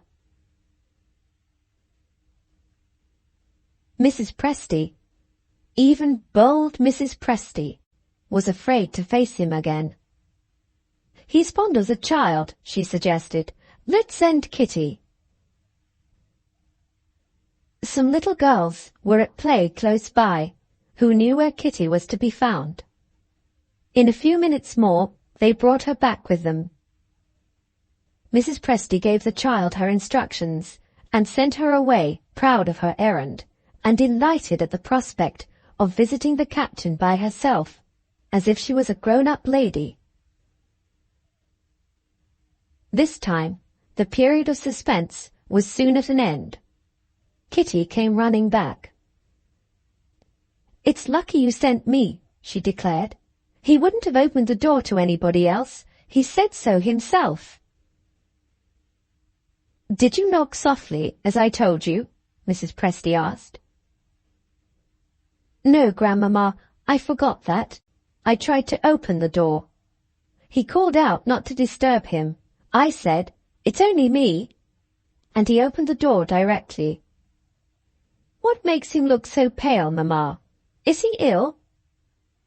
"Perhaps he feels the heat," Mrs. Presty suggested judiciously. "He said, 'Dear little Kitty,' and he caught me up in his arms and kissed me.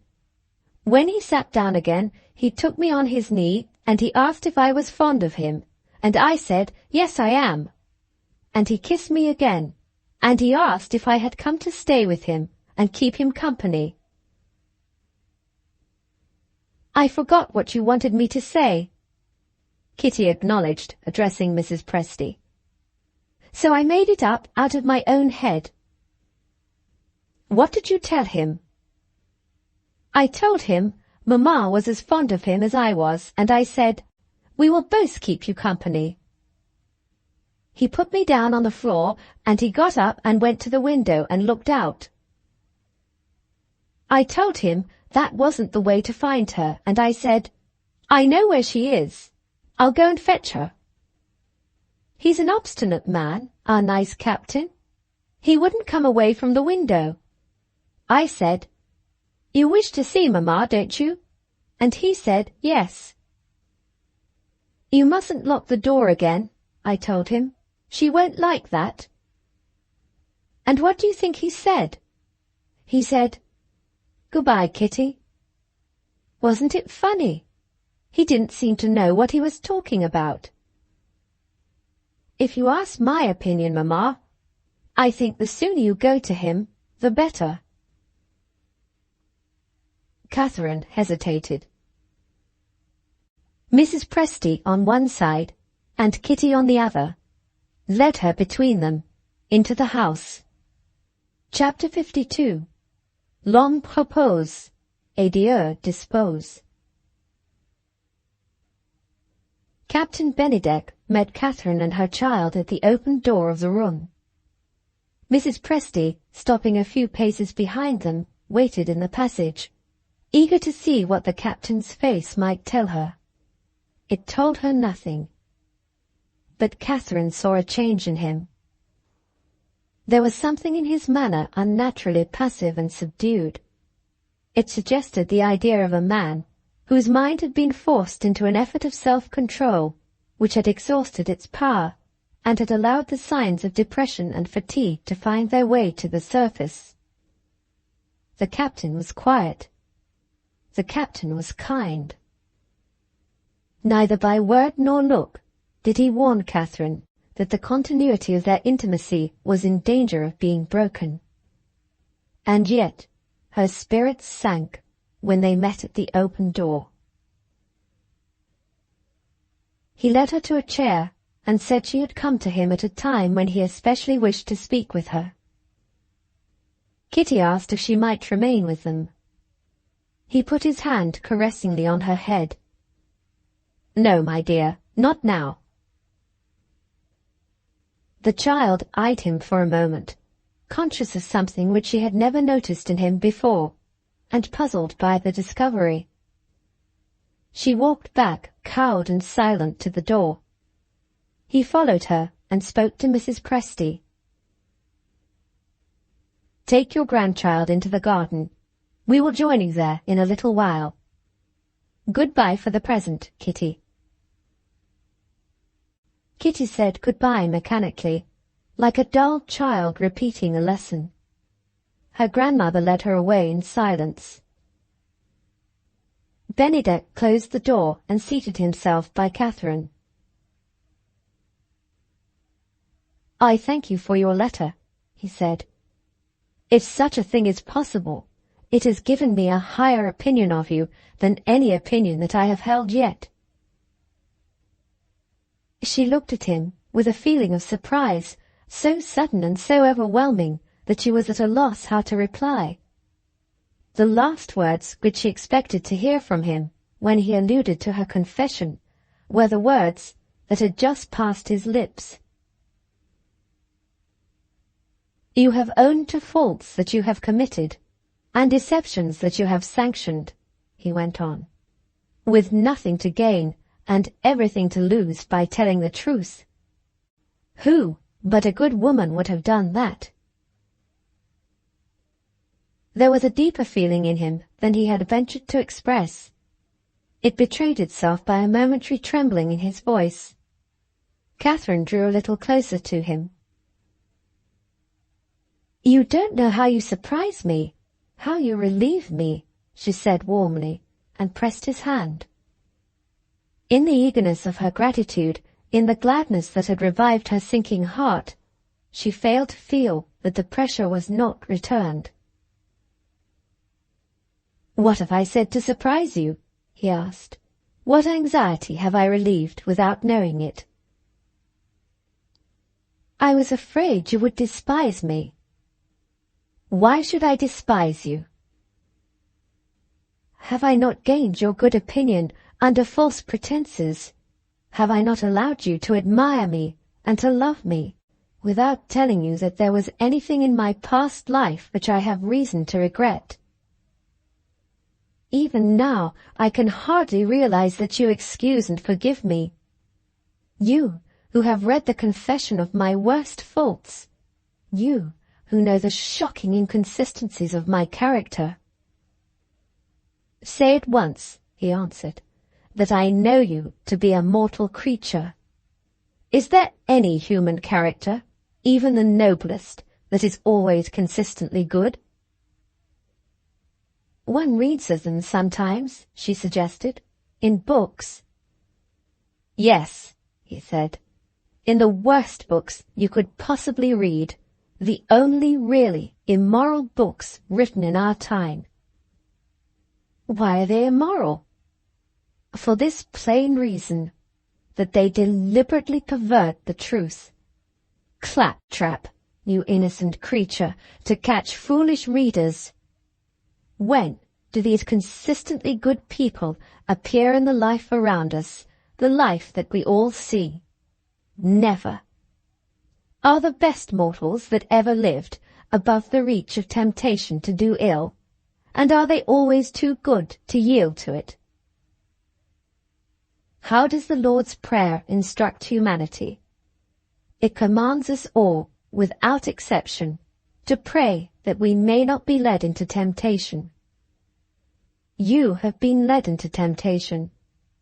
In other words, you are a human being. All that a human being could do, you have done. You have repented and confessed. Don't I know how you have suffered and how you have been tried? Why, what a mean Pharisee I should be if I presumed to despise you." She looked at him proudly and gratefully. She lifted her arm as if to thank him by an embrace, and suddenly let it drop again at her side. "Am I tormenting myself without cause?" she said. "Or is there something that looks like sorrow showing itself to me in your face? You see, the bitterest sorrow that I have felt in all my sad life." "Is it sorrow for me?" "No, sorrow for myself." "Has it come to you through me, Is it my fault? It is more your misfortune than your fault. Then you can't feel for me. I can and do. He had not yet set her at ease. I'm afraid your sympathy stops somewhere, she said. Where does it stop? For the first time, he shrank from directly answering her. I begin to wish I had followed your example, he owned. It might have been better for both of us if I had answered your letter in writing. Tell me plainly, she cried. Is there something you can't forgive? There is something I can't forget. What is it? Oh, what is it? When my mother told poor little Kitty that her father was dead, are you even more sorry than I am that I allowed it? Are you even more ashamed of me than I am of myself? No. I regret that you allowed it, but I understand how you were led into that error. Your husband's infidelity had shaken his hold on your respect for him and your sympathy with him, and so left you without your natural safeguard against Mrs. Presty's sophisticated reasoning and bad example. But for that wrongdoing, there is a remedy left.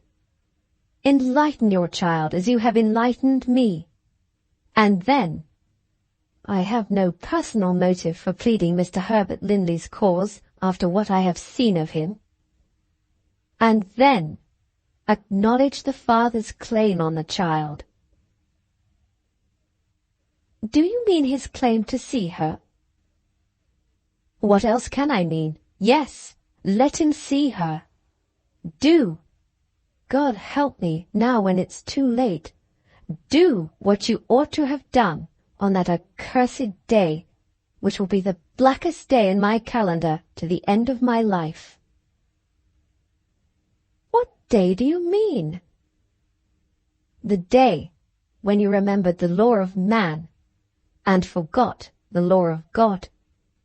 The day when you broke the marriage tie, the sacred tie, by a divorce. She listened, not conscious now of suspense or fear. She listened with her whole heart in revolt against him. You are too cruel, she declared. You can feel for me. You can understand me. You can pardon me in everything else that I have done. But you judge without mercy of the one blameless act of my life since my husband left me, the act that protected a mother in the exercise of her rights. Oh, can it be you? Can it be you? It can be, he said, sighing bitterly. And it is. What horrible delusion possesses you? Why do you curse the happy day, the blessed day, which saw me safe in the possession of my child? For the worst and meanest of reasons, he answered, a selfish reason. Don't suppose that I have spoken of divorce as one who has had occasion to think of it. I have had no occasion to think of it. I don't think of it even now.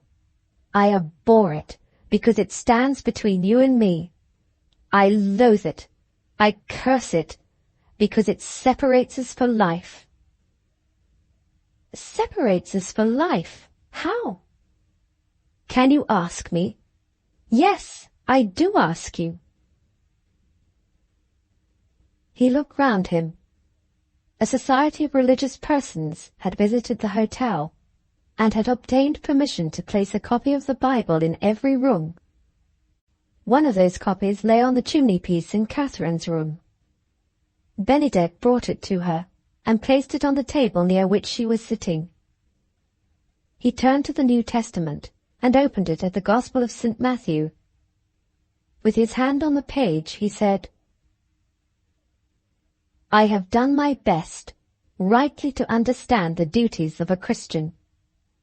One of those duties, as I interpret them, is to let what I believe show itself in what I do.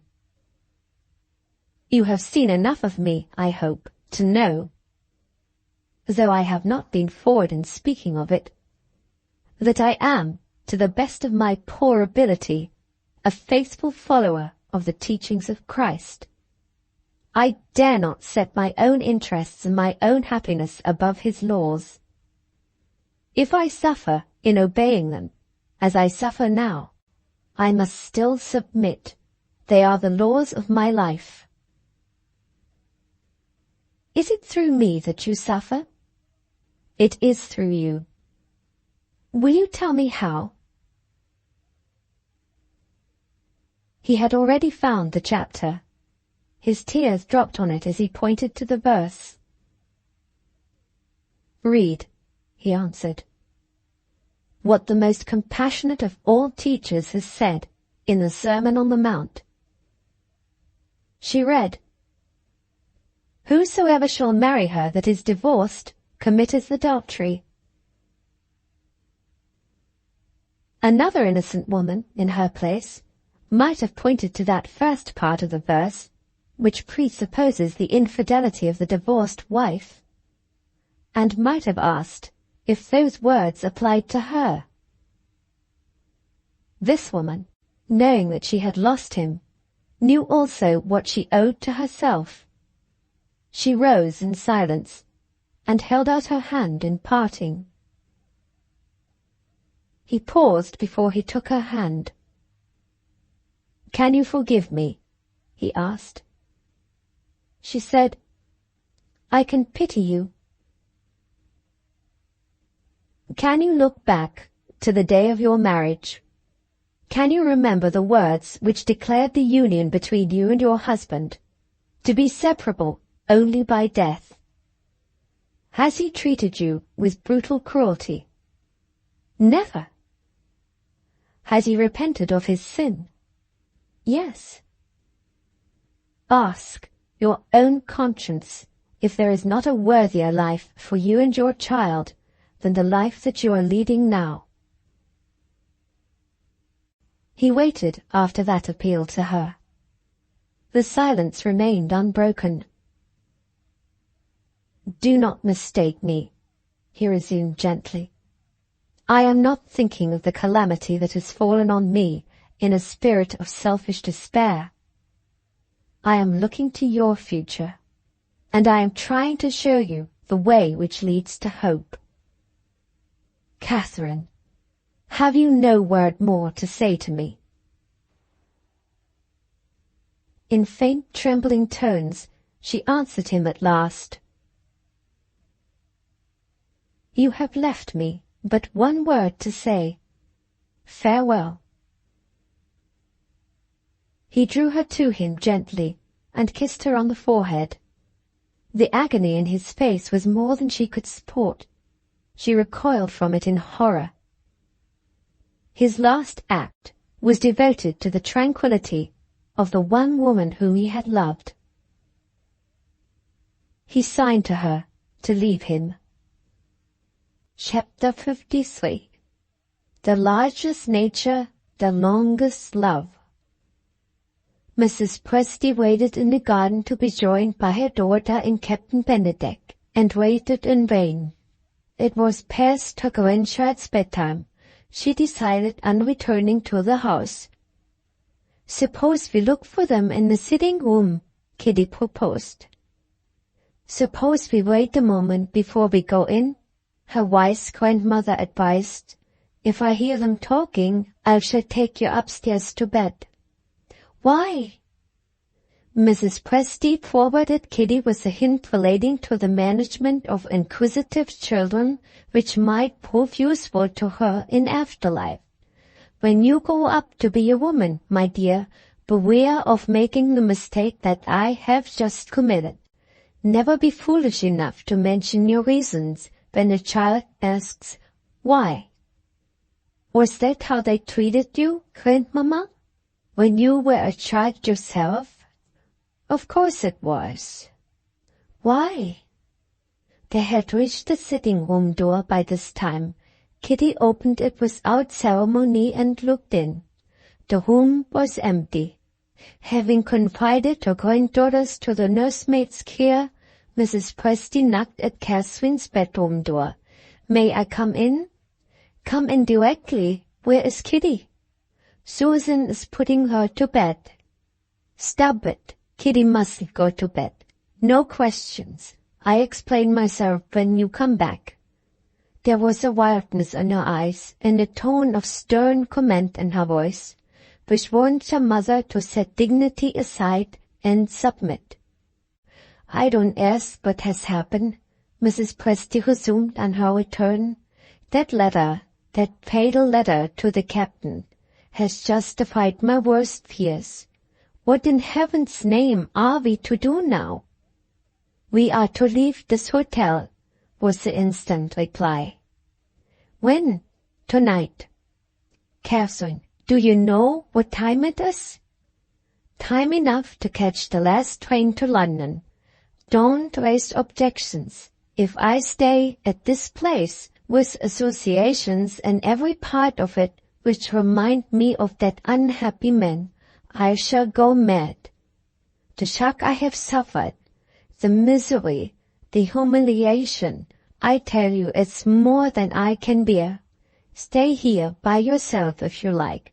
I mean to go." She paced with frantic rapidity up and down the room. Mrs. Presty took the only way by which it was possible to calm her. "Compose yourself, Catherine, and all that you wish shall be done. I settle everything with the landlord, and give the maid her orders. Sit down by the open window. Let the wind blow over you." The railway service from Sydenham to London is a late service. At a few minutes before midnight they were in time for the last train. When they left the station, Catherine has calmed enough to communicate her plans for the future. The nearest hotel to the terminus would offer them accommodation for that night. On the next day they could find some quiet place in the country, no matter where, so long as they were not disturbed. "Give me rest and peace, and my mind will be easier," Catherine said. "Let nobody know where to find me." These conditions were strictly observed, with an exception in favor of Mr. Saracen. While his client's pecuniary affairs were still unsettled, the lawyer had his claim to be taken into her confidence. The next morning found Captain Benedict still keeping his room at Sydenham.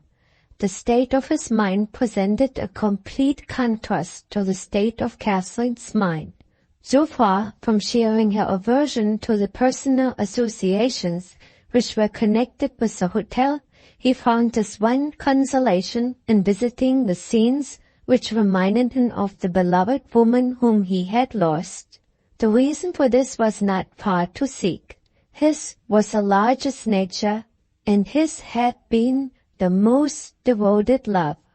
As usual, his letters were forwarded to him from his place of residence in London. Those addressed in handwritings that he knew were the first that he read.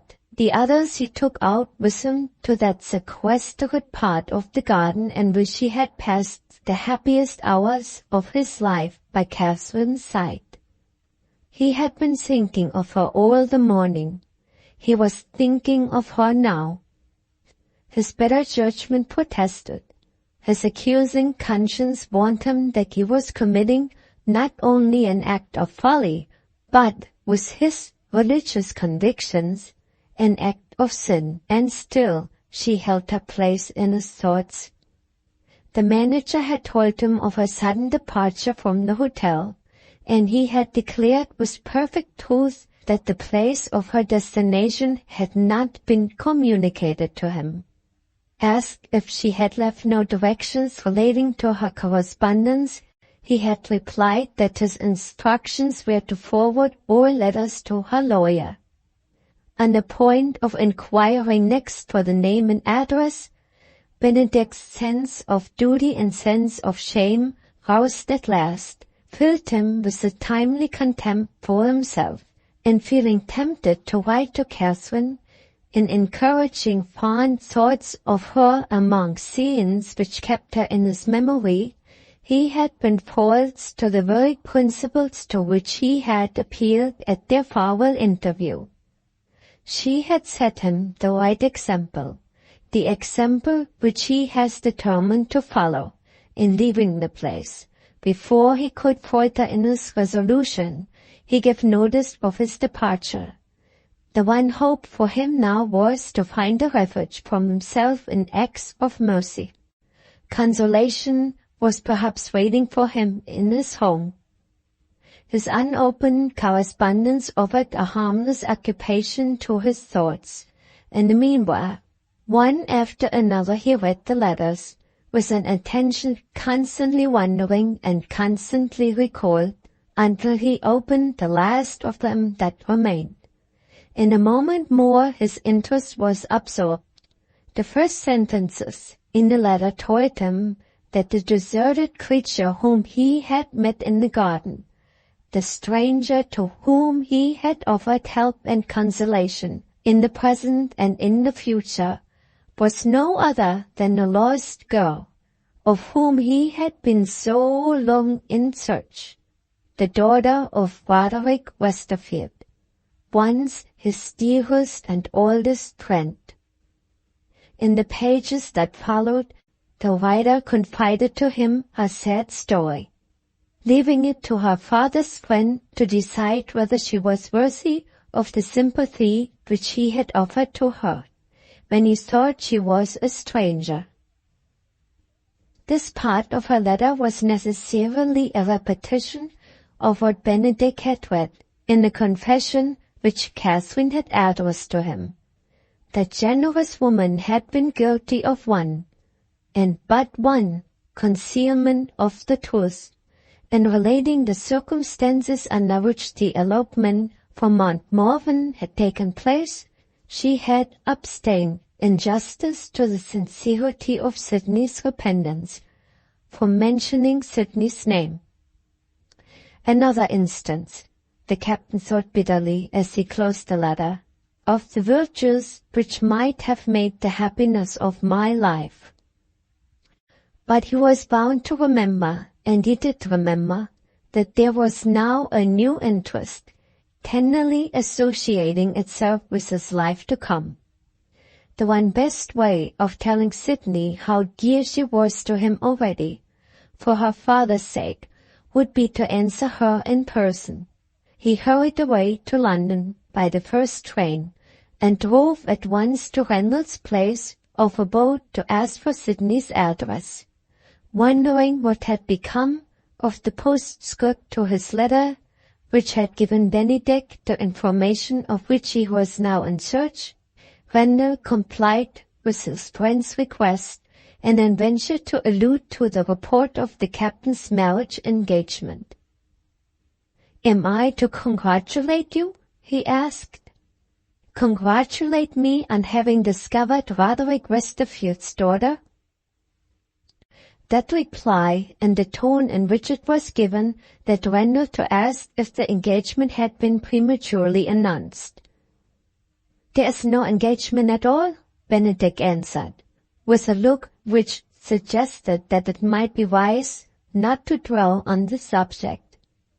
But the discovery was welcome to Randall, for his brother's sake. He ran the risk of consequences, and inquired if Catherine was still to be found at the hotel. The captain answered by a sign in the negative. Randall persisted. "Do you know where she has gone?" "Nobody knows but her lawyer." "In that case," Randall concluded, "I shall get the information that I want." Noticing that Benedict looked surprised, he mentioned his motive. "Herbert is pinning to see Kitty," he continued, "and I mean to help him. He has done all that a man could do to atone for the past. As things are, I believe I shall not offend Catherine if I arrange for a meeting between father and child. What do you say?" Benedict answered, earnestly and eagerly. Do it at once. They left the house together. One to go to Sydney's lodgings, the other on his way to Mr. Sarrazin's office. Chapter 54. Let bygones be bygones.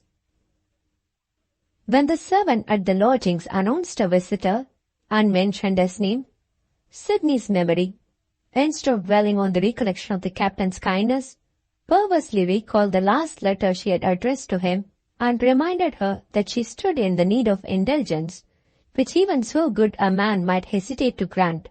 Bennydeck's first words told the friendless girl that her fears had wronged him. "My dear, how like your father you are! You have his eyes and his smile. I can't tell you how pleasantly you remind me of my dear old friend." He took her hand and kissed her as he might have kissed a daughter of his own. "Do you remember me at home, Sydney, when you were a child? No, you must have been too young for that." She was deeply touched. In a faint, trembling tones, she said, "I remember your name. My father often spoke of you." A man who feels true sympathy is never in danger of mistaking his way to a woman's heart when that woman has suffered. Bennydeck consoled, interested, charmed Sydney by still speaking of the bygone days at home. "I will remember how fond your father was of you, and what a bright little girl you were," the captain went on. "You have forgotten, I dare say, the old-fashioned sea songs that he used to be so fond of teaching you.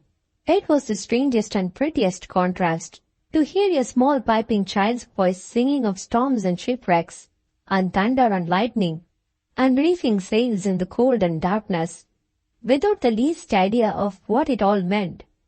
Your mother was strict in those days. You never amused her as you used to amuse your father and me.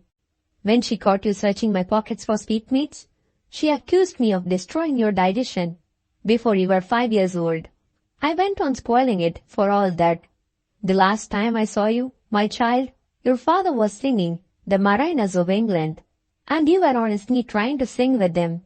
You must have often wondered why you never saw anything more of me. Did you think I had forgotten you?" "I am quite sure I have never thought that."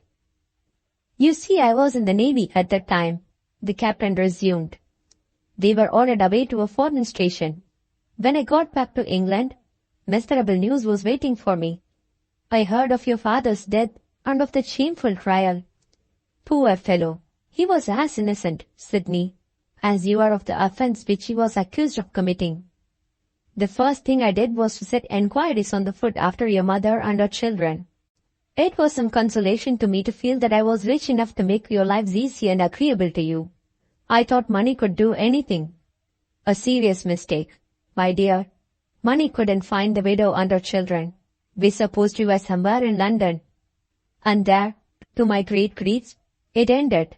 From time to time, long afterward, when we thought we had got the clue in our hands, I continued my enquiries still without success. A poor woman and a little family are easily engulfed in the big city. Years passed, more of them than I like to reckon up, before I heard of you at last by name. The person from whom I got my information told me how you were employed and where." "Oh, Captain Bennydeck, who could the person have been?" "A poor old broken-down actor, Sydney. You were his favorite pupil. Do you remember him?" "I should be ungrateful indeed if I could forget him. He was the only man in the school who was kind to me. Is the good old man still living?"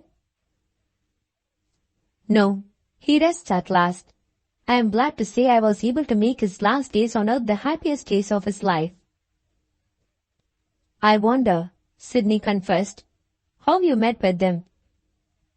"There was nothing at all romantic in my first discovery of him. I was reading the police reports in a newspaper. The poor wretch was brought before the magistrate, charged with breaking a window.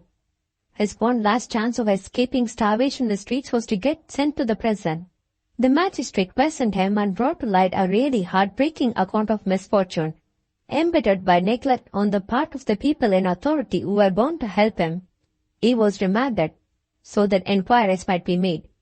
I attended the court on the day when he appeared there again. and heard his statement confirmed. I paid his fine and contrived to put him in a way of earning a little money. He was very grateful and came now and then to thank me. In that way I heard how his troubles had begun. He had asked for a small advance on the wretched wages that he received. Can you guess how the schoolmistress answered him? I know but too well how she answered him. Sydney said, I was turned out of the house, too. And I heard of it, the captain replied, from the woman herself. Everything that could distress me she was ready to mention. She told me of your mother's second marriage, of her miserable death, the poor boy, your brother, missing, and never heard of since. But when I asked where you had gone, she had nothing more to say. She knew nothing and cared nothing about you. If I had not become acquainted with Mr. Randall Lindley, I might never have heard of you again. We will say no more of that and no more of anything that has happened in the past time. From today, my dear, we begin a new life, and, please God, a happier life. Have you any plans of your own for the future? Perhaps, if I could find help, Sydney said resignedly, I might emigrate. Pride wouldn't stand in my way. No honest employment would be beneath my notice. Besides, if I went to America, I might meet with my brother. My dear child, after the time that has passed, there is no imaginable chance of you meeting with your brother. And you wouldn't know each other again if you did meet. Give up that vain hope and stay here with me. Be useful and be happy in your own country. Useful? Sydney repeated sadly. Your kind heart, Captain Bennydeck, is deceiving you. To be useful means, I suppose, to help others. Who will accept help from me? I will, for one, the captain answered. You? Yes. You can be of the greatest use to me. You shall hear how. He told her of the founding of his home and of the good it had done. You are the very person, he resumed, to be the good sister friend I want for my poor girls. You can say for them what they cannot always say to me for themselves. The tears rose in Sydney's eyes. It's hard to see such a prospect as that, she said, and to give it up as soon as it is seen. Why give it up? Because I am not fit for it. You are as good as a father to those lost daughters of yours. If you give them a sister friend, she ought to have set them a good example. Have I done that? Will they listen to a girl who is no better than themselves? Gladly. Your sympathy will find its way to their hearts, because it is animated by something that they can all feel in common. Something nearer and dearer to them than a sense of duty. You won't consent, Sydney, for their sakes? Will you do what I ask for you, for my sake? She looked at him, hardly able to understand, or, as it might have been, perhaps afraid to understand him. He spoke to her more plainly. I have kept it concealed from you, he continued, for why should I lay my load of suffering on a friend so young as you are, so cruelly tried already? Let me only say that I am in great distress. If you were with me, my child, I might be better able to bear it. He held out his hand. Even a happy woman could hardly have found it in her heart to resist him. In silent sympathy and respect, Sydney kissed the hand that he had offered to her. It was the one way in which she could trust herself to answer him. Still encouraging her to see new hopes and new interests in the future, the good captain spoke of the share which she might take in the management of the home, if she would like to be his secretary. With this view he showed her some of the written reports relating to the institution, which had been sent to him during the time of his residence at Sydenham. She read them with an interest and attention which amply justified his confidence in her capacity. These reports, he explained to her, are kept of reference, but as a means of saving time. The substance of them is entered in the daily journal of our proceedings. Come, Sydney, venture on a first experiment in your new character. I see pen, ink, and paper on the table. Try if you can shorten one of the reports, without leaving out anything which is important to know. For instance, the writer gives reasons for making a statement. Very well expressed, no doubt, but we don't want reasons. Then, again, he offers his own opinion on the right course to take. Very creditable to him. But I don't want his opinion. I want his facts. Take the pen, my secretary, and set down his facts. Never mind his reflections. Proud and pleased, Sydney obeyed him. She made a little abstract and was reading it to him at his request, while he compared it with the report, when they were interrupted by a visitor. Randall Linde came in and noticed the papers on the table with a surprise. "Is it possible that I am interrupting business?" he asked. Benedict answered with an assumed air of importance which was in itself a compliment to Sydney. "You find me engaged on the business of the house with my new secretary." Randall at once understood what had happened. He took his friend's arm and led him to the other end of the room. "You good fellow," he said, "act to your kindness by excusing me if I ask for a word with you in private." Sydney rose to retire. After having encouraged her by a word of praise, the captain proposed that she should get ready to go out and should accompany him on a visit to the home. He opened the door for her as respectfully as if the poor girl had been one of the highest ladies in the land. "I have seen my friend Sarzen," Randall began, "and have persuaded him to trust me with Catherine's present address. I can send Herbert there immediately, if you will only help me." "How can I help you?" "Will you allow me to tell my brother that your engagement is broken off?"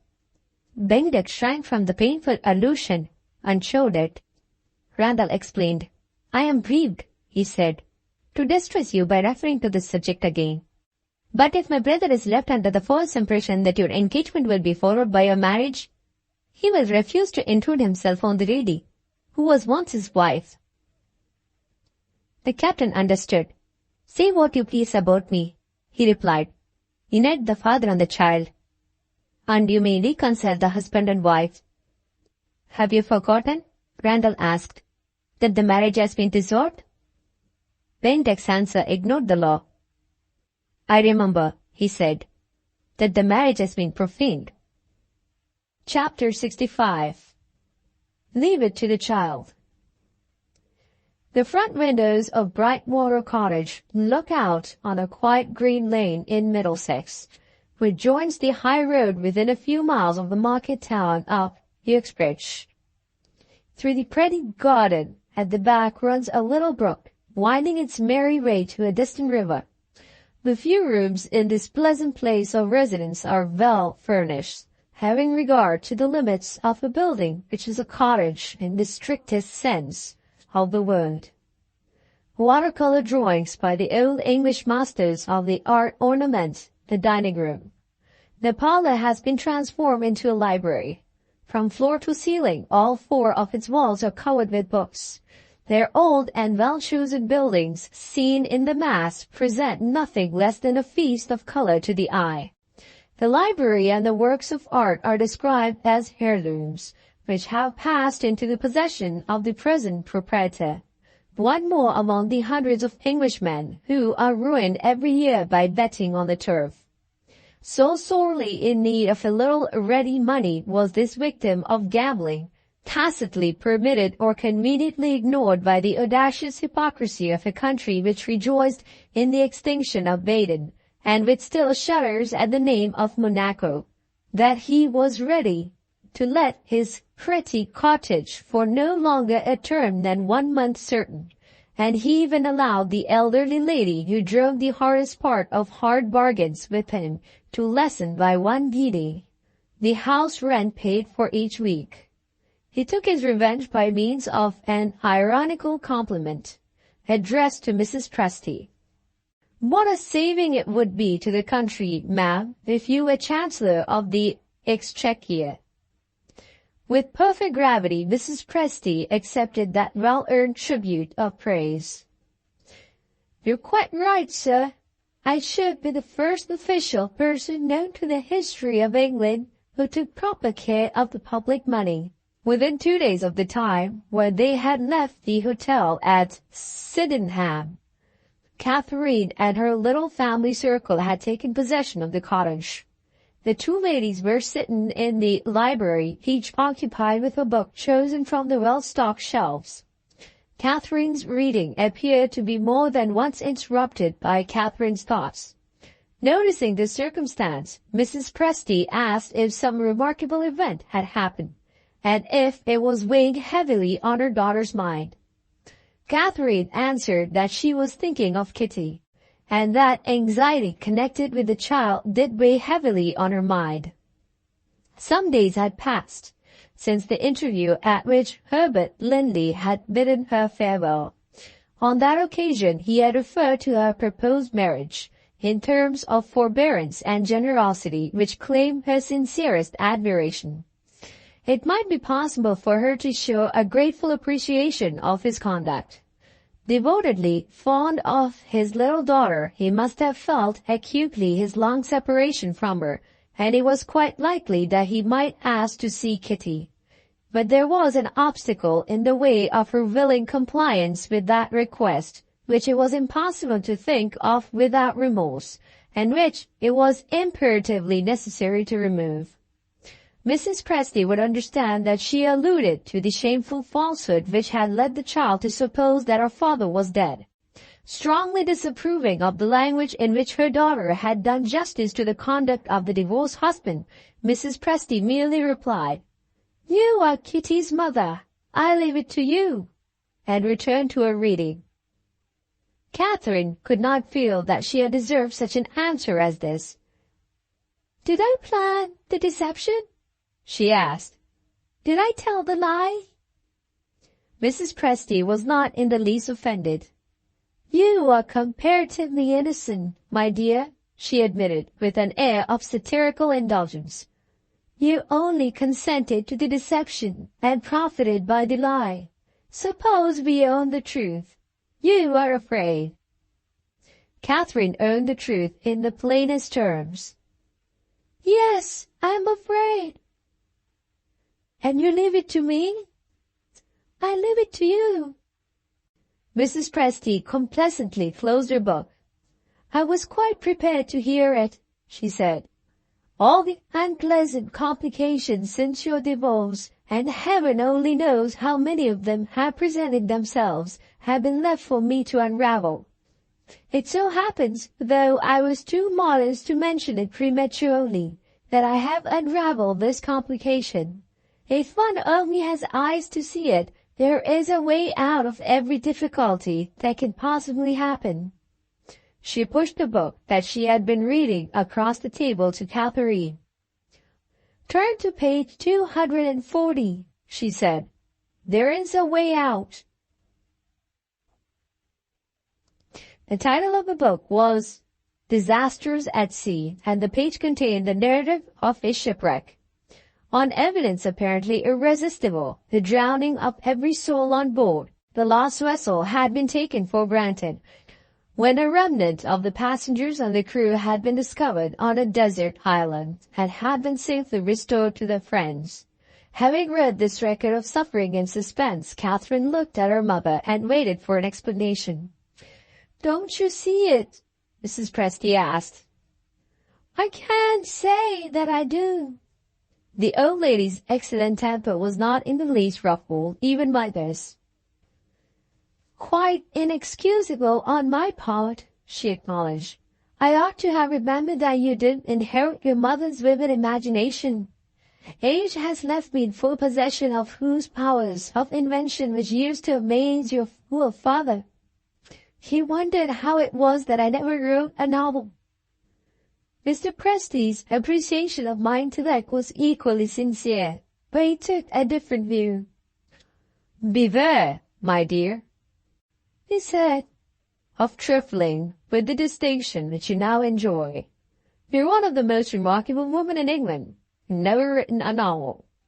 Pardon me, I'm wandering into the region of literacy anecdote, and I ought to explain myself. Now pray attend to this. I propose to tell Kitty that I have found a book which is sure to interest her, and I shall direct her attention to the lamentable story which you have just read. She is quite sharp enough." to ask if the friends of the poor shipwrecked people were not very much surprised to see them again. To this I shall answer, very much, indeed, for their friends thought they were dead. Ah, you dear dull child, you see it now. Catherine saw it so plainly that she was eager to put the first part of the experiment to an immediate trial. Kitty was sent for and made her appearance with a fishing rod over her shoulder. "I'm going to the brook," she announced. "Expect some fish for dinner today." A very old hand stopped Catherine in the act of presenting "Disasters at Sea" to Kitty's notice, and a voice distinguished by insinuating kindness said to the child, "When you have done fishing, my dear, come to me. I've got a nice book for you to read." "How very absurd of you, Catherine," Mrs. Presty continued, when they were alone again, "to expect the child to read. If there is any fish in the brook, she won't catch 'em.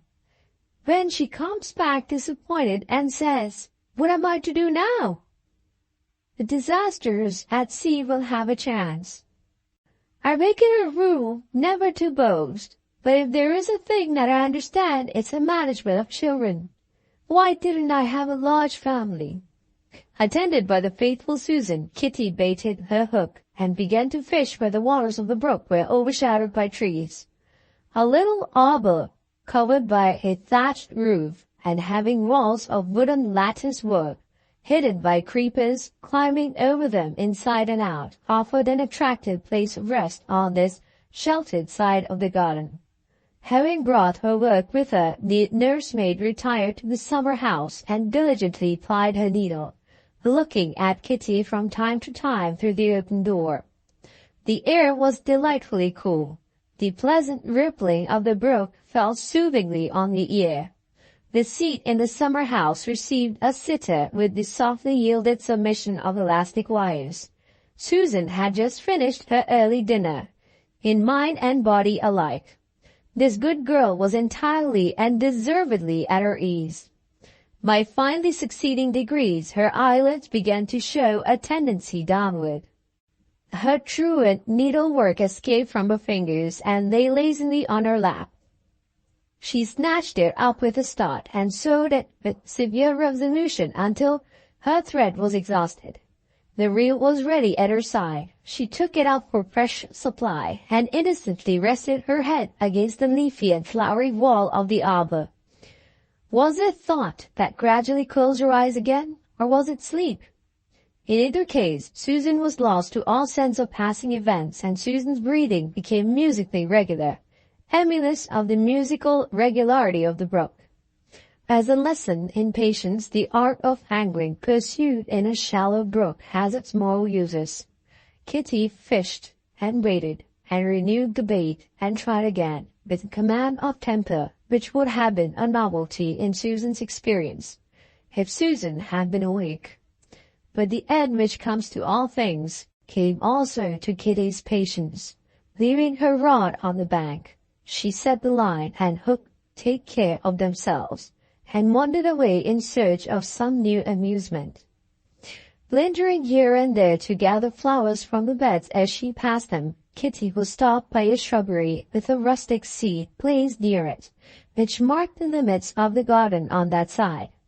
The path that she had been following led her further and further away from the brook, but she still left it well in view.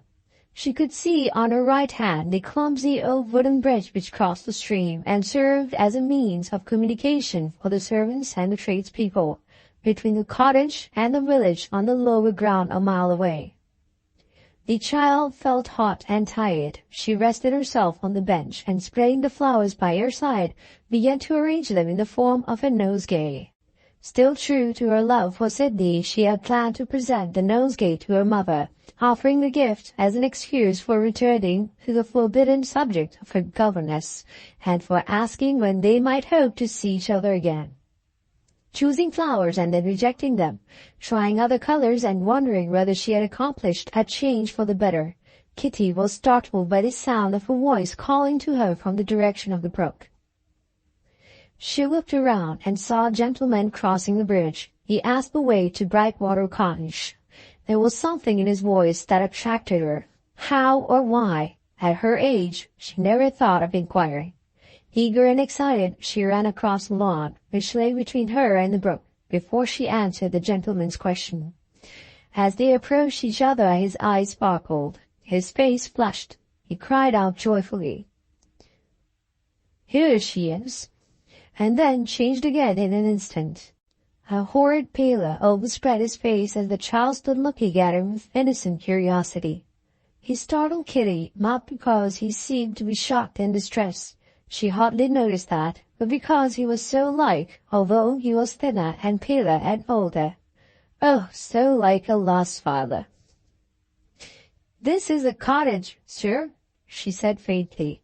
His sorrowful eyes rested kindly on her, and yet it seemed as if she had in some way disappointed him. The child ventured to say, "Do you know me, sir?" He answered in the saddest voice that Kitty had ever heard. "My little girl, what makes you think I know you?" She was at a loss how to reply, fearing to distress him. She could only say, "You're so like my poor papa." He shook and shuddered, as if she had said something to frighten him. He took her hand. On that hot day his fingers felt as cold as if it had been winter time. He led her back to the seat that she had left. "I'm tired, my dear," he said. "Shall we sit down?" It was surely true that he was tired. He seemed hardly able to lift one foot after the other. Kitty pitied him. "I think you must be ill," she said, as they took their places side by side on the bench. "No, not ill, only very, and perhaps a little afraid of frightening you." He kept her hand in his hand and patted it from time to time. "My dear, why did you say, 'poor papa,' when you spoke of your father just now?" "My father is dead, sir." He turned his face away from her and pressed both hands on his breast, as if he had felt some dreadful pain there, and was trying to hide it.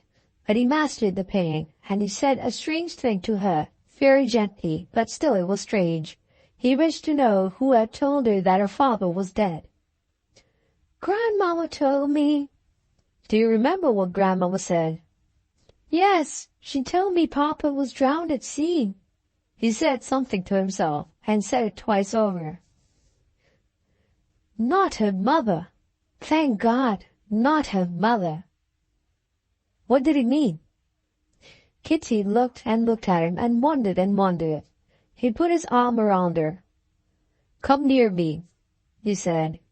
"Don't be afraid of me, my dear." She moved nearer and showed him that she was not afraid. The poor man seemed hardly to understand her. His eyes grew dim. He sighed like a person in distress. He said, "Your father would have kissed you, little one, if he had been alive. You say I'm like your father. May I kiss you?" She put her hands on his shoulders and lifted her face to him. In the instant when he kissed her, the child knew him. Her heart beat suddenly with an overpowering delight. She started back from his embrace. "That's how Papa used to kiss me," she cried. "Oh, your Papa, not drowned, not drowned." She flung her arms around his neck and held him as if she would never let him go again. "Dear Papa, poor lost Papa." His tears fell on her face. He sobbed over her. "My sweet darling, my own little Kitty." The hysterical passion that had overcome her father filled her with piteous surprise. How strange, how dreadful, that he should cry, that he should be so sorry when she was so glad. She took a little handkerchief out of the pocket of her pinafore and dried his eyes. "Are you thinking of the cruel sea, Papa?" "No, the good sea, the kind, bright, beautiful sea that has given you back to me and to Mamma." They had forgotten her mother, and Kitty only discovered it now. She caught at one of her father's hands, hanging helpless at his side, and pulled as if with little strength could force him to his feet. "Come," she cried, "and make Mama as happy as I am." He hesitated. She sprang on his knee. She pressed her cheek against his cheek with a caressing tenderness, familiar to him in the first happy days when she was an infant. "Oh, Papa, are you going to be unkind to me for the first time in your life?" His momentary resistance was at an end. He was as weak in her hands now as if he had been the child and she had been the man. Laughing and singing and dancing round him, Kitty led the way to the window of the room that opened on the garden. Someone had closed it on the inner side. She tapped impatiently at the glass. Her mother heard the tapping. Her mother came to the window. Her mother ran out to meet them. Since the miserable time when they left Mount Morven, since the long unnatural separation of the parents and the child, those three wept together once more.